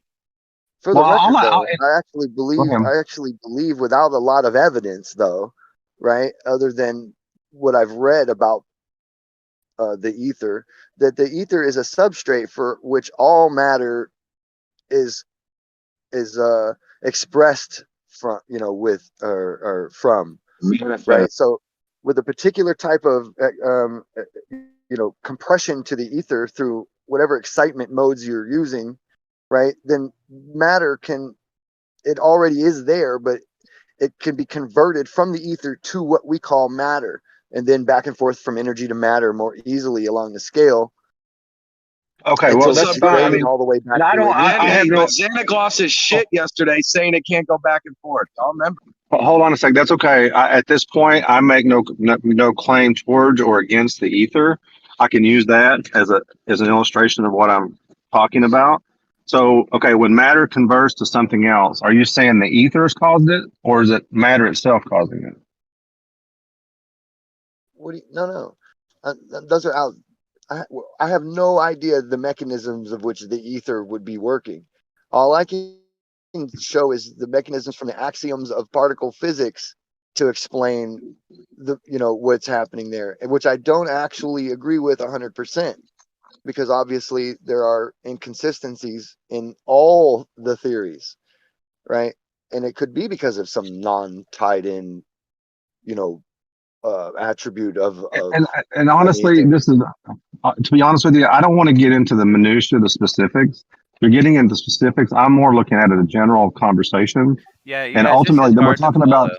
I'm just trying to Okay, listen because and follow. I mean, he's trying. You're getting too. It's getting too convoluted. I'm trying to be simple. So, like, and Well, yeah, also when it's you're coming to being the so existence simple of that you God and were why actually God is necessary. And ultimately, I'm trying to show you why God is necessary for right. existence of No, anything. I understand you have an agenda, and I can feel it in the way that you're not actually listening to me, and you're waiting to I am pounce listening on to me you. I've to heard make the ether words. arguments forever, but that's not the point I'm trying to make. I'm trying to make an argument for God's existence, and God is. You need an intelligent agent that is free to choose for the universe to exist. You realize you can have both, Paul, right? God and ether. I'm not making that argument. You can make that argument if you wish. That might be possible, and I'm not. That's not the point I'm trying to make. Yeah, well, I'm not really interested in trying to argue your faith away. That's not what I'm here for. No, we're talking about you. You're trying to I test your came in the faith by conversation arguing with about people God. who have a different opinion than you. I Then that's your thing, I'm man. You want to saying test your faith. But I don't got anything to do with that. Let me get it back on direct point, because the original conversation currently all morning's been on anarchy. The original denotative understanding of anarchy and whether it's essential or not. And I if think people people even think understand what it anarchy. means. I think a lot of people think anarchy means without any rules. Shit like that. Correct. And that's not the case. Yeah, people equate it to chaos when it's quite to the opposite. But ultimately, that's self-refuting. Ultimately, it'll fall in on itself. Pure anarchy will destroy itself. But that's what I'm saying is Where's that's it how ever been you're attempted? associating with anarchy with the current conceptual understanding, which we're saying is essentially boils down to chaos. But that's not what the real root word and how anarchy came about and its understanding. The linguistics has inverted the understanding, and this is they've changed why it to colloquialism. we don't understand what freedom is, because the second you're given freedom, you quickly want to jump to a ruler and a system, because that's all we know and what we associate with. Yeah, that's a good point. Paul, or I Rex agree. Riches. Can I ask you to draw the parallels? What's the difference between freedom and anarchy? Okay, for one, okay, what do you try to formulate my thought here for a Anarchy, second? you Hold on a say. second. Oh, I thought Might you be were. easier to talk Well, about if the you say similarities. the way hold on, the way I see anarchy is that means there's no rules, no limits, no constraints, anything goes. Don't tread on me. Don't do anything that don't force anything on me. And that will become self-destructive eventually, because ultimately you have to have a relationship with someone, right? Like I have the freedom to drive on the road, but I'm constrained in that freedom to obey the law. Okay, because laws, in a sense, actually can set you free if you obey them. But if you try to go against them, that's when you fall. Like, okay, if I follow the law, so-called of gravity, or things that go down, or whatever density, however you want to describe it, if I obey that within the constraints of its guidelines, I can do all kinds of things. But as soon as I try to defy it, go against it, bad things can happen. It's the same idea. You have freedom to Would you do say within the that about limits. North Koreans? They have a lot of freedom, but if you go against their rules, then Now, I feel like when you're that's talking about dictatorship, that's different. This is a different argument. well, you're saying you can be free if there's rules, essentially. You have freedom within the rules, but I'm not talking about a dictatorship either. I'm not talking about that. It's funny how you always go to dictatorship when you We talk all about rules. expect things, right, from people, those rules, those manners, those certain things that some people lack, right? That's always going to be there. So freedom, you can look at it however you want, but you're going to piss somebody off along the way. Everybody's growing up in a different environment, different culture. Your freedom may not be your neighbor's freedom, right? What you want to do may not be Do you right have to the the next freedom? person living next to you. Do you have the freedom to kill anyone you wish? I have a God-given freedom to. Really? You think God gave you the freedom to kill anybody you want? Gives me the permission to. If I wanted to, God would allow it. Okay, him allowing it is different, maybe, than necessarily than Well, him if you that have at the permission end to of do We're thing that he all allowed wants to to just do. shoot up everybody and kill one another because God's allowed us to have guns and allow us to create them and to kill each other. That's not the answer. I'm saying that it clearly somebody could do something like that, and they could only do it because it's been permitted. Like, you couldn't just go against the law of gravity or whatever. You know what I mean? Or like if it's a hard rule, you wouldn't be able to go against it if it's like a natural rule. Like, I can't just jump out of time or space or something. I don't know. It's convoluted, but That's what they tell you. yeah, that's what they tell you. That's the oppressors telling us they can't. I don't know. I jump out of time and space every time I go to bed at night and dream. I don't even know where I'm at, what space I'm in, and time doesn't exist. And time is a man-made concept. So really, are we in time and space? And what is time and space in reality? Well, try not to eat for 3 weeks straight and see if time is real. Oh, Yeah, exactly. there's a rule there. You have to ultimately consume doesn't food to live. exist. I don't want to live by that rule. I want to be free from being able to eat. I want to live freely, not being able to eat food. Come on, folks. We can all The do point this, is, right? there's consequences, right? That's the answer. There's consequences to things that people do, people's behaviors, all those things. Are we just going to allow people to kill each other because I don't like what you say, or you do what you do? That's the point. There has to be consequences for people and their actions. Otherwise, it turns into a shit show. Yes, it does, and it always will. Always will, because people are faulty, right? We get tempted, and sometimes we end up taking that bait. Right now, you might be, I'm firm, I'm good in my life. I'm not going to take any bait. And then you never know, 5 years down the road, you might. And this is what we're dealing with. Everybody is the same way. And here's the other thing too. This is why there's a necessity for God, because God is the ultimate arbiter of what's right and what's wrong. So ultimately, He's the determining factor to say this is good and this is bad.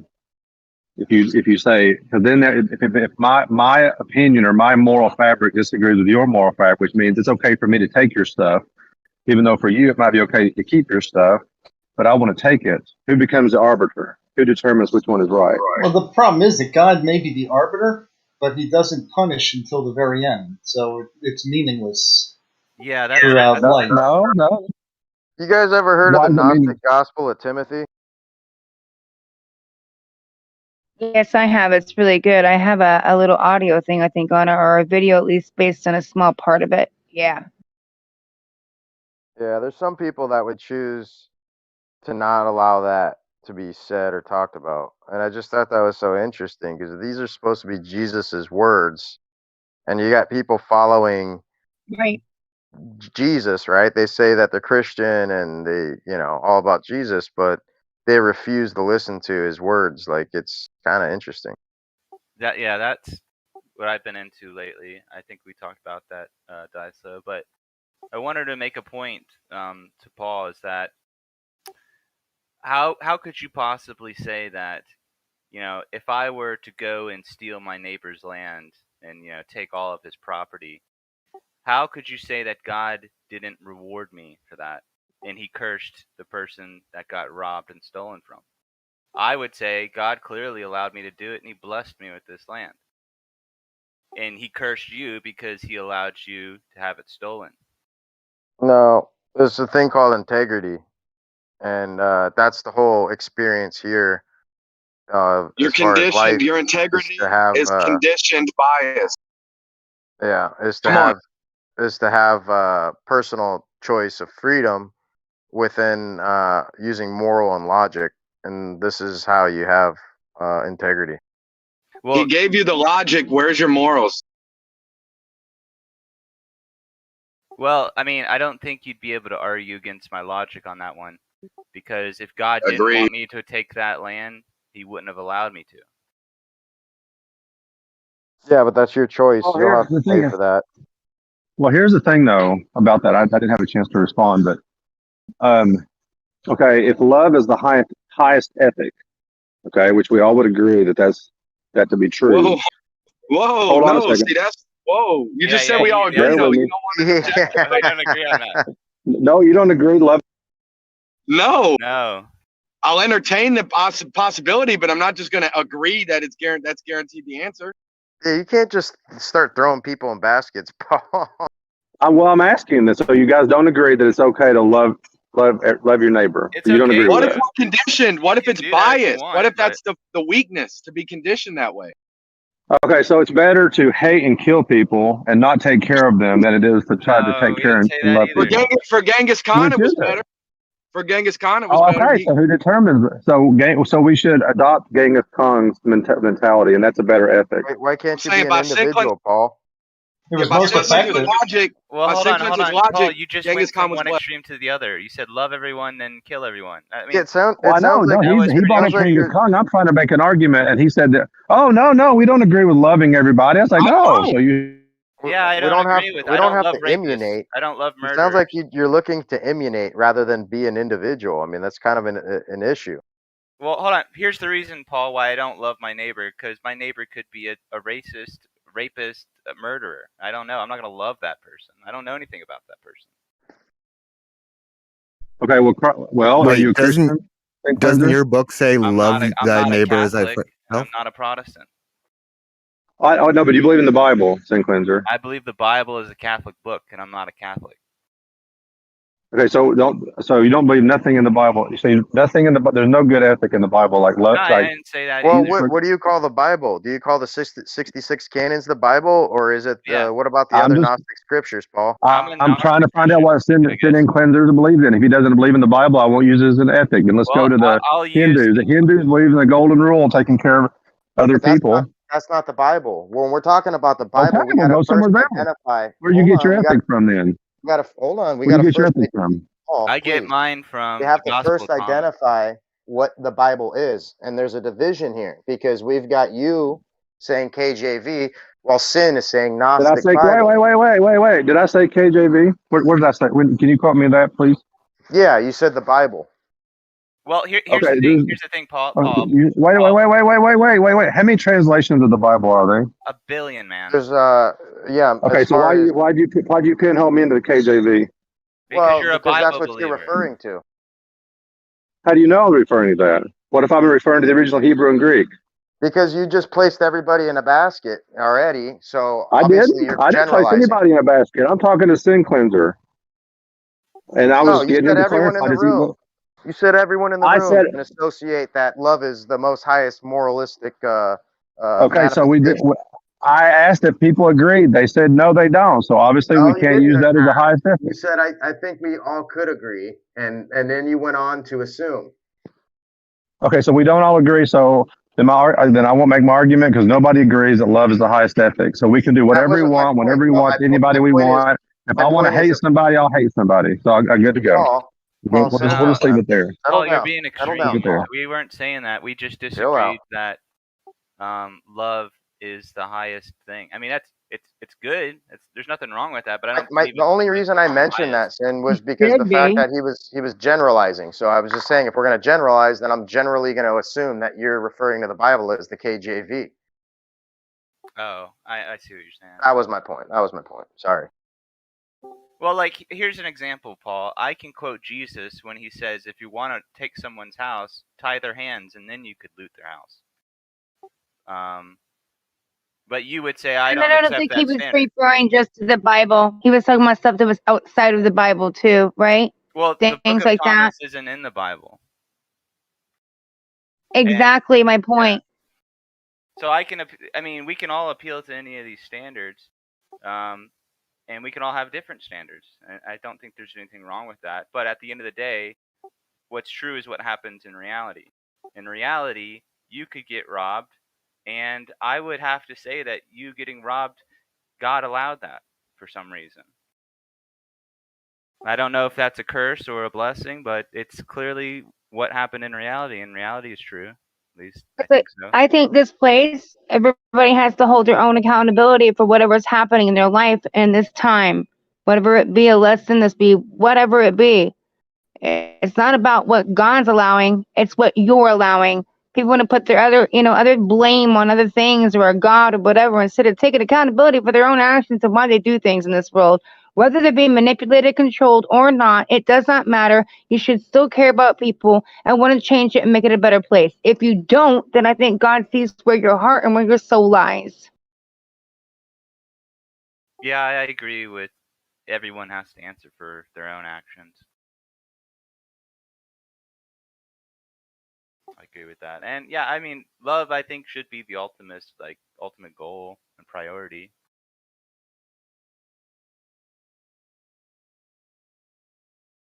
But you can't really force someone to love anything.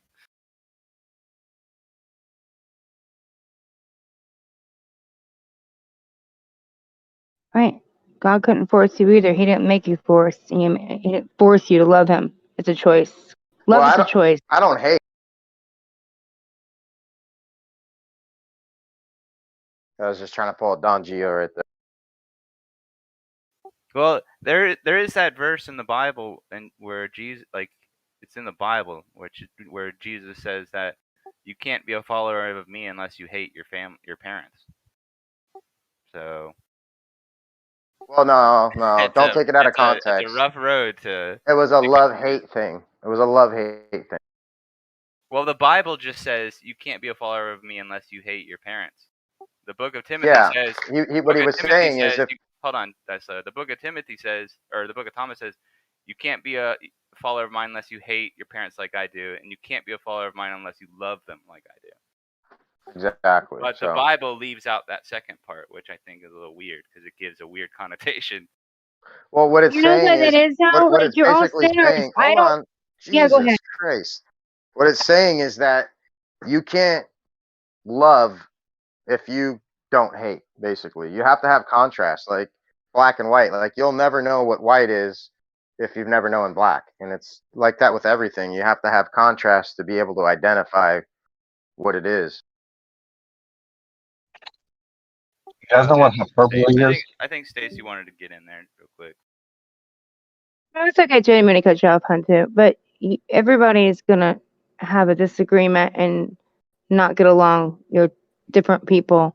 You sin. You make things in this world. You do things you don't like within yourself, even, right? Look in the mirror, you have guilt. That's a normal response. Hate. I don't know if that's a normal response. I don't hate anyone. That's an issue for me. That word hate is strong unless you hate people's actions or hate how they treated you. But you don't hate people. I don't hate my mother ever. If you get triggered, then there's a little bit of hate right there. There's anger and you say things you don't mean, right? But then as soon as I walk away and I go home, I'm thinking about, damn it, I'm going to have to call my mom and say I'm sorry, somehow to fix this. That's not hate. That's anger in a moment, a feeling that we sometimes let pass. Yeah, but it spawns from hate.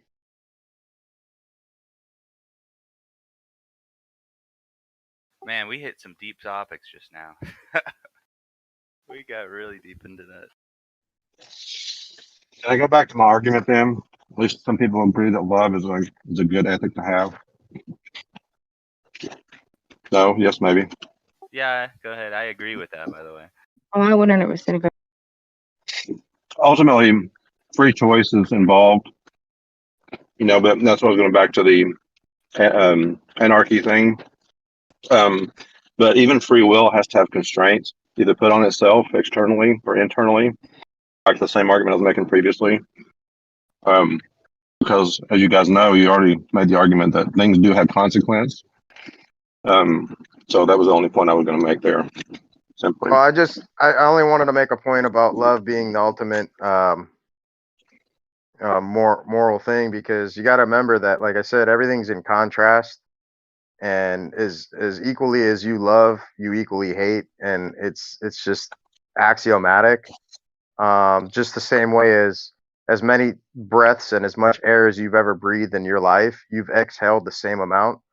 This is just like a wave. It's a balance, and it's just the way things are. So trying to emphasize too much on one emotion, is always going to have a counterbalancing factor to the Did I say any fantasy. argument about? Did I make any argument about love being an emotion? Is love an emotion? It can be. Okay, so if Jesus, I'll go back to Jesus, said, "Love your enemies." So you saying he said to have this ooey gooey cushy feeling towards your enemies, or is he meaning something else? Unless you've ever read the Gnostic Gospel of Timothy, I don't think you really have a full perception of who Jesus really was. Jesus wasn't the guy you think he is. Okay, so you don't want to answer my question. You have a perception of him that you want me to associate with, but I've heard two sides of a story where you've been given one, so it's hard for me to align with that when I know the other side. Okay, so so you don't agree with Jesus saying to love your enemies. No, I'm not saying that was the only. I'm not saying he didn't say that, and I'm not saying that he didn't say more upon that. Like essentially, Well, that might focus be on the one text half. that we can agree on. Yeah, okay, I'm focusing on the one text we can agree on. How does What was he? that? How does he vary from that? Well, Oh, Jesus doesn't only say like nice, inspiring quotes. Sometimes he says some pretty twisted things. I don't Are you know if saying it's that's shock twisted, value or Sinclair? what, but he said a Oh, lot of really important things. I wouldn't put your subjective twist on it, Sin, because I think that's kind of offensive. Well, I think he was offensive. Like that's what he said he was going to be. But that's your subjective interpretation. That might not have been Right. the ultimate message or the intent of the message. You know what I'm saying? So it's I like it. I like it how you guys don't want to answer my question. Was Jesus ooey gooey what now? I asked you a question. I said, when Jesus says to love your enemies, is Jesus saying to have ooey gooey feelings towards your enemy, or is he saying something else? Yeah, he's saying turn the other cheek and basically bend over. That's kind of how most people conceptually interpret that. Okay, that's not how I didn't. You want to frame it how somebody else? I'm asking, how do you think what he was saying? I mean, I don't know what you're actually quoting, but if I were to perceive what it is you're trying to convey, I would interpret it this way. Yeah, just turn the other cheek and be essentially passive and allow God to decide whether your fate Well, see, This is love why is the an act. Bible it goes back and forth right there, because you guys said Jesus says one thing and then says another. Human beings have different responses to different situations. And 1 minute you may say, yeah, love thy neighbor, but you also still ain't going to take no shit when it comes to a certain situation. You don't think that God or Jesus would be the same way, that he doesn't have wrath? You guys, come on. We're talking We're about made in one their image. specific person. Let's not mix it all up here. Let's stay on point. Well, We're I talking agree. about Jesus Christ. I agree with what say. Like But clearly, I'm also made in his image. I am also like that. Yeah, but Jesus had that emotions. doesn't give. Yeah, but you're not God and you're not Jesus. I never said I was God. So then, why are you comparing yourself to His image in the Jesus sense came that here you for a have, in reason, the sense that supposedly, you have right? the right He to came react here how to you want to if your experience. neighbor gives you shit? Wait. Jesus came here to experience being a human, right? No. One of the things he here was to. Are you freaking kidding me? That's not one of the reasons that he was here. Went through 40 days and 40 nights, all that stuff, walked the thing, went through all the struggles, your sins, your temptations. Are you kidding me? Why was you sound To be very able to triggered? compare and tell you a story You're screaming. because you're being ridiculous and rude. No, I'm not. I'm just giving you my interpretation, and you're getting offended Right, like and I'm when I was attacking trying to give mine, attacking you. you are telling me You- I'm wrong and incorrect and being rude. What you're doing is you're identifying with your beliefs, and anyone saying anything that you perceive going against your beliefs, you would take as a personal threat, and you got to settle down. Isn't that what I just said to you? Are you Yeah, hearing yourself right now? Are you well, are you drunk? Daiso. Listen, here's the thing. You sound like you're a little intoxicated. Hold on, Daiso. Listen. I'm actually not intoxicated at all, sweetheart. You better watch your mouth. Let's do some For real. moderating here. This is a Jesus is a For heaven's controversial sakes. topic, right? Everyone's got passionate understandings and interpretations of the guy. So I don't think any of us probably even have the same view of Jesus as another person here. So let's just kind of try to be respectful of everyone's beliefs. Well, we gotta first not identify with our beliefs personally and take personal offense when somebody might say something contradicting to one's beliefs, right? Because this is how wars are started and bloodshed has been drawn over the centuries. It's called disobjectification. It's an important tool that I think we need to all work on. I would agree on that, but it's not anything to do with what we're talking about. It's people's behaviors, actually. Well, we were talking about Jesus and how he's perceived in the That's Bible. fine. And I was just trying to make a point that there is a little bit more context and background to Jesus. He wasn't just this lovey-dovey dude. He was also a warrior, a soldier. Okay, then let's go back to my topic. So when Jesus in the Gospels, and let's stay in the passage. You can bring any context you want in, if that's what you want. I don't accept the Gospel of Thomas. If you want to, that's fine. But we can agree that the four Gospels, we know that most people acknowledge that those are the teachings of Jesus. Would you agree? Well, why is it you don't accept the Gospel of Thomas? Okay, I'm not going to red hair. That's going to get off in the weeds, and I don't want to. I'm trying to find a place That's where how we this can all came agree. We about. can have a topic. We weren't even talking about you accepting it though. Yeah, but we weren't even talking about religion prior to me bringing up the Gnostic Gospel of Thomas. That's how this whole conversation came about, and now you want to essentially discard that from the conversation, which I'm not necessarily wanting to be a part of. You want to go back to anarchy, or should we just stay on Jesus? Maybe we need a completely different topic apart from Jesus and No, I think you guys should answer Paul's question. Okay, go ahead, Paul. What's your question? Oh, okay. One more time. He's asked it multiple times. And it seems that it's funny that you guys just go away from it, which is interesting. That's an interesting thing in and of itself. What's the question? I wasn't here. Okay, I asked a simple question. Jesus said, we talked about the ultimate ethic earlier, so I'm kind of going back to something Jesus said. Jesus said to love your enemies, right? Now, I asked the simple question, is Jesus saying to have an ooey gooey feeling towards the enemies, or is he saying something else? And now it's an open-ended question, which means you can go either And direction. I answered that for you, Paul. I told you. I said that I would tell you no. I told you you can't have love without the contrast of hate, and people conceptually perceive it as being this passive thing where it's like turn the other cheek. But ultimately, I don't think that's what's meant. I think when he says love thy enemy, he means put all thought and focus onto your enemy, meaning love, hate, and perceive them as basically what he's saying is don't doubt your enemy. No, I would answer can it I give a differently. quick, I don't can think that's what can I he's give a saying. quick answer, please? Please, Go can ahead, I give Rob. a Yeah, go quick ahead. answer?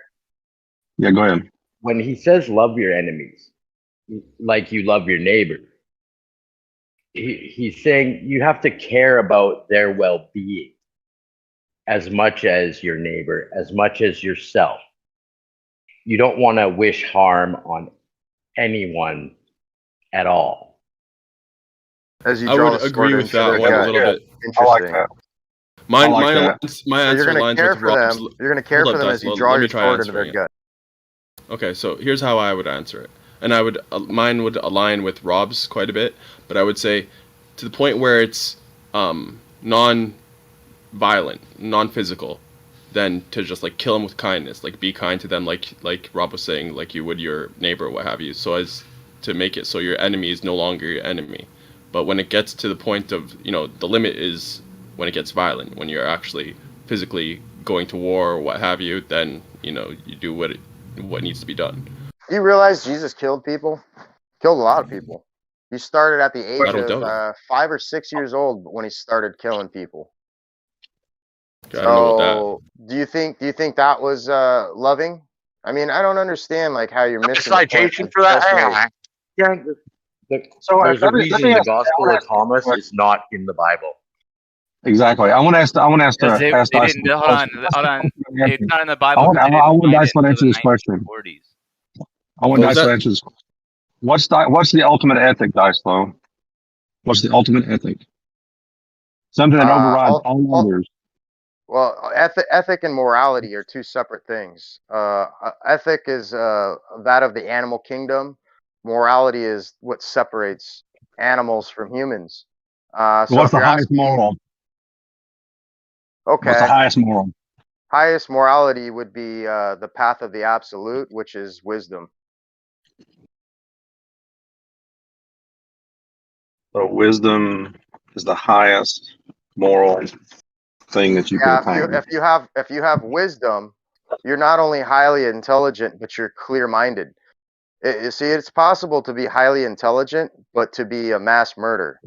See, but it's impossible to be highly wise and to be that of a malevolent being. Okay, Can we get I'm gonna back quote you. to I want to quote another verse real quick. It says, "I can fathom all mysteries, gain all knowledge, but if I have not love, I am nothing." Sure, but love is encompassed with morality. Okay, so you're saying wisdom is higher than love. Yeah, I'm saying wisdom's higher If than you have not, love, and morality. Wisdom's higher than morality. Morality's higher than love. wait, that makes no sense. Because I asked you what the highest moral ethic is, or moral framework, whatever you want to call it, and you said wisdom. And I just Yeah, quoted that if you can wisdom is have all higher than wisdom, moral. not have not All love, moral. then you can be nothing. You can have love without having moral or having wisdom, but you can't have wisdom without having love or morality.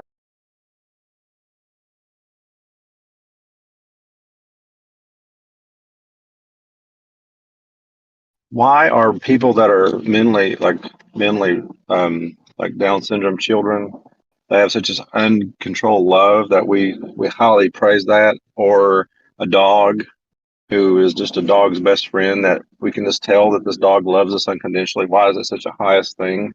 And they don't, neither one of those have wisdom inside of them. Why is that? Why do we recognize something about that? I'm not quite following the question too much. Are you saying animals don't have wisdom? I didn't say that. Do dogs? Okay, who has more wisdom, a human or a dog? That's arguable. I know. Depends on the person.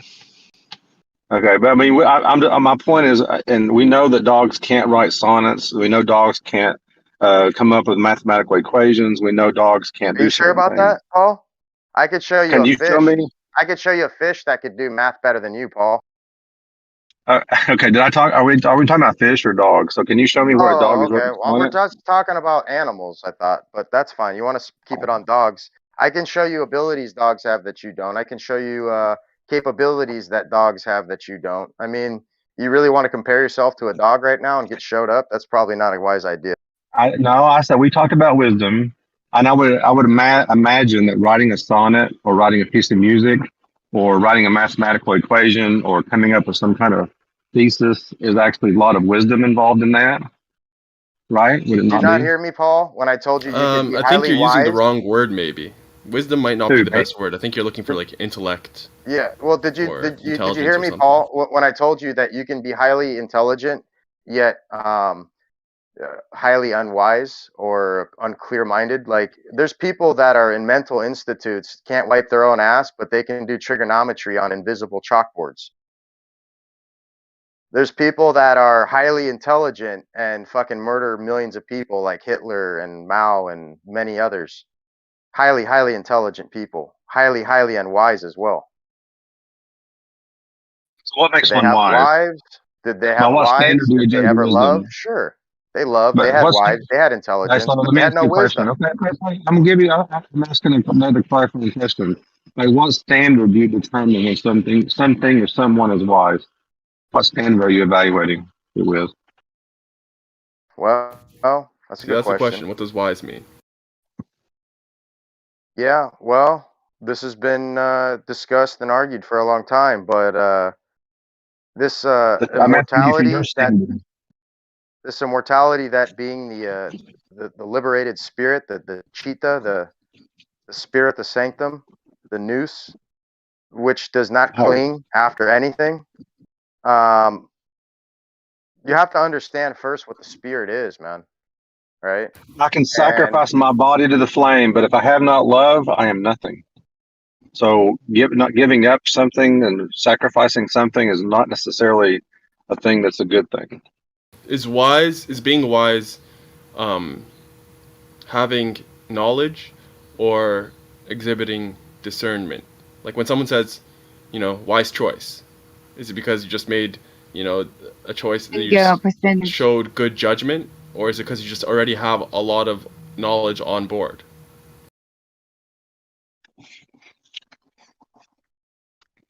I asked this question on my show and other people too, and I just recently talked about intelligence. What is intelligence? Because you can lose your memory and still have intelligence, and can't hold information that you receive. And for me, it was about using discernment, being aware. That's intelligence.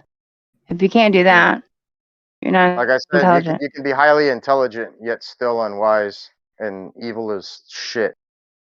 Well, here's the thing, But though. Hold up, Paul. In terms of that criteria, like having, making a wise choice, having the common sense to make a good judgment call.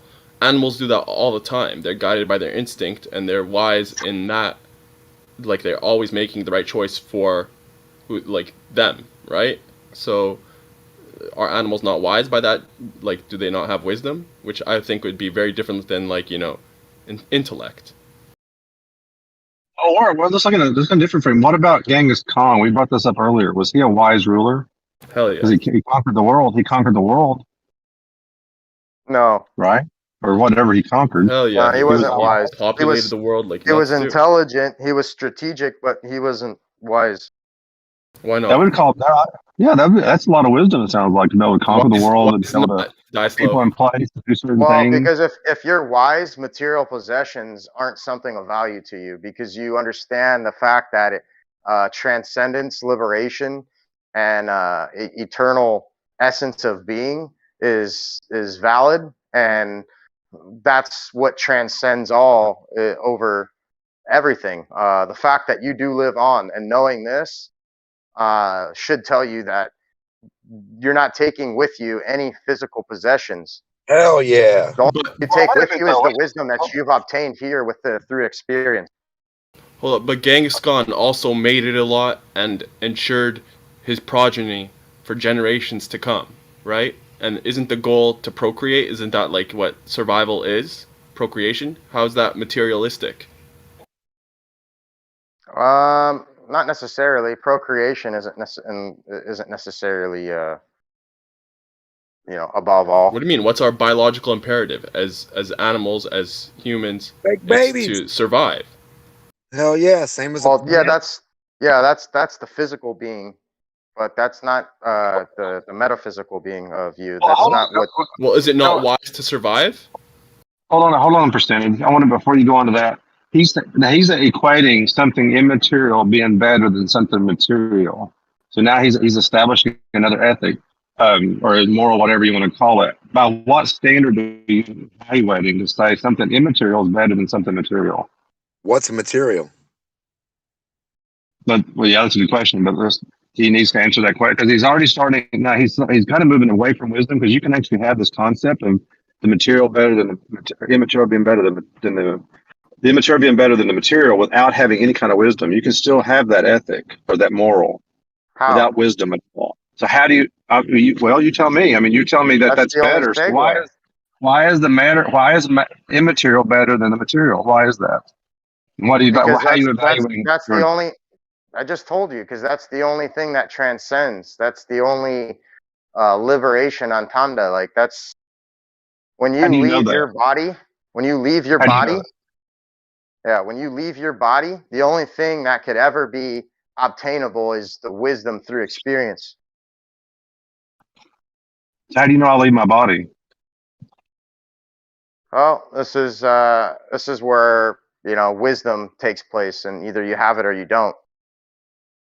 What do you do after you That's leave a your body? cop out.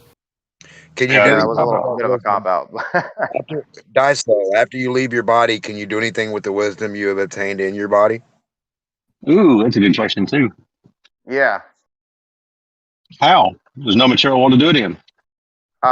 So it's what you do if you don't have wisdom is you cling to the next physical material thing, and that's how reincarnation comes about. So if you have wisdom, you're essentially content.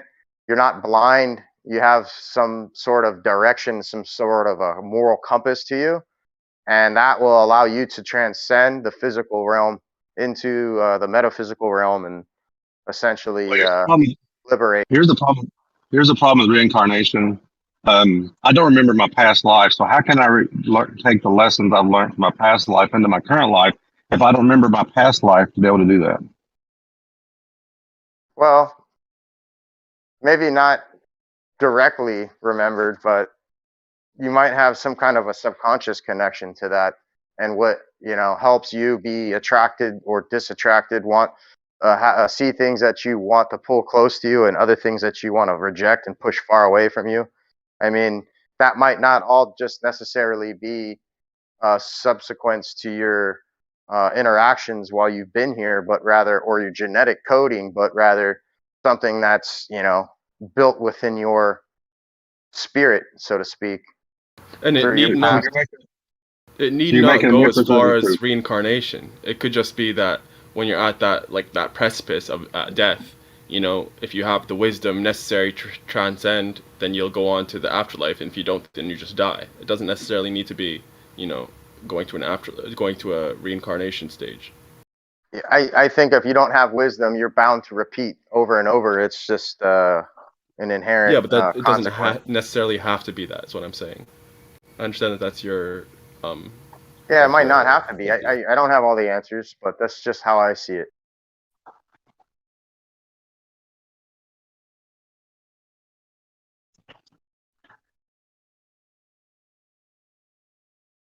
In any case, animals are wise as fuck. Oh, bro. Like, especially owls. I never said they Owls? Are you weren't. kidding By the me? way, You have no idea. I never said they weren't. They don't get enough credit at all. And see, the thing is, the only point I was making with the animals is the loving aspect of it. That's it. Like the dog. Now, is a fish very loving? Should this fish can do math? Is it very loving? It depends on it depends on your definition of love. I'm sure fishes love, I'm pretty sure in fish their love, own way. man. Come It on. depends on whether you can communicate or decipher what's going on in the fish's brain. Yeah. Like, do That's fishes all like? they do is love, man. They're just fish. Do they care for their offspring? Like, what's Hell your Some of them what's your poop criteria for them out. love? Go away and Some do. they poop them out. Leave them alone. They have to go fend for themselves. They don't care And what for about the schools food of fishes? or their offspring. Why do they group That together? sounds like a What cooperation. about It's safer to be piranhas? together. Sounds like it's safer to be together than apart. Doesn't I sound don't like think we're love. It's just qualified to they're say, to be selfish. honest. Unless we were fishes in fishes' brains, I don't think we could say whether or not they have love. Yeah, that Have whole any, schooling thing being safer, I've always questioned that. I have think any of you, if they all split up and went different directions, they'd have a better chance. yes. If anybody saw Finding Nemo, fish love. Yeah, true. And you see when the dolphins or the whales make the bubble shield, concentrate them all, and then eat all the fish in one bite. If they were swimming around with a quarter mile in between each one of them, that whale would have to work his ass off. And they'd headbutt the shit out of him. Yeah, they got some sharks that just headbutt. Oh, that's all they do. I got. They don't even bite. They just headbutt you. So you're dead. What a weird fish. That's a 70-mile-an-hour headbutt. I know. Zzz, boom, flying headbutt, Ric Flair. I always thought, like when I Really good caught at my blitzball. first 80-pound tuna, and then I started thinking about it. It's like, God, I don't think I ever want to swim in the ocean again. I mean, if I get a tuna that's blind out there swimming 30 mile an hour, he crashes into my chest. He's going to cave my chest in. Yeah, some That's guy caught a insane. fucking 240-something pound or I don't know, a big ass catfish. It was huge. I don't even know. It was just so big. I don't even remember the numbers. It was big. It was recently caught, a catfish. Fucking huge. Do catfish taste good? Are they edible? I'm Ugh. sure they're edible, but are they They're tasty? greasy, man. Well, a lot of people like them. Yeah. I don't like them. They're bottom If feeders. you season it right and you fry it right, yeah, catfish is awesome. With a little bit of lemon, yeah, it can be good. And you have to clean them well, soak them in water, get all the. Clean them right. Well, when you debone them. fry them in that batter, you got to get that temperature really hot, and that kind of kills off a lot of shit anyway. Yeah, that's right. Lemon juice soaking into it. You got to Oh, marinate man. them a little bit in some of that Oh, lemon, Lord. and then you got the Larry's seasoning, Larry the Cable Guy. Yeah. It's got my mouth watering, man. Shit's bomb, bro. No, With that a little bit lemon of sweet and juice, sour. Yeah, you put the popcorn, right fucking seasoning in your catfish. lemon, man. Imagine having like a 240-pound fish. Like you Holy, it was fish like once 2 or and you're 4, good for man. the I can't year, even- man. It didn't look appetizing. It looked pretty nasty. I'm not gonna lie, but it was Well, big. Even with Moyox, would you say 70-pound tuna or whatever?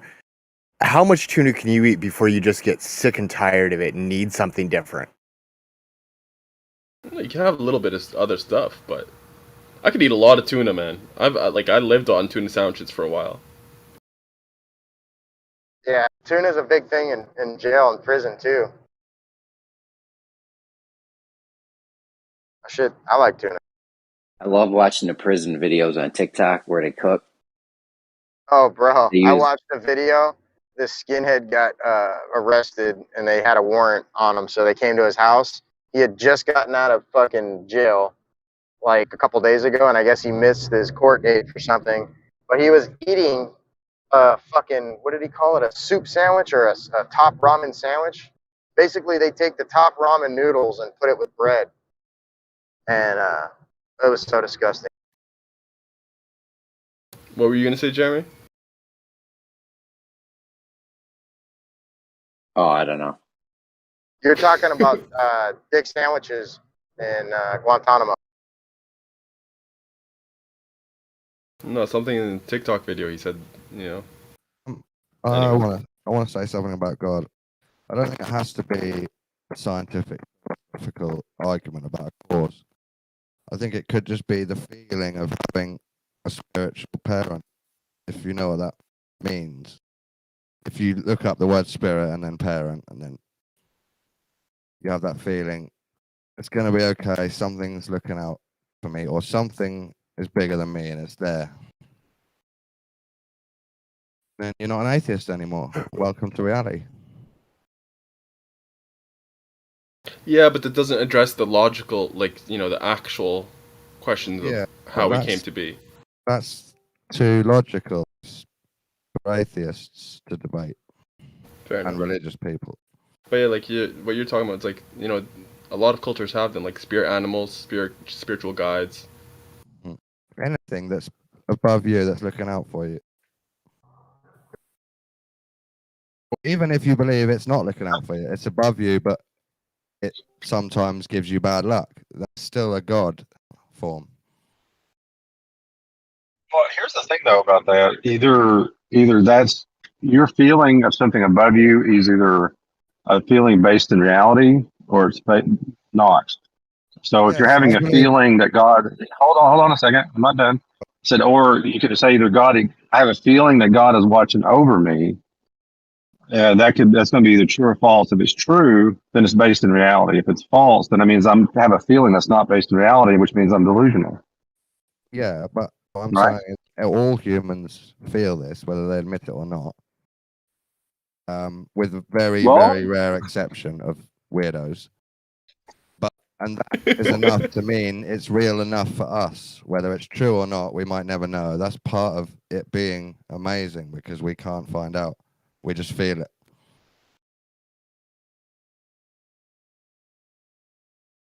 You can never bring the feeling into the science lab. You still have it yourself as a scientist. You just have to deny it.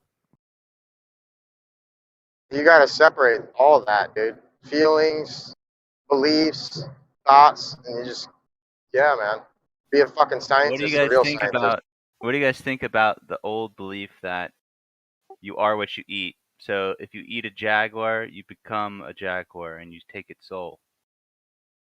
Yeah, I don't know about all that, bro. Oh, I like that. Or like if you kill a lion, then you've taken its soul. You Nah, have to eat I don't them. believe that. Give me Here's some the thing, shark man. or goat. Yeah, here's the thing about that is the soul isn't within anything. Things don't possess a soul. Not saying that the soul doesn't exist. I'm just saying the soul is not within the body. The soul is the connecting source or the connection to the source, which is abstract from the being. It's kind of like this. Guys, so it would make sense why we have a lot of cow spirit energy and chicken spirit energy in people. Because, I think there's maybe a little truth in that. We eat a lot of Too much chickens and chicken. cow, I and we need exhibit to their eat behavior. different stuff. Nah, I don't think so, man. What, I don't think what so. good Because qualities of if chicken am I listen, getting? Sin. if that was possible, Eat the if that chicken, was become the possible, chicken. then we Yeah, but what wouldn't good qualities? have this dynamic food chain. Like, think about it. Like, if sharks were eating seals for millions of years, eventually that shark would grow to be the seal, right? No, like it's the inner most people in life have never eaten a bear, so they don't have a bear energy. Most people that probably eat chickens and cows, so that's what they exhibit, that type of behavior, cow No, behavior. you're right, and that's why we act as farm animals because we eat farm Exactly. animals. Oh no. Look into it. That's all I'm saying. Well, Have so to if you want to meditate Don't be a just hand wave it, scientist, Islo. if you want to be a Sin. doctor, you got to eat a doctor. Sin. That's what Pokemon was teaching us when they said gotta catch them all, but they really should have said gotta eat them all. Yeah. I mean, if you want to be the supreme being, you gotta eat everything else. or There that, can or only it's be one. either. But the first thing you have to do is you have to fight one. You have to fight the bear before you can eat it. So it's a full domination kind of a spirit taking your soul mentality thing. Yeah, you gotta earn it.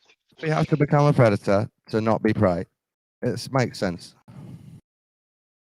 Yeah, and I think that's maybe why the pussification of the average male is he doesn't kill what he eats, and he eats chickens and cow, which are kind of lesser animals that aren't very scary. Oh no, that's true. So there you go. Look into that. Cows are scary, dude. You'd lose a fight against a cow stand with your bare hands. Well, I've never fought one, so I don't know what happened. I would go crazy. I would have to go crazy on them. I don't think I would fight very fair. You don't to be have to honest. fight it face to face. You can use your cunning and wit, can't you? Yeah, I would try. I would fight like an asshole. I would all the cheap shots. I'd be doing that.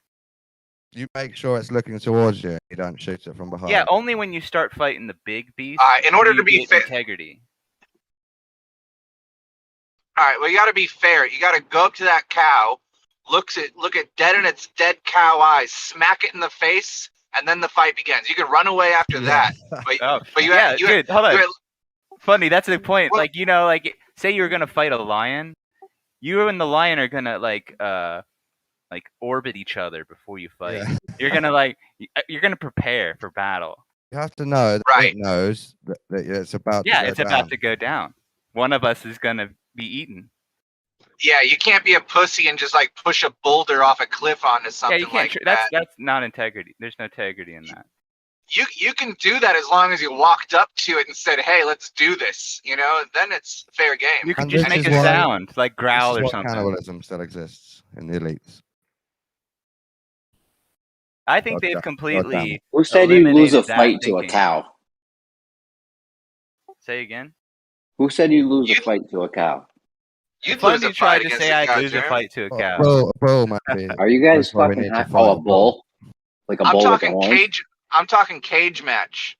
You're not talking like a cow, like moo with the udders, just standing there all doofy, right? You're talking a bull, right, with the horns. Oh, I would No, I'm destroy a talking cow. I would probably lose against a bull. Dude, you'd lose against a cow in a cage match. I would No, push you that wouldn't. dumbass cow over, bro. That doesn't kill it. Even especially Bobo, if I and I have a can cage. think of my next move. Strangle at If you have a cow. cage to climb, it's over for the cow. Yeah, but Even if you're without gonna the fight him, cage. you want to have integrity. It's all about Even without the respecting. cage, the cow has no chance unless you're just. What do you think you're gonna do? Try to put it in a chokehold? Some people will lose against the cows, Jeremy. Let's not forget that. They are kind of heavy. Like if they step on you, you're probably gonna get hurt. We should go back to the what do they call it? The animal chain or the food Do chain? you want me to tell you how to beat a cow? Because I feel like people would be out there losing If fights we to cows. let's release all the cows, and Don, then relax. They need they to know how to become- beat a cow in a street fight. it becomes moral. If we release all the cows, then we hunt them down again. Teach me, Sensei Jeremy. How do I beat a cow? You walk up to the side of it, kick its leg sideways so it fucking folds. Now it's on the ground, and it's over with, and you just stomp it out. Oh man. No, Oh, no, fuck, he was man. serious. What do you mean, no? That's pretty good. First though. thing you got to do is at least tell the cow that you're starting a fight with him. So you walk up to the cow, you slap him in the face, and then good luck trying to get to his side and tipping him over. He's gonna charge you, or she. Oh yeah, it's gonna charge yeah. you. It's gonna spray its milk all over you when it kills you, and man. Dude, that's not how cows don't spray like a skunk. Are you guys high right now? Are you high? We all know that a little bit. Could win the by cow's pooping on deadliest the weapon. It's got a It hydro would blast utterly cannon. destroy you, bro. Oh, There you go.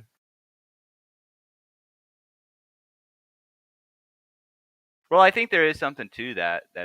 I mean, if you were walking down an alley and at the end of the alley was a cow, and you guys both looked at each other and it was time to fight, that's how God intended, I think.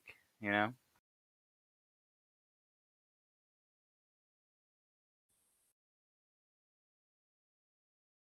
You are what you eat. Yeah, I wonder where that started, in what language, how long ago. Because they probably meant like, if you kill a horse, you have a horse spirit. Yeah. That's kind of like a cool, like an achievement thing. It's like it makes like a video game. Like, what Yeah, achievements collect did them you all. unlock? Oh, I killed a lion, and so I have a lion spirit. And that's why I wear his head on my shoulders. You know? I just don't understand how we have cowboys, but we don't have bull boys. That's like saying, like, we got bitch boys, no dog boys. Where's all the bull boys at, Sam? Well, they're Are role you a bull playing boy as or a a bull, cowboy? aren't they? I'm a Cowboys. cowman. Cowboys is like bull man. They're role playing as a bull. Yeah, but they're identifying as a female. Well, they're the one boy who controls all the females on their horse. well, they have cowboys that are bull riders. So think about that one. I mean, like, I don't know. If you're working at a strip club, like, do you call yourself a ladyboy? Why would a cowboy ride a bull? Think about that. Does it count if you're in a helicopter and you shoot them with a rifle in a gaming park in Africa? Does that count? No, there's no honor in that, right? There's no integrity in that. Gangster. Even if they get it to Unless you it's and you a eat good it. shot. Unless you got a really good shot. Helicopter drive-bys.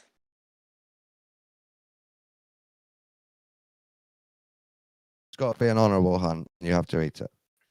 It's really not. You should. It shouldn't count unless you kill it with like a shield and a sword or something. Just your hands, man. No, you're not killing a lion with your hands. Didn't they say that's what? Bro, you're the one who said you couldn't just beat a cow. Yeah, no, take on a it's not lion? going to be easy. Some men can. Obviously, the leader of the tribe who kills a lion. And They use you might not spears and believe shit. him, but then Nobody's one day you see hand-to-handing him. a lion. No one's going hand-to-hand with a lion, bro. Some That shit tribesmen just will try, and Somebody by will, luck, yeah, some of them will somebody. win. They don't. No, you don't. And not unless the lion's like sick or on its deathbed or something. You don't beat a lion with your bare hands. Maybe it was sick, but that's how they win. By luck. Well, And they come back and tell the tribe. and we're going to see who is our leader. The guy who killed the lion with his bare hands has got a pretty good claim, right? Yeah.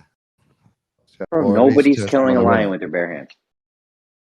He gets a woman, or he gets the biggest tent, or he gets to try and rule. But now we have Joe Biden, so we don't live in that world anymore. But we need iPhone camera evidence. Yeah. So we can't take their word for it anymore. Now we need a 4K live stream, or it didn't happen.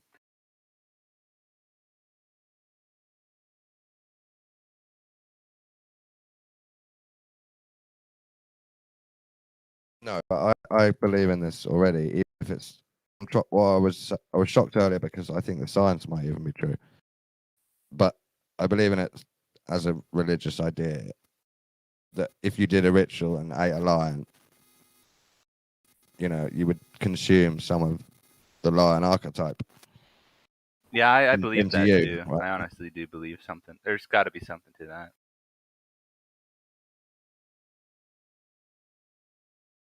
Like, just think, like, if you're eating a lion, like, right after you killed it, you're probably ingesting lion testosterone or something. Yeah. Well, that's how you get that adrenochrome right there. Yeah, see that? Yeah. The energy is in the object. It might make you, like, you know how they say people get, like they're high or something? They get a high off of this stuff? Like adrenochrome? I mean, you probably get a high off of, like, winning and killing a lion and eating it. That's probably just as, you know, like, infectious. If you beat a lion with your bare hands, you're gonna be barely alive.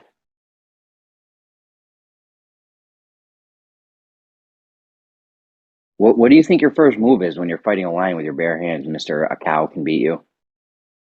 Well, I'd have to deceive. I'd have to trick it. That'd be my only advantage, because Mm-mm. in every regard, he would be able to No, just destroy me. you got to walk up to it, slap it in the face, just like the cow, bro. We don't. I would act like a cow. Distract it. Yeah, You I would throw act like down I'm no a threat. Smoke bomb one side, then you run the other side and stab it. No, this is hand to hand. Stab it with what? Oh yeah, no, it's okay. Distraction. So you just on one side, then you run around the other side to its back. And then what? Do a leg lock or something. A figure four? Is this what we digress to? Yeah, we've thinking gone on back my to feet the here. jungle. I've done Is this. this where Figure we've four gone? leg lock? That's your. I'll like lock a lion, bro. I step out of the room for a minute. And we're talking about how to fucking survive killing fucking cows. Dysel, they were with jujitsu. Dysel, they were saying the cows can beat them. Just the moo cow with the udders and shit. Well, that's Not even when the bull. that's when evolution kicks in, I guess, right? Darwinism. We're not doing it hand to hand. What we are is we're humans. So we've got tools, we've got sharp rocks, we've got knives, and we've got guns. So we use our tools. We've got tricks. If we're doing that, we could just fucking nuke them.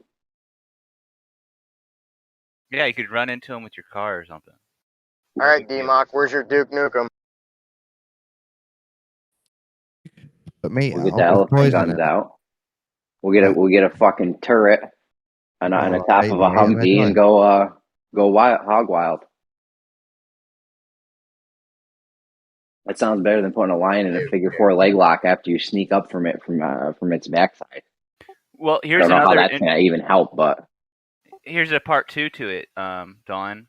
Is that if you beat a lion, you take its spirit, in a sense. But if the lion beats you, you become the lion.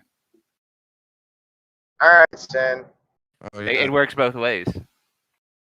I think I'm gonna go see if I can convince Righteous of Gnostic Gospels. No, he didn't want to hear that when I tried to talk to him about it the other day. He got really mad at me. It was so funny. He didn't want to hear one word about it. I said, "Can I just read a little?" No. Yeah, there must be lions and sharks around. But they're wandering around in their habitat, and they know they're now part human because they've killed a human. What do you know about the Gnostic Gospel, Don? Sorry, I was still talking about the animals. Yeah, this is on point. There's clay doves in the Gnostic Gospel. Well, I actually got this from the book of Thomas, where it says you don't eat a goat live. You wait till it's dead, and then you eat its carcass. He says you too should offer yourself as a carcass when you die. See Gnosticism as all knowledge that's contradictory to Christianity. Yeah, they just need a book that combines all of the stuff ever written, like all the Gnostic, all the Bible, all the whatever. But Gnosticism can be just extra esoteric Christianity. It could be inverted Christianity. Sometimes it can just be the idea that the God is bad and the devil runs earth. Yeah, you could throw in like the satanic whatever you want in with it. Like, just have it all so people can read it all. Sacredtexts.com. That's Christian mysticism. Everything seems to be on that sacred texts. But the whole Bible thing, it's like they're trying to act like the other stuff just isn't there. It's like, what the hell? Come on, you're gonna act like this doesn't exist? Come on. It's like putting your fingers in your ears and closing your eyes, saying it doesn't exist. The New Age is helping blend Christianity with everything else.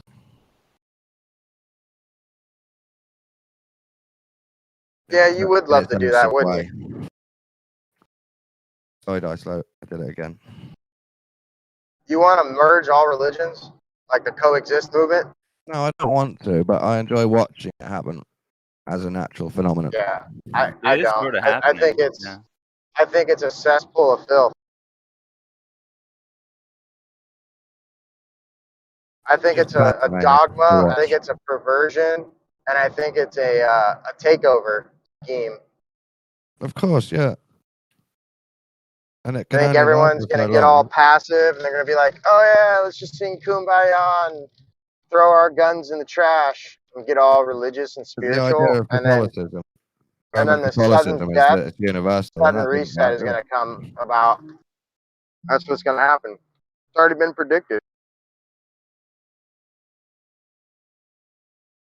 I believe in most religions a little bit, so it suits my belief anyway.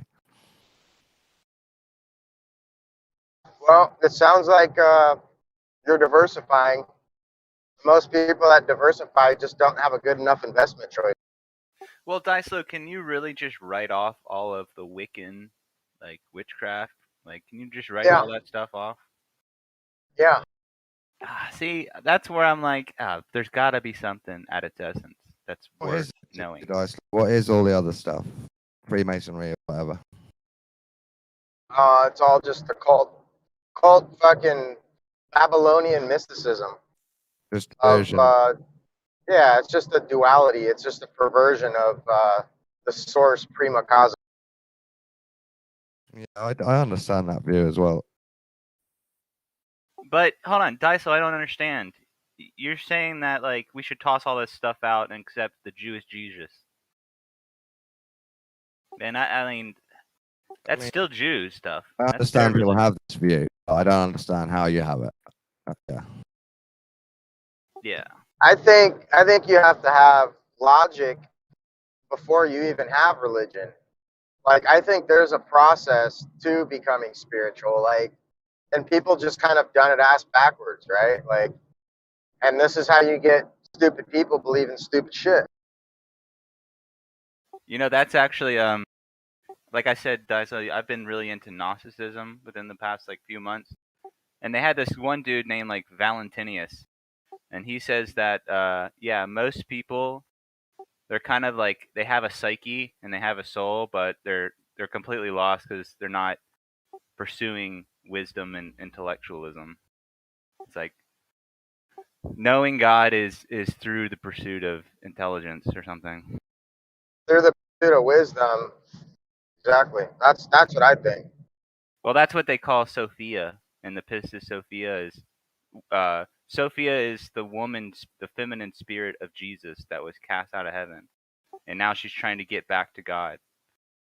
No, that might be a shitty rendition of what it means, but essentially the Pista Sophia is just a reflection of God's image from two different versions, one being the feminism and one being the male entity, all encompassing God.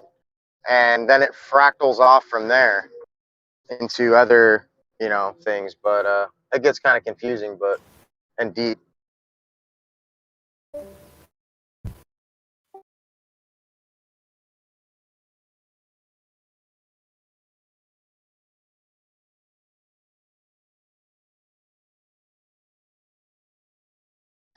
I don't suggest the Pista Sophia as a beginning book into the Gnostic gospel. I think you have to start off. Start with the Book of Thomas. Yeah, or I would even say Enoch. Enoch is the super easy for people. The emphases, and then I don't know, man. Go Dude, from there. the Pistis Sophia is literally just Jesus telling them about light being God, essentially. And there's like layers of understanding God, and it's kind of related to like the EM spectrum about like radio. It's pretty deep stuff actually, but it's heavy. Yeah, I think you're right. Actually, the Pistis Sophia kind of can be relatable to like the full EMR spectrum, whereas the Gnostic Gospel of Timothy kind of is more about the ether. And I don't know. That's kind of how I see it. It's all about the ether. That's why there's definitely an undertone of ether within the Gnostic scriptures. I think that's kind of like undeniable. Yeah, for sure. It is a connection to the Trinity. I accept ether as energy drifting around my sphere, spinning. Well, it's ether believer. That's a new one. It's called consubstantiality, man, and that's what the connection is with the ether and Christianity from the Gnostic version, in my opinion, is this trifecta, three things, in essence, being one, and all three of those have to be about in order for that true essence to be encompassed. Like, you can't have one without the other, essentially, is what it's saying. And it can only be as such. And that's why it's kind of like relatable to like water or electricity or light. It's always these three components that make up this thing. I think that's what Tesla was talking about when he talked about the number 3. Consubstantiality. Well, hold on. You just triggered me into a good idea. I'm just thinking about it all here. Dude, the Jesus refers to himself as the lamb, right? And he wanted to be sacrificed. Yeah. That's weird, man. Now the Satanists kill and eat lambs. I have always said Jesus is probably the Antichrist. And I've always been trying to tell people that Well, I think it's hard to me, say that he's not Satan in many ways because he says kind of weird stuff. it links the stories. Satanists want to be Jesus, and Jesus wants to be Satanist. I don't know. They kind of goes round in a cycle or something. They're kind of complementary of each other. I think. Yeah. You can't But have. if you said that I to a mean, Christian, they get really really mad. well, the problem is it's illogical because I mean they both existed, they both interacted with each other. I mean, But so to Jesus say wanted that it to be was the sacrifice. He wanted to be the blood sacrifice, and he even said, you know, drink my blood, eat my flesh. That's how you change reality, maybe. You know, the ultimate magic trick. yeah, I don't know about all that though, Sin. I think some of that text, man, could be altered. Well, I mean, it would have to be altered. I mean, obvious. Oh, yeah. I mean, I don't think the original text had anything to do with, You know what? You know what? drinking of my So blood, I think they eating get. of my flesh. You know why I think Christians don't accept the Gnostic Gospels is because they think it's satanic. I think the other version is satanic. I think. Yeah, but think about that because like they can't understand Jesus to be anything other than the Bible version. Like I think Jesus was probably they don't even understand how to. a This is really why crazy dude.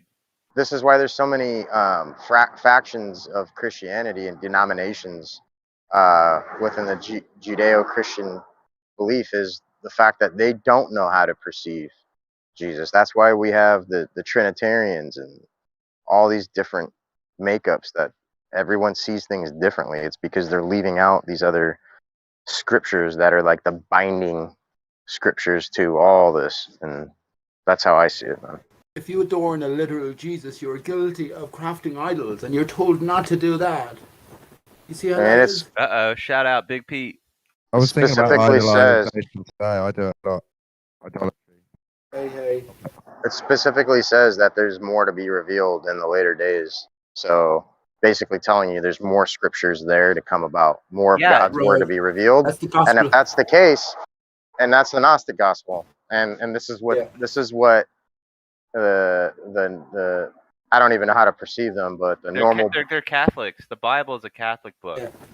yeah, The there you Gospel of go. Thomas next. The Gospel of Thomas was only made publicly available, relatively recent times. In the 40s, yeah. It's a new Yeah, it was revelation. Constantine really was the one that put it all, the KJV together, and that's why everyone's like beholden to it, I guess, from accepting, oh, this is the Bible, the 66 scriptures. It's like, no, dude. I'm with you, son. That was a control tactic, dude. Well, Yeah, we're told in yeah, Revelations. We're yeah. told in Revelations 22, Jesus is the tree of life, and we're promised reunification with the tree of life. I do think that Gospel of Thomas is the next step, but there's another step. There's one particular clue that I found within the Gospel of Thomas, which leads us on to one other place. I mentioned this the last time, Sink Cleanser. I might post a clue a bit later on, and Yeah, we were talking about Thomas the other day. Good stuff. Yeah. When you look at the world and you've seen a corpse, then you are a greater than the world. I think that's paraphrasing one of Thomas's. Yeah, yep. Jesus' I think Thomas was really Aristarchus. Oh my God. Well, Aristarchus, consider this: Aristarchus, anagram of Christ's aura or Christ's golden sun. Coincidence? Remember, Die Slow. You can see Aristarchus. It's described as the most mysterious crater on the moon, the most mysterious object in our universe. If it's all fucking scripted, which it all is, all of it, every bit of it. Constantine never existed. Don't be pretending he did. If it's all scripted, then we got to come back into ourselves and what we can relate to in reality and piece it together. There's no culted information. There really isn't. It's just about us developing the eyes to see. That's the way I see it. I'm pretty happy that you guys are such a unique group of people. Two of us. Like, most people don't think like this. You guys are a pretty unique group, I gotta admit. We can make it if we try, just the two of us. Here's a brilliant one. Listen to this. I won't dwell on this. But I have a screenshot as well. I'll post it if you want. But Paul McCartney was talking about the death of George Harrison. He said in his honor, he grew a fir tree in his grounds, and every day he passes the fir tree and he says hello to George. George Harai son, H-R-I son. Remember, the star is the sun, so that's Harai star, right? So George Harai star. And as I said, Was that the guy that well, wrote that song? Oh my, Here Comes the Sun. My Lord. Who wrote that Well, song, My Lord? And he got all Hare Krishna out and shit. yeah, that's George Harrison, definitely. Okay. No middle, he's no middle name. He wrote the song where Here Comes the Sun. Go look into where he wrote the song Here Comes the Sun. I'm telling you, there's fucking clues everywhere laid down for us. Go look into where he wrote it. But that's a brilliant clue that Paul says hello to Aristarchus, or not Aristarchus, George Harrison, in the form of a fir tree that he grew in his land. Now we know that everything Paul says is stagecraft because he's an actor himself, greater clue giver. But just to connect it, well, Paul follows the dodo. The dodo is the state, the map of the earth. It's the divided state of the earth post destruction of the tree of life. That's what I say, which is Aristarchus. So there's that connection between Paul, the dodo, and Harai son, or Harai star, George Harai son. No one else is saying this sort of stuff, so it seems weird, but fucking hell, Paul McCartney is saying it.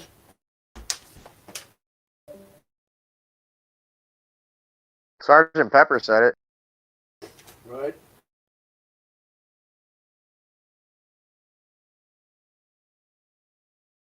See what you did, Sen? Say what? You just exposed the Gnostic Gospel, man. Dude, I just posted the Gospel of Thomas in chat. I've listened to it 4 times. You should let's post it in the other chat over there at Pseudo. Oh, he doesn't want to hear it. Like, and I don't Yeah, wanna but he pick a can fight read with it. him.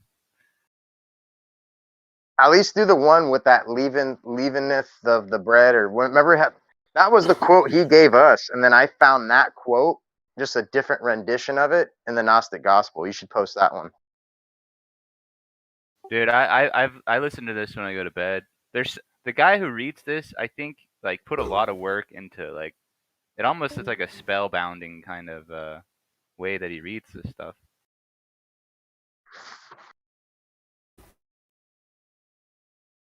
In Gospel of Thomas, he talks about when a man becomes a woman. No, actually, I remember I asked you last time to read number 114, St. Cleanser. Very revealing. That's the parting gesture. But let me give you the answer, my answer anyway. There's one particular saying that the disciples ask the Lord, what will we do when you depart? And Jesus said, whatever you do, seek out James the Just, for it was for his sake that the heavens and earth were brought into being. Now that's a fucking massive clue, and I'll tell you where it points in a bit if you want. If you want, where it pointed me anyway.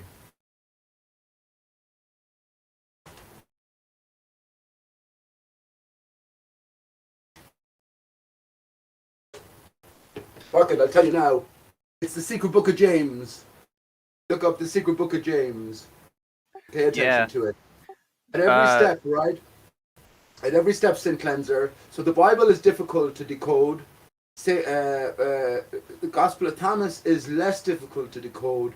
Yeah. The secret book of James is it's pretty much told you on a plate. Well, I was gonna say, Pete, the Nag Hammadi library was like found in the 1940s in like a glass jar in Egypt, and in that little glass jar they found, I think, like 15 different books. They found the Book of Thomas. They found a whole bunch of these. So I'm trying to go through all of them, but there's a whole bunch of stuff like the Apocrypha, the Secret Book of James, the Pistis Sophia. I'm working my way through it, but man, this stuff it's pretty heavy stuff, man. Yeah. I wouldn't do that. I'm not bothered with that sort of stuff myself, to be honest with you. We have a different context in flat and stationary earthers. So go through that if you like, if you enjoy it. But I don't think we need to go that deep. Well, here's the one clue that I have that the Bible is clearly not the full teachings of Jesus, is that, there's, like I mentioned this earlier, that, Jesus says you can't be a follower of me unless you hate your parents. But that's not the full portion, because it says that same verse in the Gospel of Thomas. It says you can't be a follower of me unless you hate your parents like I do, and you can't be a follower of me unless you love them like I do. Exactly. So that's a huge point to leave it out, and I don't know why the Bible leaves that portion out. Because it's an early clue for us. It's a series of stepping stones in terms of clues. And remember, why must you hate your mother? Because we are born into this material realm via the mother, the material mother. And we must rise to become of spirit, right? To be reborn. I Dude, think that's actually the next verse. Right after you can't unless you love them like I love them. Jesus says, "For my mother gave me falsehood, but my real mother gave me fuck, I lost it." Right. Very good. Oh Very no, good. yeah, my mother gave me falsehood, but my true mother gave me life. Right. There you go. There you go. And as flat earthers, we've come away from material only. Look at all the ball earthers here. There's materialists. Ultimately, where does that begin with? Die slow. As the story goes, it begins with Aristarchus of Samos, who took focus away from the center of the earth and put the heart at the sun, and all the spherical bodies rotating around. Now that man didn't exist. In his name itself, Samos, read it out, S-A-M-O-S. So just rearranging it around, Am, S-O-S. Jesus, J-S-U-S. Right, so the words themselves count. So we got to figure out, SOS, international signal, right, of distress, because you have the O between the two S's. Now you got to figure out how the S relates to you, your body. We talked about the Trinity earlier on. The Trinity is in us. We have the three in one. We have the material center, the immaterial center, and then we got the heart bridge between the two.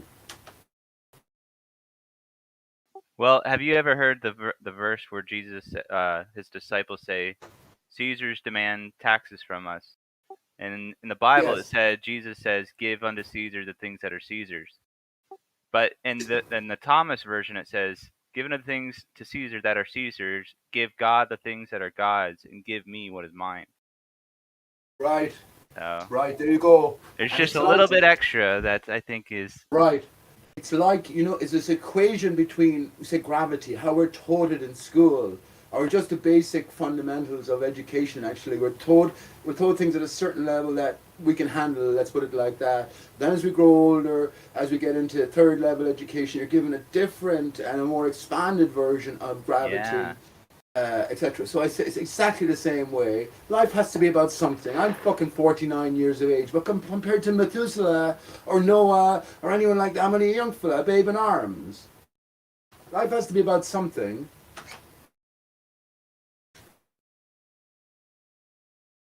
Yeah, I really do think that, God gave us the Nag Hammadi scriptures well after the Bible came about, and I think that may have been intentional, maybe. Like, the Bible didn't fulfill some people, and then later in the 1940s, God revealed more when he felt like people were ready for it. Yeah, I honestly think that all of these scriptures, all of these written works, all of these works of, like, I don't believe that Leonardo da Vinci existed. So, who created the works? It's the hidden hand. It's the hidden hand. In a sense, I look upon it as sort of God's a mystery. We're living in a construct here, so it has to be laid out. So I hold that the Bible, the Nag Hammadi, the works of Shakespeare, they're all written in and around the same time. They were just delivered to us for our consumption at different times, and a different sort of story. His story was attached to them. I genuinely believe that's not that I believe it. How can you prove that? But I hold that in my being.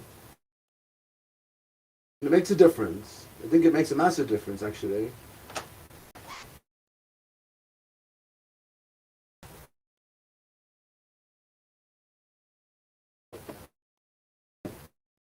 Yeah, everyone's got their own walk.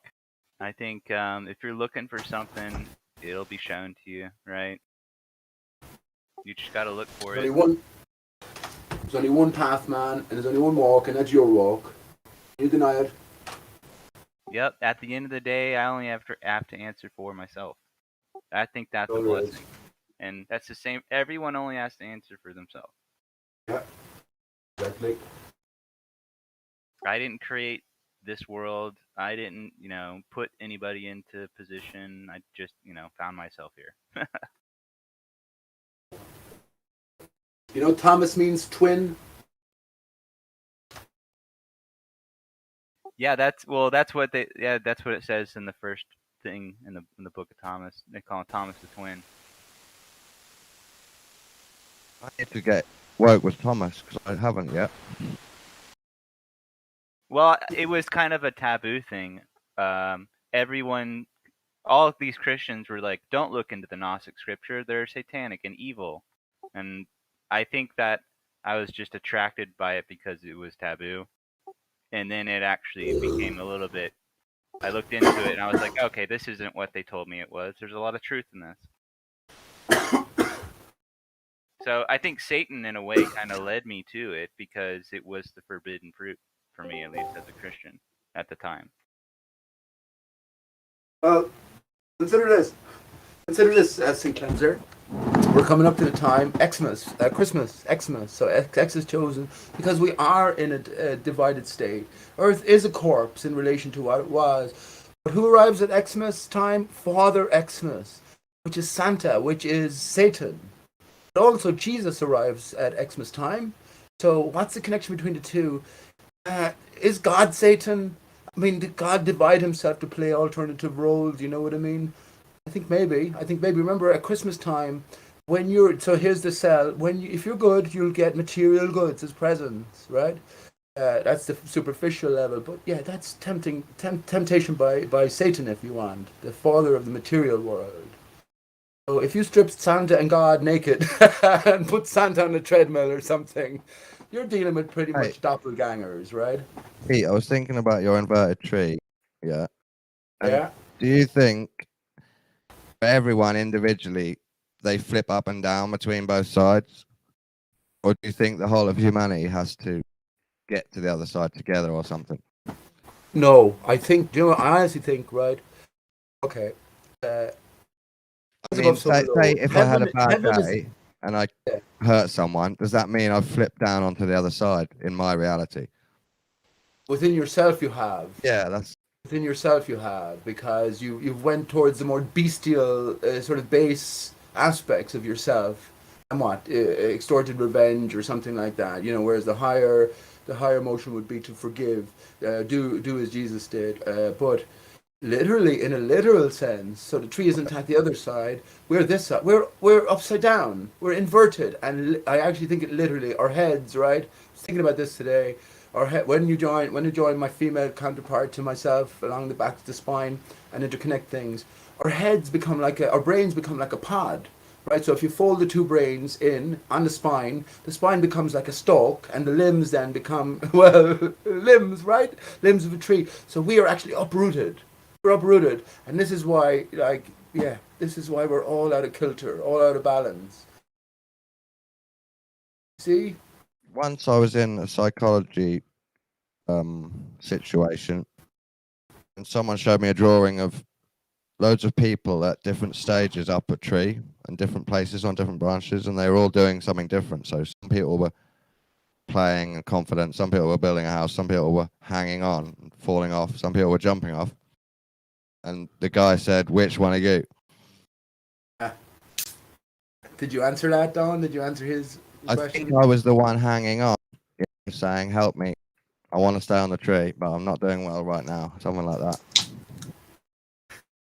Well, the idea that you could be all over the tree in different situations, I like that as an allegory. No one else is in my tree. That's Strawberry Fields Forever. Do you know Strawberry Fields is an orphanage? Before the Beatles were so called, they were called the Quarrymen. Right? They're the biggest clue givers, but all top bands and all top musicians, artists, etc. are in on it. They're clue givers. Whether they're recruited, whether they're born into it, I don't know, but we live in a different realm than what we ever would have dreamed of. That's I just know that for certain. Well, what do you think about this one? And this is the last thing I'm going to say about that Gnostic stuff. But there's the idea that you were all selected to be here, kind of thing. Like you were all chosen by God to experience this. Yeah, Well, So, I actually for think better or that for worse. I think we made the choice ourselves. We are aspect of God. God is everything. God is all of us. So we. Yeah, well, yeah, there's. Yeah. You could like say what you're saying is true. Like, say God wanted you to be in this world. Would that be you? I guess that would be you. Your will, I guess. Well, remember, God divided to give the Son, but we ourselves are in a divided state. Well, God divided. Can you find Dodo in there? You know. Anyway, listen, Sin Cleanser. Let me what do you call it there for you? I just posted the Secret Book of Thomas. It's only, what is it, 19 minutes long? Cover Yeah, 19. that's a couple pages. Yeah. 19 minutes long. Just put it on audiobook, and as you're going to sleep. Yeah, dude, I'll I've post you been the doing relevant. that. I've honestly been really enjoying all this stuff because it's yeah. Thank you for this one. You might be ready for that in the sense that I'm not saying I'm ready for anything. I know fuck all, and I know fuck all, but it's a sort of a stepping stone process, and I think you definitely have to make your way through the book of Thomas. But I think you have to recognize something else about the Bible as well, that the Old Testament. Oh, this is why the Jews are so prominent. It's coming away from the Jews then in the New Testament. This relates to the heart, the New Testament, the gut then, and the groin, the generative area. That relates to the Old Testament. So the New Testament with the heart then, so Jesus always points to his heart. So the bridge is established, right? Because remember, God cut off the Jews. The Jew rests on the ground. And the Jews are circumcised as well, it's cut off from the circle. So, yeah, the Revelations then is about, well, it's the head, it's the immaterial center. So I think that's the bridge. And then the clues after that are, Gospel of Thomas definitely. And then I'd say that's the final clue, honestly, the Secret Book of James. And it's made so fucking clear in some senses, it really is. So I guess everyone in their own time. I'm not saying I have the answers, man. I'm miserable. Honestly, I'm miserable. I spent a fucking day at the hospital and I got nothing again. I continue on as I am. But anyway. You were in the hospital today? Yeah, man. I won't talk about it, man. I just get upset about it for fuck's sake. My leg is sore. My leg is sore and I can't wear my artificial limb, so there doesn't seem to be anyone fucking willing to do anything about it, really. So, you just need to yell at some Globers, man. Get it off your chest. I yelled. They know me in that hospital out there. They kept me waiting 10 hours the other day because I wouldn't wear a mask. It's not that I wouldn't wear a mask. I said I want to wear a mask. I'm the only one in the waiting room not wearing a mask. And she said, oh, you have to, when you go up to the room, you have to wear. Or what the guy said, when you go up to the surgery assessment room, you'll have to wear a mask. I said, I'm not wearing a mask. I have a cover here. I'll wear that if I must do, but I will wear it in objection. And they kept me waiting 10 hours. And 10 o'clock at evening, I had to come away home. I just pretty much fucking sitting there all day because my name wasn't called. The legal name wasn't called. So I went out again today, and it's pretty much the same story, for goodness sake. It's a mad really world. They're trying to get you to wear that mask, aren't they? Yeah. They're really trying to get you to conform. And How you know can something? they do that? How can they reject giving you medical attention? Because that's insane to me. I don't know. That's just weird. Yeah. Ireland's supposed to be a first world country, man. You'd never think it. You'd never think it. And you know what? It's not the people themselves. I was just briefly talking to a nurse today, and I was going, what's going on here? What's going on here? I mean, I'm feeling more and more like a little cow or a little fucking pig or sheep. So you've just been prepared for the dining table. I'm just another number, and you can't do anything. They're in the same boat. They're just sort of doing the best that they can. But there's a policy, of course, in play, and how can they do that?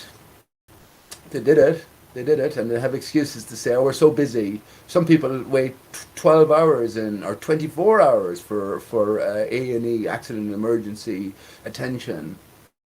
You know, They're coming along to you complaining almost, and then what are you supposed to do? You know, there's no satisfaction to be had. You can't go. This is the thing about corporations, isn't it? You can't go to the living man within a corporation. If you do, you know that they're well down there, and they're not the ones to blame. Anyway, you never miss your health till you don't have it. So appreciate it. Appreciate the things that you do have. And your brain is well. We're all miraculous, every one of us. Don't fool yourself. Don't fool yourself.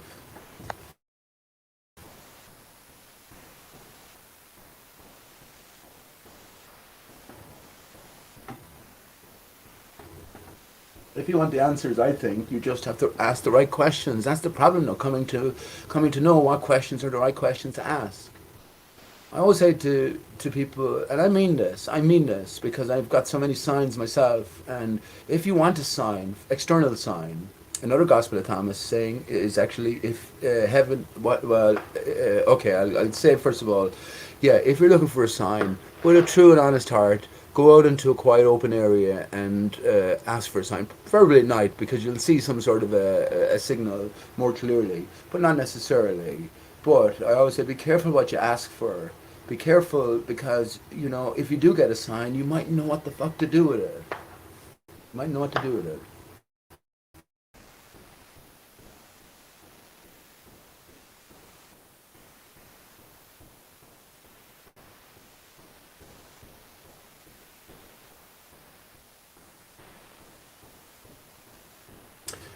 Oh yeah, so one of the Gospel of Thomas is, so if you seek heaven without, then the birds of the sky will beat you to it, right? Remember that sin cleanser? Yeah. Or the fish. Or the fish will precede you. Right.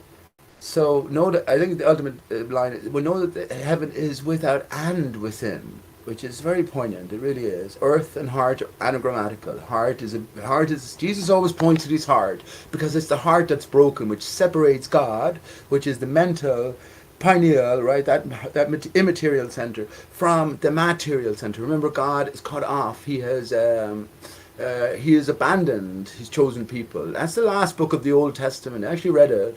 And I'm not a great reader, but I actually read the last book of it. I can't remember what the name of it was now, but in no fucking uncertain terms, he's telling you why he's pissing off from the Jews, and he's giving you reasons as well. Oh yeah, he raged on the Jews in the last book of the Old Testament.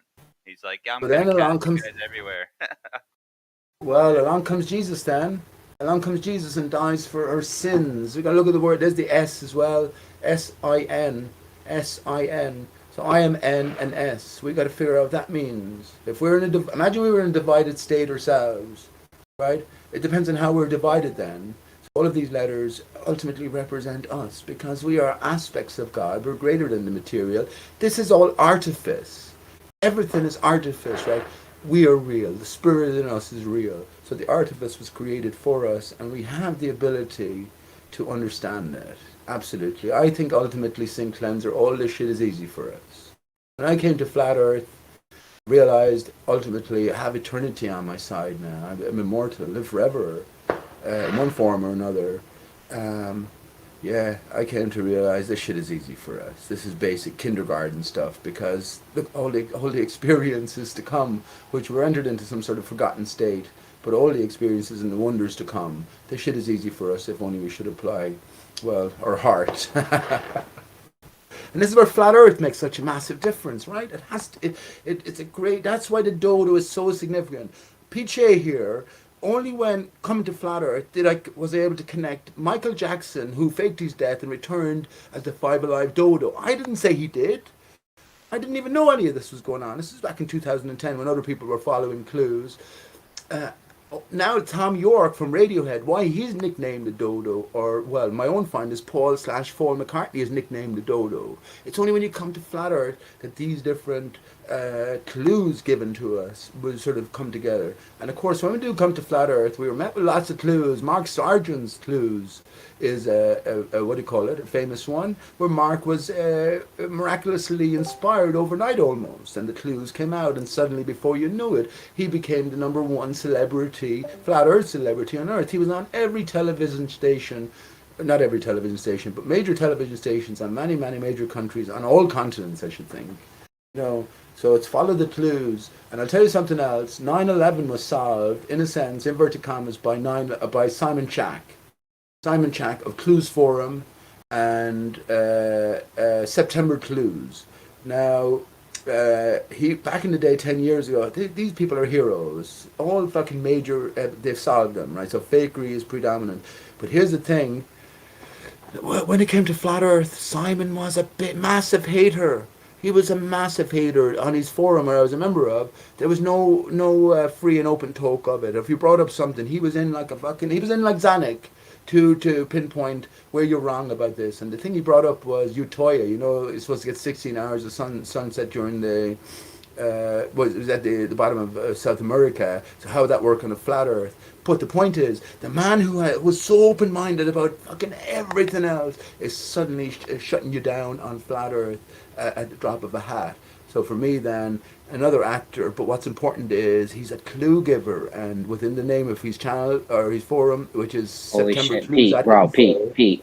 I'm done now. SeptemberClues.info and Holy shit, CluesForum.info. I'm done, man, Jeremy.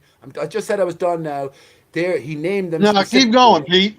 I wanted to respond like to three or four different things. Yeah, I don't I'm even sorry. remember I'm done anymore. now. That's all I wanted to say. I just wanted to tie up that he was also an offer. He named his sites Clues, September Clues, and CluesForum.info. So I'm sorry, Jeremy.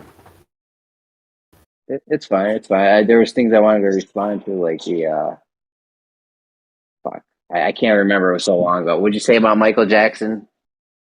All right, I just said that only that. coming to. Remember, I said we're flat earthers now, so our whole context for living, existing changes. There's not one atheist flat earther. The very least we can say, right, Jeremy, is that there's a greater being within us, or within our children, or something like that. There's a higher power. We don't have to adhere to the see when you say the word God, it's a loaded term. It's a loaded term for ourselves and for others as well.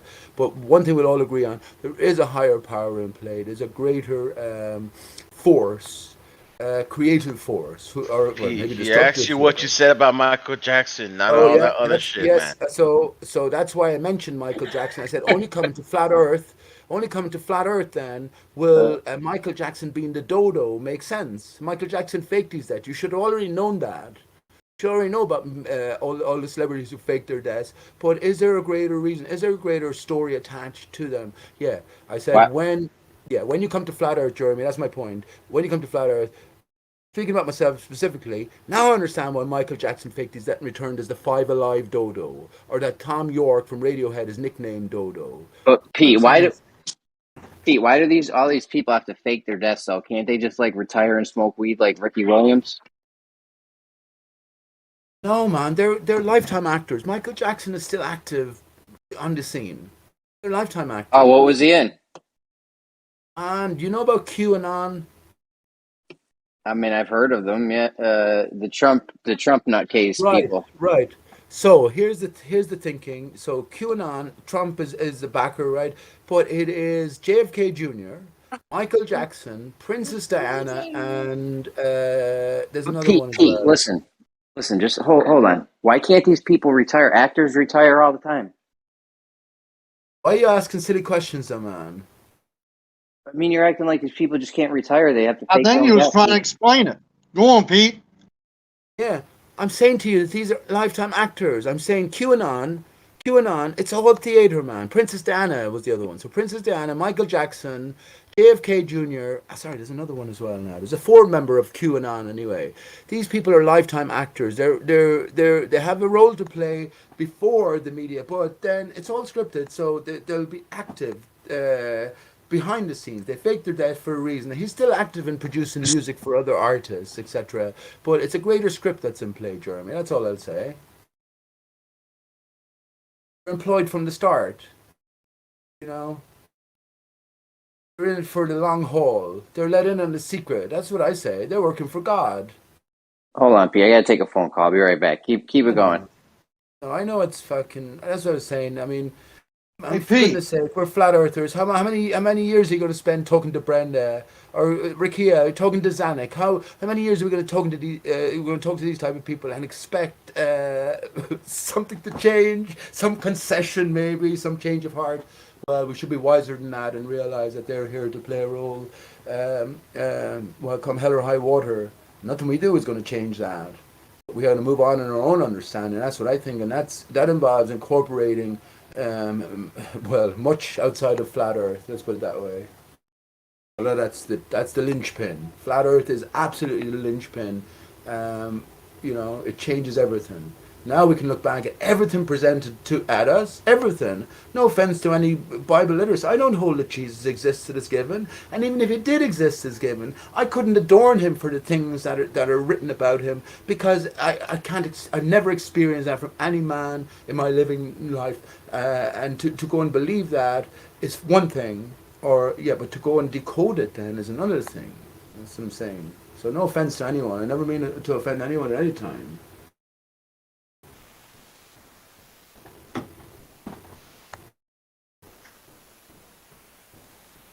Hey Pete. Yeah. This is Chad. How you doing? Hi man, how you doing? You ever notice nobody ever wants to bring up like all the stupid shit that goes on, like when these so-called people die? Like when they announced Robin Williams' death, that night when they announced it, there was an episode on Family Guy where every time Peter would touch something, it would turn into Robin Williams.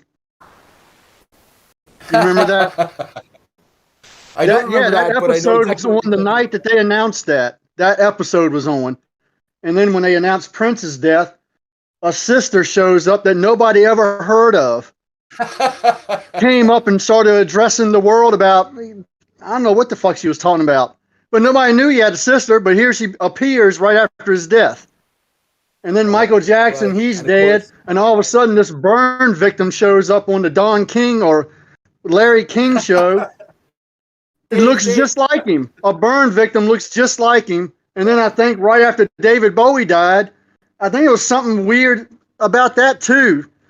That some guy shows up on his talk show and starts talking about everything about his life or something. Nobody thinks about that shit. Jack Stevens was that guy's name, and he appeared on Sky News a few days after David Bowie's death. And the thing about David Bowie's death, oh fucking hell, Chad, I didn't realize it was you, Chad. How you doing, man? I thought you were English for some reason, bud. But anyway, yeah, man, you're dead right. We follow these as individuals. We follow these things as individuals. So where is there to go to talk about these things? It's sort of made in your face. And of course, you're going to where Prince's sister was actually Prince dressed up. It turns out that Michael Jackson was at his own fucking funeral. No, I said we were always Was he late? We were always meant to figure these things. You know what I mean? It's scripted for us to come to read them. Now, if you pay attention, how difficult is it to come across that information if you have a little bit of suspicion regarding Michael Jackson's death in the first place? But absolutely with you, man. Absolutely with you. And another one is the Boston bombings, right? Where on Family Guy. Oh yeah, that's right. Yeah. 9/11 with the Simpsons. I'm telling you, man, it's a greater script we're part of, and you're the one player. If you're an honest individual listening to this, you're the one player. You're the one player. If you didn't understand what Chad was saying there, or what I was saying, well, you got some reading to do, or you got a little bit of research to do, just to sort of catch up a little bit. And you'll see it's all scripted, but then you got to decode the script somewhat. And that's where I'm saying flat Earth. Well, you really don't even have to research that all this shit was on the television. Well, you have to. Everything I just said, you don't have to try to dig for it. It was there. If you were anywhere near a television, you saw it. in open sight, right? I mean, and this is what I'm saying. It's a script, so they must tell us. They must tell us when to do. Or not even. I think we're telling ourselves, right? So if you're sort of with it somewhat, you're going to fucking look into Boston. For God's sake, look at the Boston bombing fake. Look at the story. Carlos Arredondo. Do you remember him with the Mexican cowboy hat and the tourniquet? Do you remember that? Funny enough, with a guy who was missing both his limbs. Do you remember that, Chad? If you looked into that. Well, anyway, if you haven't, it's the same regime. The thing is, since early days, since JFK, for instance, they've become far less, inverted commas, sophisticated in their fakery efforts. So the Boston bombings is far more transparent than the great job they did on JFK, right? And the further you go back, the better the job they've done. It's almost as if, like I said about releasing the Gospel of Thomas at the time that they did. It's almost as if we're sort of being said and led. It's been made easier and easier. It's like a cryptic crossword, Chad, right? So if you can get a clue, or if you can get an answer with the first clue, well, fucking fair play to you. And I think the first clue, in a sense, is the Bible. If you can decode the Bible without any sort of following clues, good on you. But yeah, there's always later clues then, until eventually you get to the fucking most simplest clue, and they're playing the shit. They're playing the shit on the television while the guy dies later on that evening. Yeah, the next day somebody looks just like him is on there, you know? Right. I'm gonna have to look into that David Bowie. There was something weird about that. I'm gonna have to look back into that. It was like some guy, like his so-called best friend or something, but that was probably him talking about himself. It was, I can tell you, I'll bring it up for you because I know the name. It was a music critic who was not too much was heard about, but he made it onto Sky News, and his name is Jack Stevens. And yeah, that was David Bowie. That was David Bowie himself. And there was a few very peculiar things. The whole screen started glitching. I remember watching it at the time, literally knowing at the time that David Bowie had faked his death, and thinking exactly what you're saying there. That's fucking David Bowie. And we talked about it over in Clues Forum as well. But Jack Stevens, he was a music producer who no one fucking ever heard of, but he was there on primetime UK television. That's funny. Talking about his friend David Bowie. I have lots to say about David Bowie in another sense, but yeah, Jack Stevens is his name, Chad. Oh, okay. I'm looking at it. Let me see it here. Here it is. Well, the first thing I thought of when they announced George Carlin, but he was old, but I mean, I'm not going to rule that out. I mean, he was like 80. He was close to 80 years old. But if you watched any of his stand-ups, which I have them all, I have all of his HBO stuff. I have them on VCR, as a matter of fact. But anyway, he was talking about a lot about it's a club and you ain't in it, and he was just telling you all this stuff that's going on. Yeah. And I mean, I kept thinking, well, you know, that could be a thing, because they announced that he died from drinking too much diet soda. And then I was like, okay, that's bullshit. I said, this guy's like running his mouth too much. We got to shut this guy up. But like I said, he was old too. I mean, he was like 80 years old. So, but I mean, I'm not ruling that out, that they got rid of him. Who are you talking about? Who was 80 years old, Chad? Who are you talking about again? George Carlin. Oh, well. Yes, of course, he was he was the one talking about. Yeah, he was a member of the club.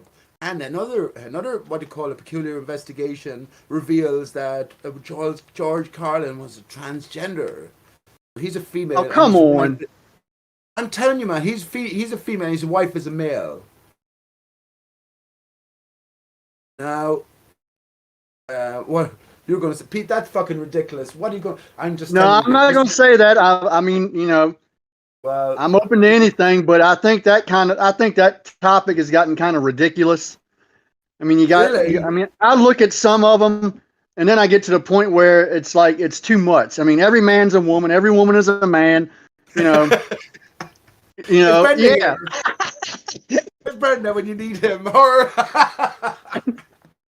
where's Brenda when you need her to chime in?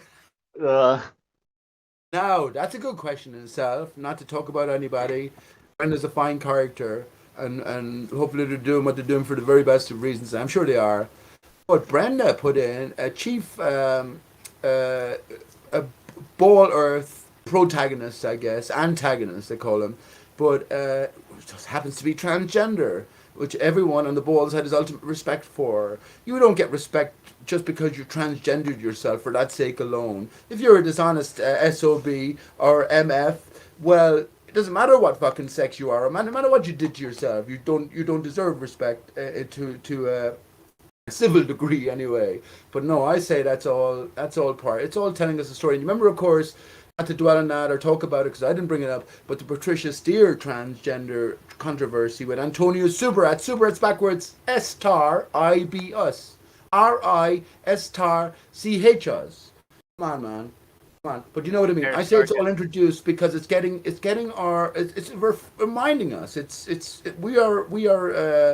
We're in a forgetful state. So I think it's ultimately reminding us of our true nature, which is male and female combined. That's what I do think. Did you see the thing where he said that that's Michael Jackson posing as a flat earther?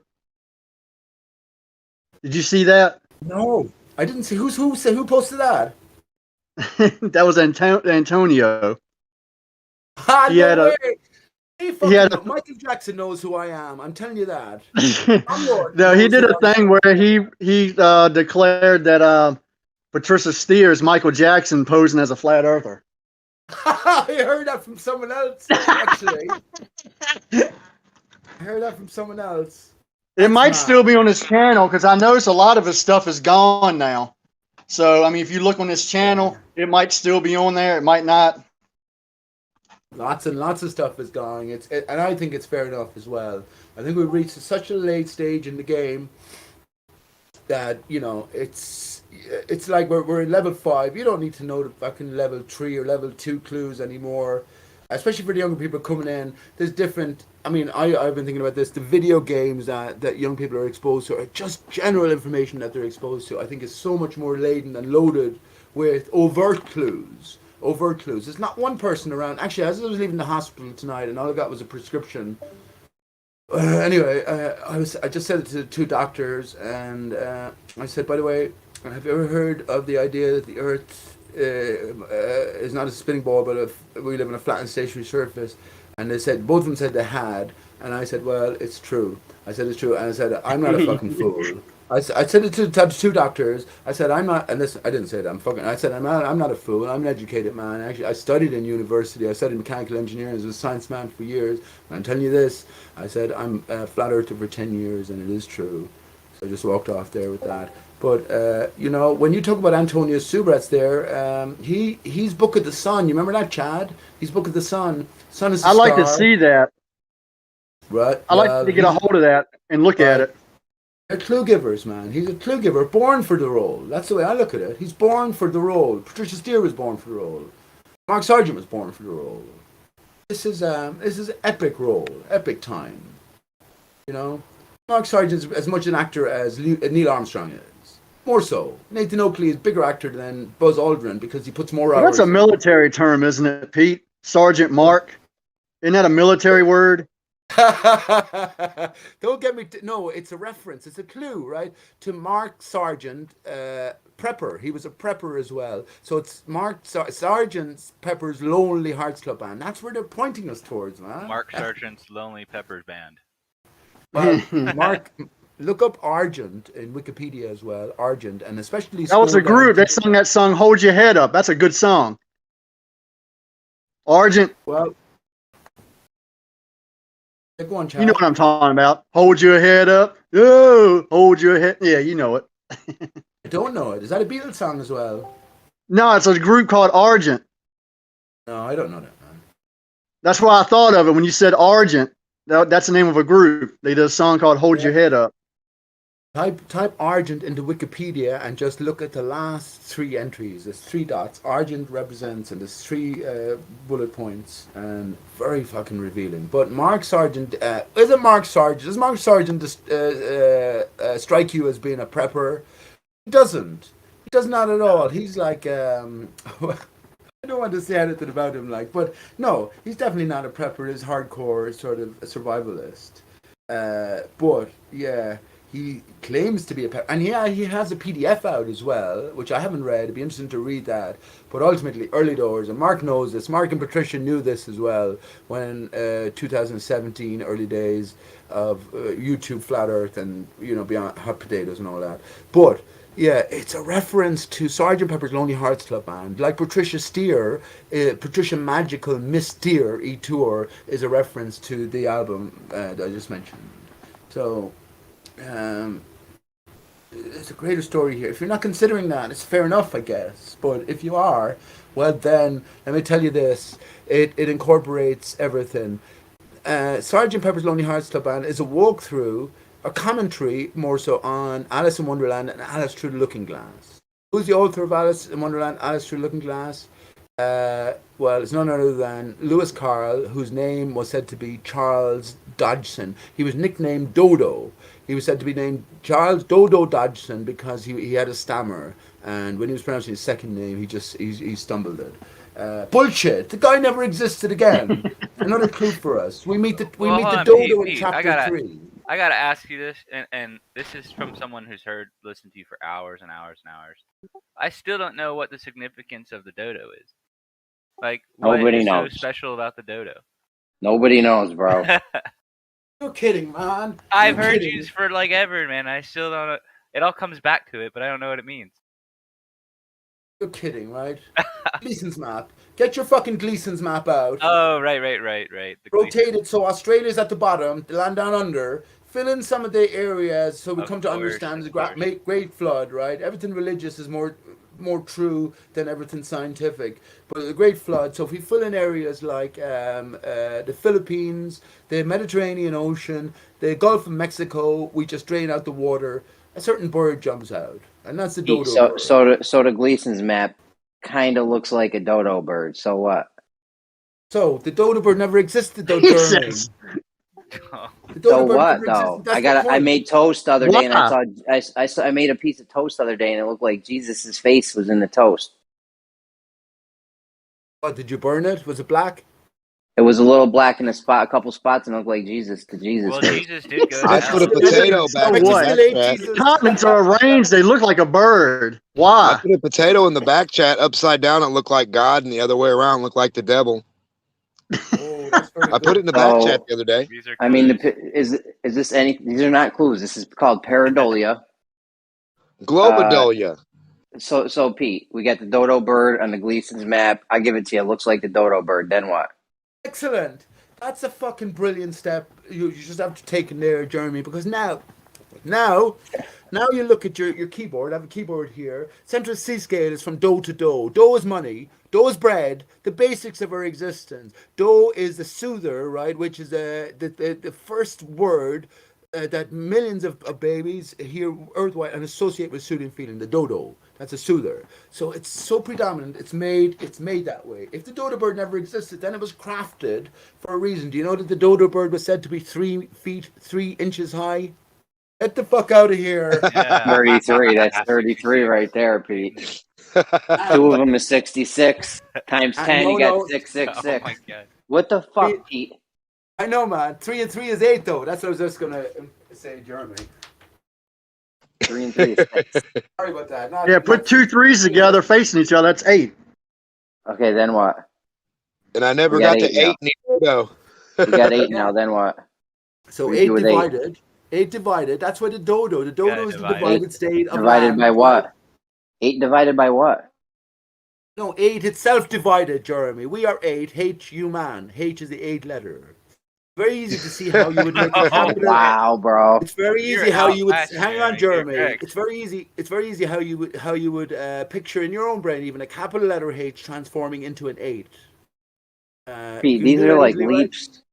These are leaps, Pete. Not leaps. They're not leaps. They're just little steps. Pole vaults. Pole vaults. Well, if you're hearing it for the first time, fair enough. But remember, I'm not hearing it for the first time. There needs to be more of a connection between all these steps. You can't just have human as the 8th letter. It begins with the 8th letter in the alphabet. Oh yeah. Therefore, it's related much to the time- number 8. How much time do I have, Jeremy? Yeah, Jeremy. You have all the day, time in Pete. the world. Get started. We listen to you ramble for hours a day. You have all the time in the world. Go. Oh, no, I don't want to take up all the time here, but there's different connections to be made, Jeremy, and it's not going to be what's your big. It's okay. Let me ask you a question. You come to realize that so much is fucking fake, and actually that goes back to another thing the Bible literalists won't look at. Chad or whoever mentioned earlier on, I think it was St. Cleanser, is historical revisionism because they can't do it. The minute they do that, and they're on shaky ground when it comes to the 2,000 years they need or Jesus. And I mean no offense to anyone. Jesus is about truth. We have to follow truth wherever it takes us. But Jeremy, if you're not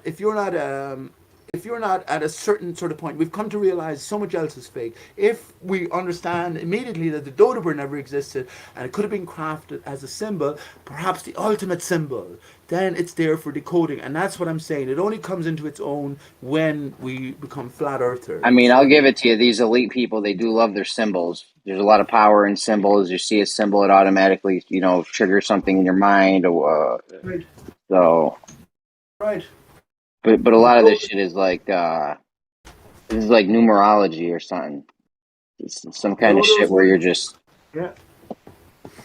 Well, there's a reason for it. Well, it's one of the greatest symbols ever crafted. I didn't fucking invent the dodo. I believed the fucking official story like everyone else. And along came the Gleason's map. Well, here's a question. Here's a question for you, Jeremy. If Pete is able to connect all these, what appear to be random things together, is that logic? Bro, I can connect anything to anything. Okay?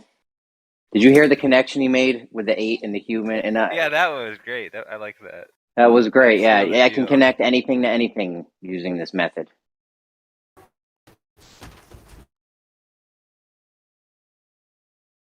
Well, Pete's on the case. It is one big mystery, and symbols are everywhere. Hey, Jeremy, are you going to have a fit? As I want to ask Pete about a people thing. No, go ahead. We love Pete. All right. Hey, Pete. Did he leave? I see him blinking, but I don't hear nothing. Pete, talk to us before we get the dodo bird out. Is there anybody else keeping a coherent conversation? Because jeez.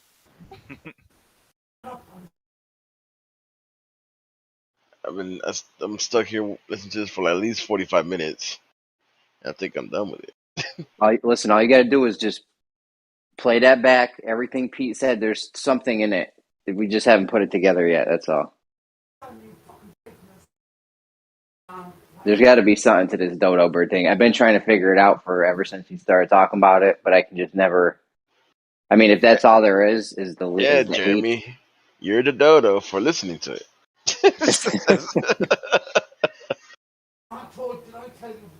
What was the threes? What was the thing with the threes and you put them together? How did he get 3 is 8. I know, but how did he get 3 though? 33 inches of the everything is 3. Oh, 3 of foot the dodo. 3 inches. 3 foot 3 inches. No, the dodo's 3 foot 3. Where did he get? I don't know where he got that from, but damn. I mean, holy shit, man.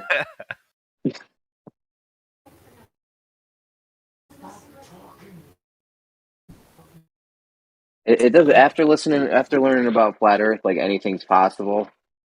Anything's possible at this point in my mind. So I give everyone a fair shake. Next thing's gonna come out with Jesus is Osama bin Laden's cousin or something. Bro, don't get him going on that. I don't understand why the actors can't just retire. Why do they need to? They're lifelong actors. We know we keep saying that, but why can't they just retire like all the other actors? They gotta end with there's a not bang. there's not like this mandatory thing where like if you're an actor you have to die. If there's any truth to what he's saying, I mean, I guess their finale has to be a really good finale. All actors have their entrances and exits. All the world is stage. I'm sure if you ask Pete, he'd definitely have an answer. I mean, Kobe went out with a bang.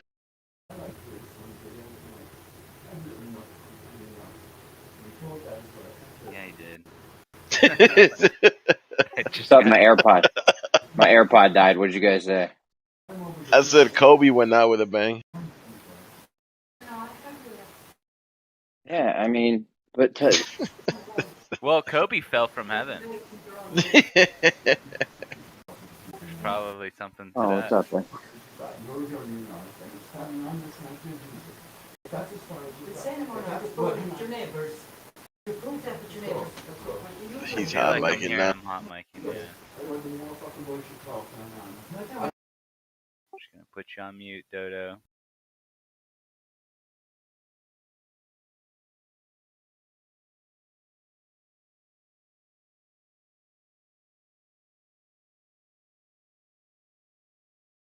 I mean, I think that's just next level of like conspiracy theorists unite kind of thing.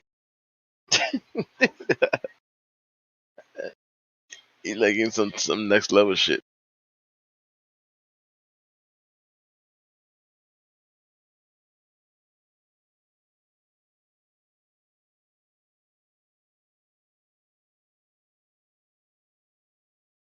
Well, this all happens when we don't have Globers here. That's true. We just go off the deep end, a little too deep.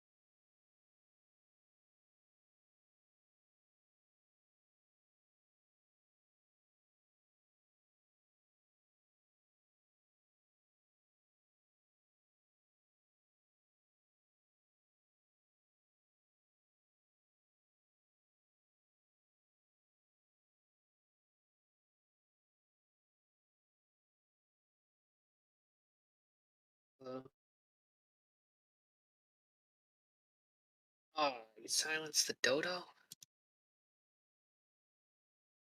Yeah, I think Dodo was flat smacking his neighbors or something. Hot micing. So I never seen the Dodo in the Gleason map. Does he have a picture of it somewhere? Oh yeah. You gotta like turn it to a certain orientation and then you can see it. I heard a criticism of Witsit the other day saying that he's like a fast talker who talks about flat Earth in public as if the general public knows like things that the general public generally doesn't know, you know, like he just springs on people all this information. Listen, if you've never seen the Gleason map with the dodo bird, I was you know, it was pretty awesome when I saw it. I was like, holy shit, that does look like a dodo bird. I have no idea what a dodo bird looks like, but I envision it. That's what a dodo bird looks like. Yeah. I was gonna say, like, if you go up to the general public and tell them, like, hey, why is a UN symbol a flat Earth map? I mean, the general public doesn't know what the UN map looks like, you know? So you're saying, like, this dodo bird is in the UN map? No, I think Oh, okay, a I good. see. You see the dodo in it? Yeah. You gotta like rotate it. You gotta rotate it a little bit. It's just Yeah, like like when they said, Australia at the bottom. I guess. It's The like feet. when they said like the Pluto dog is in the Pluto planet. But it You does ever look heard like that it one? though too. The The Pluto Pluto is dog in isn't Pluto. a planet. Listen, Jesus was A in my little bit, toast earlier. You can make anything be in anything. right? The Earth is a cat, right? Yeah. Seriously, you can look at a cloud. I can look at a cloud. You can look at a cloud. So it might look like a bunny rabbit to me. It may look like a giraffe to you or a turtle to someone else. It doesn't really. I don't know. There may be something to this, and maybe just Pete's imagination running wild on him. Who knows?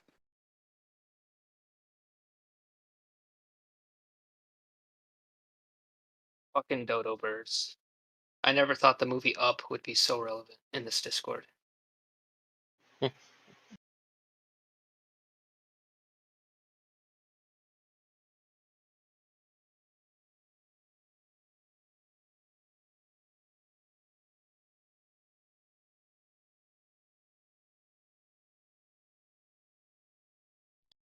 Why is the movie Up relevant? I thought Up was loosely inspired by the myth of the dodo. That's how I interpreted it. Maybe I'm How crazy, so? but How so? I think that look, I watched that movie a long time ago, so I'm just working off memory, but I think the house, they went to some enchanted land where like there was this bird that was like extremely rare, and they tried, and the evil hunter guy is trying to kill it, and Are you kidding me? and the little Japanese kid's trying to like is enthralled by it and interested in it. Is there for real a dodo in the Up? Well, there's like this goofy bird with like a big stupid looking nose, and like it does Oh all my kinds of god, weird I'm gonna shit. look this up. Behold the dodo in. They gave it some other name. Well, they would never just outright call it the dodo at this point with Pete Shea on it. And there was a weird bird in there, right? In Up. Yeah, it was like an anti-hero, or it was Bro, like it's a dodo. Oh my god. Oh wait, this is an Ice Age. Holy shit, this is things I mean, everywhere. you could say Pete's nuts. All right, I think he's a little bit out there. We need people like Pete to keep our minds going. He keeps your mind going. Yeah. Kevin, wait, it was like a tranny bird? A tranny bird? It was a transsexual bird. It's Kevin is the Kevin. female Kevin. tritagonist. Kevin the bird, the female bird. What? Have they retconned this whole movie already? Trying to say this is like a work of gay liberation. Not Oh my only do god. we need people like Pete because he keeps your mind working, he makes people like me look less crazy. So we love you, Pete. We do. You're the man, bro. Never met anyone like you now. Mom, you're not working now. He's still hot mic. Pete, you're hot micing. Yeah. Did you mute him? Yeah. You're a mod here, I'm the top mod here, bro. You knew? bro. Are you high? You already said you're high right now. No, I'm not high right now. You were high 5 minutes ago. Now you're not. I'm I'll have always to go hot to the mic. tape. Look, I've been talking about dodos all day. I really don't know what to tell you.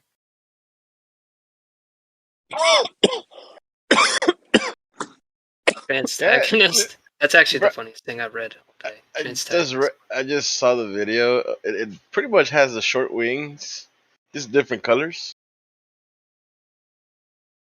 It's right here. Meet Kevin. The video I just posted. He kind of does resemble a dodo bird. What, the Just Gleason map bigger. or the up bird? I just the up bird. His name was Kevin. Is the female No, I just don't get. Like, how did I miss that when I watched that movie? What kind of fucking MK Ultra shit were they pulling? Oh, bro, some of these are.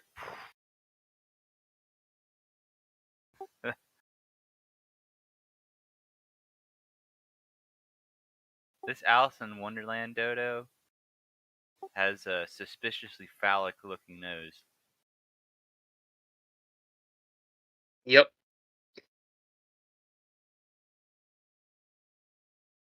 There you go. That's the last dodo image I'm posting.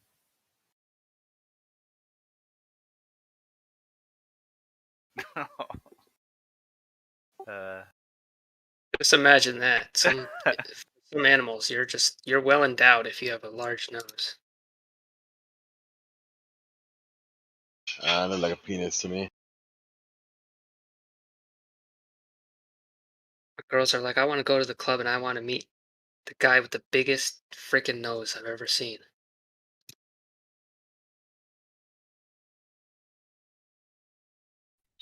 You ever seen that Futurama episode about human horn? I think it's the nose. Up until the last seconds of the episode. I never watched Futurama, to be honest. Look at I that recommend dodo. it, honestly. What is that, Dodo? Dodo Benjamin Franklin? That's from Alice in Wonderland. So what in Alice in Wonderland? What was the dodo bird like? The mayor of the crazy town she was in? He was like the squire or something.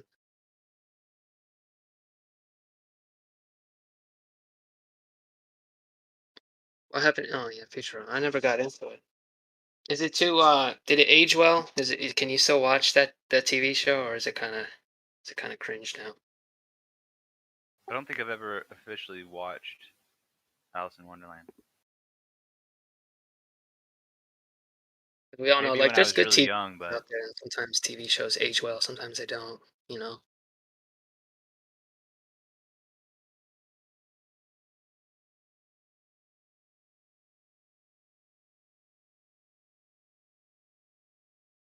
You were too busy getting stuck on math problems, right? When you were a kid. I was getting laid. I got laid a lot. Yeah. Okay. Even at those at the tender age of 11, 9. Well, Maybe. Babysitter was like sitting on your face and shit. I think I blocked most of it out, but something like that, yeah. There you go. You had a wild babysitter. There you go. I'm not trying to brag, but they, if I remember correctly, they were pretty hot, yeah. I got food ready. Okay. I had a pretty hot babysitter too. I think his name was like James or Charlie. His name? Yeah, he was hot as hell. Not, I wasn't into him. Saying I've heard You people heard express that, that yeah. opinion. Don't make things weird, all right? Well, I mean, you don't really know he was a guy, so. Right, I mean, I never checked. Hey, Sin. Why are there so many different types of clouds?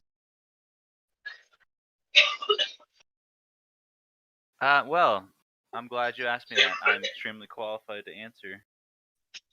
I think it all comes back down to, sun and wind.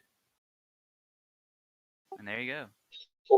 So what do you think is happening with these clouds I just posted? Oh shoot, that's a video. Wrong one. It would suffice, but I'm gonna delete my dodo pictures because I'm just, I don't want to be that guy. I understand. All right, there you go. What do you think is going on with these clouds?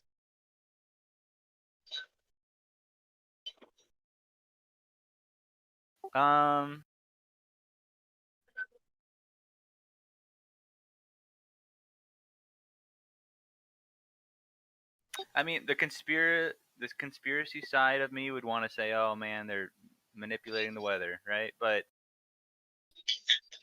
I don't think I know enough about clouds to really say. Does this remind you of anything at least?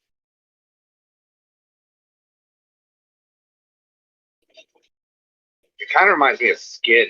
I was just about to say an old lady or something. Yeah.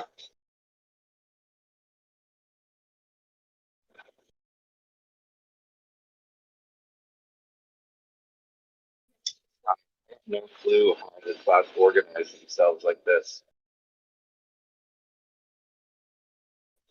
Like, why not just be one solid sheet? Why do you need to break into uniform rows? Well, that's the weird part about it, is it does look like it's uniform to some degree. Yeah, there's definitely an order to it.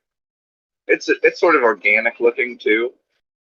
The way that they kind of just naturally kind of blend in to each other whenever there's like a kink in the Yeah, order. they have incremental spaces.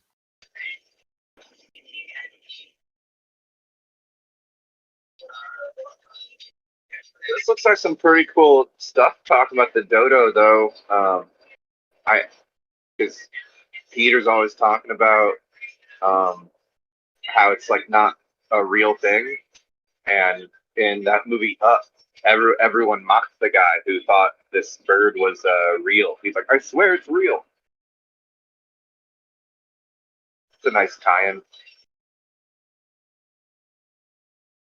I kind of see it in that Gleason's map too. That's for the Azimuthal, whichever one that is.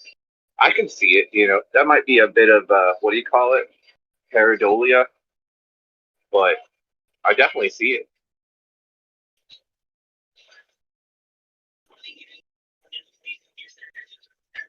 Yeah, I mean, I don't get any like, okay, it's a dodo. I don't really. That doesn't take me anywhere. It doesn't like scratch any itch. Right. Yeah. I hear you. Although what Pete might have shown me though, with the several things he's brought up, is that it's more just like a joke, like an inside joke that you're welcome to join in on if you want. But as far as anything natural, he's traced it back to I think he just brings it back to a circle being sliced in half, and how there's like a left facing D and a right facing D, and a O is or the Z, the circle is the O, but that's more like God instead of dodo, because there's only one O there, or odd, or do.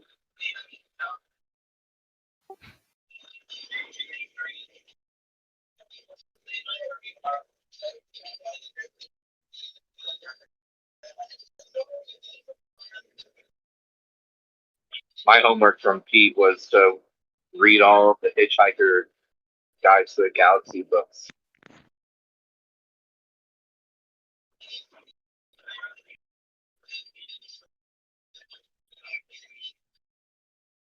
Do you know Pete's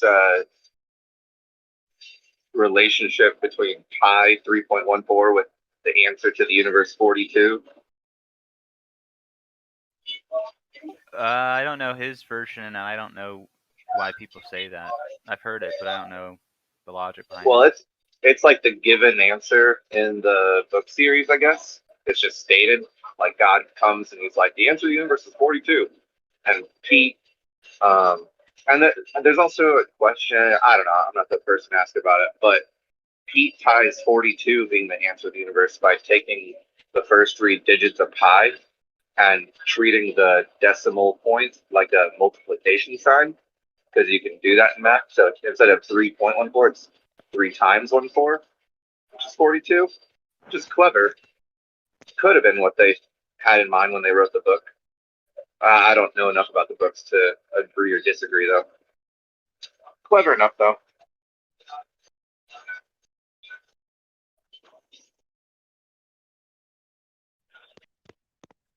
Bundy, why did you post vagina clouds? Good shot. Yeah, I was you've just never asking. seen a close up of a vagina wall? I'm really trying to stretch out the imagination today. I'm working on writing an album. Gotta stretch it out.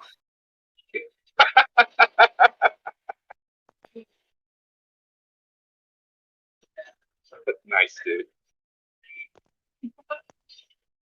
Hey, life imitates art, right? That's right.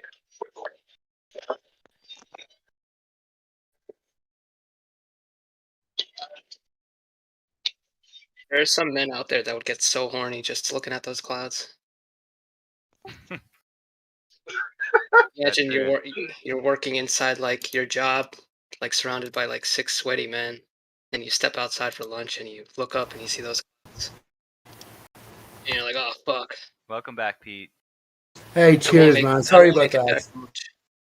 Cheers. I don't know what you heard there, but I have no problem going into just the confrontation I was in there. No, but, I muted I'm you sorry. so no one heard anything. Okay, grand. Brilliant. Okay, thank you, man. Look, fucking hell, when you go against the grain, you're enemies to everyone, really, but you got to deal with it. And that, you can't lose your passion. I just wanted to say it's fundamental. Think about this, right? I was just going to ask you a question. What is half of 41? Sorry, fucking I ruined it. What is twice 41? What is twice 42? Sorry, what is twice 42? The answer is actually 21. 21 divided gives you 42. If you think of a circle, right, and a diameter going from top to bottom, can you see how you could make a 21 from both divided sides? If you follow the semicircle around from to the right and you go upwards, that's almost a 2, and then you have the 1 itself, and then you do the same with the other side. So there's more to that, but that is a brilliant answer. The ultimate answer is 42. Our quest is to search for the ultimate question. I say the ultimate question is, what do you get when you divide 0 by 1? So that's the ultimate question. Is that from the Hitchhikers series? That question?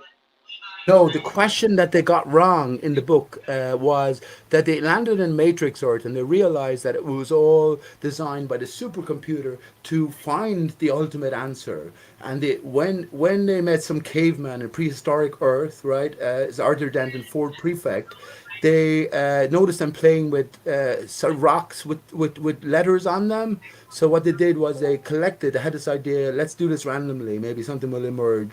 Because they were on the quest to figure out the ultimate answer. They picked similar-sized rocks and they wrote all the alphabet letters on it, and they pulled them out randomly. And what came out was ultimately, when it was pieced together, what do you get when you multiply 9 by 4? So following that revelation, both Arthur and Ford burst their ass laughing because they knew something had become corrupted. They knew that that's not the ultimate question, because that gives 54 as opposed to the ultimate answer of 42. So, yeah, that's part of the book. I think it's part of the life that equals 36. I think that's what. I think the answer to that math equation is 36, not 54. 9 times 6? Oh, that's not. Oh, I thought you said 9 times 4. Never mind. No, 9 times 6 is 54. Gotcha. So that's what I wasn't saying that. I was just saying that the movie is one thing, but the books themselves is a series of 5 books, which are all Right. these are hidden handbooks. These are hidden handbooks, and what they did as well, they sold us the fucking universe. They sold us the universe like they do in so many other ways as well. But that series of successful books, radio series, movie, etc., they sold us the universe. But behind the layer, well, we have pointers towards real truth. Douglas Noel Adams, for instance, that's his name, DNA. He died. He had another fake death. He faked his death, definitely. But yeah, there's a sort of a deeper story. And one thing I did want to say as well, Mark Sargent's, does anyone here know Mark Sargent's Flat Earth map of choice? Anyone, just out of interest? No. What is it? It's called the Ferguson map. The Ferguson map? Like the Should I Google that? Yeah, Google that, Ferguson map. That's first of Nathan all- Oakley's background for his YouTube show. He used to have that one. Right. Well, roulette Nathan is a one. big clue giver, bud. That's an interesting little model, that one. Because Right. it kind of combines a little bit of a globe curve with flat Earth, and then there's a roulette thing going on too. Right. And maybe that's the key, right? Fear goes sun map. I say everything's inverted, so we know the Earth is flat. Is the map itself telling us something about the barrier? Yes, it is. Yes, it is telling us something about the contour of the barrier. So I say anyway. And so I say that's why Mark Sargent chose that for his map of choice. Mark is a clue giver. That's an interesting map. It's suspicious why anyone would have ever done this unless they were trying to give a message to you. Exactly, of Yeah, course. it's not really a Yeah. flat Earth map, and it's not really a globe map. I don't know what the usefulness of it would be. And remember, To send a message. Yeah, exactly. This is my whole point. Mark is the clue giver. So he picked that very specifically. And yeah, so if you imagine the Earth being planar and the contouring itself applying to the sky, what contour of the barrier, what contour barrier jumps out at you? Pretty much what I've been saying, right? But I'm think about it. sorry. What was the question?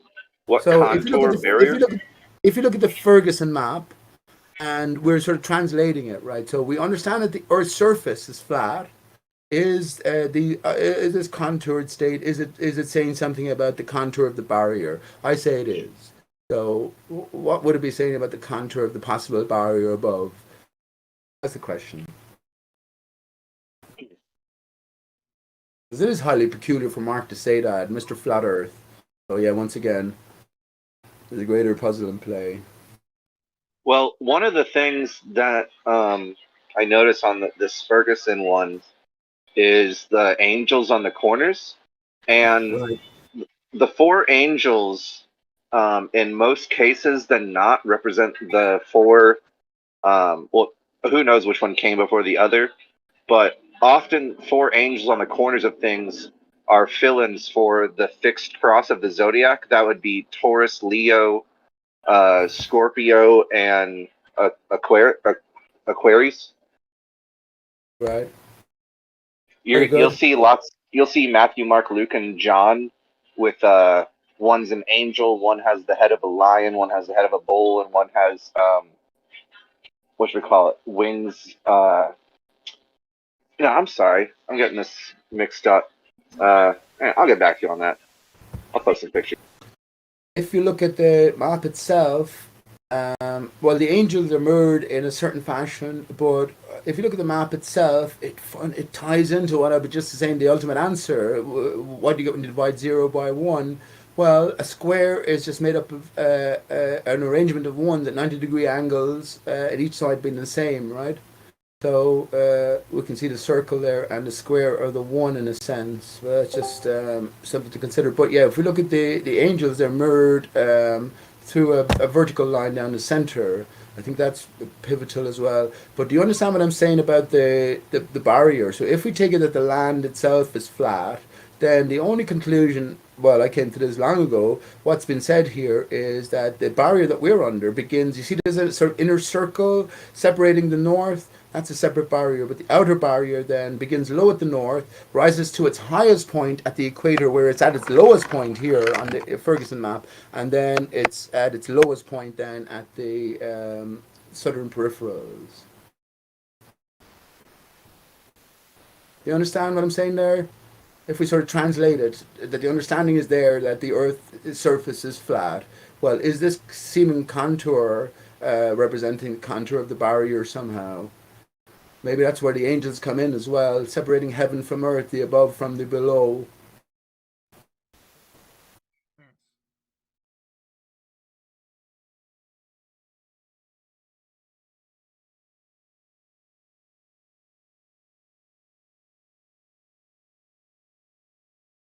So do you see what I mean? So as you go to North America there, it rises, the contour rises to its highest. As we come to Mexico, sort of Colombia area there, then it's at its lowest point. And as we come towards the southern peripheral of South America, it's back up, rising up the rim again. So if we were to sort of flip everything on its head and have that barrier, well, have that contour representing the barrier, yeah, that's my thoughts on that. And the name itself, Ferguson, Ferguson, or Gleason's map, and Ferguson's map. I said none of these characters existed really, but yeah, the clue is in the name. The clue is always in the name. Why wouldn't it be?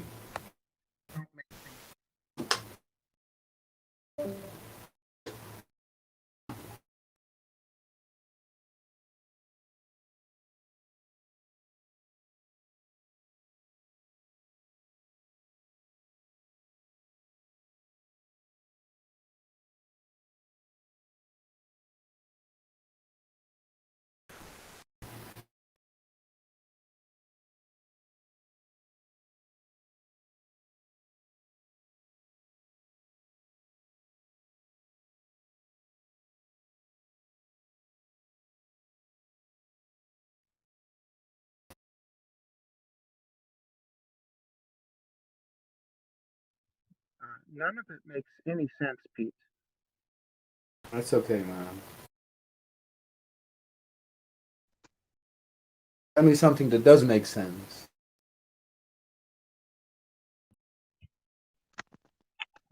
This is your map of the world. No, this is not the map of the world. I'll show you the map of the world if you want. Let's see But the there's a map of the problem. world. Well, I can and I can't show you, but there's a problem. It's the easiest jigsaw puzzle piece ever, but it's the most fiendish one as well because you need to have certain keys or codes to figure it out. So let me post that. I posted Hey guys, before. can I try to explain what I was saying earlier about the 4 angels? I posted some I'd love to hear pictures that, yeah. to help explain. So you're always going to see these artistic creations where Jesus is in the center, and on the 4 corners you have an angel, a bird, a bull, and a lion. And what you got here is a reference to the fixed cross of the zodiac, which would be Taurus, Leo, Aquarius, and Scorpio. And the Scorpio part doesn't make any sense initially until you find out that the eagle, Aquila, is considered the graduated form of Scorpio. So if you're like a lower level Scorpio, you're still a scorpion. But if you're like a graduated Scorpio, you're considered an eagle.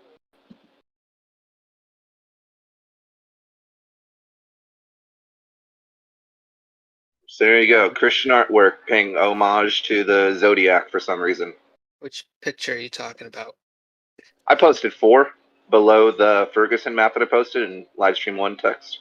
Well, there's also the it says in the book of Job, God says that there's corners at all, or there's an angel at every corner, all 4 corners. Right. These are also like the bestial forms of Matthew, Mark, Luke, and John, I believe, too. Like if you search for pictures of these, like, you know, Christian artwork of these things, you're gonna find Matthew, Mark, Luke, and John with animal heads, and it'll always be the matching set, you know, of a bull or a lion for whoever it was. Probably says in one of these pictures who's paired up with who. I don't have them paired up in my mind right off the top of my head, but it's very consistent. Also, Brenda, your microphone is really messed up. You might want to maybe leave and rejoin or something. You should have you looked into the Last Supper by Leonardo da Vinci fundamental. Have you looked into that, anyone? Yeah, I know the rigmarole on pairing up each of the 12 disciples there with the zodiac. Okay, very good. So they're in groups of 3 as well. So they're representing the seasons. Of course, Jesus is in the center, and just above his head is a dome as well. But you will find that every character, colors tell a lot. So every character to the left side of Jesus will have an equivalent character to the right side of Jesus. It'd be interesting, just because I don't know, it'd be interesting to figure where the 4 disciples you just mentioned there in relation to the 4 angels figure positional wise in the Last Supper. That's what I was thinking. Okay, yeah, I'll work on that.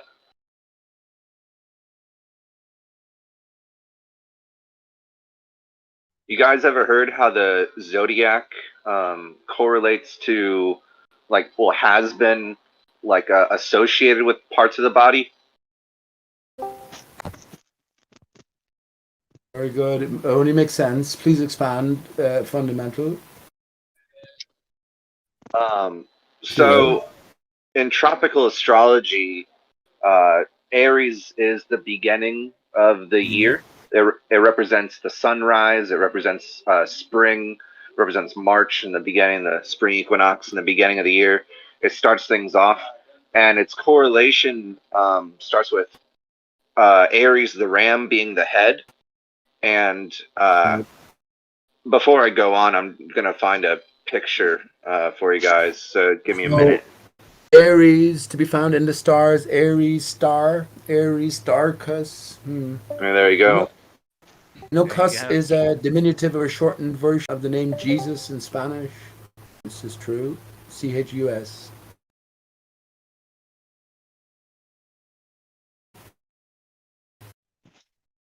Let's see. I found one picture. I want to find two though. But one of the things, so the opposite of Aries at the top would be Pisces, are the 2 feet. The 2 fish are the 2 feet, and I connect all of the fish references because Jesus was born as the age of Pisces began. I associate Jesus heavily with the age of Pisces. I think that's only correct with what was meant in the first place. But you have, your 2 feet are your little flippers. Of course, they're important for swimming. And Jesus washes the feet, and he walks on water, and he's the fisher of men. And the shape that in all the pictures I posted above, he's in a geometric shape called the Vesica Pisces. You'll always find Jesus in the symbol of the fish, and we even have those Jesus fish bumper stickers, stuff like that, necklaces, so on and so on. Vesica Pisces is the intersection of the 2 circles, right? Right, yeah. And, Vesica means vessel, and Pisces means fish. So you always find Jesus in the vessel of the fish.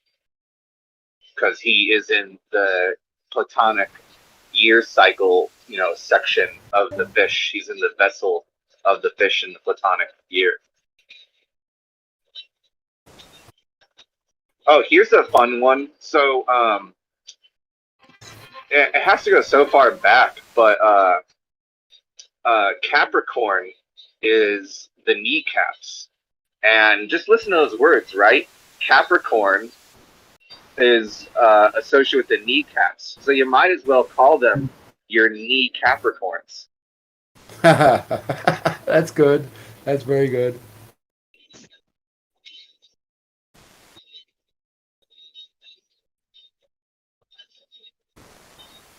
Al Nick Cohn, the famous mobster. What? Al Nick Cohn, a famous mobster. What's that first word one more time? Al. Alan Nicone? Yeah. I never heard of that. What's that from? Kneecaps. I don't know. Al Capone. I thought you said. Yeah. Bad joke. It's a horrible joke. It's okay, man. There's no bad jokes. Come on. That's okay. It was my fault. My headphones suck. I just couldn't hear you right. It would be a joke in Ireland. It would be a joke, man. Well, say it again. Okay, well, hang on. Say it again, so. Yeah, say the joke again, because I missed it. I actually don't get... Al Nick. Instead of saying Al Capone, say Al Nicone. Al Nicone. Yeah, like Cap. Al Capone. Right. Okay. But anyways, one of the interesting things that goes back a long time is you got Leo associated with the heart. And I'm pretty sure all of us, I don't know where it starts, but I'm pretty sure all of us have heard someone say, like, he's got a lion heart, or lion heart this, or lion heart that, or something. Heart of a lion. Richard the Lionheart is a famous there you go. character in English history. Didn't exist. Yeah, Richard the Lionheart. For some reason, I think the lungs are Cancer. And of course, the symbol for Cancer in some traditions is very similar for the symbol for air. It's got that like 2 circles with tails, kind of 60-90, kind of swirling like air swirls. But I don't know about much more than that. The Lionheart, that's simple. Scorpio with the stinger. What's the brain? The brain is which symbol is the brain? Brain is Aries, isn't it? The head, brain, whatever. The whole head is Aries, and I mean that makes a lot of sense with rams ramming with their head, starting things off. I mean, going head first The ram is the one who goes head first.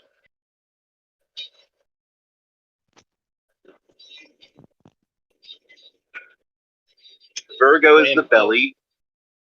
Virgo's the belly. Yeah. Yeah, the Libra the Virgin. scales. Libra the scales are the two kidneys. Scorpio is the dip with a stinger. Sagittarius is the hips and the thighs. And oh, here's a good Hey, one for you. Fundy, hold on, Fundy. If we all Oh, in I this got a room good one form, for you. if we, I know, right, 1 second. Listen, if we all formed like Voltron, you'd be the uterus. I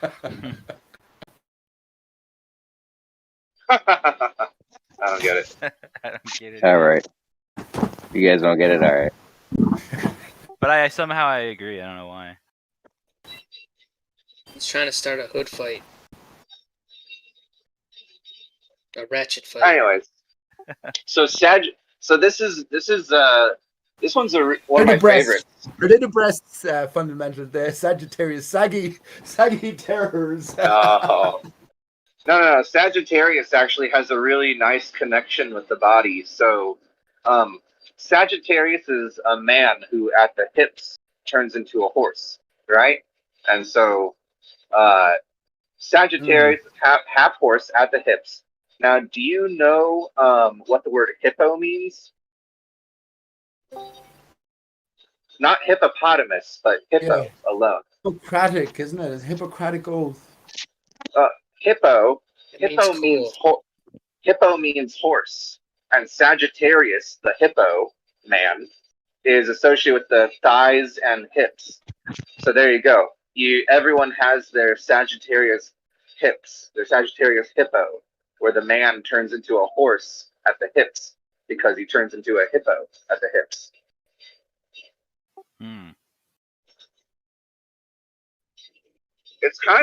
It's kind of interesting how many like connections there are just in language with this stuff that like are so easy to explain, yet you never would have imagined there being such like strong connections with the zodiac to the names of the body parts. That's very Kneecaps, interesting. kneecaps and Sagittarius hips, hippo hips, horse hips. Hippostarchus. And look at that. You got the brain is the ram. And take away the B and M's or N's, and you got ram or ram. You know, double vowels are also negligible when you think about etymology. Sometimes words just get another vowel just thrown in when you're making words up. The B ram, the brain. Yeah, the B ram. Did you guys chase all the Globers away? What's going on? It's been like this all day. We haven't really. You want me to talked be a any Globers. Glober and fuck? I could fuck you guys up as a Glober. Oh shit. They just keep embarrassing themselves and running away, to be honest. That's because they suck. They don't have that flat Earth wit. I'll fuck you. I'll be a Glober and fuck you guys up. No, I'm afraid to take you on as a Glover. Go ahead. Who wants it? You're gonna scare the flat earthers off. Except D-Mock. We still got D-Mock. I don't think D-Mock could be scared off of anything. D-Mock's like that guy in the Independence Day movie who freaking went up into the alien ship. The plane, the guy that was the pilot, Yeah, crazy as Oh, that's Barack Obama. I mean, Osama bin Laden. I mean, Will Smith. Will Smith did that, didn't he? Jesus. Just after he met the president. Jeremy. Pete, there was a moment in time where Barack Obama was in Afghanistan or some crazy third world country, and Will Smith was on set filming fucking Men in Black or something. Sure he was. You clarified that to the nth degree. Jeremy, you missed it the other evening. Gio was here. He sort of agreed with me somewhat on Barack Obama and Osama bin Laden being one and the same, but he had... Give you that. Listen, I'll give you the Osama Obama one, but the Will Smith one, listen, they were shooting Men in Black while Obama was campaigning. You can't shoot a movie and be on a campaigning. You fucking can if you decide the dates. You can if you If it's figure at the it out. same time, it was the same days. But Oh, wow. Jeremy, what wasn't that Men in Black 3? Who cares what Men in Black it was? They were filming. He was, Because the answer is in the name. Will They Smith have duplicates Black. of all these people. Will Smith Black. Obama Black. Osama bin Laden. Three. Close enough. So that is the three. Three That is the black three men. That's not Men in bad. Black. Oh, You see it? Hang on, See, hang on, Sin Jeremy. Cleanser understands now. Hang on, Jeremy. This the is my three point. wise men. Am I right, Dodo? Hang on. Yeah, well, look, it's all a fucking game of clues. Jeremy, didn't it turn out that Geo had a lot of skepticism, and someone, I think it was Silent Zero, or maybe it was Kosho, who said, someone looked up Will Smith being Barack Obama, and the first, they said it anyway, the first 20 hits came up saying that Will Smith is to play Barack Obama in the movie about Obama's life. I never heard that before. There was talk about it, but suddenly now it's happening. Come on. it's because you're on to him, Pete. Pete, I got a synchronicity. Pete, I got a synchronicity for you. Yesterday, my girlfriend brought up. She asked me, how much do those chairs cost that all of those YouTubers own? They got she's like, they all got the same sort of like gaming chairs, don't they? I'm like, yeah, it's like a symbol of like making it on YouTube or something when you buy a $300 gaming chair for your video. And I was like, how ridiculous, right? And then that was yesterday. She asked me that, and just today, someone threw out like a pretty well in shape gaming chair. I brought it home. I can take a picture. So it's weird that she would say it. It's like a speak of the devil sort of thing, right? Pete, I'll give it to you that if they were the same person, that would be exactly the perfect move to do. Would be to have him play him in a movie, because then Pete, you know what I mean. That would just add to the craziness of it all. Exactly. And there's no Exactly. So when Pete Chase says, Jeremy, do you know Will Smith played the role of Barack Obama? Of course I do. Of course I do. Yeah. It's a movie. We all saw it on theater. They did exactly the same with fucking Richard Dreyfuss and Bernie Madoff. I'm telling you.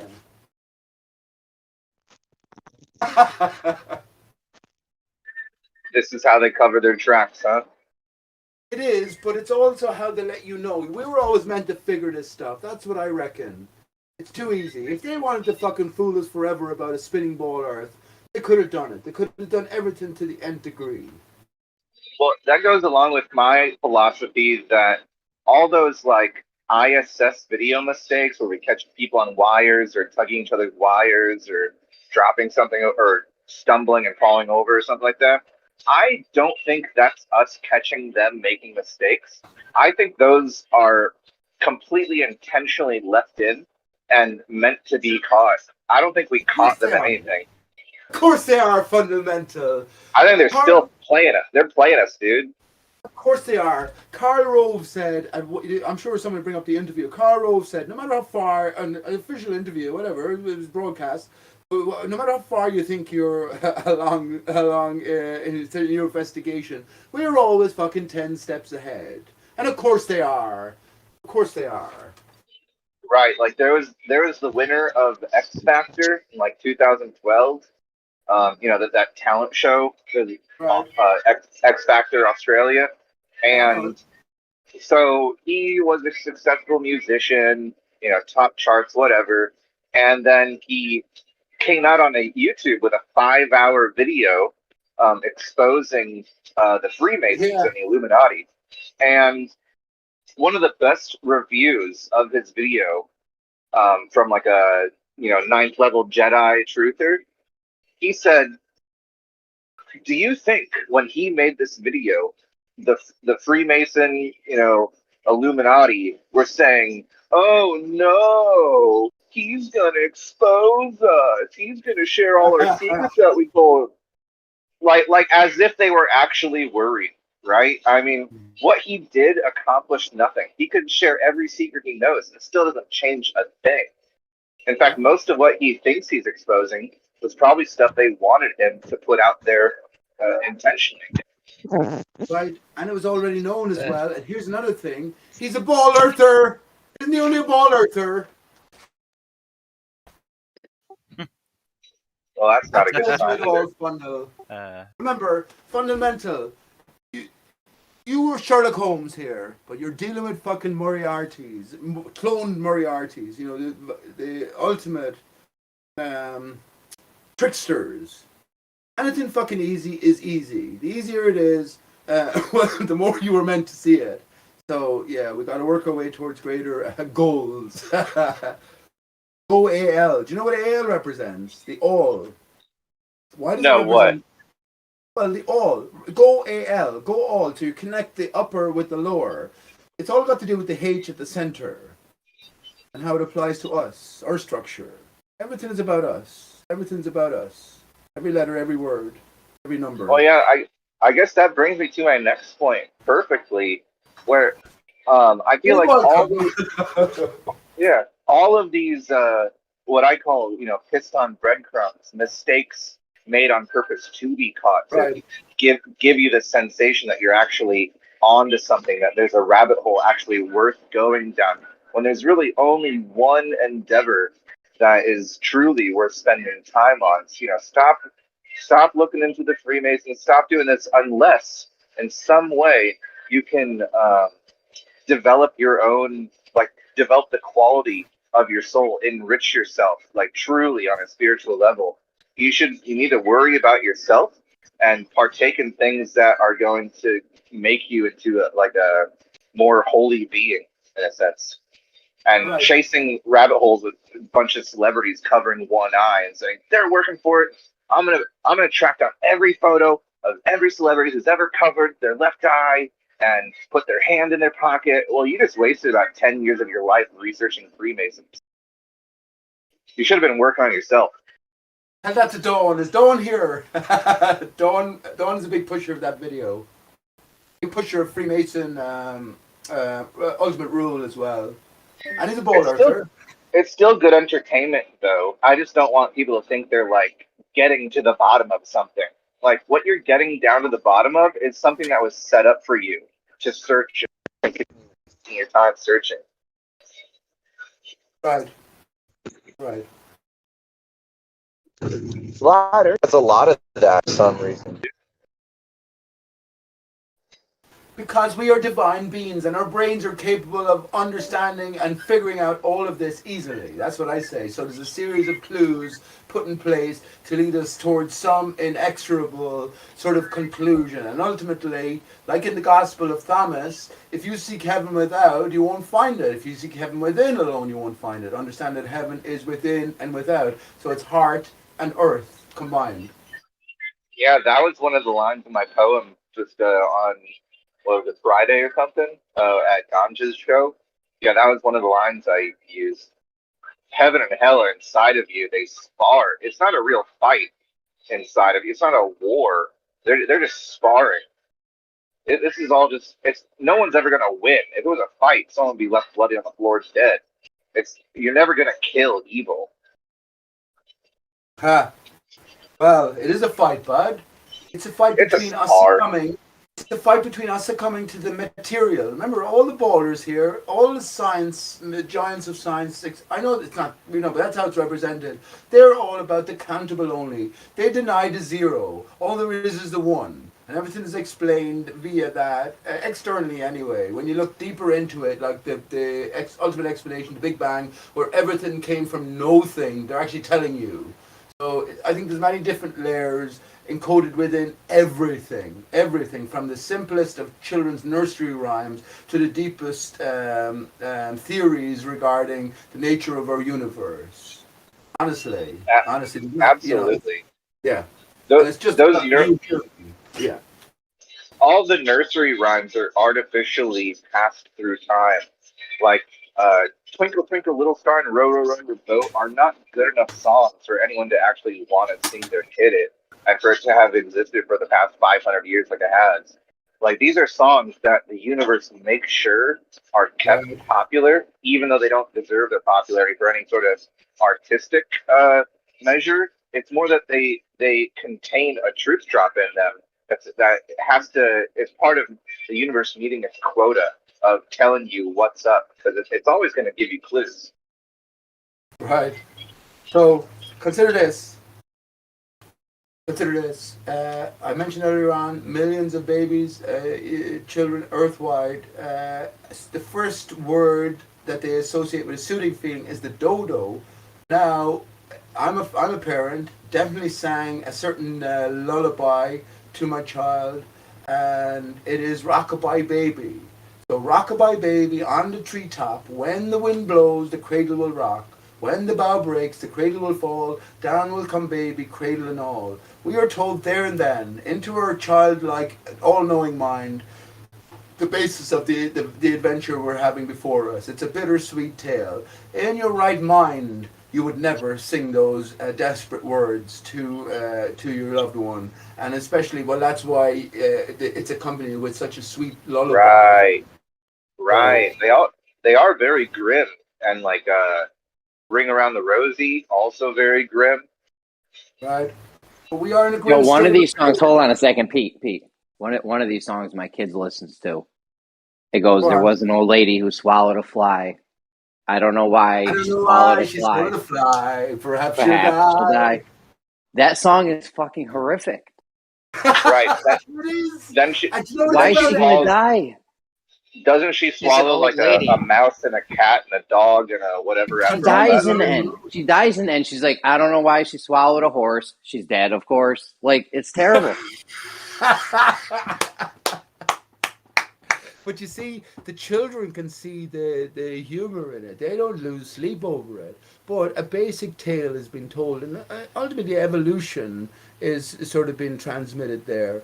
Evolution isn't true, Jeremy, but the way I look at it anyway. But the thing is, we're told we share 90% DNA or whatever with apes, but we fucking share DNA with a slug. We share DNA with a banana. You name it, we share DNA with it. We've been all around the block. But here's my point. We are greater spirits here, and everything is contained within one thing. A slug or a snail will contain human DNA, but just to a lesser degree as well. I think this is the greater story that's been told. When you say evolution is not really, it depends on how you mean evolution. If you mean we came from a little rat on a field into what we are now over time, yeah, that's crazy. But if there's a different kind of thing, which is what they like to do is bundle them all up together, which is just things adapting to their environment over time. Small changes over time. Yeah. That's real. But I know, Yeah, but they bunch it all together though to get their bullshit off. Yeah, absolutely. Yeah. That's what I'm talking about. The official story regarding evolution is bunkum. Sure, things Yeah, I change. think- Jeremy, if you moved from America to fucking well, I'm saying Italy, I don't know, Zimbabwe or something. Give you a few years, you'll be black. You won't be black, but you'll be. I take it you're not black, but you'll be definitely more tanned. And the more you do that, right, the more you live in those climates, then your children, your offspring, will pick up some of these characteristics, and then combined with continued living, I guess. Yeah, absolutely, we adapt, or everything can adapt. We can equate to that. But when it comes to the story of evolution, and as it's attached to the age-old ball, etc., yeah, that's all metaphor. It's all metaphor. I made up a new word. We live in a metaphysical reality, and truth is transmitted via metaphor. So the new word is a metaphorsics. Metaphorsics rules. That's why we got to look at science. Every story they offer us, we don't take the literal, or we can see through the literal, and then we can break it down to see what it You might can't, relate to in reality. Pete, you can't just be making words up, bro. Sure, it can. Snaggle it's me. Yeah, Pete. In my opinion, Humpty Dumpty might have been created just to address all the Christians getting the wrong idea from their priests and thinking that they're going to be saved by some man. Yo, Humpty Dumpty died. He died. No, at the end. no. All the king's horses and all the king's men couldn't put Humpty together again. Listen, Okay, Disney does this. Disney does this Jeremy, too. Jeremy, man, you interrupted me. Please. My bad. Go ahead. You're good. Anyways, Pete will always tell you we're in a divided state, right? Yes. So Humpty Dumpty falls off of something very high. Wall's a good rhyme for it. But this is the fall from grace, right? He's happily sitting on the wall. He's in the Garden of Eden. He falls from grace, and now he's in a divided state, like Pete will tell you. Now, this is why the Christians need to research their Humpty Dumpty and say, "Oh, you fell from grace. You're in a divided state. Who are you going to look to? The man with the most power, the king's men? Are you going to be so desperate you're going to look to the horses to put together? I mean, how does that make any sense? All the king's horses couldn't put them together. Why would that be there? It's to show how stupid Humpty would be to look for any sort of external source to help him get his shit together and put himself back together. Or Humpty Dumpty is the only one who can piece himself back together again by putting in the inner work, by believing in himself and doing what's necessary. He's not going to be fixed by some other man or some other creature outside of himself. He has to do it. Also, let's not forget the Humpty dance. Let's not forget the Humpty dance. You gotta save yourself. You gotta save yourself, is what I'm saying. Well, hang on. There's more to the story. That's not what that means at all. Shut up, Brenda. There's more to the story. Fundamental. I'm just posting a link. You don't have to be that way. This is not how this is supposed to be. Don't come in Brenda, and say this you're is no not. one to talk. By the way, I debunked your etymology earlier. Brenda, hang on, slow. Let me encompass Brenda within this conversation, Brenda. If you just joined in a little bit late, I was going to say to Fundamental, have you read Alice Through the Looking Glass, where Humpty Dumpty is featured in great, you might say, detail? Have you read that? No, I haven't. Well, do that. I posted a link in chat here. So, Brenda, have you come across Humpty Dumpty in that context? In what context? In the context of Alice Through the Looking Glass, probably one of the most famous books in history, translated wise, anyway. I don't know what that means, translated wise. It was written in English, dude. Yeah, it was written in English, but it's the top 3 or definitely the top 5, top 10 books. A number of books. Books translated into so many languages earthwide, right? So you have the Bible, the works of Shakespeare, and Alice in Wonderland, Alice Through the Looking Glass, from one particular link I found. But have you come across Humpty Dumpty within the context of Through the Looking Glass? If you haven't, I would just encourage you to read it. It appears because it was created. It's fiction, and that's where the character was written. Sure, but I mean, it's still a predominant story, and I'm saying there's more to it. I mean, are you going to tell me dark energy is not fiction? It's fact. That's a scientific hypothesis. Right. So it's still a guess. It's not. No, that's not what. Please, don't even engage. Brenda always has the same kind of detraction, man. Don't even engage with it. I'm not detracting. Just read Humpty Dumpty, Brenda, from Alice Through the Looking Glass. For goodness sake, do yourself a favor, love. What about it? I mean, I have read certainly the poems about Humpty Dumpty.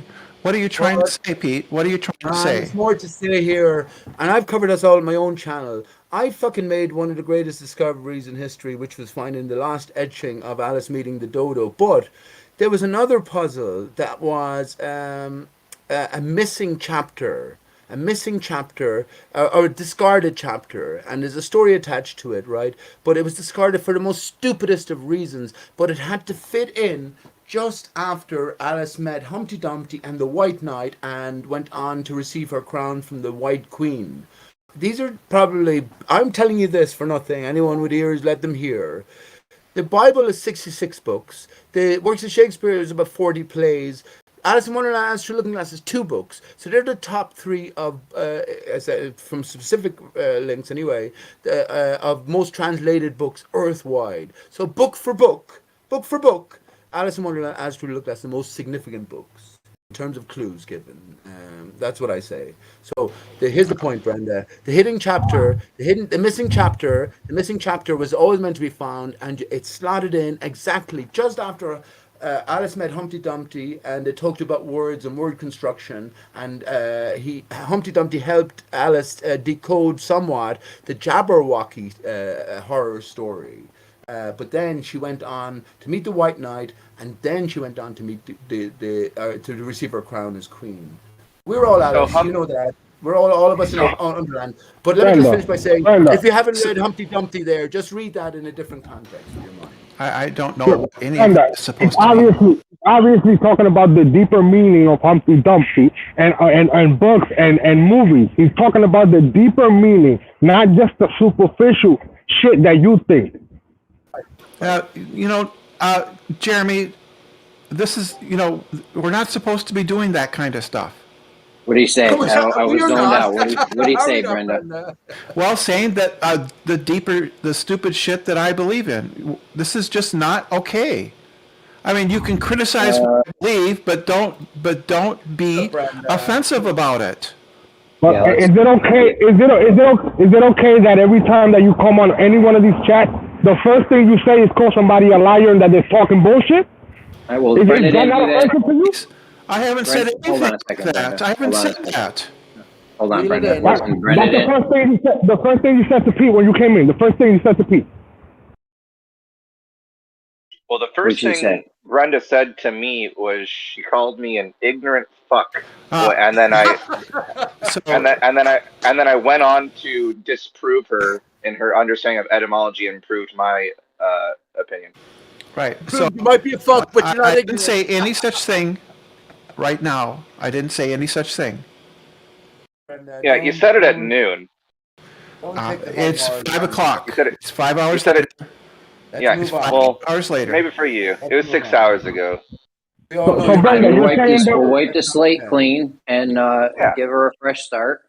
Yeah, let's not. Absolutely. Let's all give each other a clean swipe right now. Attack the ideas, not the person. Now, clean slate, guys. Let's move forward. Let's just not attack at all. We could just discuss things and. No, it's okay to attack ideas, to criticize ideas, just not the person. Constructive criticism. The stuff. Hang on. Can I just say as well? I completely understand what you're talking about, Brenda, and possibly everyone else as well. I'm alone in the lines of inquiry that I'm honestly in lots of things. I'm alone in the lines of inquiry I've went down. But I'm not. This is nothing new. I'm not just saying this right now. I have fucking 150 or something shows. Some of them goes on for 8 hours. Jeremy, me just talking like I talk on my own channel. Go back 4 years. So I covered all this stuff over the time back then. But many of you will be hearing this for the first time, and it seems fucking absolutely ridiculous, or at least disconnected. But I'm telling you, it's not. I'm telling you, it's not. It's out there, Pete. It's out there. Listen, you got Obama on presidential campaign, and then you've got Will Smith shooting men in black. Well, at the same time. But Jeremy, you also that's out there, bro. What does that mean? What does that? Obama isn't running for president. What are you talking about? Hang on. I was gonna tell her. You're coming in. Yeah, Jeremy, remember this, Jeremy. So if you're so confident, Obama and Will Smith are best of friends. One, which is Will Smith, has said to have helped the other, Barack Obama, on both campaigns. Show me one fucking video with the two of them together. They're obviously different people, Pete. Somebody post that mean picture of Will Smith crying in the interview. Is there anything that says that a celebrity cannot campaign for a presidential candidate? Yeah, but they're friends, so you're going to see. Why wouldn't you go on Oprah Winfrey, the two of them? Why wouldn't the two of them go on Oprah Winfrey? Or be local news stations around the country. The two of them. Hey, I'm endorsing Barack Obama. Here he is. Hey, bud. Yeah. What's wrong with that? And eating hot dogs and fucking fast food restaurants, right? What is wrong with a celebrity endorsing a candidate that he likes? Brenda, the problem is it's like Superman and Clark Kent. They ain't never seen together. Yeah, nothing, They're Brenda. obviously different. They have different voices. Yeah, but Brenda, put on a different voice first. Actors, voice. Brenda. They're obviously different people. Actors can always do other voices. Coming from actors can always do other voices. Different people. Look at Will Smith's obviously movie. different people. Why? Look at Will Smith's movie, 6 Degrees of Separation, Jeremy. Look at. Hold on, Pete. Hold on. How's it obvious? Hold on, Pete. How's it obvious, Brenda? They look different. Okay, you realize that prosthetically, people can put prosthetics on and change their face, look like all totally different people. What are you talking about? Are you saying? Do you not think I can change my appearance with some good special effects makeup? Brenda, who became a woman. You know, that I could fuck you, Pete. It's not important. Well, it was the elephant in the room. Pete. All right, Brenda, listen, stay focused. Stay focused. Do you not think that I could change my face to make myself look like a totally different person or just a little bit different? How does that prove anything?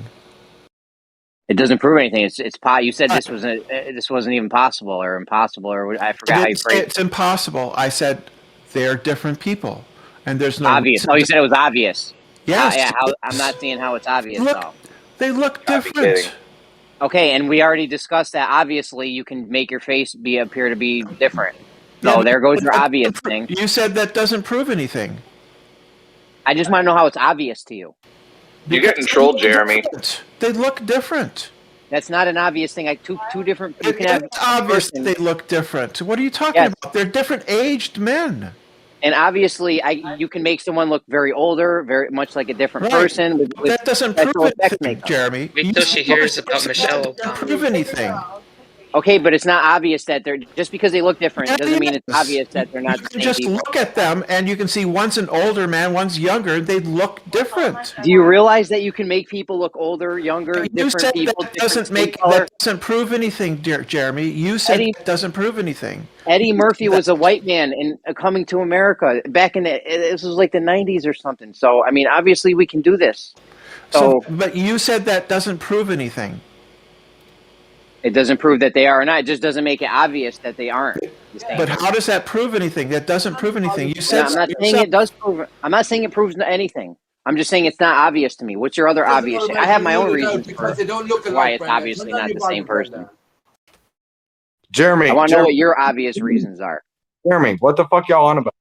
The fact they don't look alike doesn't make it obvious. They think that they're the same person. Jeremy, No, I you're don't. getting Hold on a trolled. second. Jeremy, you're getting trolled, Jeremy. You're getting trolled right now. Stop falling for it. Trolling. Jeremy is doing the trolling.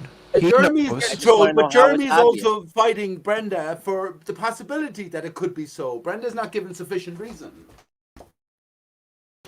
I don't have to give sufficient reason. Them looking different. We Shut know. up there, Brenda! We know from Hollywood that we can make people look older, younger, different, totally different people. Robin Williams and Ms. Doubtfire. That doesn't prove anything. You said That just proves that. Yes, that proves that just because two people look alike or look different doesn't mean they're not the same people. That's what that proves. No, but you have to have a reason. You have to have a reason to believe that they're the same person. I do, Brenda. I had fucking 45 minutes of an investigation 4 years ago, and everything I've learned since then just clarifies the position for me. No, but that's just those aren't reasons. Who are you? It's not a reason. It's not a reason. Hang on, Jeremy. You have Didn't to have do an a ultimate reason. transformation? Hang on, Brenda. Didn't you do an ultimate transformation? If someone saw you as a man and now is looking at you as a woman, would they not say that's not the same person? Yes or no? Fuck you. You took offense at that, you fucker! Yes, and you're the one fuck presented you. to be a woman! Yes, fuck you. All right, guys.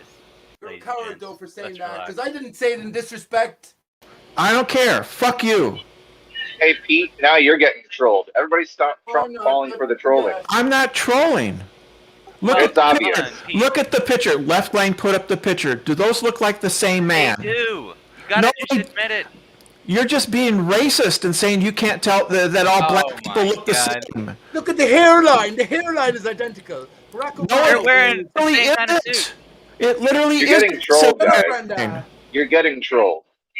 Yeah, but Brenda shouldn't be allowed to talk like this. But look at the hairline. What? I shouldn't be allowed to talk like what? No. Like a racist piece of crap like you?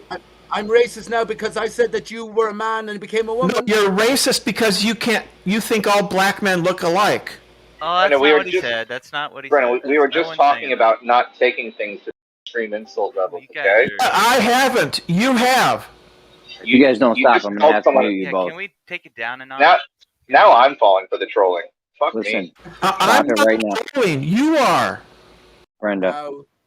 Now, if Pete, I look, guys, since no one else is speaking about this, Jeremy, and what you said is exactly right. If you push Brenda further, she has no valid grounds for saying that. Oh, yeah, well, one. Pete, I had to server mute you. I had to server mute you, Pete. I was trying to get in. You weren't letting me finish. Listen, you guys need to stop it right now. If you can't play nicely, then don't play together. All right? No, Draco, play nice. So I have valid grounds, which is simply that they look like different people. Until you can show that there are reasons why I should think that they are the same people, I am justified in my assertion. You know, I don't have to prove. Brenda, you had poor logic. We said they look similar, and you said no, you're Where you racist. going? That's a little bit of a leap. I mean, What? you said just because we think Will Smith and Oh, Obama look. poor little guy. Jeremy, hot mic. Poor little guy. Look at the build. The build is very similar, Poor Jeremy, little isn't it? guy, huh? The build is very similar in the picture that Lane posted. Now, Look, let me hang on, please. There's no one else on earth speaking the way I speak about this. I'm the foremost authority on this. I'll tell you where Barack Obama is. Your wearing authority on prosthetics. what? What are you saying? Yeah, Well- it's an indicator. Pete. They Yes, but hang look on, different. please. Remember, They hang on, look. please. What's They going on are here? different men. One is younger than the other, and it's obvious that one is younger than the other, has a different complexion, and has different That's features. just being racist. Yeah, that's ages. That's not being racist at all. You're saying Now because they're black. Now he's trolling. Now he's trolling. I'm doing what you did to us. See, that's not an honest way to talk. Now, why do they It look is an similar? honest way. Why do they look similar? I don't think they look similar at all. Of course they do, for goodness Oh sake. my God, are you blind? One's a young man, one's an older man, and they have different features. Will Smith is 50, bud. He's 54 or something. But Brenda, we know that they can change people's complexions. They can change people's facial features. They can change people's appearance of age. This is not anything crazy. And that's not a reason to think that any two people are the same person. No. It's not a reason to think they aren't the same Yeah, person. that's But no. it's not a- it's not a that's sufficient not. That's anecdote, Hold on, false. Pete. That's false, Pete. That's Hold on. false. See, now Brenda's going to address what you said instead of what I said. It's not a reason to think that they're not the same people just because they look different. I think Riggs has got it, actually. I think Jesus Riggs is Christ. right. Barack Obama is actually Osama bin Laden. Yeah, dude, check out that GIF, Brenda. What do you think No, about Just that? hang on. to the insanity. Listen, Jeremy, hang on a second. Jeremy, give me fucking a few minutes here, man, because I'm the only one talking about this. Barack Obama being Osama bin Laden, I posted a link to my own thread from 2012 on Above Top Secret about that. That's fucking fundamental. It's too obvious. Remember we were talking about the obvious things earlier on. Let me tell you briefly. Will Smith is darkened up here, but in the image that Left Lane has showed. But here's where Barack Obama wears prosthetics, which is Will Smith. It's over the ears. He wears it at the ear tips as well, around the nose. I don't which is see the any general proof of patch, that. around the chin as well. That's all. Do you have any proof of any of this, Pete? Yes, I do. No, you don't. Show But it. hang on. How do you know I don't? If you haven't seen anything I've offered yet. I've seen you talk about this stuff. You have no Ah. evidence. You have no. Well, why don't you evidence like it that then, Will- Brenda? I have 45 minutes. You have no evidence. Excuse me. You have no evidence that listen to Will this Smith. one. Excuse me. You have no evidence that Will Smith is wearing prosthetics. I'll show you. I have absolute evidence. You want to bet something on this, Brenda? Show the prosthetics. Show the prosthetics. So show what would- him what would- putting them on. Show him putting them why on is a or taking them naysayer- off. Why is a naysayer allowed in here just to shout someone down? I'm just trying to complete a sentence. Calm down, then. Your Brenda. mic is a little loud, Brenda. A little bit. Calm very down, close. Brenda, then. Here's one of the things, Jeremy, that I discussed. I'll post you a video. And Jeremy, I posted it for you before, man, if you didn't look at it. But here's one of the things that I consider. didn't. right? I'm not going to watch an 8-hour video. No, it's only it's not. It's only 45 minutes segment. I'm not going to watch 45 minutes. Show Brenda, me. hold on a second. Brenda, your mic is super loud. I could have swore I just said something. Please. Yeah, I backed off. I'm backed off on it. It's still extremely loud. To be fair, Brenda, I've got you turned down to about 65%, and you're okay now. But yeah, it was very, very loud. Is that any better? Much. Yes. Okay, Yeah. so you have no evidence of Will Smith wearing prosthetics. Thank you. Okay, He's Jeremy, an this is actor, for you. Of course he does. This is for you, Jeremy, especially, right? So when I'll post, for everyone listening, I'll post it in chat, my 45-minute investigation into, or presentation, I guess, into the idea here. But here's one of the things that I did include, right? And I made a specific, and this is back in 2017, right? Maybe 2018, whatever. Did you ever hear but the here's- argument? that One Will second, Smith man. has no legs. He wears stilts, and there's a fact on the verify that. Yeah. Good lord. You're Brendo. You're sort of Dice Low is sort of a Brendo in his own way. Do you get that yet? I caught you one night on a voice changer, Dice Low. I caught him one night on a voice changer. His voice changer went, and his real voice came you on. don't knock that off. Knock that shit off, Pete. You're one of the most disgusting I was talking human to Jeremy, beings. right? I was talking to Jeremy about a really salient No, point. just knock that shit off, Pete. Oh, Jeremy, the one thing I did mention, and I was sort of stuck on, James Corden. You've heard of James Corden, who's not funny. He's just fucking overweight, but he somehow landed this role of interviewing all of the top celebrities, and he does this thing called a carpool. He had Will Smith in his carpool one day, and he asked him the question: "Do you ever think you'll play Barack Obama in a movie role?" And Will Smith, the camera just suddenly went over, and he said, "No, man," and he laughed in a certain way, and he looked at the camera. They fucking know it. I'm telling you. You don't. You don't have. You have no evidence. I did pick on when I You was have there. no evidence. Well, it turns out that Will Smith is actually going to play play the role of Barack Obama in the next movie. But Brenda, I'll post you the evidence. No, you haven't posted anything. Wait, are No, the because I was just producers of that talking. I will movie post racist now? I'm in the live stream text, and you haven't posted So I anything was just in the live talking, stream Brenda. text. So I'm a male.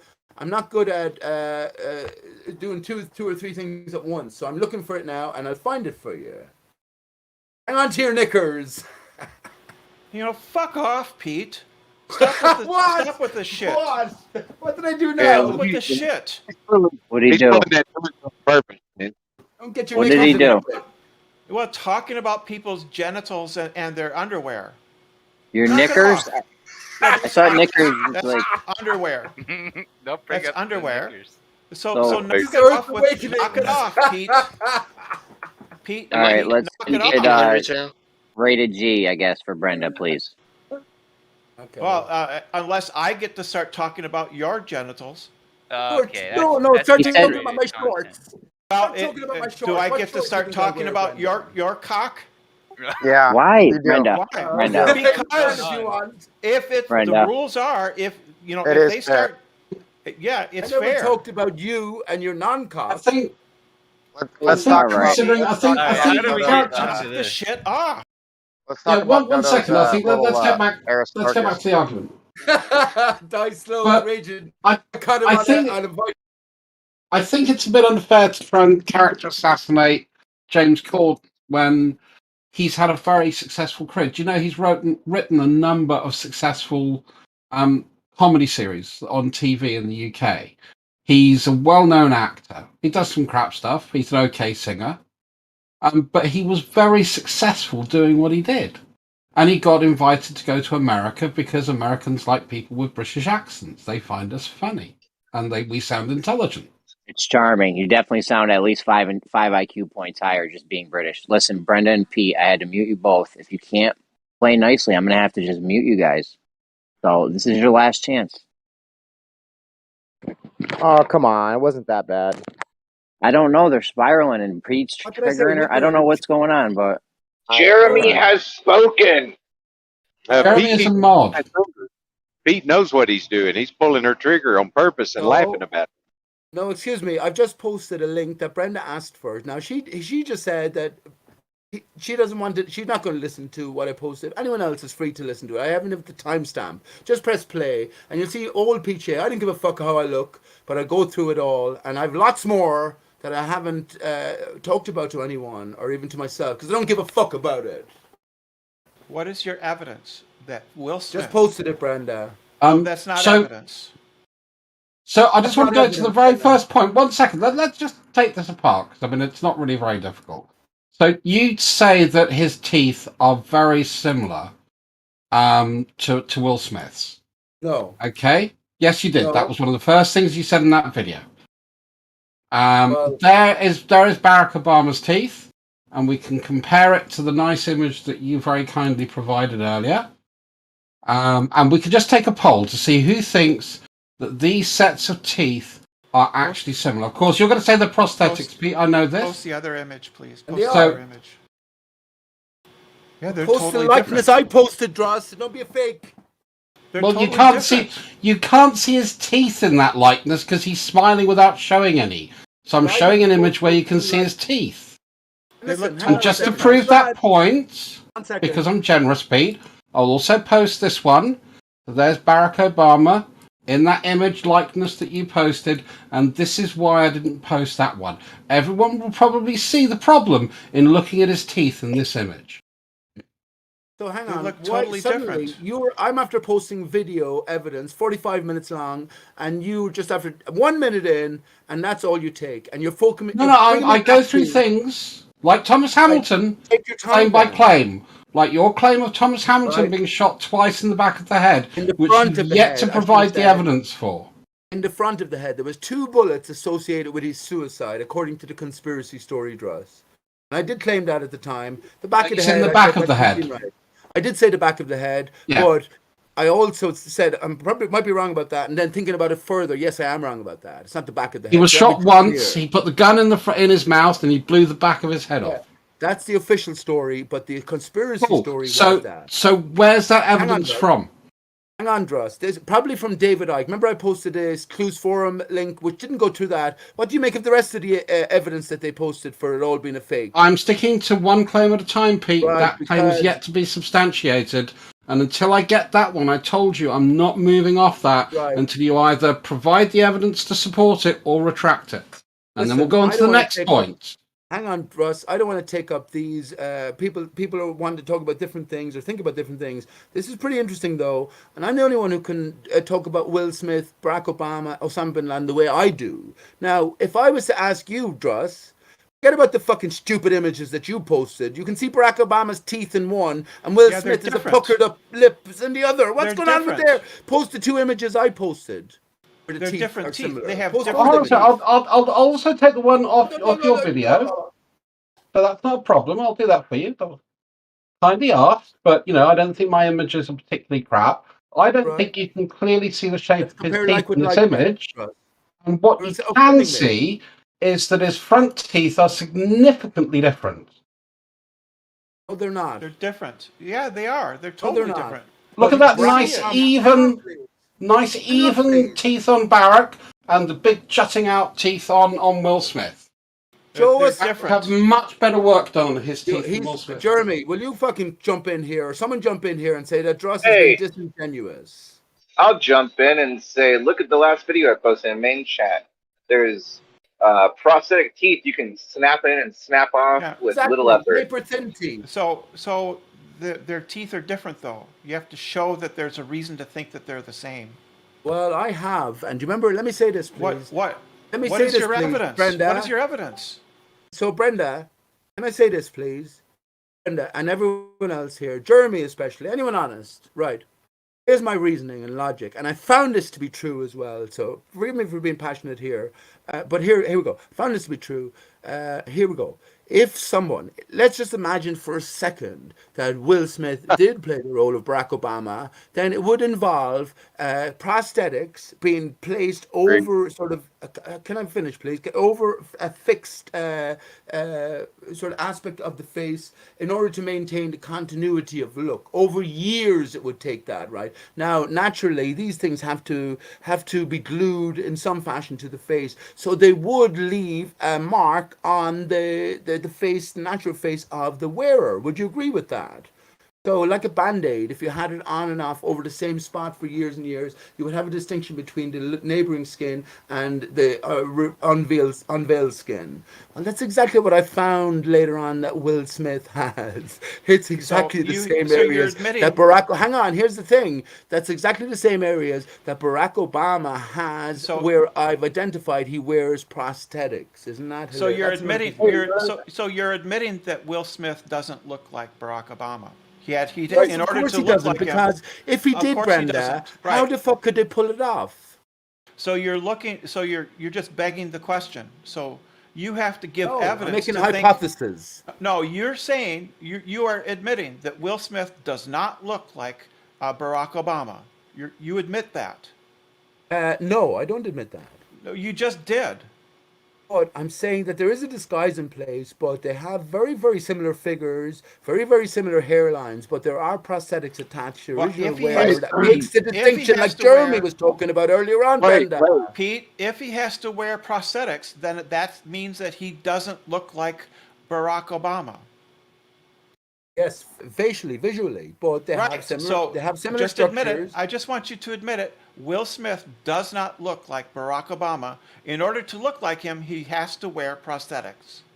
Well, I will admit that because if Will Smith, hang on, I'll admit that because if Barack Obama looked like Will Smith, everyone would be saying, look at how much he looks like Will Smith, and before you know it, then everyone would fucking. So what is your evidence? So what is your evidence that Will My Smith evidence. wears prosthetics? Well, I'm saying to you, do you know all the conspiracy stuff associated with Barack Obama's fake birth certificate, his family home being in Africa, Hawaii? No, what is your association? evidence for prosthetics, Pete? Don't get sidetracked. Don't get sidetracked. Why should I say anything to you? You like my music, don't you, Brenda? Do you think I'm a good singer? Sidetracked. What I'm a is good singer, what is your Brenda? evidence, Pete? I already posted you enough evidence for you to go and look at. You haven't shown any evidence that Will Smith wears prosthetics. No, I haven't yet. Well, do so. Anyone else who is listening, you get what I'm saying, right? It's about as much far-fetched I will say anyone's on the as fence. Elon Musk. Jeremy, anyone's on the fence like Jeremy. Not to say you're on the fence, but let me just say one more thing. Jeremy, Will Smith and fucking Barack Obama did an interview together. Go and look it up.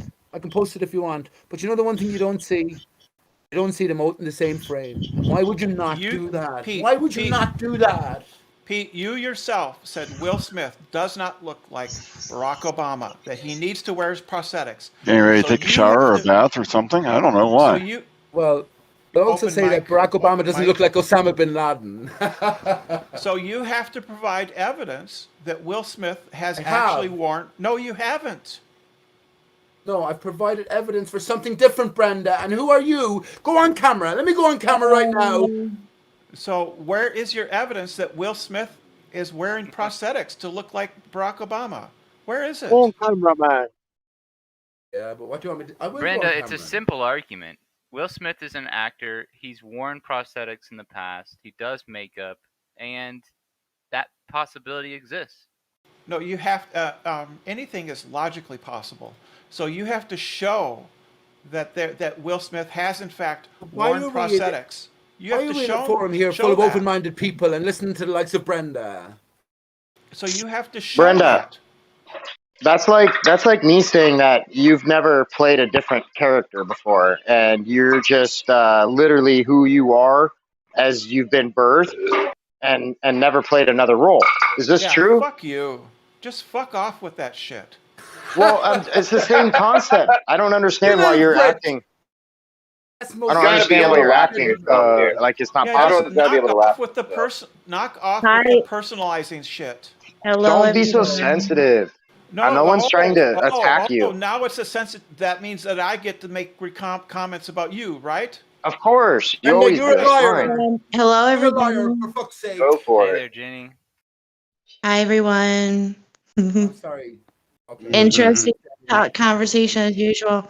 No, it's really not. I'm gonna put in my 2 cents and then be quiet and let you guys resume. And I appreciate you letting me cut in. But I almost have to take Brenda's side on this because somebody made a claim and they got to provide evidence for it. I did, Jenny. No, you haven't. Hello, Jenny. Pete. I did. You have not, Pete. You haven't. Sorry, I gotta take Brenda's 45 side. minutes of my investigation into it. You haven't heard everything beyond that. Pete, we don't need to provide evidence. I think we won this one. I know, Let's man. just wrap I'm it wasting up my and call it a fucking day. life. For those who have eyes to see, let them see. Brenda loves me as a singer, though. I think Brenda actually loves me. I don't love you, Pete. I don't love you, Pete. I find you a repulsive human being. You like my singing, Brenda? You have a beautiful voice, and you play. If you did nothing but play guitar and sing, your channel would be very popular. Aw, that's a great compliment. I don't think it's fair. I don't think it's fair for Brenda to bombard Pete. I'm telling him that he has to prove anything.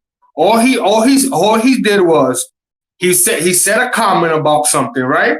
And obviously, whatever source he has is, whatever videos he's looked up. Now you're expecting him to just gather all that evidence, every video, everything that he saw, to just give it to you, in a sentence? So that's how Matrix. The greater thing is that this is my own theory. This is my own statement. So I can understand Brenda saying that, but I can't compress everything into one thing. And Brenda, I just posted you a link, for goodness sake, of all of the connections I made. Yeah, it's 45 minutes. If you have, what do you want me to do? If you Hold have on. actual evidence, if you have, Brenda, you went on the tangent. You went on the tangent. I wasn't done. You guys interrupted me. You interrupted me. No, I was talking. Shut up. You went on a tangent. I was the one talking. You interrupted me. Matrix, you're next. Matrix, you're next. We're gonna let Brenda finish this out, and you're next, bro. Right. So when you make a claim, you have to back it up to provide evidence to support your claim. That's how reasoning works. That's how thinking works. You have to provide that, and you haven't done so. If you did, you could provide a link to the document or photographs or some kind of official evidence that shows Will Smith has worn prosthetics in order to masquerade as Barack Obama. It's not just you in the camera speculating. That's not evidence. That's speculation. Okay, hold on. You went on a tangent earlier to asking him, Pete, to provide evidence that Will Smith has ever worn a prosthetic to prove his case. The problem is Will Smith is an actor. I'm pretty sure you could Google up Will Smith and prosthetics, and there'll be a 1,000 pictures of him playing different characters with prosthetics. The problem is you dwelled on that so much, you don't realize that even if he provides you with the proof, it won't provide enough evidence for what is it that you want, which is the difference than what he's saying. You want him to provide something different than what he's saying. The fact that Will Smith is an actor, doesn't prove that he has acted or worn prosthetics in order to impersonate Barack Obama. That's just not. It doesn't prove hang on. that. Where are you coming in at this, though, Brenda? Are you entertaining the possibility in mind? I think that's what Jeremy is getting at. Why can't you entertain the simple possibility, and especially when it's an actor as well, that they can dress up or be made up in a certain way to represent something different?